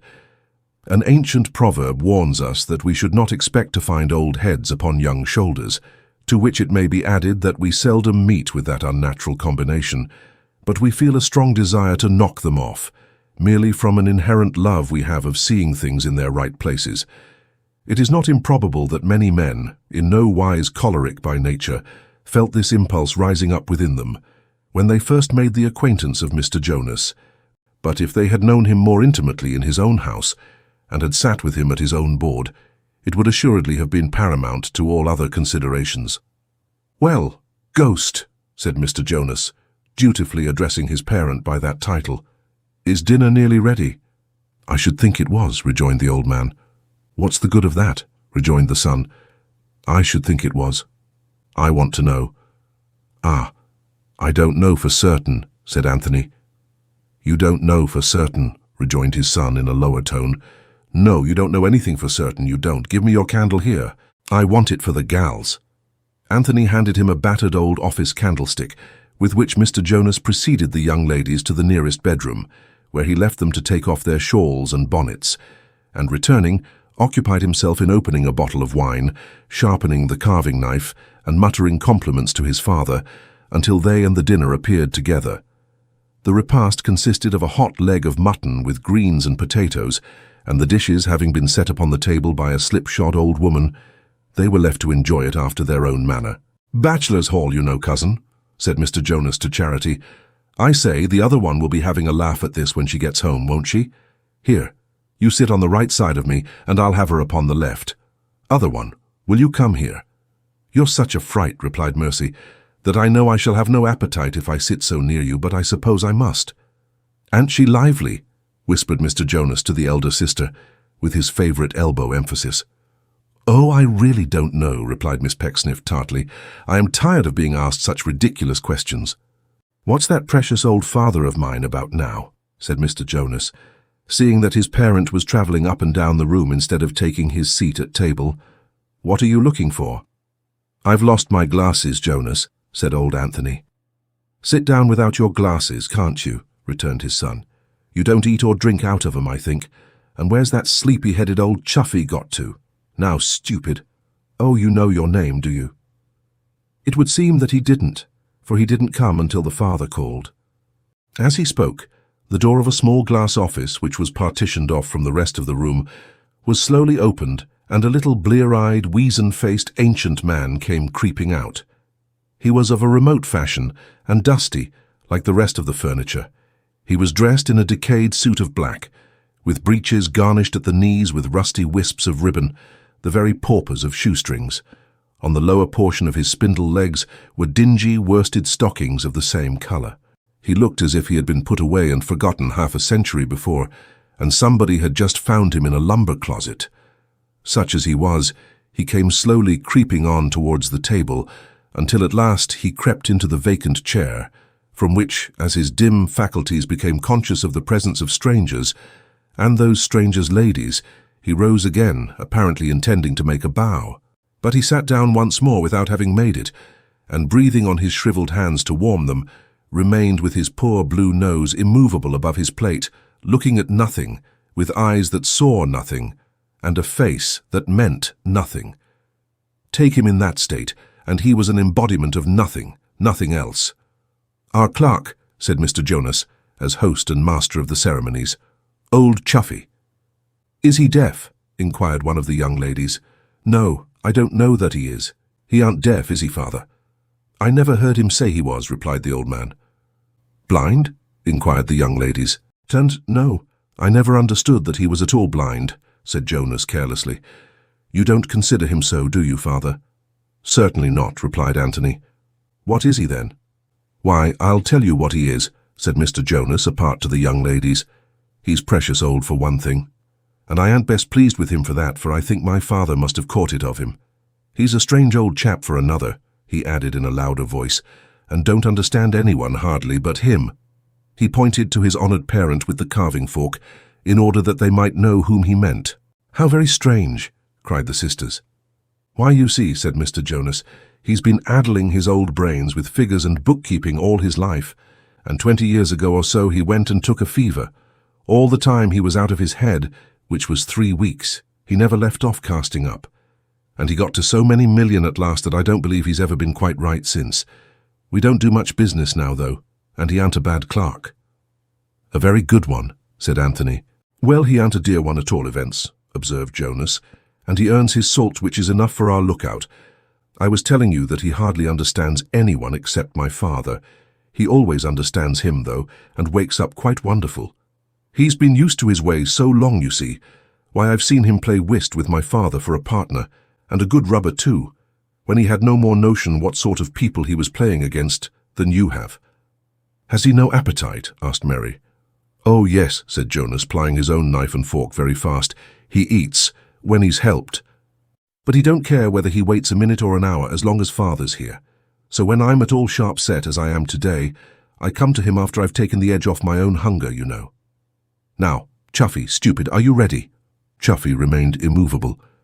"Always a perverse old file he was," said Mr. Jonas, coolly helping himself to another slice. "Ask him, father." "Are you ready for your dinner, Chuffy?" asked the old man. "Yes, yes," said Chuffy, lighting up into a sentient human creature at the first sound of the voice, so that it was at once a curious and quite a moving sight to see him. "Yes, yes. Quite ready, Mr. Chuzzlewit. Quite ready, sir. All ready. All ready. All ready." With that he stopped, smilingly, and listened for some further address. But being spoken to no more, the light forsook his face by little and little, until he was nothing again. "He'll be very disagreeable, mind," said Jonas, addressing his cousins, as he handed the old man's portion to his father. "He always chokes himself when it ain't broth. Look at him now. Did you ever see a horse with such a wall-eyed expression as he's got? If it hadn't been for the joke of it, I wouldn't have let him come in today, but I thought he'd amuse you." The poor old subject of this humane speech was, happily for himself, as unconscious of its purport as of most other remarks that were made in his presence. But the mutton being tough and his gums weak, he quickly verified the statement relative to his choking propensities, and underwent so much in his attempts to dine that Mr. Jonas was infinitely amused, protesting that he had seldom seen him better company in all his life, and that he was enough to make a man split his sides with laughing. Indeed, he went so far as to assure the sisters that in this point of view he considered Chuffy superior to his own father, which, as he significantly added, was saying a great deal. It was strange enough that Anthony Chuzzlewit, himself so old a man, should take a pleasure in these gibings of his estimable son at the expense of the poor shadow at their table. But he did, unquestionably, though not so much, to do him justice, with reference to their ancient clerk, as in exultation at the sharpness of Jonas. For the same reason that young man's coarse allusions, even to himself, filled him with a stealthy glee, causing him to rub his hands and chuckle covertly, as if he said in his sleeve, "I taught him. I trained him. This is the heir of my bringing up. Sly, cunning, and covetous, he'll not squander my money. I worked for this, I hoped for this. It has been the great end and aim of my life." What a noble end and aim it was to contemplate in the attainment truly. But there be some who manufacture idols after the fashion of themselves and fail to worship them when they are made, charging their deformity on outraged nature. Anthony was better than these at any rate. Chuffy boggled over his plate so long that Mr. Jonas, losing patience, took it from him at last with his own hands, and requested his father to signify to that venerable person that he had better peg away at his bread, which Anthony did. "Aye, aye," cried the old man, brightening up as before, when this was communicated to him in the same voice. "Quite right, quite right. He's your own son, Mr. Chuzzlewit. Bless him for a sharp lad. Bless him, bless him." Mr. Jonas considered this so particularly childish, perhaps with some reason, that he only laughed the more, and told his cousins that he was afraid one of these fine days Chuffy would be the death of him. The cloth was then removed, and the bottle of wine set upon the table, from which Mr. Jonas filled the young ladies' glasses, calling on them not to spare it, as they might be certain there was plenty more where that came from. But he added with some haste after this sally that it was only his joke, and they wouldn't suppose him to be in earnest, he was sure. "I shall drink," said Anthony, "to Pecksniff. Your father, my dears, a clever man, Pecksniff, a wary man. A hypocrite, though, eh? A hypocrite, girls, eh? Ha, ha, ha, ha. Well, so he is. Now, among friends, he is. I don't think the worse of him for that, unless it is that he overdoes it. You may overdo anything, my darlings. You may overdo even hypocrisy. Ask Jonas. You can't overdo taking care of yourself. observed that hopeful gentleman with his mouth full. "Do you hear that, my dears?" cried Anthony, quite enraptured. "Wisdom, wisdom, a good exception, Jonas. No, it's not easy to overdo that." "Except," whispered Mr. Jonas to his favourite cousin, "except when one lives too long. Ha, ha, ha, ha. Tell the other one that, I say." "Good gracious me," said Cherry in a petulant manner. "You can tell her yourself if you wish, can't you?" "She seems to make such game of one," replied Mr. Jonas. "Then why need you trouble yourself about her?" said Charity. "I'm sure she doesn't trouble herself much about you." "Don't she, though?" asked Jonas. "Good gracious me, need I tell you that she don't?" returned the young lady. Mr. Jonas made no verbal rejoinder, but he glanced at Mercy with an odd expression in his face and said that wouldn't break his heart, she might depend upon it. Then he looked on Charity with even greater favour than before, and besought her, as his polite manner was, to come a little closer. "There's another thing that's not easily overdone, father," remarked Jonas, after a short silence. "What's that?" asked the father, grinning already in anticipation. "A bargain," said the son. "Here's the rule for bargains. Do other men, for they would do you. That's the true business precept. All others are counterfeits." The delighted father applauded this sentiment to the echo, and was so much tickled by it that he was at the pains of imparting the same to his ancient clerk, who rubbed his hands, nodded his palsied head, winked his watery eyes, and cried in his whistling tones, "Good, good. Your own son, Mr. Chuzzlewit, with every feeble demonstration of delight that he was capable of making." But this old man's enthusiasm had the redeeming quality of being felt in sympathy with the only creature to whom he was linked by ties of long association and by his present helplessness.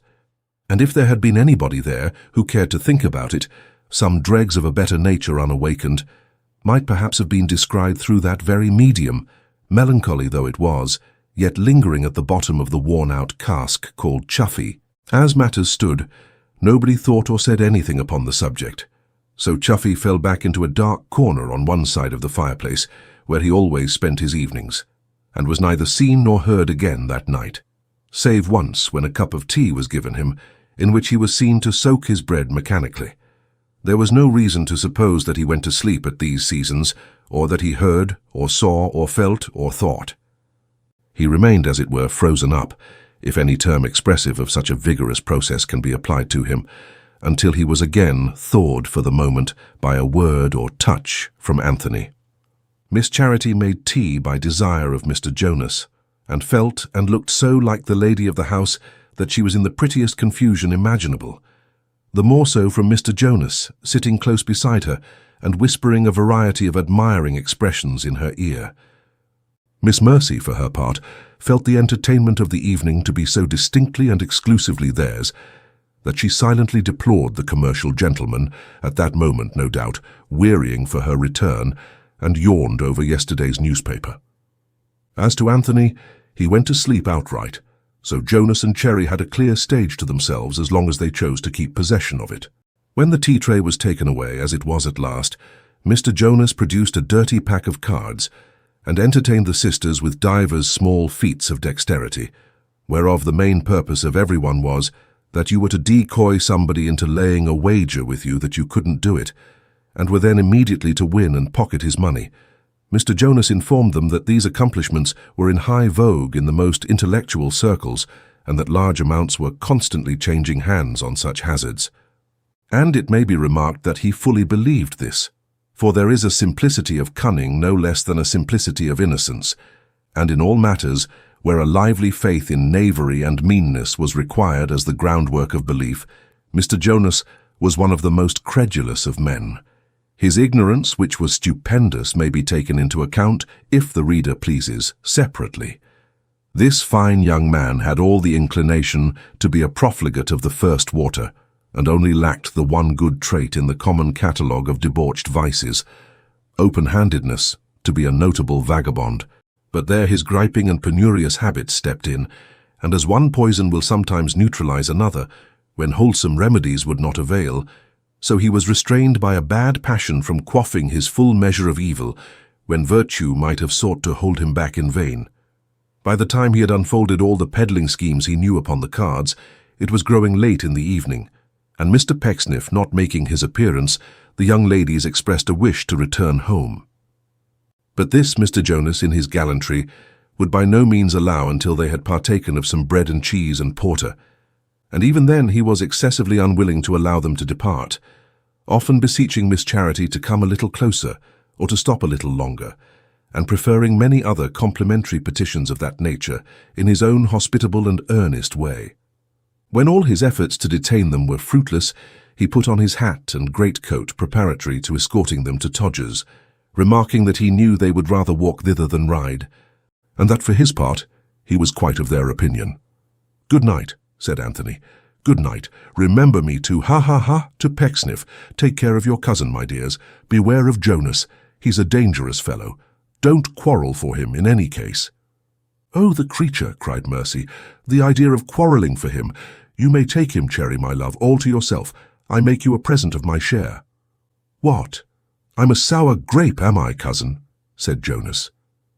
Miss Charity was more entertained by this repartee than one would have supposed likely, considering its advanced age and simple character. But in her sisterly affection, she took Mr. Jonas to task for leaning so very hard upon a broken reed, and said that he must not be so cruel to poor Mary any more, or she, Charity, would positively be obliged to hate him. Mercy, who really had her share of good humour, only retorted with a laugh. And they walked home in consequence without any angry passages of words upon the way. Mr. Jonas, being in the middle and having a cousin on each arm, sometimes squeezed the wrong one, so tightly too, as to cause her not a little inconvenience. But as he talked to Charity in whispers the whole time, and paid her great attention, no doubt this was an accidental circumstance. When they arrived at Todgers's and the door was opened, Mercy broke hastily from them and ran upstairs, but Charity and Jonas lingered on the steps talking together for more than 5 minutes. So, as Mrs. Todgers observed next morning to a third party, it was pretty clear what was going on there, and she was glad of it, for it really was high time that Miss Pecksniff thought of settling. And now the day was coming on, when that bright vision which had burst on Todgers so suddenly, and made a sunshine in the shady breast of Jenkins, was to be seen no more, when it was to be packed, like a brown paper parcel or a fish basket, or an oyster barrel or a fat gentleman, or any other dull reality of life, in a stagecoach and carried down into the country. "Never, my dear Miss Pecksniffs," said Mrs. Todgers, when they retired to rest on the last night of their stay, "never have I seen an establishment so perfectly broken-hearted as mine is at this present moment of time. I don't believe the gentlemen will be the gentlemen they were, or anything like it. No, not for weeks to come. You have a great deal to answer for, both of you." They modestly disclaimed any willful agency in this disastrous state of things, and regretted it very much. "Your pious pa, too," said Mrs. Todgers. "There's a loss. My dear Miss Pecksniffs, your pa is a perfect missionary of peace and love." Entertaining an uncertainty as to the particular kind of love supposed to be comprised in Mr. Pecksniff's mission, the young ladies received the compliment rather coldly. "If I dared," said Mrs. Todgers, perceiving this, "to violate a confidence which has been reposed in me, and to tell you why I must beg of you to leave the little door between your room and mine open tonight, I think you would be interested. But I mustn't do it, for I promised Mr. Jenkins faithfully that I would be as silent as the tomb." "Dear Mrs. Todgers, what can you mean?" "Why then, my sweet Miss Pecksniffs," said the lady of the house, "my own loves, if you will allow me the privilege of taking that freedom on the eve of our separation, Mr. Jenkins and the gentlemen have made up a little musical party among themselves, and do intend, in the dead of this night, to perform a serenade upon the stairs outside the door."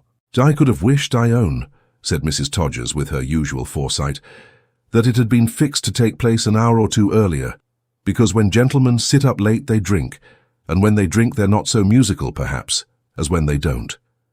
But this is the arrangement, and I know you will be gratified, my dear Miss Pecksniffs, by such a mark of their attention." The young ladies were at first so much excited by the news that they vowed they couldn't think of going to bed until the serenade was over. But half an hour of cool waiting so altered their opinion that they not only went to bed but fell asleep, and were, moreover, not ecstatically charmed to be awakened some time afterwards by certain dulcet strains breaking in upon the silent watches of the night. It was very affecting, very.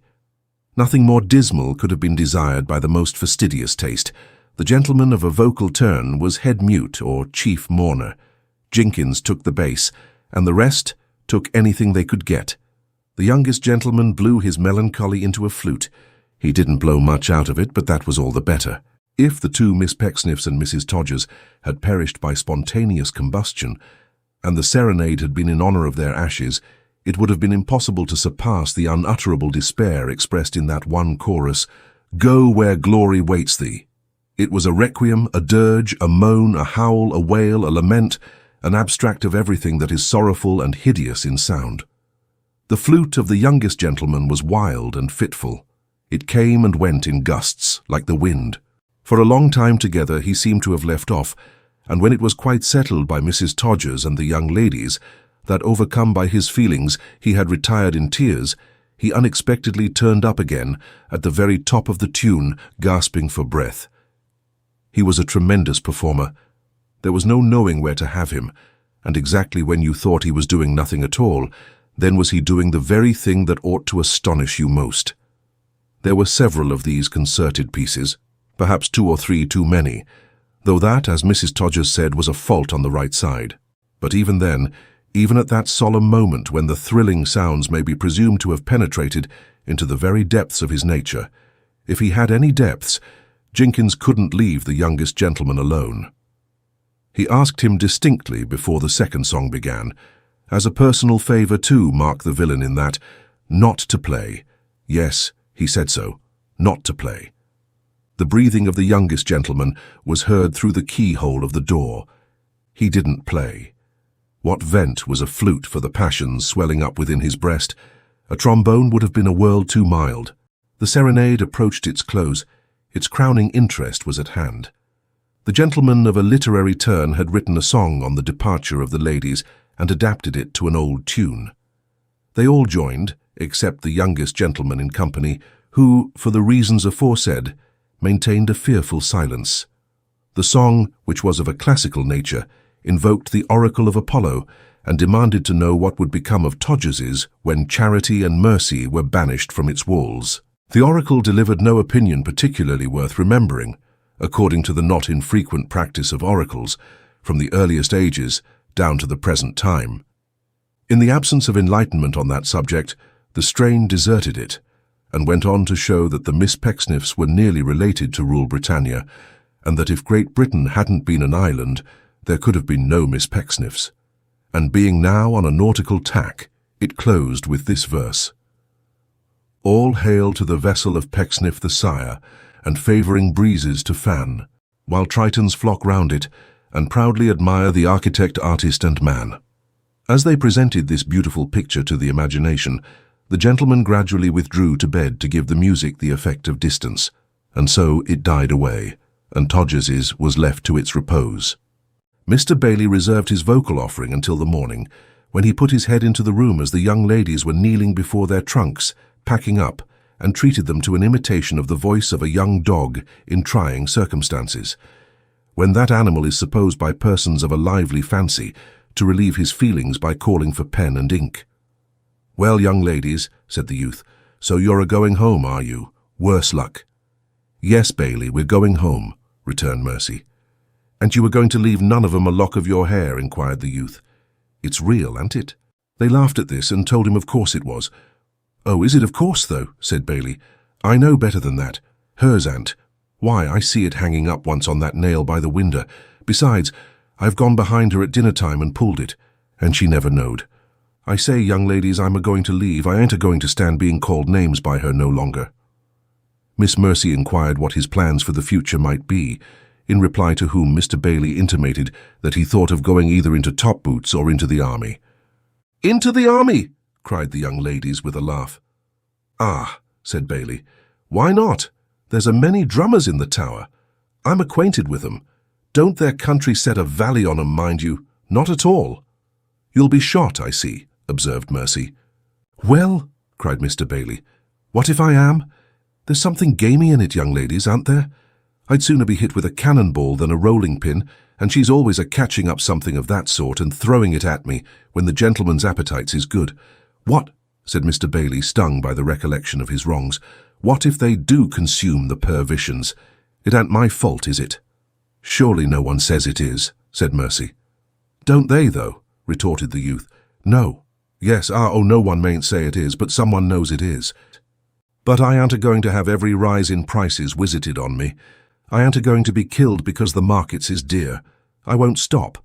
And therefore," added Mr. Bailey, relenting into a smile, "whatever you mean to give me, you'd better give me all at once, because if ever you come back again I shan't be here. And as to the other boy, he won't deserve nothing, I know." The young ladies, on behalf of Mr. Pecksniff and themselves, acted on this thoughtful advice, and in consideration of their private friendship, presented Mr. Bailey with a gratuity so liberal that he could hardly do enough to show his gratitude, which found but an imperfect vent during the remainder of the day in divers secret slaps upon his pocket and other such facetious pantomime. Nor was it confined to these ebullitions, for besides crushing a bandbox with a bonnet in it, he seriously damaged Mr. Pecksniff's luggage by ardently hauling it down from the top of the house, and in short evinced by every means in his power a lively sense of the favours he had received from that gentleman and his family. Mr. Pecksniff and Mr. Jinkins came home to dinner arm in arm, for the latter gentleman had made half-holiday on purpose, thus gaining an immense advantage over the youngest gentleman and the rest, whose time, as it perversely chanced, was all bespoke until the evening. The bottle of wine was Mr. Pecksniff's treat, and they were very sociable indeed, though full of lamentations on the necessity of parting. While they were in the midst of their enjoyment, old Anthony and his son were announced, much to the surprise of Mr. Pecksniff, and greatly to the discomfiture of Jinkins. "Come to say goodbye, you see," said Anthony in a low voice to Mr. Pecksniff, as they took their seats apart at the table while the rest conversed among themselves. "Where's the use of a division between you and me? We are the two halves of a pair of scissors when apart, Pecksniff, but together we are something, eh?" "Unanimity, my good sir," rejoined Mr. Pecksniff, "is always delightful." "I don't know about that," said the old man, "for there are some people I would rather differ from than agree with, but you know my opinion of you." Mr. Pecksniff, still having hypocrite in his mind, only replied by a motion of his head, which was something between an affirmative bow and a negative shake. "Complimentary," said Anthony. "Complimentary, upon my word. It was an involuntary tribute to your abilities even at the time, and it was not a time to suggest compliments either. But we agreed in the coach, you know, that we quite understood each other." "Oh, quite," assented Mr. Pecksniff, in a manner which implied that he himself was misunderstood most cruelly, but would not complain. Anthony glanced at his son as he sat beside Miss Charity, and then at Mr. Pecksniff, and then at his son again, very many times. It happened that Mr. Pecksniff's glances took a similar direction, but when he became aware of it, he first cast down his eyes, and then closed them, as if he were determined that the old man should read nothing there. "Jonas is a shrewd lad," said the old man. "He appears," rejoined Mr. Pecksniff in his most candid manner, "to be very shrewd." "And careful," said the old man. "And careful, I have no doubt," returned Mr. Pecksniff. "Look ye," said Anthony in his ear, "I think he is sweet upon you, daughter." "Tut, my good sir," said Mr. Pecksniff, with his eyes still closed. Young people, are kind of cousins too. No more sweetness than is in that, sir." "Why, there is very little sweetness in that, according to our experience," returned Anthony. "Isn't there a trifle more here?" "Impossible to say," rejoined Mr. Pecksniff. "Quite impossible. You surprise me." "Yes, I know that," said the old man dryly. "It may last. I mean the sweetness, not the surprise. And it may die off. Supposing it should last, perhaps, you having feathered your nest pretty well and I having done the same, we might have a mutual interest in the matter." Mr. Pecksniff, smiling gently, was about to speak, but Anthony stopped him. "I know what you are going to say. It's quite unnecessary. You have never thought of this for a moment, and in a point so nearly affecting the happiness of your dear child, you couldn't, as a tender father, express an opinion, and so forth. Yes, quite right. And like you. But it seems to me, my dear Pecksniff," added Anthony, laying his hand upon his sleeve, that if you and I kept up the joke of pretending not to see this, one of us might possibly be placed in a position of disadvantage, and as I am very unwilling to be that party myself, you will excuse my taking the liberty of putting the matter beyond a doubt thus early, and having it distinctly understood as it is now, that we do see it and do know it. Thank you for your attention. We are now upon an equal footing, which is agreeable to us both, I am sure." He rose as he spoke, and, giving Mr. Pecksniff a nod of intelligence, moved away from him to where the young people were sitting, leaving that good man somewhat puzzled and discomfited by such very plain dealing, and not quite free from a sense of having been foiled in the exercise of his familiar weapons. But the night coach had a punctual character, and it was time to join it at the office, which was so near at hand that they had already sent their luggage and arranged to walk. Thither the whole party repaired, therefore, after no more delay than sufficed for the equipment of the Miss Pecksniffs and Mrs. Todgers. They found the coach already at its starting place, and the horses in. There, too, were a large majority of the commercial gentlemen, including the youngest, who was visibly agitated, and in a state of deep mental dejection. Nothing could equal the distress of Mrs. Todgers in parting from the young ladies, except the strong emotions with which she bade adieu to Mr. Pecksniff. Never surely was a pocket-handkerchief taken in and out of a flat reticule so often as Mrs. Todgers was, as she stood upon the pavement by the coach door supported on either side by a commercial gentleman, and by the sight of the coach lamps caught such brief snatches and glimpses of the good man's face as the constant interposition of Mr. Jinkins allowed. For Jinkins, to the last the youngest gentleman's rock-ahead in life, stood upon the coach step talking to the ladies.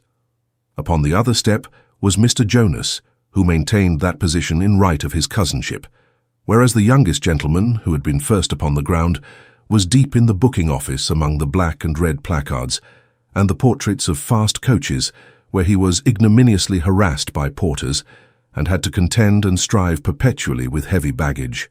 This false position, combined with his nervous excitement, brought about the very consummation and catastrophe of his miseries. For when in the moment of parting he aimed a flower, a hothouse flower that had cost money, at the fair hand of mercy, it reached instead the coachman on the box, who thanked him kindly and stuck it in his buttonhole. They were off now, and Todgers's was alone again. The two young ladies, leaning back in their separate corners, resigned themselves to their own regretful thoughts. But Mr. Pecksniff, dismissing all ephemeral considerations of social pleasure and enjoyment, concentrated his meditations on the one great virtuous purpose before him of casting out that ingrate and deceiver whose presence yet troubled his domestic hearth and was a sacrilege upon the altars of his household gods. Chapter 12 will be seen in the long run, if not in the short one, to concern Mr. Pinch and others, nearly. Mr. Pecksniff asserts the dignity of outraged virtue. Young Martin Chuzzlewit forms a desperate resolution. Mr. Pinch and Martin, little dreaming of the stormy weather that impended, made themselves very comfortable in the Pecksniffian halls and improved their friendship daily. Martin's facility, both of invention and execution, being remarkable, the grammar school proceeded with great vigor, and Tom repeatedly declared that if there were anything like certainty in human affairs, or impartiality in human judges, a design so new and full of merit could not fail to carry off the first prize when the time of competition arrived. Without being quite so sanguine himself, Martin had his hopeful anticipations too, and they served to make him brisk and eager at his task. "If I should turn out a great architect, Tom," said the new pupil one day, as he stood at a little distance from his drawing and eyed it with much complacency, "I'll tell you what should be one of the things I'd build." "Aye," cried Tom. "What?" "Why, your fortune." "No," said Tom Pinch, quite as much delighted as if the thing were done. "Would you, though? How kind of you to say so." "I'd build it up, Tom," returned Martin, "on such a strong foundation that it should last your life. Aye, and your children's lives too, and their children's after them. I'd be your patron, Tom. I'd take you under my protection. Let me see the man who should give the cold shoulder to anybody I chose to protect and patronize, if I were at the top of the tree, Tom." "Now I don't think," said Mr. Pinch, "upon my word, that I was ever more gratified than by this, I really don't." "Oh, I mean what I say," retorted Martin, with a manner as free and easy in its condescension to, not to say in its compassion for, the other, as if he were already first architect in ordinary to all the crowned heads in Europe. "I'd do it. I'd provide for you." "I am afraid," said Tom, shaking his head, "that I should be a mighty awkward person to provide for." "Pooh, pooh," rejoined Martin. "Never mind that. If I took it in my head to say, 'Pinch is a clever fellow. I approve of Pinch,' I should like to know the man who would venture to put himself in opposition to me. Besides, confound it, Tom, you could be useful to me in 100 ways." "If I were not useful in one or two, it shouldn't be for want of trying," said Tom. "For instance," pursued Martin after a short reflection, "you'd be a capital fellow now to see that my ideas were properly carried out, and to overlook the works in their progress before they were sufficiently advanced to be very interesting to me, and to take all that sort of plain sailing. Then you'd be a splendid fellow to show people over my studio and to talk about art to 'em when I couldn't be bored myself and all that kind of thing. For it would be devilish creditable, Tom. I'm quite in earnest, I give you my word, to have a man of your information about one instead of some ordinary blockhead. Oh, I'd take care of you. You'd be useful. Rely upon it." To say that Tom had no idea of playing first fiddle in any social orchestra, but was always quite satisfied to be set down for the 150th violin in the band, or thereabouts, is to express his modesty in very inadequate terms. He was much delighted, therefore, by these observations. "I should be married to her then, Tom, of course," said Martin. What was that which checked Tom Pinch so suddenly, in the high flow of his gladness, bringing the blood into his honest cheeks, and a remorseful feeling to his honest heart, as if he were unworthy of his friend's regard? "I should be married to her then," said Martin, looking with a smile towards the light, "and we should have, I hope, children about us. They'd be very fond of you, Tom." But not a word said Mr. Pinch. The words he would have uttered died upon his lips, and found a life more spiritual in self-denying thoughts. "All the children hereabouts are fond of you, Tom, and mine would be, of course," pursued Martin. "Perhaps I might name one of 'em after you." "Tom, eh? Well, I don't know. Tom's not a bad name. Thomas Pinch Chuzzlewit, TPC, on his pinafores. No objection to that, I should say." Tom cleared his throat and smiled. "She would like you, Tom, I know," said Martin. "I?" cried Tom Pinch faintly. "I can tell exactly what she would think of you," said Martin, leaning his chin upon his hand and looking through the window-glass as if he read there what he said. "I know her so well. She would smile, Tom, often at first when you spoke to her, or when she looked at you merrily too, but you wouldn't mind that. A brighter smile you never saw." "No, no," said Tom, "I wouldn't mind that." "She would be as tender with you, Tom," said Martin, "as if you were a child yourself. So you are almost in some things, aren't you, Tom?" Mr. Pinch nodded his entire assent. "She would always be kind and good-humoured and glad to see you," said Martin. "And when she found out exactly what sort of fellow you were, which she'd do very soon, she would pretend to give you little commissions to execute and to ask little services of you, which she knew you were burning to render. So that when she really pleased you most, she would try to make you think you most pleased her. She would take to you uncommonly, Tom, and would understand you far more delicately than I ever shall, and would often say, I know, that you were a harmless, gentle, well-intentioned good fellow." How silent Tom Pinch was. "In honour of old time," said Martin, "and of her having heard you play the organ in this damp little church down here, for nothing too, we will have one in the house. I shall build an architectural music room on a plan of my own, and it'll look rather knowing in a recess at one end. There you shall play away, Tom, till you tire yourself, and as you like to do so in the dark, it shall be dark. And many's the summer evening she and I will sit and listen to you, Tom. Be sure of that." It may have required a stronger effort on Tom Pinch's part to leave the seat on which he sat, and shake his friend by both hands, with nothing but serenity and grateful feeling painted on his face.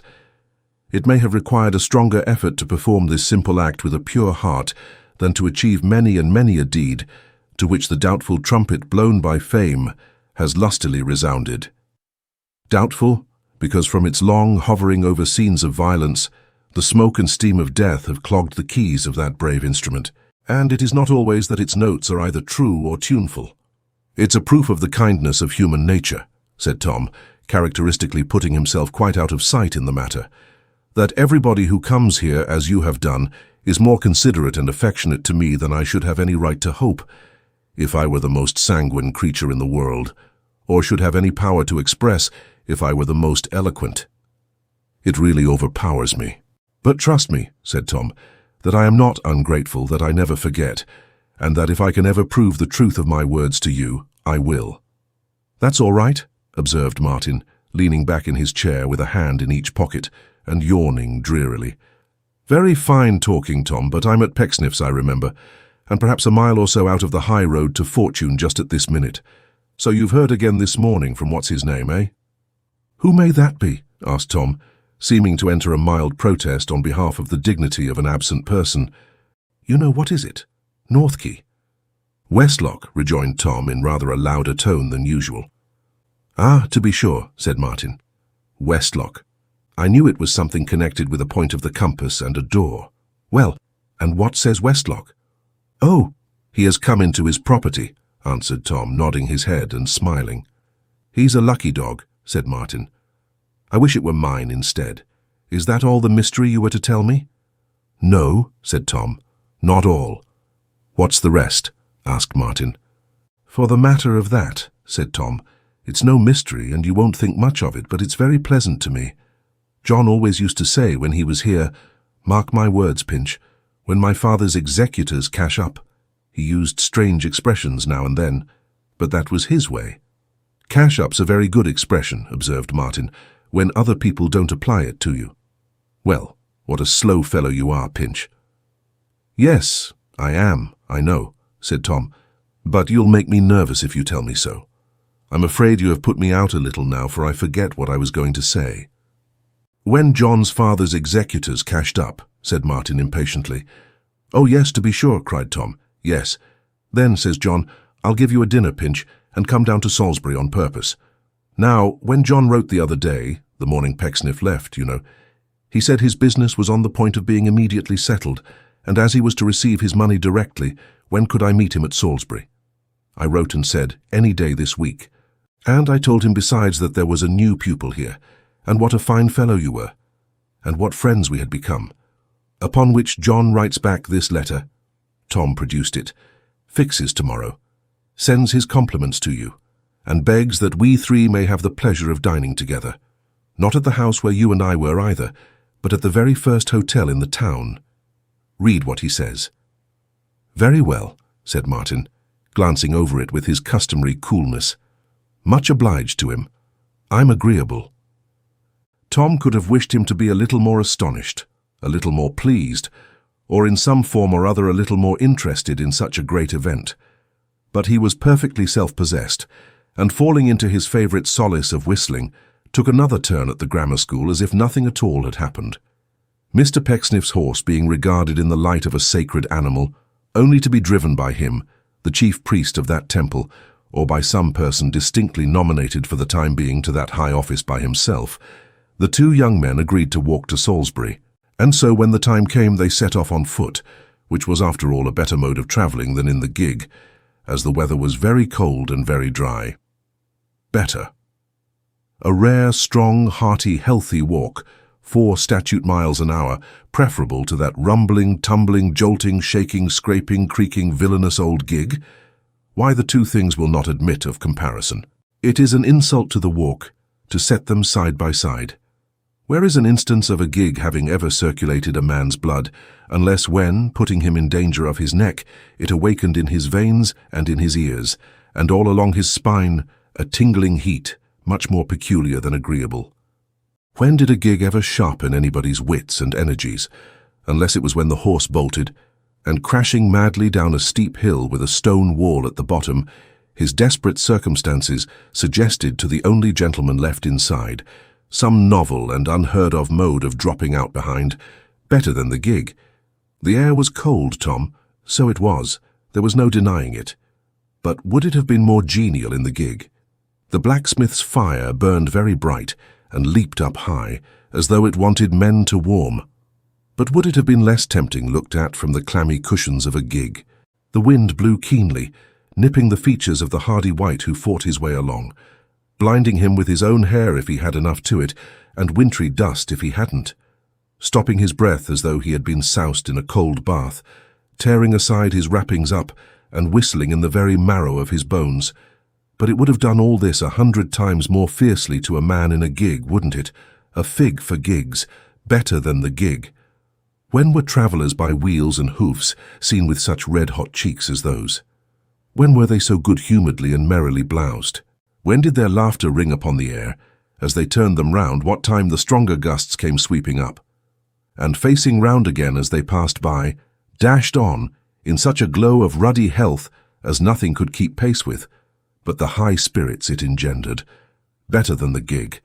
Why, here is a man in a gig coming the same way now. Look at him as he passes his whip into his left hand, chafes his numbed right fingers on his granite leg, and beats those marble toes of his upon the footboard. Ha ha ha! Who would exchange this rapid hurry of the blood for yonder stagnant misery, though its pace were 20 miles for one? Better than the gig. No man in a gig could have such interest in the milestones. No man in a gig could see, or feel, or think like merry users of their legs. How, as the wind sweeps on upon these breezy downs, it tracks its flight in darkening ripples on the grass, and smoothest shadows on the hills. Look round and round upon this bare, bleak plain, and see even here, upon a winter's day, how beautiful the shadows are. Alas, it is the nature of their kind to be so. The loveliest things in life, Tom, are but shadows, and they come and go and change and fade away as rapidly as these. Another mile, and then begins a fall of snow, making the crow who skims away so close above the ground to shirk the wind a blot of ink upon the landscape. But though it drives and drifts against them as they walk, stiffening on their skirts and freezing in the lashes of their eyes, they wouldn't have it fall more sparingly. No, not so much as by a single flake, although they had to go a score of miles. And, lo, the towers of the old cathedral rise before them even now, and by they come into the sheltered streets, made strangely silent by their white carpet, and so to the inn for which they are bound, where they present such flushed and burning faces to the cold waiter, and are so brimful of vigour that he almost feels assaulted by their presence, and, having nothing to oppose to the attack, being fresh, or rather stale from the blazing fire in the coffee-room, is quite put out of his pale countenance. A famous inn. The hall a very grove of dead game and dangling joints of mutton, and in one corner an illustrious larder with glass doors developing cold fowls and noble joints, and tarts wherein the raspberry jam coyly withdrew itself, as such a precious creature should, behind a lattice work of pastry. And behold, on the first floor at the court end of the house, in a room with all the window curtains drawn, a fire piled halfway up the chimney, plates warming before it, wax candles gleaming everywhere, and a table spread for 3, with silver and glass enough for 30. John Westlock, not the old John of Pecksniff's, but a proper gentleman, looking another and a grander person, with the consciousness of being his own master and having money in the bank, and yet in some respects the old John too, for he seized Tom Pinch by both his hands the instant he appeared, and fairly hugged him in his cordial welcome. "And this," said John, "is Mr. Chuzzlewit. I am very glad to see him." John had an offhand manner of his own, so they shook hands warmly and were friends in no time. "Stand off a moment, Tom," cried the old pupil, laying one hand on each of Mr. Pinch's shoulders and holding him out at arm's length. "Let me look at you, just the same, not a bit changed. Why, it's not so very long ago, you know," said Tom Pinch, "after all." "It seems an age to me," cried John, "and so it ought to seem to you, you dog." And then he pushed Tom down into the easiest chair and clapped him on the back so heartily and so like his old self in their old bedroom at old Pecksniff's that it was a toss-up with Tom Pinch whether he should laugh or cry. Laughter won it, and they all 3 laughed together. "I have ordered everything for dinner that we used to say we'd have, Tom," observed John Westlock. "No," said Tom Pinch. "Have you? Everything. Don't laugh if you can help it before the waiters. I couldn't when I was ordering it. It's like a dream." John was wrong there, because nobody ever dreamed such soup as was put upon the table directly afterwards, or such fish, or such side dishes, or such a top and bottom, or such a course of birds and sweets, or in short anything approaching the reality of that entertainment, at 10 and 6 a head, exclusive of wines. As to them, the man who can dream such iced champagne, such claret, port or sherry, had better go to bed and stop there. But perhaps the finest feature of the banquet was that nobody was half so much amazed by everything as John himself, who in his high delight was constantly bursting into fits of laughter, and then endeavouring to appear preternaturally solemn, lest the waiters should conceive he wasn't used to it. Some of the things they brought him to carve were such outrageous practical jokes, though, that it was impossible to stand it, and when Tom Pinch insisted, in spite of the deferential advice of an attendant, not only on breaking down the outer wall of a raised pie with a tablespoon, but on trying to eat it afterwards, John lost all dignity and sat behind the gorgeous dish cover at the head of the table, roaring to that extent that he was audible in the kitchen. Nor had he the least objection to laugh at himself, as he demonstrated when they had all three gathered round the fire, and the dessert was on the table, at which period the head waiter inquired with respectful solicitude whether that port, being a light and tawny wine, was suited to his taste, or whether he would wish to try a fruity port with greater body. To this John gravely answered that he was well satisfied with what he had, which he esteemed, as one might say, a pretty tidy vintage, for which the waiter thanked him and withdrew. And then John told his friends, with a broad grin, that he supposed it was all right, but he didn't know, and went off into a perfect shout. They were very merry and full of enjoyment the whole time, but not the least pleasant part of the festival was when they all three sat about the fire, cracking nuts, drinking wine, and talking cheerfully. It happened that Tom Pinch had a word to say to his friend the organist's assistant, and so deserted his warm corner for a few minutes at this season, lest it should grow too late, leaving the other two young men together. They drank his health in his absence, of course, and John Westlock took that opportunity of saying that he had never had even a peevish word with Tom during the whole term of their residence in Mr. Pecksniff's house. This naturally led him to dwell upon Tom's character, and to hint that Mr. Pecksniff understood it pretty well. He only hinted this, and very distantly, knowing that it pained Tom Pinch to have that gentleman disparaged, and thinking it would be as well to leave the new pupil to his own discoveries. "Yes," said Martin, "it's impossible to like Pinch better than I do, or to do greater justice to his good qualities. He is the most willing fellow I ever saw." "He's rather too willing," observed John, who was quick in observation. "It's quite a fault in him." "So it is," said Martin. "Very true. There was a fellow only a week or so ago, a Mr. Tigg, who borrowed all the money he had, on a promise to repay it in a few days. It was but half a sovereign, to be sure, but it's well it was no more, for he'll never see it again." "Poor fellow," said John, who had been very attentive to these few words. "Perhaps you have not had an opportunity of observing that, in his own pecuniary transactions, Tom's proud." "You don't say so." "No, I haven't. What do you mean? Won't he borrow?" John Westlock shook his head. "That's very odd," said Martin, setting down his empty glass. "He's a strange compound, to be sure." "As to receiving money as a gift," resumed John Westlock, "I think he'd die first." "He's made up of simplicity," said Martin. "Help yourself." "Help." "You, however," pursued John, filling his own glass and looking at his companion with some curiosity, "who are older than the majority of Mr. Pecksniff's assistants, and have evidently had much more experience, understand him, I have no doubt, and see how liable he is to be imposed upon." "Certainly," said Martin, stretching out his legs and holding his wine between his eye and the light. "Mr. Pecksniff knows that too. So do his daughters, eh?" John Westlock smiled but made no answer. "So by the by," said Martin, "that reminds me. What's your opinion of Pecksniff? How did he use you? What do you think of him now? Coolly, you know, when it's all over?" "Ask Pinch," returned the old pupil. "He knows what my sentiments used to be upon the subject. They are not changed, I assure you."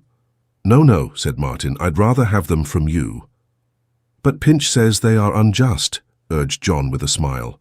"Oh, well, then I know what course they take beforehand," said Martin, "and therefore you can have no delicacy in speaking plainly.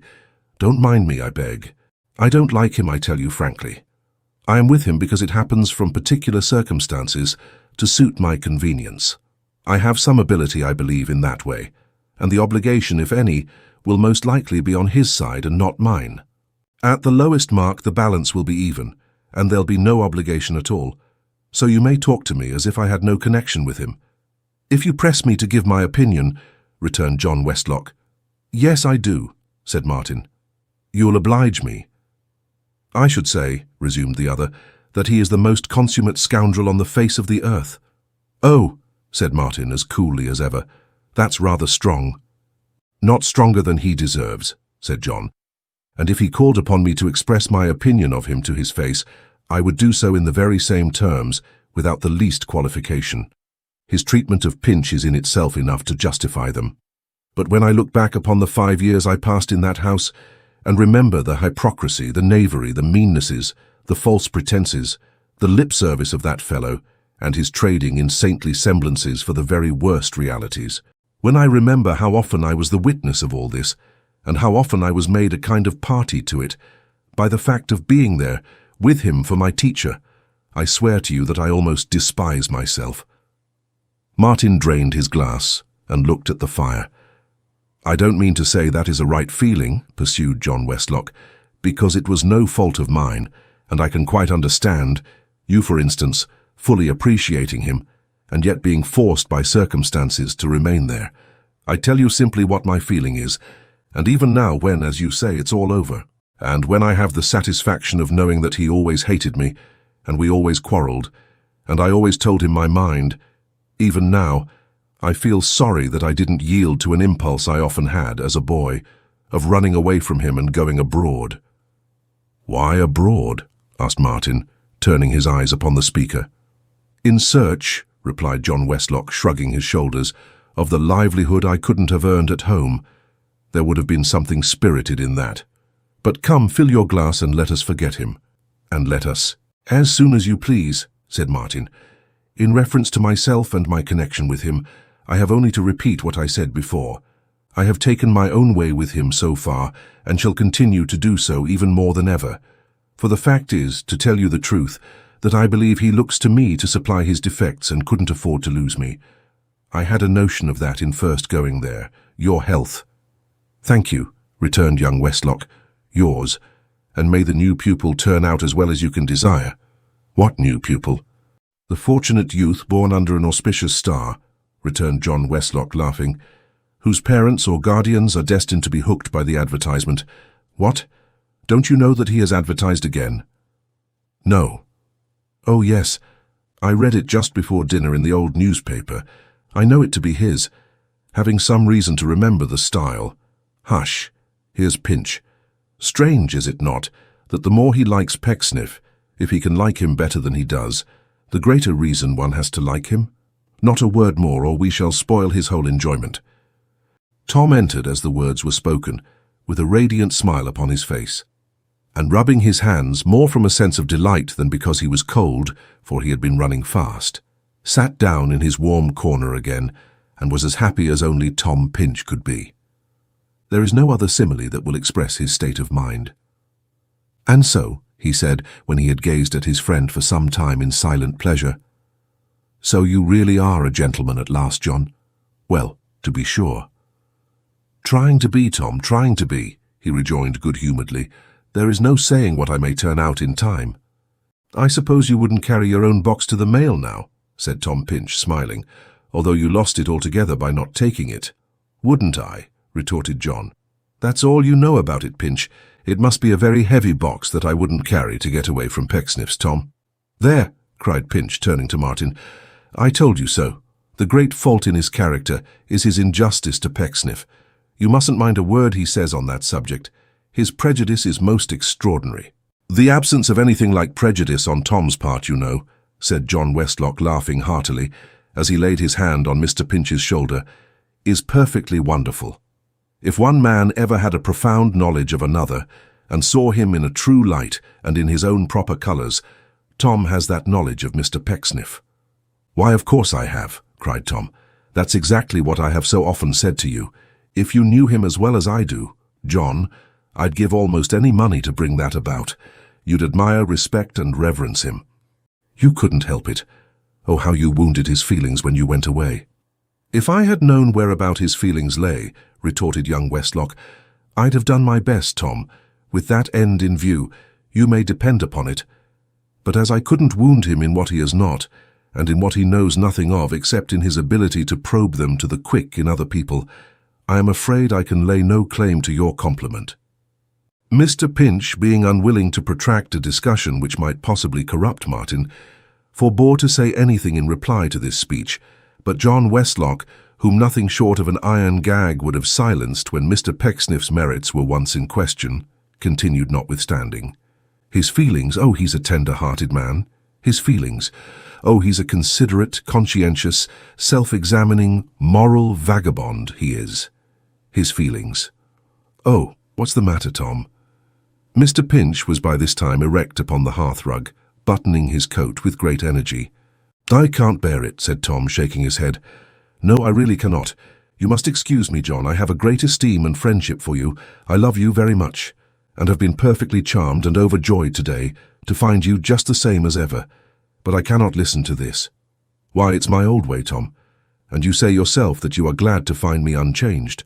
"Not in this respect," said Tom Pinch.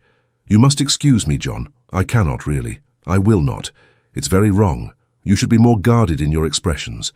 It was bad enough when you and I used to be alone together, but under existing circumstances, I can't endure it really. No, I cannot, indeed." "You are quite right," exclaimed the other, exchanging looks with Martin. "And I am quite wrong, Tom. I don't know how the deuce we fell on this unlucky theme. I beg your pardon with all my heart." "You have a free and manly temper, I know," said Pinch, "and therefore your being so ungenerous in this one solitary instance only grieves me the more. It's not my pardon you have to ask, John. You have done me nothing but kindnesses." "Well, Pecksniff's pardon, then," said young Westlock. "Anything, Tom, or anybody? Pecksniff's pardon. Will that do? Here, let us drink Pecksniff's health." "Thank you," cried Tom, shaking hands with him eagerly and filling a bumper. "Thank you. I'll drink it with all my heart, John. Mr. Pecksniff's health and prosperity to him." John Westlock echoed the sentiment, or nearly so, for he drank Mr. Pecksniff's health and something to him, but what was not quite audible. The general unanimity being then completely restored, they drew their chairs closer round the fire and conversed in perfect harmony and enjoyment until bedtime.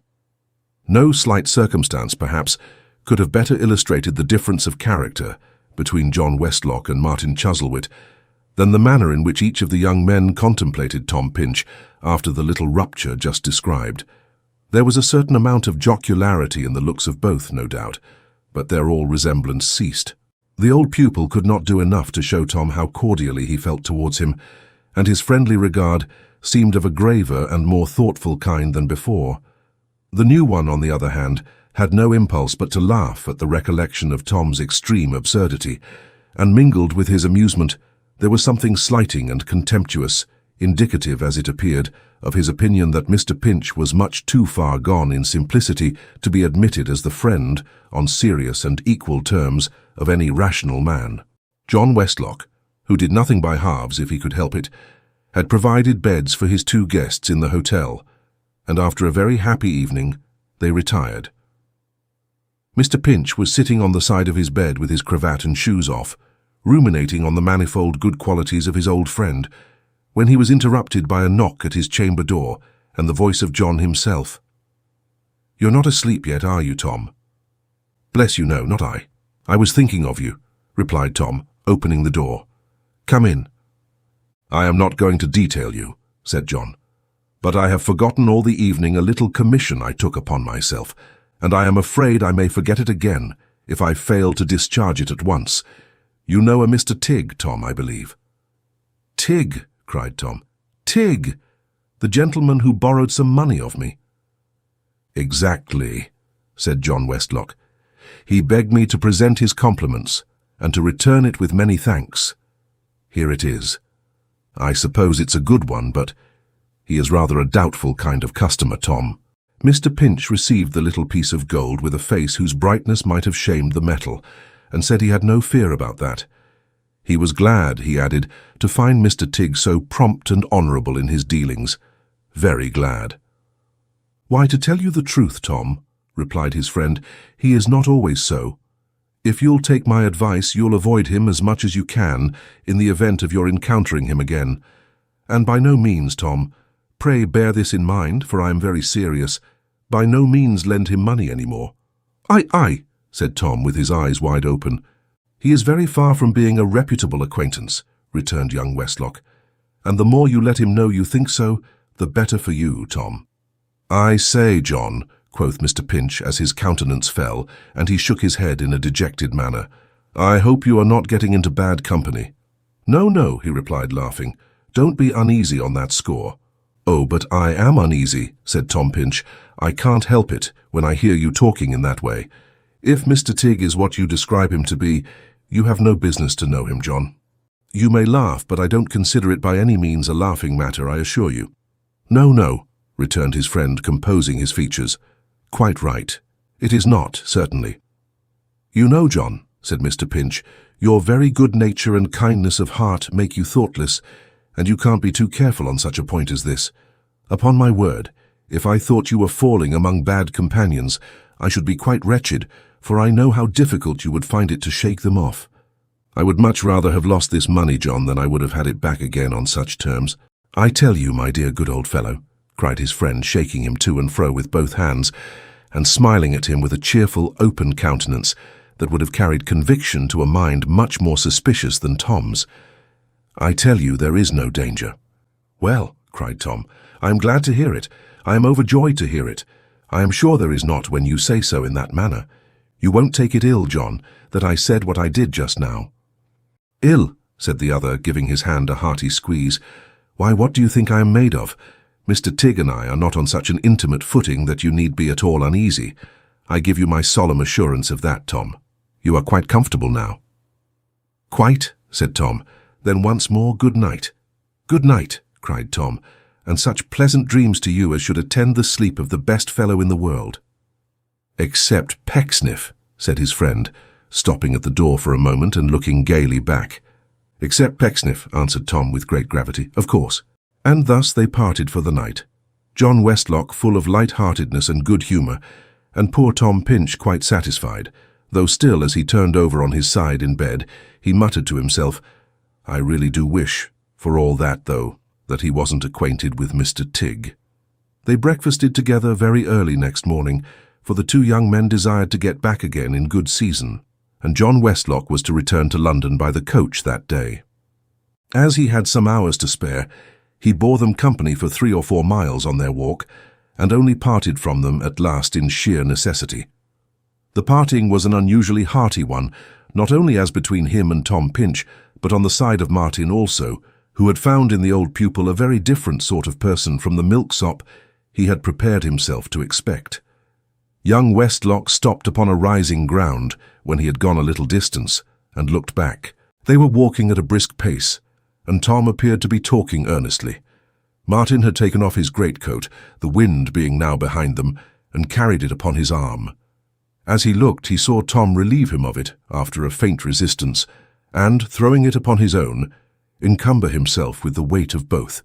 This trivial incident impressed the old pupil mightily, for he stood there, gazing after them until they were hidden from his view, when he shook his head as if he were troubled by some uneasy reflection, and thoughtfully retraced his steps to Salisbury. In the meantime, Martin and Tom pursued their way until they halted safe and sound at Mr. Pecksniff's house, where a brief epistle from that good gentleman to Mr. Pinch announced the family's return by that night's coach. As it would pass the corner of the lane at about 6 o'clock in the morning, Mr. Pecksniff requested that the gig might be in waiting at the finger-post about that time, together with a cart for the luggage, and to the end that he might be received with the greater honour, the young men agreed to rise early and be upon the spot themselves. It was the least cheerful day they had yet passed together. Martin was out of spirits and out of humour, and took every opportunity of comparing his condition and prospects with those of young Westlock, much to his own disadvantage always. This mood of his depressed Tom, and neither that morning's parting nor yesterday's dinner helped to mend the matter. So the hours dragged on heavily enough, and they were glad to go to bed early. They were not quite so glad to get up again at 4:30 o'clock, in all the shivering discomfort of a dark winter's morning, but they turned out punctually, and were at the finger-post full half an hour before the appointed time. It was not by any means a lively morning, for the sky was black and cloudy, and it rained hard. But Martin said there was some satisfaction in seeing that brute of a horse, by this he meant Mr. Pecksniff's Arab steed, getting very wet, and that he rejoiced on his account that it rained so fast. From this it may be inferred that Martin's spirits had not improved, as indeed they had not, for while he and Mr. Pinch stood waiting under a hedge, looking at the rain, the gig, the cart, and its reeking driver, he did nothing but grumble. And but that it is indispensable to any dispute that there should be two parties to it, he would certainly have picked a quarrel with Tom. At length the noise of wheels was faintly audible in the distance, and presently the coach came splashing through the mud and mire, with one miserable outside passenger crouching down among wet straw under a saturated umbrella, and the coachman, guard, and horses, in a fellowship of dripping wretchedness. Immediately on its stopping, Mr. Pecksniff let down the window-glass and hailed Tom Pinch. "Dear me, Mr. Pinch, is it possible that you are out upon this very inclement morning?" "Yes, sir," cried Tom, advancing eagerly. "Mr. Chuzzlewit and I, sir." "Oh," said Mr. Pecksniff, looking not so much at Martin as at the spot on which he stood. "Oh, indeed.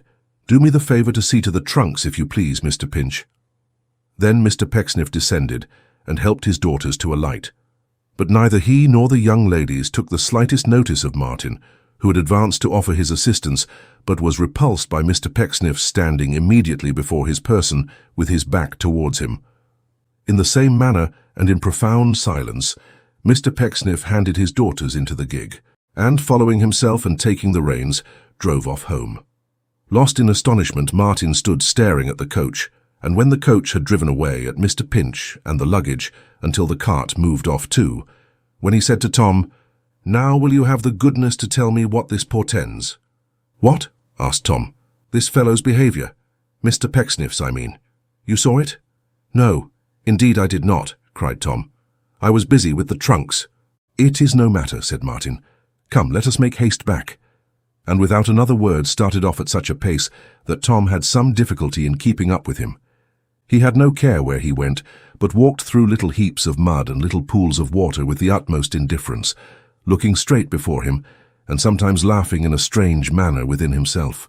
Tom felt that anything he could say would only render him the more obstinate, and therefore trusted to Mr. Pecksniff's manner when they reached the house, to remove the mistaken impression under which he felt convinced so great a favourite as the new pupil must unquestionably be labouring. But he was not a little amazed himself when they did reach it, and entered the parlour where Mr. Pecksniff was sitting alone before the fire, drinking some hot tea, to find that instead of taking favourable notice of his relative, and keeping him, Mr. Pinch, in the background, he did exactly the reverse, and was so lavish in his attentions to Tom that Tom was thoroughly confounded. "Take some tea, Mr. Pinch, take some tea," said Pecksniff, stirring the fire. "You must be very cold and damp. Pray take some tea and come into a warm place, Mr. Pinch." Tom saw that Martin looked at Mr. Pecksniff as though he could have easily found it in his heart to give him an invitation to a very warm place, but he was quite silent, and standing opposite that gentleman at the table, regarded him attentively. "Take a chair, Pinch," said Pecksniff. "Take a chair, if you please. How have things gone on in our absence, Mr. Pinch?" You will be very much pleased with the grammar school, sir," said Tom. "It's nearly finished." "If you will have the goodness, Mr. Pinch," said Pecksniff, waving his hand and smiling. "We will not discuss anything connected with that question at present. What have you been doing, Thomas? Humph?" Mr. Pinch looked from master to pupil, and from pupil to master, and was so perplexed and dismayed that he wanted presence of mind to answer the question. In this awkward interval, Mr. Pecksniff, who was perfectly conscious of Martin's gaze, though he had never once glanced towards him, poked the fire very much, and when he couldn't do that any more, drank tea assiduously. "Now, Mr. Pecksniff," said Martin at last in a very quiet voice, "if you have sufficiently refreshed and recovered yourself, I shall be glad to hear what you mean by this treatment of me." "And what?" said Mr. Pecksniff, turning his eyes on Tom Pinch even more placidly and gently than before. "What have you been doing, Thomas, When he had repeated this inquiry, he looked round the walls of the room as if he were curious to see whether any nails had been left there by accident in former times. Tom was almost at his wits' end what to say between the two, and had already made a gesture, as if he would call Mr. Pecksniff's attention to the gentleman who had last addressed him, when Martin saved him further trouble by doing so himself. "Mr. Pecksniff," he said, softly rapping the table twice or thrice and moving a step or two nearer so that he could have touched him with his hand. "You heard what I said just now. Do me the favor to reply, if you please. I ask you—" He raised his voice a little here. "What do you mean by this?" "I will talk to you, sir," said Mr. Pecksniff in a severe voice, as he looked at him for the first time presently. "You are very obliging," returned Martin. "Presently will not do. I must trouble you to talk to me at once." Mr. Pecksniff made a feint of being deeply interested in his pocketbook, but it shook in his hands. He trembled so. "Now," retorted Martin, rapping the table again. "Now! Presently will not do. Now!" "Do you threaten me, sir?" cried Mr. Pecksniff. Martin looked at him and made no answer, but a curious observer might have detected an ominous twitching at his mouth, and perhaps an involuntary attraction of his right hand in the direction of Mr. Pecksniff's cravat. "I lament to be obliged to say, sir," resumed Mr. Pecksniff, "that it would be quite in keeping with your character if you did threaten me. You have deceived me. You have imposed upon a nature which you knew to be confiding and unsuspicious. You have obtained admission, sir," said Mr. Pecksniff, rising, "to this house on perverted statements and on false pretenses." "Go on," said Martin with a scornful smile. "I understand you now. What more?" "Thus much more, sir," cried Mr. Pecksniff, trembling from head to foot and trying to rub his hands as though he were only cold. "Thus much more, if you force me to publish your shame before a third party, which I was unwilling and indisposed to do. This lowly roof, sir, must not be contaminated by the presence of one who has deceived and cruelly deceived an honorable, beloved, venerated and venerable gentleman, and who wisely suppressed that deceit from me when he sought my protection and favor. Knowing that, humble as I am an honest man, seeking to do my duty in this carnal universe, and setting my face against all vice and treachery." "I weep for your depravity, sir," said Mr. Pecksniff. "I mourn over your corruption. I pity your voluntary withdrawal of yourself from the flowery paths of purity and peace." Here he struck himself upon his breast, or moral garden. "But I cannot have a leper and a serpent for an inmate. Go forth," said Mr. Pecksniff, stretching out his hand. "Go forth, young man. Like all who know you, I renounce you." With what intention Martin made a stride forward at these words, it is impossible to say. It is enough to know that Tom Pinch caught him in his arms, and that at the same moment Mr. Pecksniff stepped back so hastily that he missed his footing, tumbled over a chair, and fell in a sitting posture on the ground, where he remained without an effort to get up again, with his head in a corner, perhaps considering it the safest place. "Let me go, Pinch," cried Martin, shaking him away. "Why do you hold me? Do you think a blow could make him a more abject creature than he is? Do you think that if I spat upon him I could degrade him to a lower level than his own? Look at him, Pinch." Mr. Pinch involuntarily did so. Mr. Pecksniff, sitting, as has been already mentioned, on the carpet, with his head in an acute angle of the wainscot, and all the damage and detriment of an uncomfortable journey about him, was not exactly a model of all that is prepossessing and dignified in man, certainly. Still, he was Pecksniff. It was impossible to deprive him of that unique and paramount appeal to Tom. And he returned Tom's glance, as if he would have said, "Aye, Mr. Pinch, look at me, here I am. You know what the poet says about an honest man, and an honest man is one of the few great works that can be seen for nothing. Look at me." "I tell you," said Martin, "that as he lies there, disgraced, bought, used, a cloth for dirty hands, a mat for dirty feet, a lying, fawning, servile hound, he is the very last and worst among the vermin of the world. And mark me, Pinch, the day will come, he knows it, see it written on his face while I speak, when even you will find him out and will know him as I do, and as he knows I do. He renounced me. Cast your eyes on the renouncer, Pinch, and be the wiser for the recollection." He pointed at him as he spoke with unutterable contempt, and flinging his hat upon his head, walked from the room and from the house. He went so rapidly that he was already clear of the village when he heard Tom Pinch calling breathlessly after him in the distance. "Well, what now?" he said when Tom came up. "Dear, dear," cried Tom, "are you going?" Going, he echoed. Going.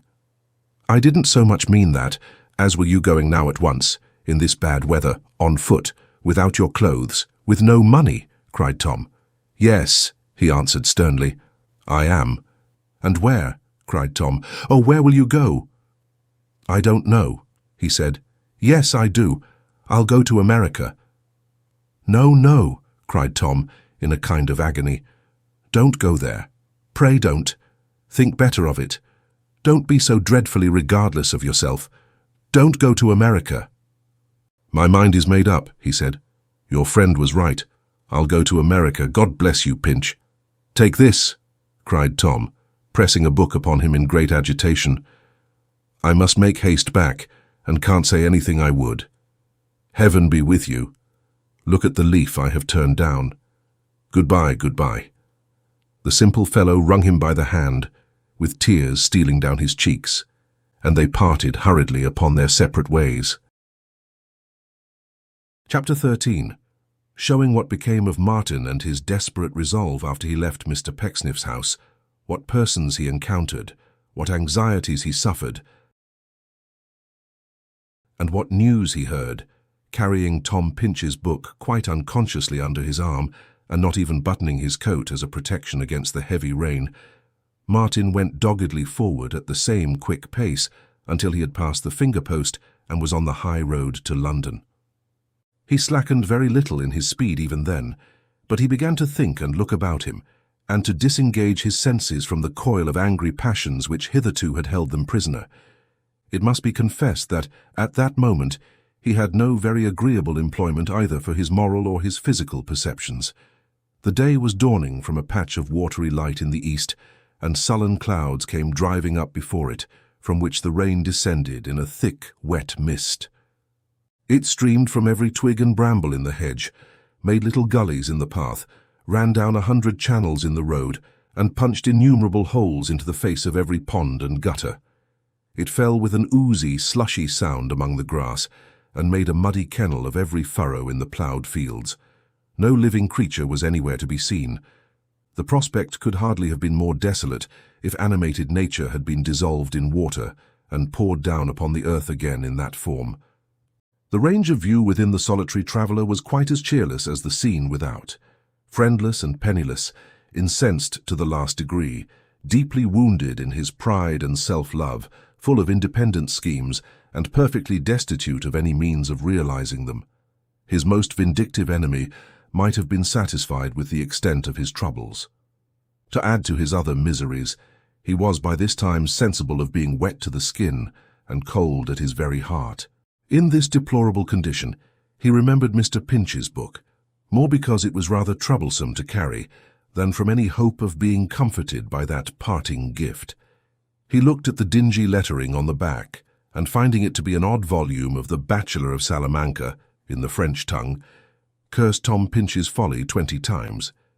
He was on the point of throwing it away, in his ill humour and vexation, when he bethought himself that Tom had referred him to a leaf, turned down, and opening it at that place, that he might have additional cause of complaint against him for supposing that any cold scrap of the bachelor's wisdom could cheer him in such circumstances, found, well, not much, but Tom's all. The half-sovereign. He had wrapped it hastily in a piece of paper and pinned it to the leaf. These words were scrawled in pencil on the inside. I don't want it indeed. I should not know what to do with it if I had it. There are some falsehoods, Tom, on which men mount as on bright wings towards heaven. There are some truths, cold, bitter, taunting truths, wherein your worldly scholars are very apt and punctual, which bind men down to earth with leaden chains. Who would not rather have to fan him in his dying hour the lightest feather of a falsehood such as thine, than all the quills that have been plucked from the sharp porcupine? Reproachful truth, since time began. Martin felt keenly for himself, and he felt this good deed of Tom's keenly. After a few minutes it had the effect of raising his spirits, and reminding him that he was not altogether destitute, as he had left a fair stock of clothes behind him, and wore a gold hunting watch in his pocket. He found a curious gratification, too, in thinking what a winning fellow he must be to have made such an impression on Tom, and in reflecting how superior he was to Tom, and how much more likely to make his way in the world. Animated by these thoughts, and strengthened in his design of endeavouring to push his fortune in another country, he resolved to get to London as a rallying point in the best way he could, and to lose no time about it. He was 10 good miles from the village, made illustrious by being the abiding place of Mr. Pecksniff, when he stopped to breakfast at a little roadside alehouse, and resting upon a high-backed settle before the fire, pulled off his coat and hung it before the cheerful blaze to dry. It was a very different place from the last tavern in which he had regaled, boasting no greater extent of accommodation than the brick-floored kitchen yielded. But the mind so soon accommodates itself to the necessities of the body that this poor waggoner's house of call, which he would have despised yesterday, became now quite a choice hotel, while his dish of eggs and bacon and his mug of beer were not by any means the coarse fare he had supposed, but fully bore out the inscription on the window shutter, which proclaimed those viands to be good entertainment for travellers. He pushed away his empty plate, and with a second mug upon the hearth before him, looked thoughtfully at the fire until his eyes ached. Then he looked at the highly coloured scripture pieces on the walls, in little black frames, like common shaving glasses, and saw how the wise men, with a strong family likeness among them, worshipped in a pink manger, and how the prodigal son came home in red rags to a purple father, and already feasted his imagination on a sea-green calf. Then he glanced through the window at the falling rain, coming down aslant upon the signpost over against the house, and overflowing the horse-trough, and then he looked at the fire again, and seemed to descry a double-distant London, retreating among the fragments of the burning wood. He had repeated this process in just the same order, many times, as if it were a matter of necessity, when the sound of wheels called his attention to the window out of its regular turn. And there he beheld a kind of light van drawn by 4 horses, and laden as well as he could see, for it was covered in, with corn and straw. The driver, who was alone, stopped at the door to water his team, and presently came stamping and shaking the wet off his hat and coat into the room where Martin sat. He was a red-faced, burly young fellow, smart in his way, and with a good-humoured countenance. As he advanced towards the fire, he touched his shining forehead with the forefinger of his stiff leather glove by way of salutation. Hans said, rather unnecessarily, that it was an uncommon wet day. "Very wet," said Martin. "I don't know as ever I see a wetter." "I never felt one," said Martin. The driver glanced at Martin's soiled dress and his damp shirt-sleeves, and his coat hung up to dry, and said after a pause as he warmed his hands, "You have been caught in it, sir." "Yes," was the short reply. "Out riding, maybe," said the driver. "I should have been if I owned a horse, but I don't," returned Martin. "That's bad," said the driver. "And maybe worse," said Martin. Now the driver said, "That's bad," not so much because Martin didn't own a horse as because he said he didn't with all the reckless desperation of his mood and circumstances, and so left a great deal to be inferred. Martin put his hands in his pockets and whistled when he had retorted on the driver, thus giving him to understand that he didn't care a pin for fortune, that he was above pretending to be her favourite when he was not, and that he snapped his fingers at her, the driver, and everybody else. The driver looked at him stealthily for a minute or so, and in the pauses of his warming whistled too. At length he asked, as he pointed his thumb towards the road, "Up or down?" "Which is up?" said Martin. "London, of course," said the driver. "Up then," said Martin. He tossed his head in a careless manner afterwards, as if he would have added, "Now you know all about it," put his hands deeper into his pockets, changed his tune, and whistled a little louder. "I'm going up," observed the driver. "Hounslow, 10 miles this side London." "Are you?" cried Martin, stopping short and looking at him. The driver sprinkled the fire with his wet hat until it hissed again, and answered, "Aye, to be sure he was." "Why then," said Martin, "I'll be plain with you. You may suppose from my dress that I have money to spare. I have not. All I can afford for coach hire is a crown, for I have but 2. If you can take me for that and my waistcoat or this silk handkerchief, do. If you can't, leave it alone." "Short and sweet," remarked the driver. "You want more," said Martin. "Then I haven't got more, and I can't get it, so there's an end of that." Whereupon he began to whistle again. "I didn't say I wanted more, did I?" asked the driver with something like indignation. "You didn't say my offer was enough," rejoined Martin. "Why, how could I when you wouldn't let me? In regard to the waistcoat, I wouldn't have a man's waistcoat, much less a gentleman's waistcoat, on my mind for no consideration. But the silk handkerchief's another thing. And if you was satisfied when we got to Hounslow, I shouldn't object to that as a gift." "Is it a bargain, then?" said Martin. "Yes, it is," returned the other. "Then finish this beer," said Martin, handing him the mug, and pulling on his coat with great alacrity, "and let us be off as soon as you like." In 2 minutes more he had paid his bill, which amounted to £1, was lying at full length on a truss of straw high and dry at the top of the van, with the tilt a little open in front for the convenience of talking to his new friend, and was moving along in the right direction with a most satisfactory and encouraging briskness. The driver's name, as he soon informed Martin, was William Simmons, better known as Bill, and his spruce appearance was sufficiently explained by his connection with a large stage-coaching establishment at Hounslow, whither he was conveying his load from a farm belonging to the concern in Wiltshire. He was frequently up and down the road on such errands, he said, and to look after the sick and rest horses, of which animals he had much to relate that occupied a long time in the telling.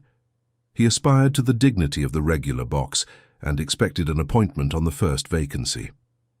He was musical besides, and had a little key bugle in his pocket on which, whenever the conversation flagged, he played the first part of a great many tunes, and regularly broke down in the second. "Ah," said Bill, with a sigh, as he drew the back of his hand across his lips, and put this instrument in his pocket, after screwing off the mouthpiece to drain it. "Lummy Ned of the Light Salisbury. He was the one for musical talents. He was a guard. What you may call a guardian angel was Ned." "Is he dead?" asked Martin. "Dead," replied the other with a contemptuous emphasis. "Not he. You won't catch Ned a-dying easy. No, no. He knows better than that." "You spoke of him in the past tense," observed Martin, "so I supposed he was no more." "He's no more in England," said Bill, "if that's what you mean. He went to the United States." "Did he?" asked Martin with sudden interest. "When?" 5 years ago or then about," said Bill. "He had set up in the public line here and couldn't meet his engagements, so he cut off to Liverpool one day, without saying anything about it, and went and shipped himself for the United States." "Well?" said Martin. "Well, as he landed there without a penny to bless himself with, of course they was very glad to see him in the United States." "What do you mean?" asked Martin with some scorn. "What do I mean?" said Bill. "Why that. All men are alike in the United States, aren't they? It makes no odds whether a man has £1,000 or nothing there. Particular in New York, I'm told, where Ned landed." "New York, was it?" asked Martin thoughtfully. "Yes," said Bill. "New York. I know that because he sent word home that it brought old York to his mind, quite vivid, in consequence of being so exactly unlike it in every respect. I don't understand what particular business Ned turned his mind to when he got there, but he wrote home that him and his friends was always a-singing, Allez Columbia, and blowing up the president, so I suppose it was something in the public line, or free and easy way again. Anyhow, he made his fortune." "No," cried Martin. "Yes, he did," said Bill. "I know that, because he lost it all the day after, in 26 banks as broke. He settled a lot of the notes on his father, when it was ascertained that they was really stopped, and sent him over with a dutiful letter. I know that because they was shown down our yard for the old gentleman's benefit, that he might treat himself with tobacco in the workus." "He was a foolish fellow not to take care of his money when he had it," said Martin indignantly. "There you're right," said Bill, "especially as it was all in paper, and he might have took care of it so very easy by folding it up in a small parcel." Martin said nothing in reply, but soon afterwards fell asleep, and remained so for an hour or more. When he awoke, finding it had ceased to rain, he took his seat beside the driver and asked him several questions, as how long had the fortunate guard of the Light Salisbury been in crossing the Atlantic? At what time of the year had he sailed? What was the name of the ship in which he made the voyage? How much had he paid for passage money? Did he suffer greatly from seasickness? And so forth. But on these points of detail his friend was possessed of little or no information, either answering obviously at random, or acknowledging that he had never heard or had forgotten, nor, although he returned to the charge very often, could he obtain any useful intelligence on these essential particulars. They jogged on all day and stopped so often, now to refresh, now to change their team of horses, now to exchange or bring away a set of harness, now on one point of business, and now upon another, connected with the coaching on that line of road, that it was midnight when they reached Hounslow. A little short of the stables for which the van was bound, Martin got down, paid his crown, and forced his silk handkerchief upon his honest friend, notwithstanding the many protestations that he didn't wish to deprive him of it, with which he tried to give the lie to his longing looks. That done, they parted company, and when the van had driven into its own yard and the gates were closed, Martin stood in the dark street with a pretty strong sense of being shut out, alone upon the dreary world, without the key of it. But in this moment of despondency, and often afterwards, the recollection of Mr. Pecksniff operated as a cordial to him, awakening in his breast an indignation that was very wholesome in nerving him to obstinate endurance. Under the influence of this fiery dram, he started off for London without more ado. Arriving there in the middle of the night, and not knowing where to find a tavern open, he was fain to stroll about the streets and market-places until morning.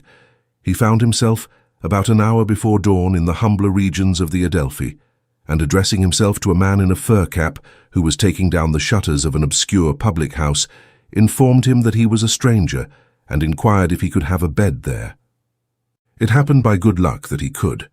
Though none of the gaudiest, it was tolerably clean, and Martin felt very glad and grateful when he crept into it, for warmth, rest, and forgetfulness.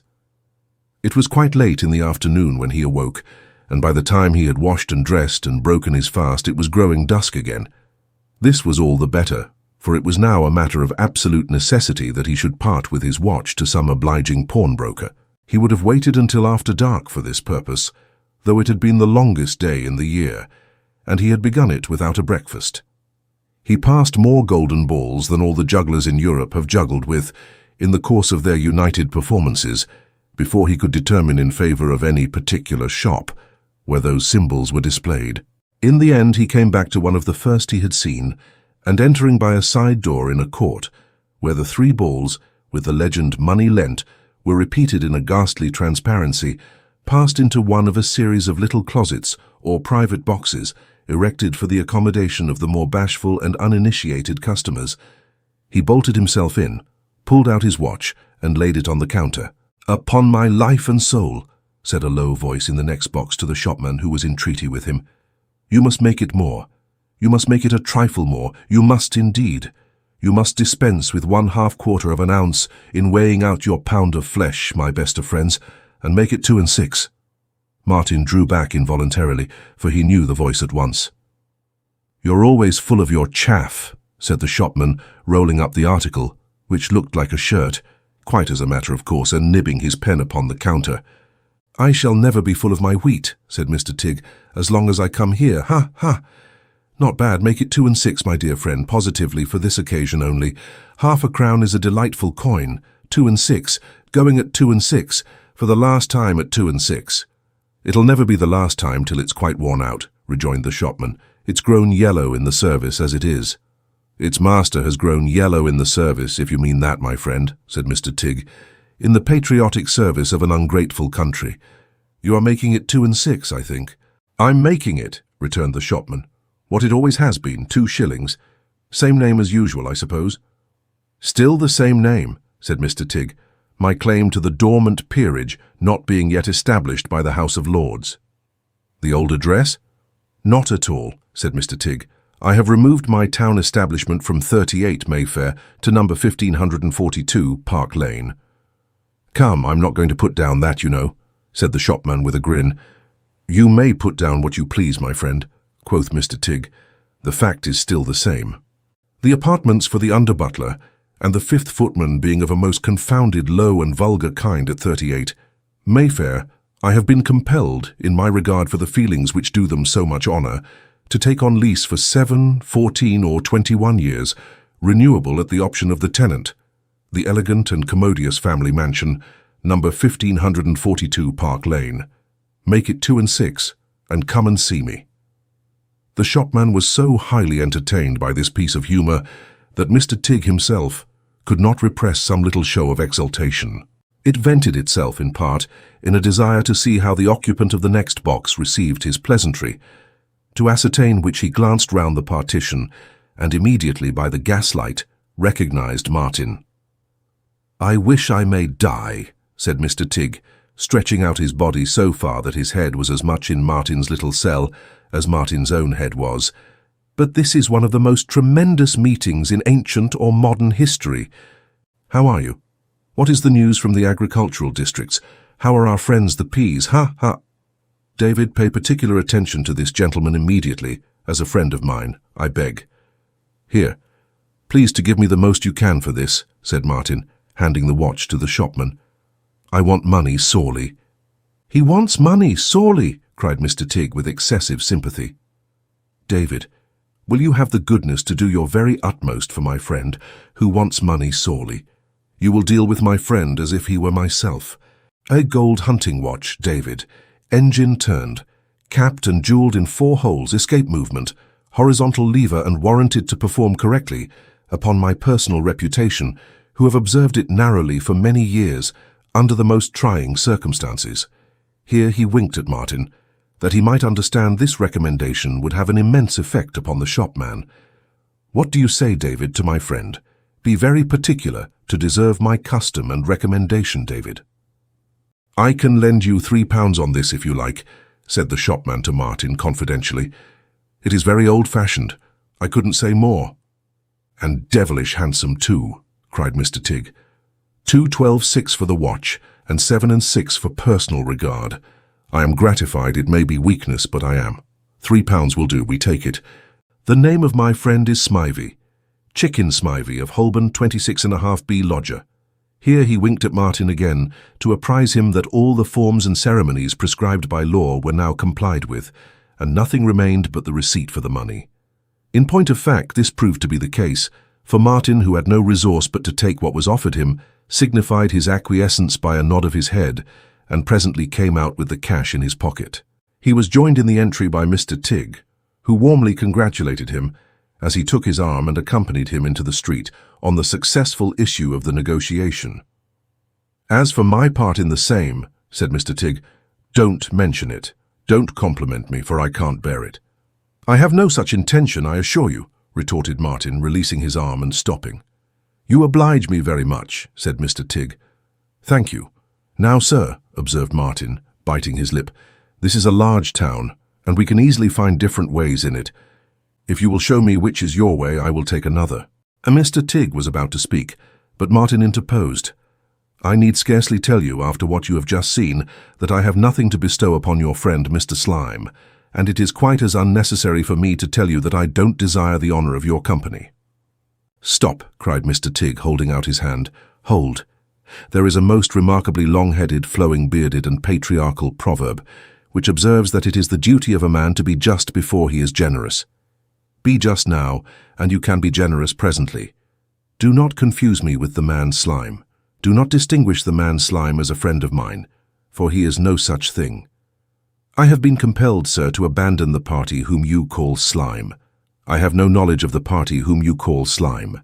"I am, sir," said Mr. Tigg, striking himself upon the breast, "a premium tulip of a very different growth and cultivation from the cabbage slime, sir."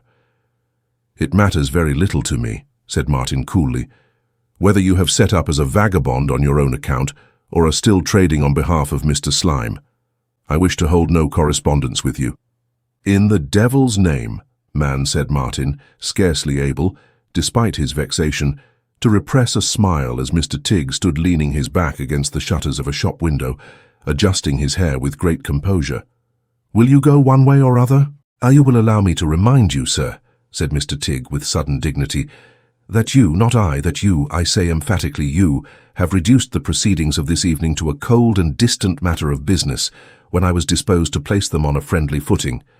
It being made a matter of business, sir, I beg to say that I expect a trifle, which I shall bestow in charity, as commission upon the pecuniary advance, in which I have rendered you my humble services. After the terms in which you have addressed me, sir," concluded Mr. Tigg, "You will not insult me, if you please, by offering more than half a crown." Martin drew that piece of money from his pocket and tossed it towards him. Mr. Tigg caught it, looked at it to assure himself of its goodness, spun it in the air after the manner of a pie man, and buttoned it up. Finally, he raised his hat an inch or two from his head with a military air, and after pausing a moment with deep gravity, as to decide in which direction he should go, and to what earl or marquis among his friends he should give the preference in his next call, stuck his hands in his skirt pockets and swaggered round the corner.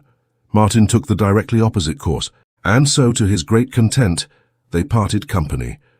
It was with a bitter sense of humiliation that he cursed again and again the mischance of having encountered this man in the pawnbroker's shop. The only comfort he had in the recollection was Mr. Tigg's voluntary avowal of a separation between himself and Slime that would at least prevent his circumstances, so Martin argued, from being known to any member of his family, the bare possibility of which filled him with shame and wounded pride.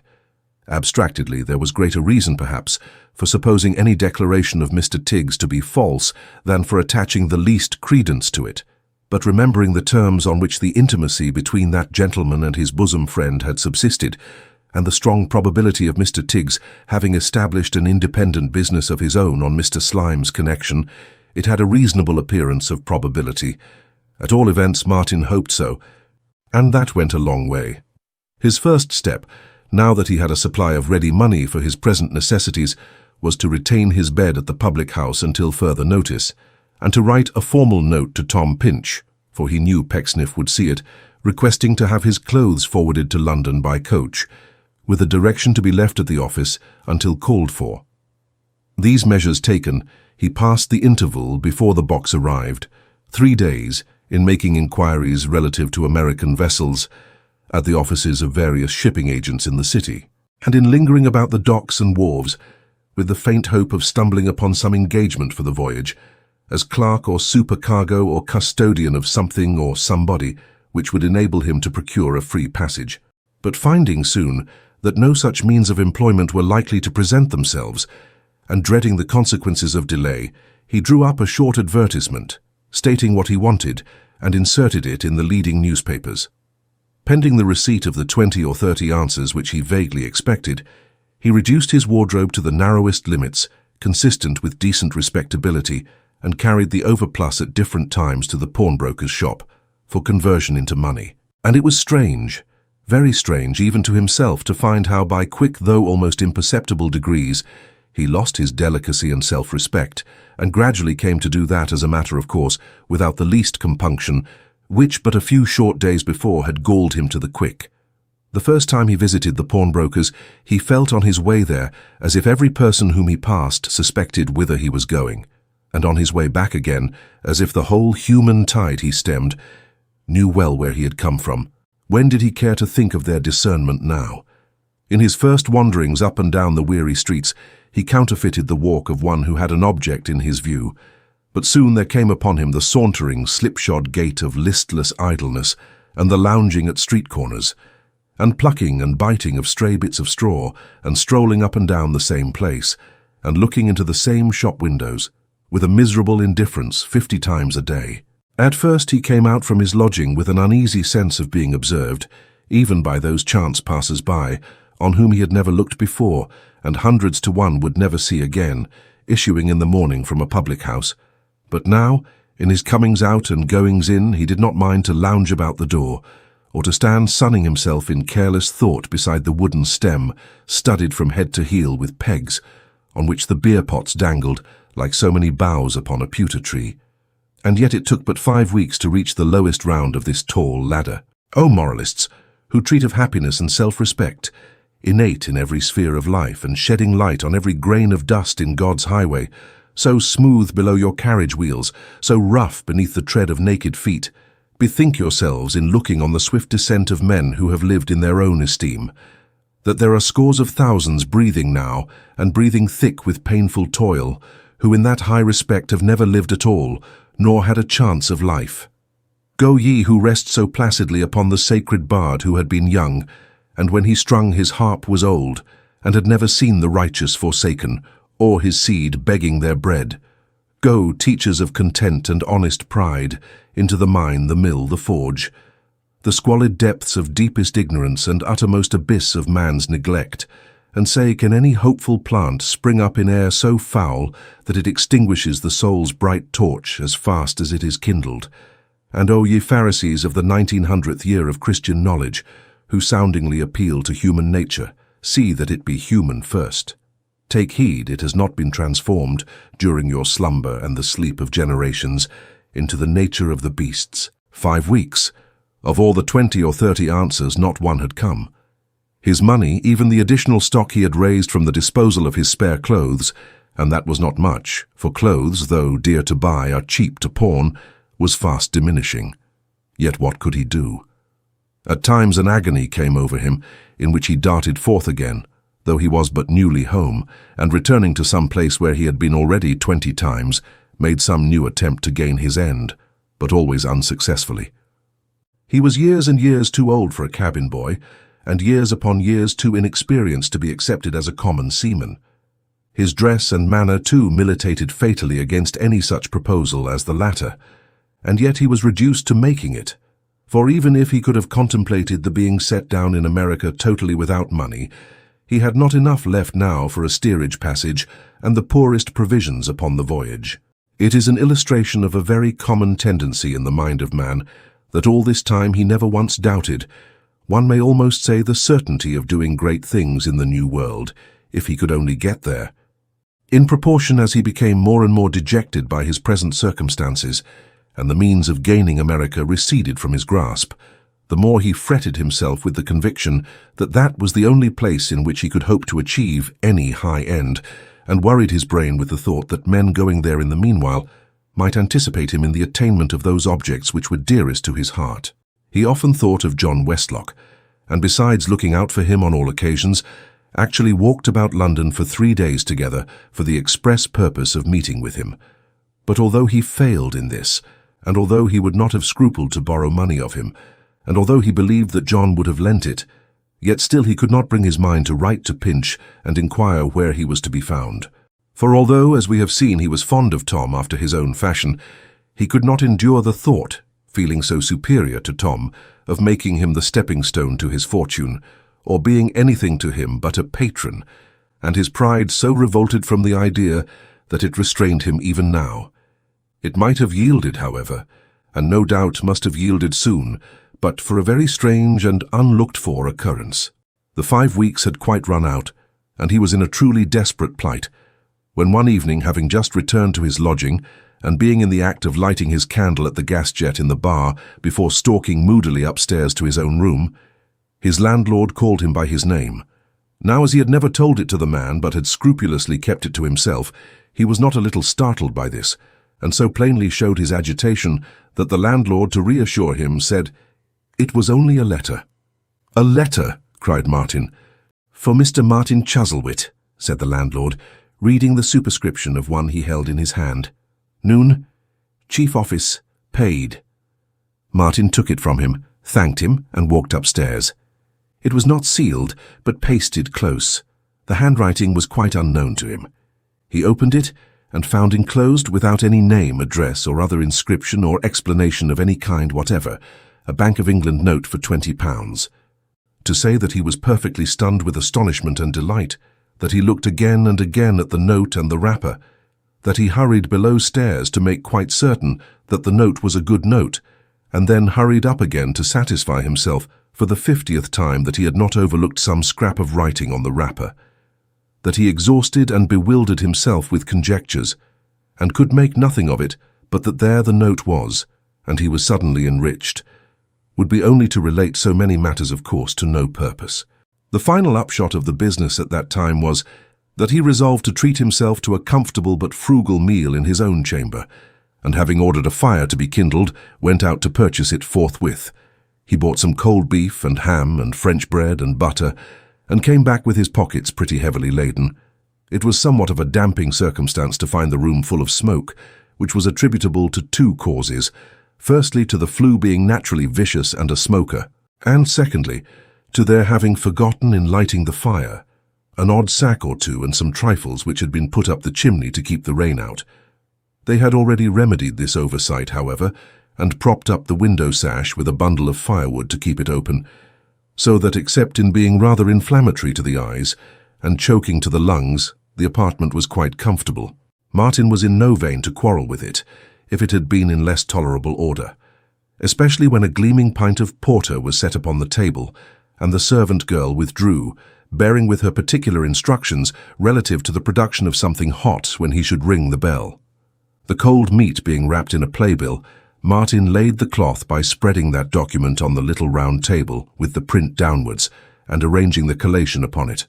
The foot of the bed, which was very close to the fire, answered for a sideboard, and when he had completed these preparations, he squeezed an old armchair into the warmest corner and sat down to enjoy himself. He had begun to eat with great appetite, glancing round the room meanwhile with a triumphant anticipation of quitting it forever on the morrow, when his attention was arrested by a stealthy footstep on the stairs, and presently by a knock at his chamber door, which, although it was a gentle knock enough, communicated such a start to the bundle of firewood that it instantly leapt out of window and plunged into the street. "More coals, I suppose," said Martin. "Come in." "It ain't a liberty, sir, though it seems so," rejoined a man's voice. "Your servant, sir. Hope you're pretty well, sir." Martin stared at the face that was bowing in the doorway, perfectly remembering the features and expression, but quite forgetting to whom they belonged. "Tapley, sir," said his visitor. "Him as formerly lived at the Dragon, sir, and was forced to leave in consequence of a want of jollity, sir." "To be sure," cried Martin. "Why, how did you come here?" "Right through the passage and up the stairs, sir," said Mark. "How did you find me out, I mean?" asked Martin. "Why, sir," said Mark, "I've passed you once or twice in the street, if I'm not mistaken, and when I was a-looking in at the beef and ham shop just now, along with a hungry sweep, as was very much calculated to make a man jolly, sir, I see you a-buying that." Martin reddened as he pointed to the table and said somewhat hastily, "Well, what then?" "Why then, sir," said Mark, "I made bold to follow, and as I told 'em downstairs that you expected me, I was let up." "Are you charged with any message that you told them you were expected?" inquired Martin. "No, sir, I ain't," said Mark. "That was what you may call a pious fraud, sir, that was." Martin cast an angry look at him, but there was something in the fellow's merry face, and in his manner, which with all its cheerfulness was far from being obtrusive or familiar, that quite disarmed him. He had lived a solitary life too for many weeks, and the voice was pleasant in his ear. "Tapley," he said, "I'll deal openly with you. From all I can judge and from all I have heard of you through Pinch, you are not a likely kind of fellow to have been brought here by impertinent curiosity or any other offensive motive. Sit down. I'm glad to see you." "Thank ye, sir," said Mark. "I'd as leave stand." "If you don't sit down," retorted Martin, "I'll not talk to you." "Very good, sir," observed Mark. "Your will's a law, sir. Down it is." And he sat down accordingly upon the bedstead. "Help yourself," said Martin, handing him the only knife. "Thank ye, sir," rejoined Mark. "After you've done." "If you don't take it now, you'll not have any," said Martin. "Very good, sir," rejoined Mark. "That being your desire, now it is." With which reply he gravely helped himself and went on eating. Martin, having done the like for a short time in silence, said abruptly, "What are you doing in London?" "Nothing at all, sir," rejoined Mark. "How's that?" asked Martin. "I want a place," said Mark. "I'm sorry for you," said Martin. "To attend upon a single gentleman," resumed Mark. "If from the country, the more desirable. Makeshifts would be preferred. Wages no object." He said this so pointedly that Martin stopped in his eating and said, "If you mean me—" "Yes, I do, sir," interposed Mark. "Then you may judge from my style of living here of my means of keeping a manservant. Besides, I am going to America immediately." "Well, sir," returned Mark, quite unmoved by this intelligence, "from all that ever I heard about it, I should say America is a very likely sort of place for me to be jolly in." Again Martin looked at him angrily, and again his anger melted away in spite of himself. "Lord bless you, sir," said Mark. "What is the use of us going round and round, and hiding behind the corner, and dodging up and down, when we can come straight to the point in 6 words? I've had my eye upon you any time this fortnight. I see well enough there's a screw loose in your affairs. I knowed well enough the first time I see you down at the Dragon that it must be so sooner or later. Now, sir, here am I, without a situation, without any want of wages for a year to come. For I saved up, I didn't mean to do it, but I couldn't help it, at the Dragon.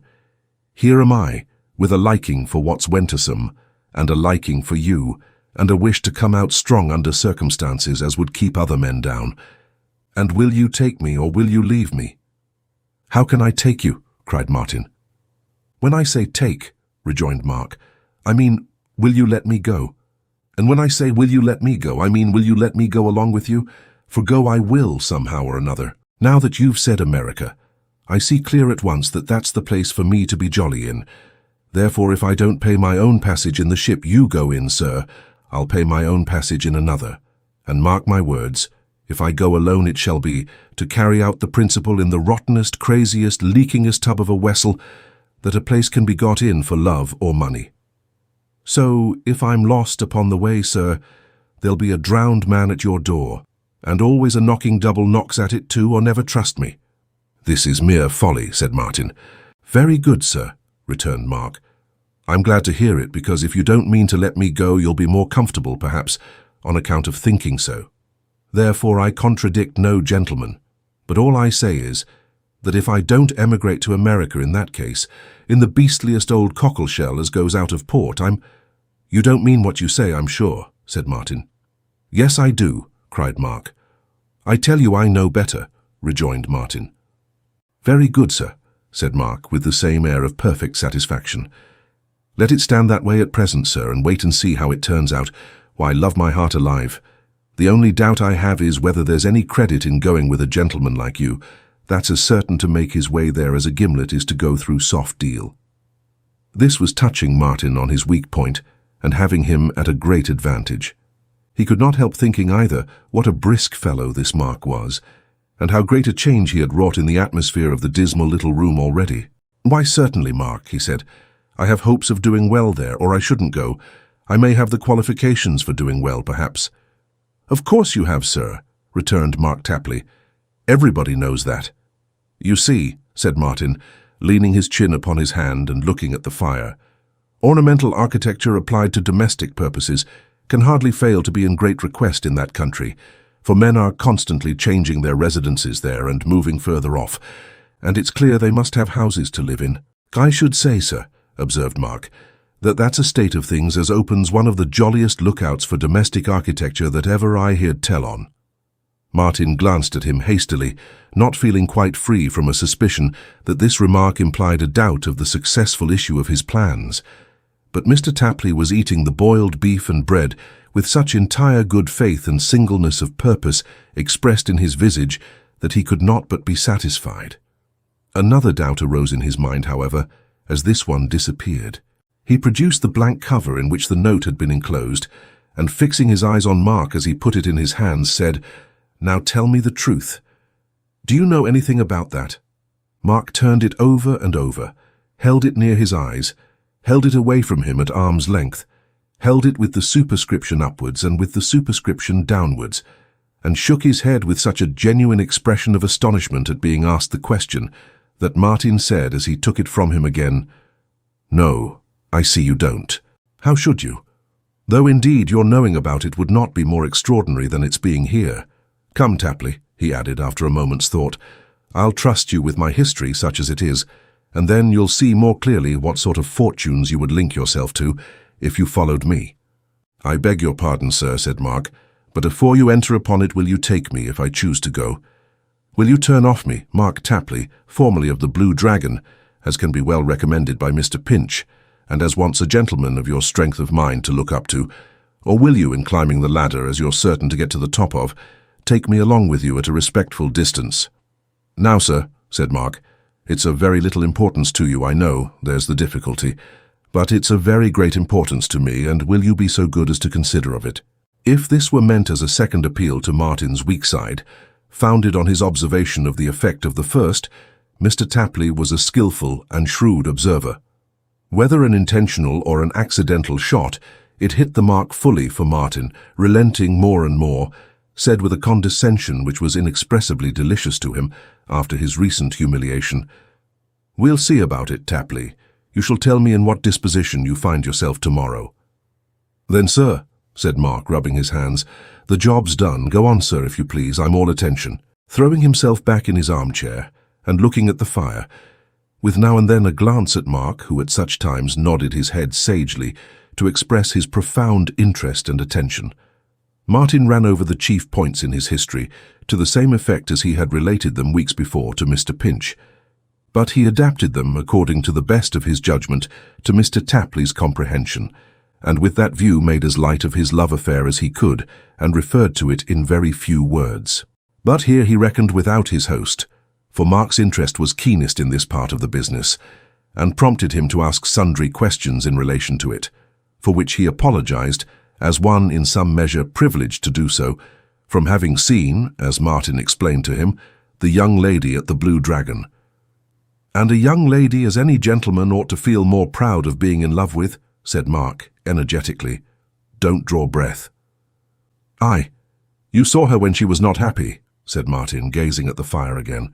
"If you had seen her in the old times, indeed, why, she certainly was a little downhearted, sir, and something paler in her colour than I could have wished," said Mark. "But none the worse in her looks for that. I think she seemed better, sir, after she come to London." Martin withdrew his eyes from the fire, stared at Mark as if he thought he had suddenly gone mad, and asked him what he meant. "No offence intended, sir," urged Mark. "I don't mean to say she was any the happier without you, but I thought she was a looking better, sir." "Do you mean to tell me she has been in London?" asked Martin, rising hurriedly and pushing back his chair. "Of course I do," said Mark, rising too, in great amazement from the bedstead. "Do you mean to tell me she is in London now?" "Most likely, sir. I mean to say she was a week ago." "And you know where?" "Yes," cried Mark. "What? Don't you?" "My good fellow," exclaimed Martin, clutching him by both arms, "I have never seen her since I left my grandfather's house." "Why then?" cried Mark, giving the little table such a blow with his clenched fist that the slices of beef and ham danced upon it, while all his features seemed, with delight, to be going up into his forehead and never coming back again any more. "If I an't your natural-born servant, hired by fate, there ain't such a thing in nature as a blue dragon." "What?" "When I was a-rambling up and down a old churchyard in the city, getting myself into a jolly state, didn't I see your grandfather a-toddling to and fro for pretty nigh a mortal hour? Didn't I watch him into Todgers's commercial boarding-house, and watch him out, and watch him home to his hotel, and go and tell him as his was the service for my money, and I had said so, afore I left the Dragon? Wasn't the young lady a-sitting with him then? And didn't she fall a-laughing in a manner as was beautiful to see? Didn't your grandfather say, 'Come back again next week,' and didn't I go next week, and didn't he say that he couldn't make up his mind to trust nobody no more, and therefore wouldn't engage me, but at the same time stood something to drink as was handsome?" "Why," cried Mr. Tapley, with a comical mixture of delight and chagrin, "where's the credit of a man's being jolly under such circumstances? Who could help it when things come about like this?" For some moments Martin stood gazing at him, as if he really doubted the evidence of his senses, and could not believe that Mark stood there, in the body, before him. At length he asked him whether, if the young lady were still in London, he thought he could contrive to deliver a letter to her secretly. "Do I think I can?" cried Mark. "Think I can? Here, sit down, sir. Write it out, sir." With that he cleared the table by the summary process of tilting everything upon it into the fireplace, snatched some writing materials from the mantel-shelf, set Martin's chair before them, forced him down into it, dipped a pen into the ink and put it in his hand. "Cut away, sir," cried Mark. "Make it strong, sir. Let it be very pinted, sir. Do I think so? I should think so. Go to work, sir." Martin required no further adjuration, but went to work at a great rate, while Mr. Tapley, installing himself without any more formalities into the functions of his valet and general attendant, divested himself of his coat and went on to clear the fireplace and arrange the room, talking to himself in a low voice the whole time. "Jolly sort of lodgings," said Mark, rubbing his nose with the knob at the end of the fire shovel and looking round the poor chamber. "That's a comfort. The rain's come through the roof too, that ain't bad. Her lively old bedstead, I'll be bound. Populated by lots of wampires, no doubt. Come, my spirits is a-getting up again. An uncommon ragged nightcap this. A very good sign. We shall do yet. Here, Jane, my dear," calling down the stairs, "bring up that there hot tumbler for my master as was a-mixing when I come in. That's right, sir," to Martin. "Go at it as if you meant it, sir. Be very tender, sir, if you please. You can't make it too strong, sir." Chapter 14, in which Martin bids adieu to the lady of his love, and honours an obscure individual whose fortune he intends to make by commending her to his protection. The letter, being duly signed, sealed, and delivered, was handed to Mark Tapley, for immediate conveyance if possible, and he succeeded so well in his embassy as to be enabled to return that same night, just as the house was closing, with the welcome intelligence that he had sent it upstairs to the young lady, enclosed in a small manuscript of his own, purporting to contain his further petition to be engaged in Mr. Chuzzlewit's service, and that she had herself come down and told him in great haste and agitation that she would meet the gentleman at 8 o'clock tomorrow morning in St. James's Park. It was then agreed between the new master and the new man that Mark should be in waiting near the hotel in good time to escort the young lady to the place of appointment, and when they had parted for the night with this understanding, Martin took up his pen again, and before he went to bed wrote another letter, whereof more will be seen presently. He was up before daybreak, and came upon the park with the morning, which was clad in the least engaging of the 365 dresses in the wardrobe of the year. It was raw, damp, dark, and dismal. The clouds were as muddy as the ground, and the short perspective of every street and avenue was closed up by the mist as by a filthy curtain. "Fine weather indeed," Martin bitterly soliloquized, "to be wandering up and down herein like a thief. Fine weather indeed for a meeting of lovers in the open air and in a public walk. I need be departing with all speed for another country, for I have come to a pretty pass in this." He might perhaps have gone on to reflect that, of all mornings in the year, it was not the best calculated for a young lady's coming forth on such an errand either. But he was stopped on the road to this reflection, if his thoughts tended that way, by her appearance at a short distance, on which he hurried forward to meet her. Her squire, Mr. Tapley, at the same time fell discreetly back and surveyed the fog above him with an appearance of attentive interest. "My dear Martin," said Mary. "My dear Mary," said Martin. And lovers are such a singular kind of people that this is all they did say just then, though Martin took her arm and her hand too, and they paced up and down a short walk that was least exposed to observation 6 times. "If you have changed at all, my love, since we parted," said Martin at length as he looked upon her with a proud delight, "it is only to be more beautiful than ever."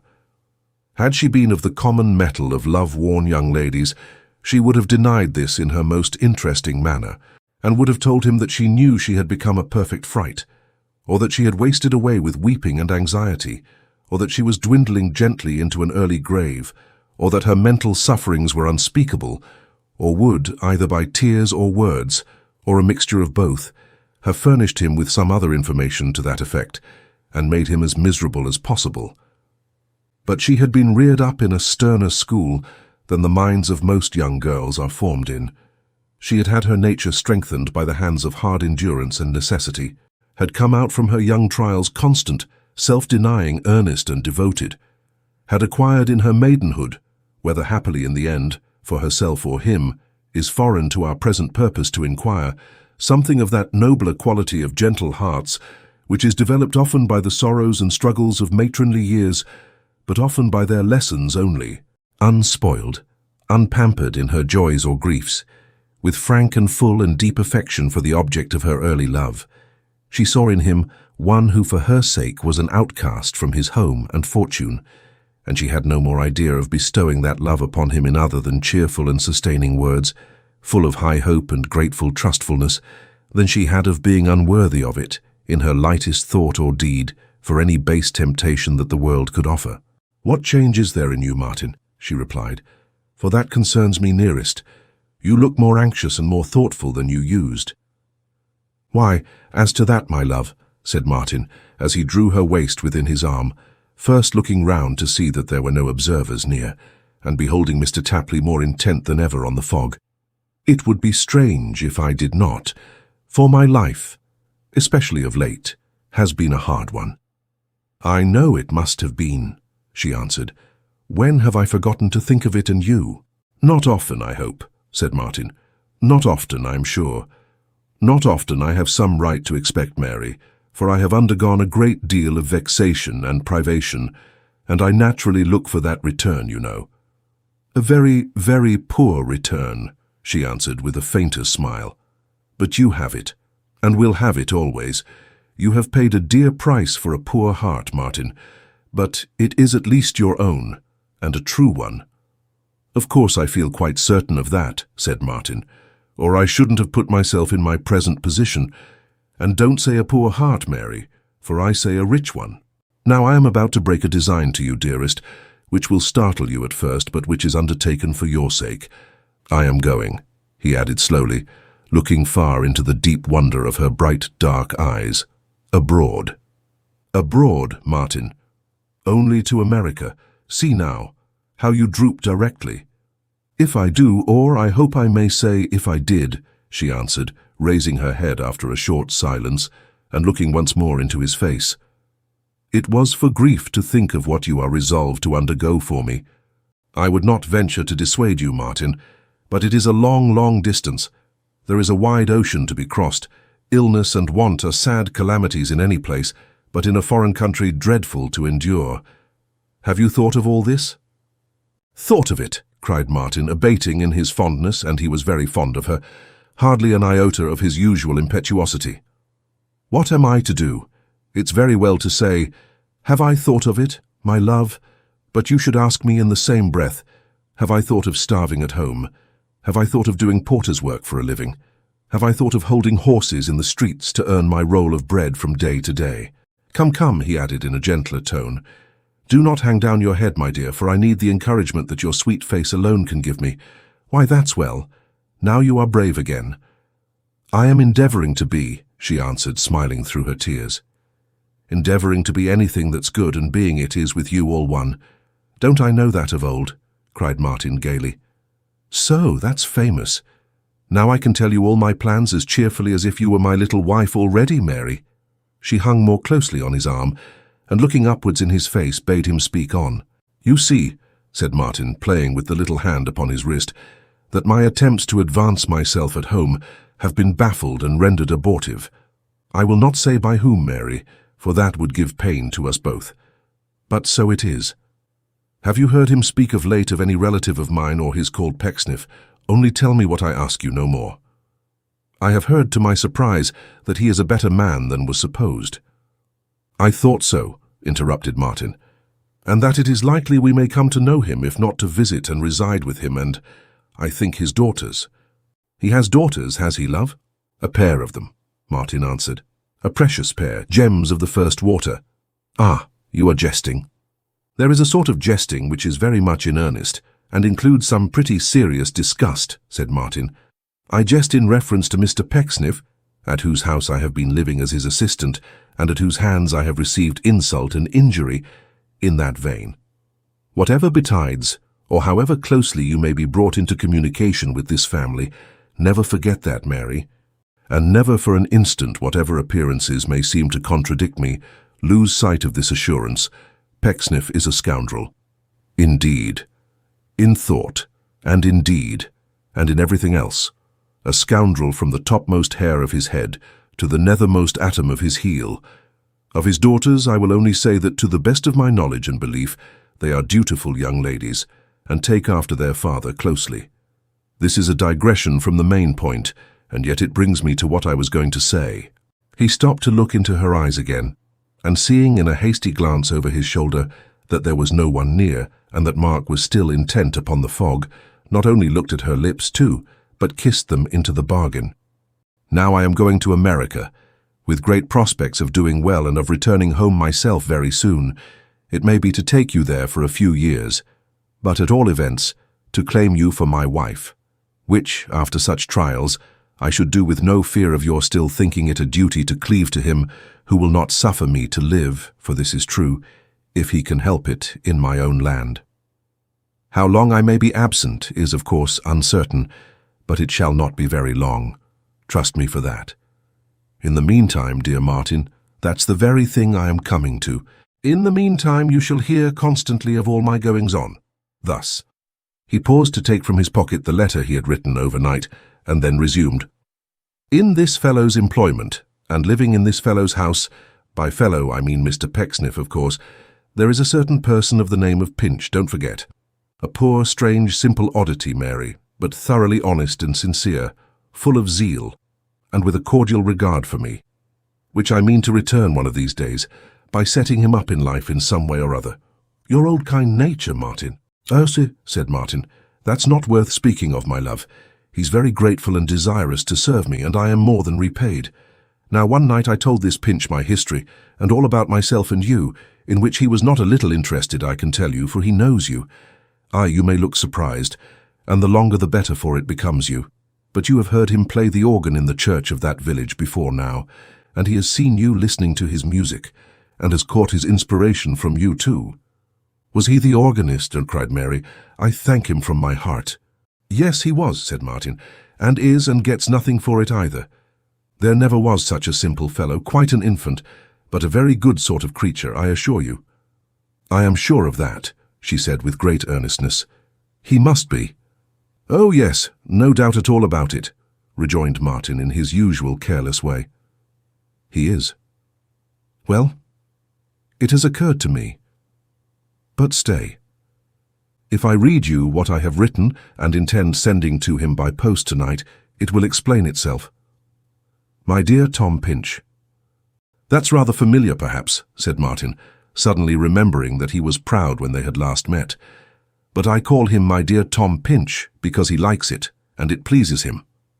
Very right and very kind, said Mary. Exactly so, cried Martin. It's as well to be kind whenever one can, and as I said before, he really is an excellent fellow.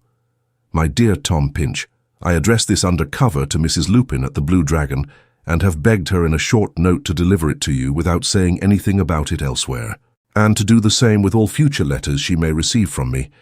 My reason for so doing will be at once apparent to you.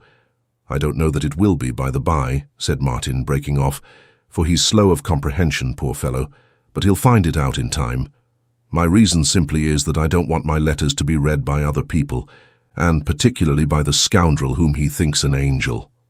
Mr. Pecksniff again? Asked Mary. The same, said Martin, will be at once apparent to you. I have completed my arrangements for going to America, and you will be surprised to hear that I am to be accompanied by Mark Tapley, upon whom I have stumbled strangely in London, and who insists on putting himself under my protection, meaning my love, said Martin, breaking off again. Our friend in the rear, of course. She was delighted to hear this, and bestowed a kind glance upon Mark, which he brought his eyes down from the fog to encounter and received with immense satisfaction. She said in his hearing, too, that he was a good soul and a merry creature, and would be faithful, she was certain. Commendations which Mr. Tapley inwardly resolved to deserve from such lips if he died for it.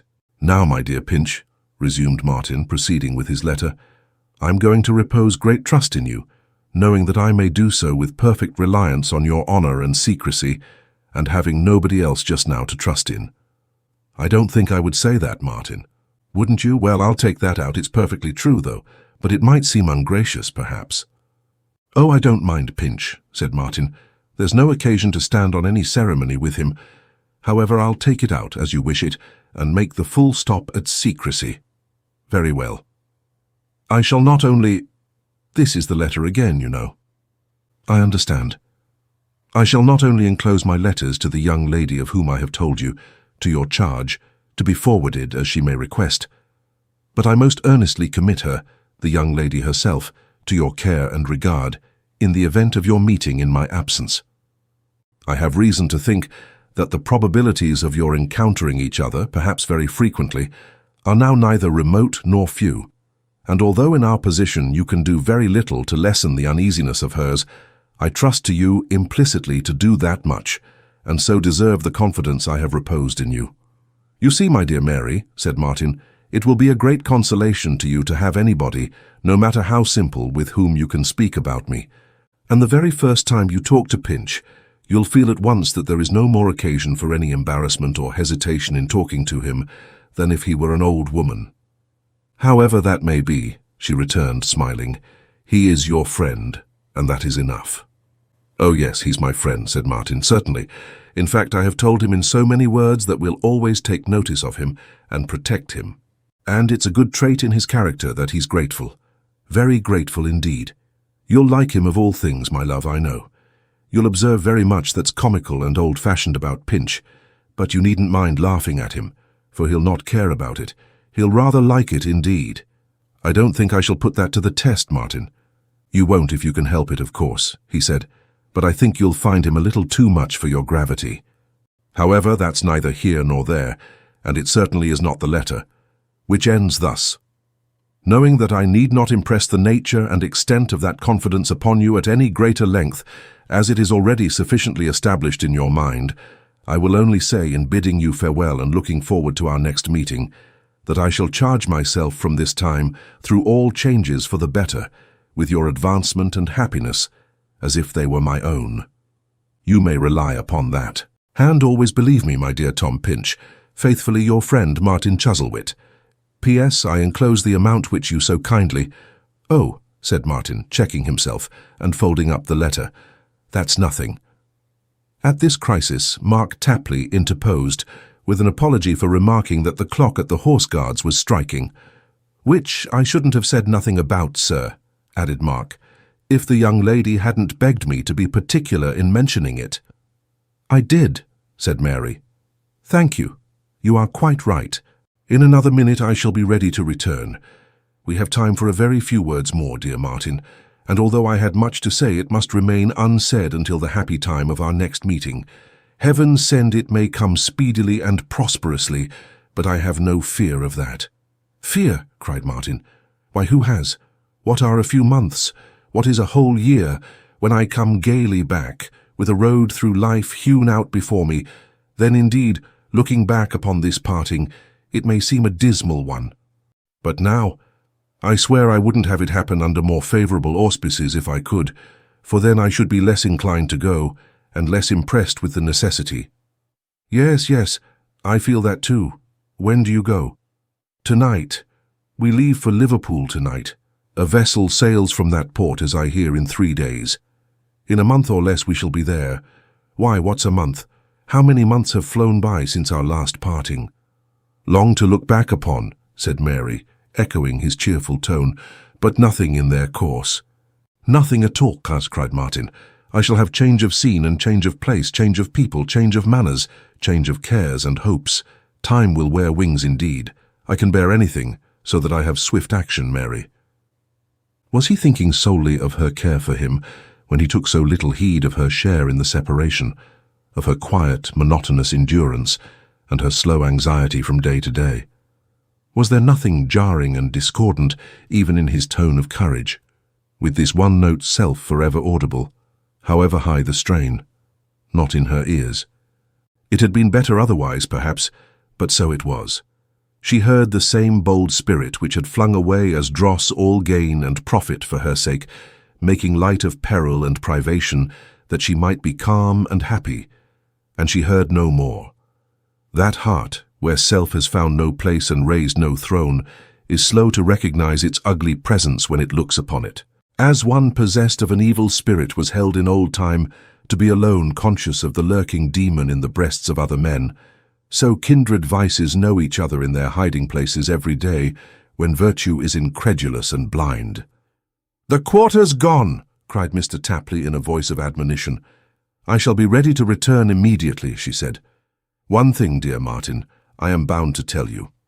You entreated me a few minutes since only to answer what you asked me in reference to one theme, but you should and must know, otherwise I could not be at ease, that since that separation of which I was the unhappy occasion, he has never once uttered your name, has never coupled it or any faint allusion to it with passion or reproach, and has never abated in his kindness to me. I thank him for that last act," said Martin, "and for nothing else, though on consideration I may thank him for his other forbearance also, inasmuch as I neither expect nor desire that he will mention my name again. He may once, perhaps, to couple it with reproach in his will. Let him, if he please. By the time it reaches me, he will be in his grave. A satire on his own anger, God help him. Martin, if you would but sometimes in some quiet hour, beside the winter fire in the summer air, when you hear gentle music, or think of death or home or childhood, if you would at such a season resolve to think, but once a month, or even once a year, of him, or anyone who ever wronged you, you would forgive him in your heart, I know. If I believed that to be true, Mary, he replied, I would resolve at no such time to bear him in my mind, wishing to spare myself the shame of such a weakness. I was not born to be the toy and puppet of any man, far less his, to whose pleasure and caprice, in return for any good he did me, my whole youth was sacrificed. It became between us two a fair exchange, a barter, and no more, and there is no such balance against me that I need throw in a mawkish forgiveness to poise the scale. He has forbidden all mention of me to you, I know, he added hastily. Come, has he not? That was long ago, she returned, immediately after your parting, before you had left the house. He has never done so since. He has never done so since because he has seen no occasion, said Martin. But that is of little consequence one way or other. Let all allusion to him between you and me be interdicted from this time forth. And therefore, love. He drew her quickly to him, for the time of parting had now come. In the first letter that you write to me through the post office, addressed to New York, and in all the others that you send through Pinch, remember he has no existence, but has become to us as one who is dead. Now God bless you. This is a strange place for such a meeting and such a parting, but our next meeting shall be in a better, and our next and last parting in a worse. One other question, Martin, I must ask. Have you provided money for this journey? Have I? Cried Martin. It might have been in his pride. It might have been in his desire to set her mind at ease. Have I provided money? Why, there's a question for an emigrant's wife. How could I move on land or sea without it, love? I mean enough. Enough, more than enough, 20 times more than enough. It's a pocketful. Mark and I, for all essential ends, are quite as rich as if we had the purse of Fortunatus in our baggage. The half hours are going, cried Mr. Tapley. Goodbye 100 times, cried Mary in a trembling voice. But how cold the comfort in goodbye! Mark Tapley knew it perfectly. Perhaps he knew it from his reading, perhaps from his experience, perhaps from intuition. It is impossible to say, but however he knew it, his knowledge instinctively suggested to him the wisest course of proceeding that any man could have adopted under the circumstances. He was taken with a violent fit of sneezing, and was obliged to turn his head another way, in doing which he, in a manner, fenced and screened the lovers into a corner by themselves. There was a short pause, but Mark had an undefined sensation that it was a satisfactory one in its way. Then Mary, with her veil lowered, passed him with a quick step and beckoned him to follow. She stopped once more before they lost that corner, looked back, and waved her hand to Martin. He made a start towards them at the moment, as if he had some other farewell words to say, but she only hurried off the faster, and Mr. Tapley followed as in duty bound. When he rejoined Martin again in his own chamber, he found that gentleman seated moodily before the dusty grate, with his 2 feet on the fender, his 2 elbows on his knees, and his chin supported in a not very ornamental manner on the palms of his hands. "Well, Mark." "Well, sir," said Mark, taking a long breath. "I see the young lady safe home, and I feel pretty comfortable after it. She sent a lot of kind words, sir, and this," handing him a ring, "for a parting keepsake." "Diamonds," said Martin, kissing it. "Let us do him justice. It was for her sake, not for theirs," and putting it on his little finger. "Splendid diamonds. My grandfather is a singular character, Mark. He must have given her this now." Mark Tapley knew as well that she had bought it, to the end that that unconscious speaker might carry some article of sterling value with him in his necessity, as he knew that it was day and not night. Though he had no more acquaintance of his own knowledge with the history of the glittering trinket on Martin's outspread finger than Martin himself had, he was as certain that in its purchase she had expended her whole stock of hoarded money, as if he had seen it paid down coin by coin. Her lover's strange obtuseness in relation to this little incident promptly suggested to Mark's mind its real cause and root, and from that moment he had a clear and perfect insight into the one absorbing principle of Martin's character. "She is worthy of the sacrifices I have made," said Martin, folding his arms and looking at the ashes in the stove, as if in resumption of some former thoughts. "Well worthy of them. No riches," here he stroked his chin and mused, "could have compensated for the loss of such a nature, not to mention that in gaining her affection I have followed the bent of my own wishes and balked the selfish schemes of others who had no right to form them. She is quite worthy, more than worthy of the sacrifices I have made. Yes, she is, no doubt of it." These ruminations might or might not have reached Mark Tapley, for though they were by no means addressed to him, yet they were softly uttered. In any case, he stood there, watching Martin with an indescribable and most involved expression on his visage, until that young man roused himself and looked towards him, when he turned away as being suddenly intent upon certain preparations for the journey, and, without giving vent to any articulate sound, smiled with surpassing ghastliness, and seemed by a twist of his features and a motion of his lips to release himself of this word, "Jolly." Chapter 15. The Burden Whereof is Hail Columbia.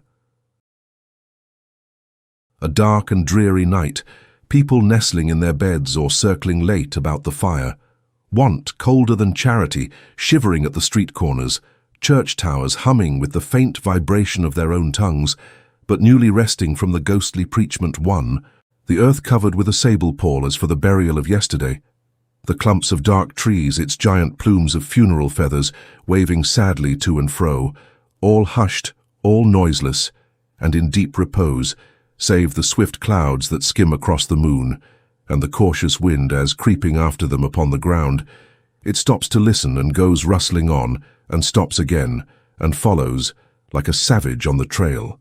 Whither go the clouds and wind so eagerly? If, like guilty spirits, they repair to some dread conference with powers like themselves, in what wild regions do the elements hold counsel, or where unbend in terrible disport? Here, free from that cramped prison called the earth, and out upon the waste of waters, here roaring, raging, shrieking, howling all night long, hither come the sounding voices from the caverns on the coast of that small island, sleeping 1,000 miles away, so quietly in the midst of angry waves, and hither to meet them rush the blasts from unknown desert places of the world. Here in the fury of their unchecked liberty, they storm and buffet with each other until the sea, lashed into passion like their own, leaps up in ravings mightier than theirs, and the whole scene is madness. On over the countless miles of angry space roll the long, heaving billows. Mountains and caves are here, and yet are not, for what is now the one is now the other. Then all is but a boiling heap of rushing water. Pursuit and flight and mad return of wave on wave, and savage struggle, ending in a spouting up of foam that whitens the black night, incessant change of place and form and hue, constancy in nothing but eternal strife. On they roll, and darker grows the night and louder howls the wind, and more clamorous and fierce become the million voices in the sea when the wild cry goes forth upon the storm, "A ship!" Onward she comes, in gallant combat with the elements, her tall masts trembling, and her timbers starting on the strain. Onward she comes, now high upon the curling billows, now low down in the hollows of the sea, as hiding for the moment from its fury, and every storm voice in the air and water cries more loudly yet, "A ship!" Still she comes striving on, and at her boldness and the spreading cry, the angry waves rise up above each other's hoary heads to look, and round about the vessel, far as the mariners on the decks can pierce into the gloom, they press upon her, forcing each other down and starting up, and rushing forward from afar in dreadful curiosity. High over her they break, and round her surge and roar, and giving place to others moaningly depart, and dash themselves to fragments in their baffled anger.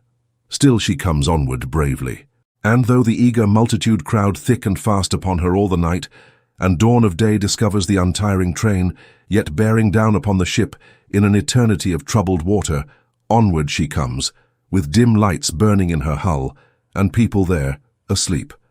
as if no deadly element were peering in at every seam and chink, and no drowned seaman's grave, with but a plank to cover it, were yawning in the unfathomable depths below.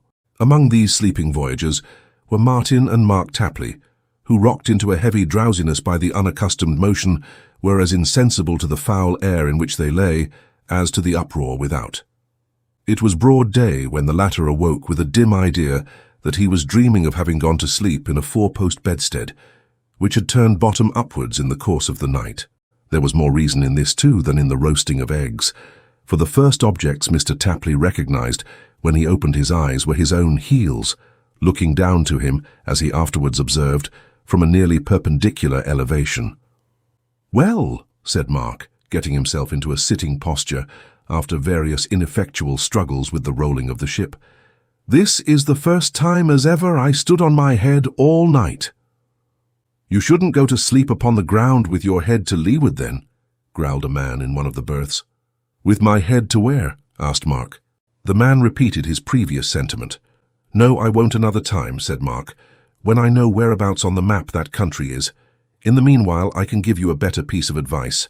Don't you, nor any other friend of mine, never go to sleep with his head in a ship any more." The man gave a grunt of discontented acquiescence, turned over in his berth, and drew his blanket over his head.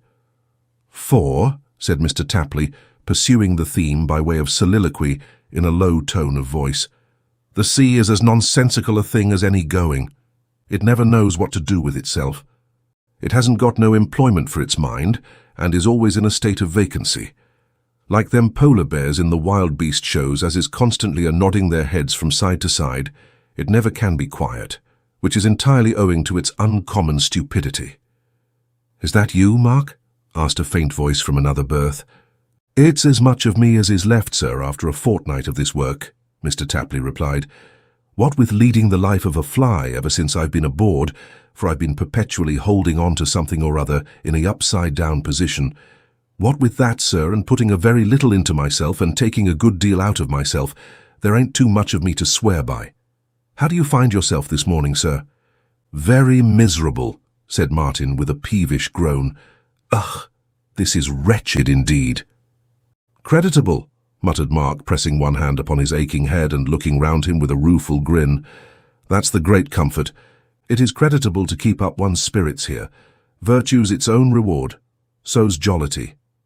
Mark was so far right that unquestionably any man who retained his cheerfulness among the steerage accommodations of that noble and fast-sailing line of packet ship, the Screw, was solely indebted to his own resources, and shipped his good humour, like his provisions, without any contribution or assistance from the owners. A dark, low, stifling cabin, surrounded by berths all filled to overflowing with men, women, and children, in various stages of sickness and misery, is not the liveliest place of assembly at any time. But when it is so crowded, as the steerage cabin of the Screw was every passage out, that mattresses and beds are heaped upon the floor, to the extinction of everything like comfort, cleanliness, and decency, it is liable to operate not only as a pretty strong banner against amiability of temper, but as a positive encourager of selfish and rough humours. Mark felt this, as he sat looking about him, and his spirits rose proportionately. There were English people, Irish people, Welsh people, and Scotch people there, all with their little store of coarse food and shabby clothes, and nearly all with their families of children.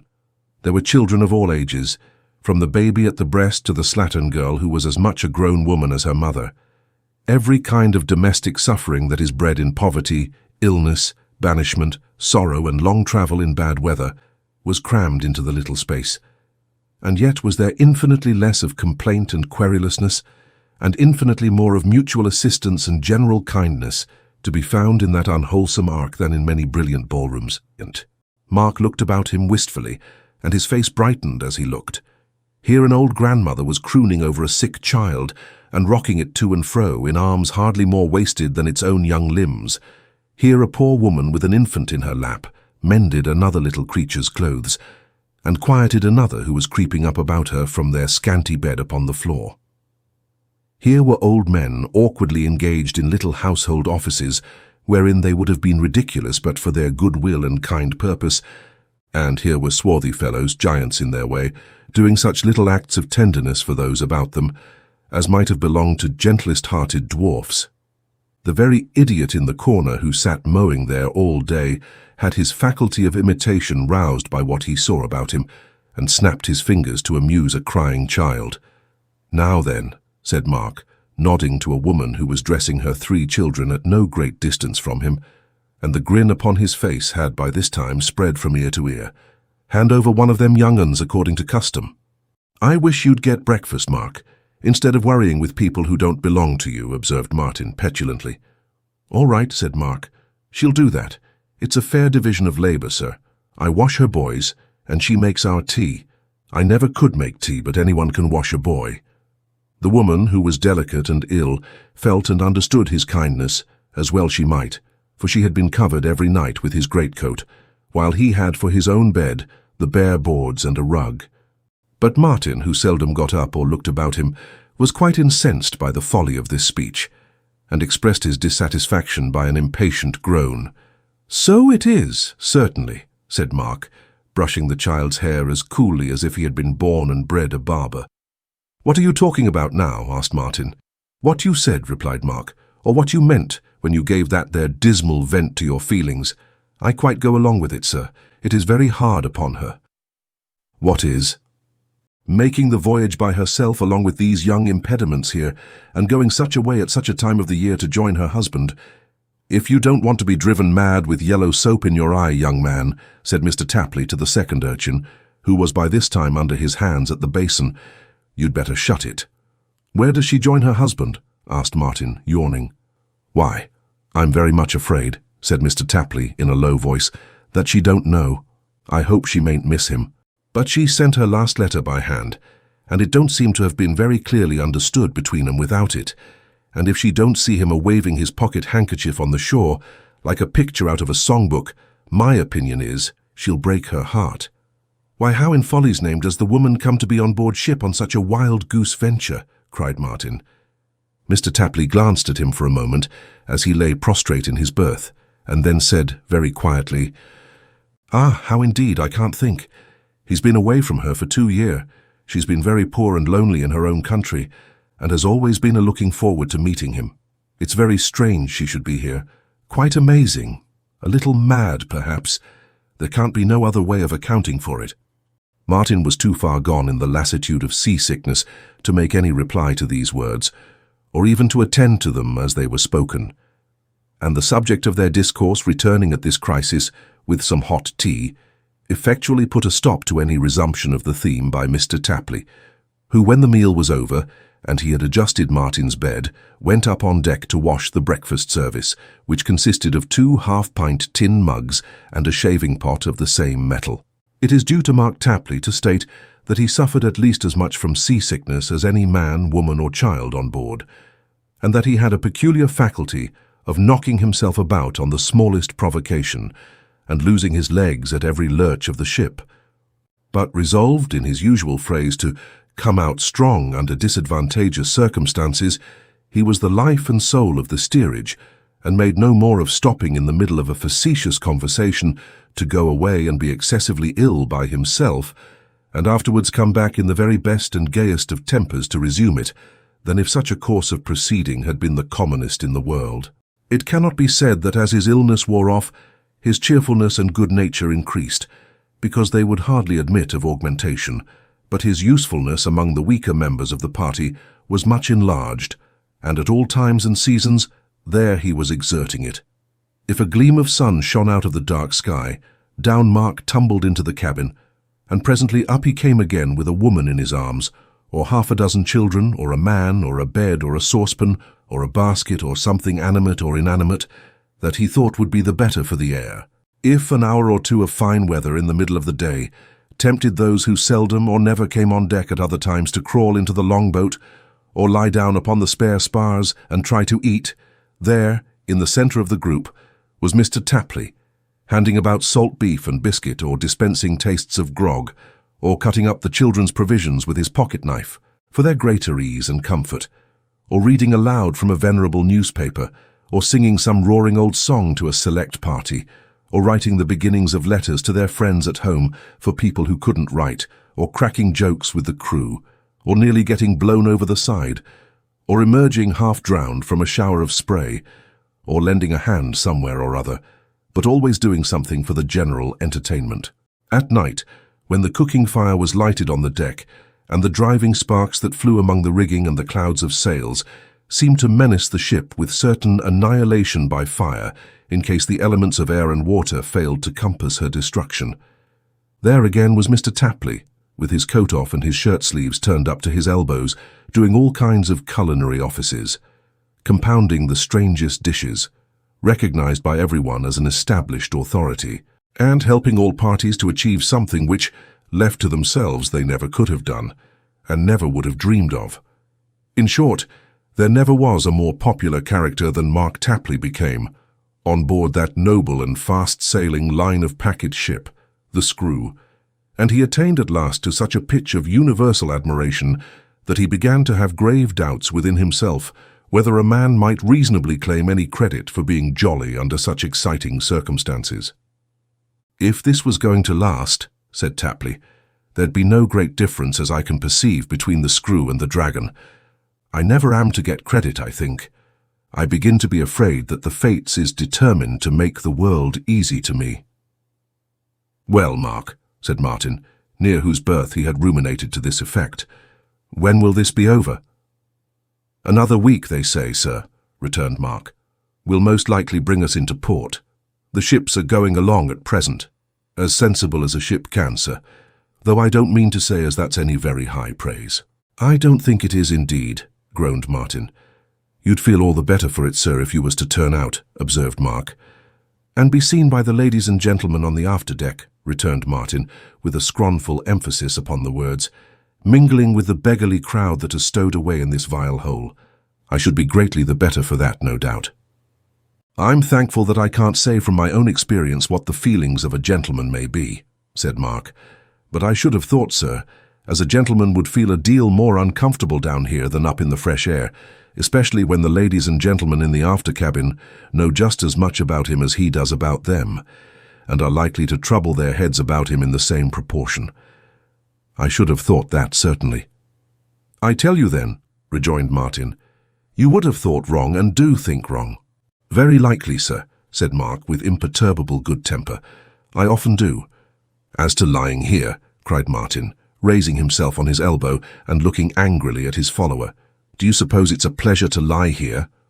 "All the madhouses in the world," said Mr. Tapley, "couldn't produce such a maniac as the man must be who could think that."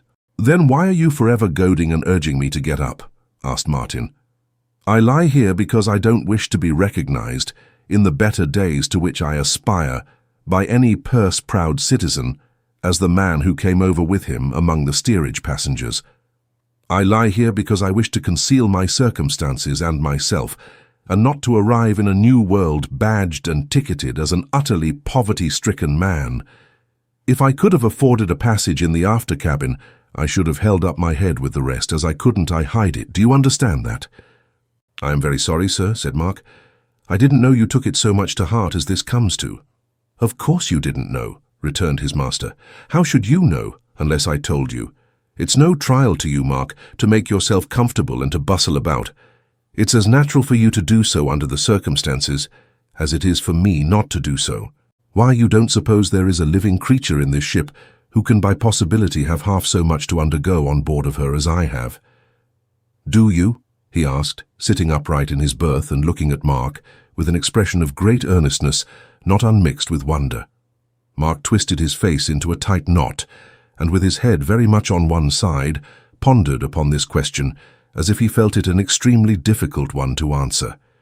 He was relieved from his embarrassment by Martin himself, who said as he stretched himself upon his back again and resumed the book he had been reading, "But what is the use of my putting such a case to you, when the very essence of what I have been saying is that you cannot by possibility understand it? Make me a little brandy and water, cold and very weak, and give me a biscuit, and tell your friend, who is a nearer neighbor of ours than I could wish, to try and keep her children a little quieter tonight than she did last night. That's a good fellow." Mr. Tapley set himself to obey these orders with great alacrity, and pending their execution, it may be presumed his flagging spirits revived, inasmuch as he several times observed, below his breath, that in respect of its power of imparting a credit to jollity, the screw unquestionably had some decided advantages over the dragon. He also remarked that it was a high gratification to him to reflect that he would carry its main excellence ashore with him and have it constantly beside him wherever he went, but what he meant by these consolatory thoughts he did not explain. And now a general excitement began to prevail on board, and various predictions relative to the precise day and even the precise hour at which they would reach New York were freely broached. There was infinitely more crowding on deck and looking over the ship's side than there had been before, and an epidemic broke out for packing up things every morning, which required unpacking again every night. Those who had any letters to deliver, or any friends to meet, or any settled plans of going anywhere or doing anything, discussed their prospects 100 times a day. And as this class of passengers was very small, and the number of those who had no prospects whatever was very large, there were plenty of listeners and few talkers. Those who had been ill all along got well now, and those who had been well got better. An American gentleman in the after cabin, who had been wrapped up in fur and oilskin the whole passage, unexpectedly appeared in a very shiny, tall black hat, and constantly overhauled a very little valise of pale leather, which contained his clothes, linen, brushes, shaving apparatus, books, trinkets, and other baggage. He likewise stuck his hands deep into his pockets, and walked the deck with his nostrils dilated, as already inhaling the air of freedom which carries death to all tyrants, and can never, under any circumstances worth mentioning, be breathed by slaves. An English gentleman who was strongly suspected of having run away from a bank, with something in his possession belonging to its strong box besides the key, grew eloquent upon the subject of the rights of man, and hummed the Marseillaise hymn constantly. In a word, one great sensation pervaded the whole ship, and the soil of America lay close before them, so close at last that upon a certain starlight night they took a pilot on board, and within a few hours afterwards lay to until the morning, awaiting the arrival of a steamboat in which the passengers were to be conveyed ashore. Off she came, soon after it was light next morning, and lying alongside an hour or more, during which period her very firemen were objects of hardly less interest and curiosity than if they had been so many angels, good or bad, took all her living freight aboard. Among them Mark, who still had his friend and her 3 children under his close protection, and Martin, who had once more dressed himself in his usual attire, but wore a soiled old cloak above his ordinary clothes, until such time as he should separate forever from his late companions. The steamer, which with its machinery on deck looked, as it worked its long slim legs, like some enormously magnified insect or antediluvian monster, dashed at great speed up a beautiful bay, and presently they saw some heights and islands, and a long, flat, straggling city. "And this," said Mr. Tapley, looking far ahead, "is the land of liberty, is it? Very well, I'm agreeable. Any land will do for me after so much water." Thanks for watching. Please like the video and subscribe to the channel for more excellent content.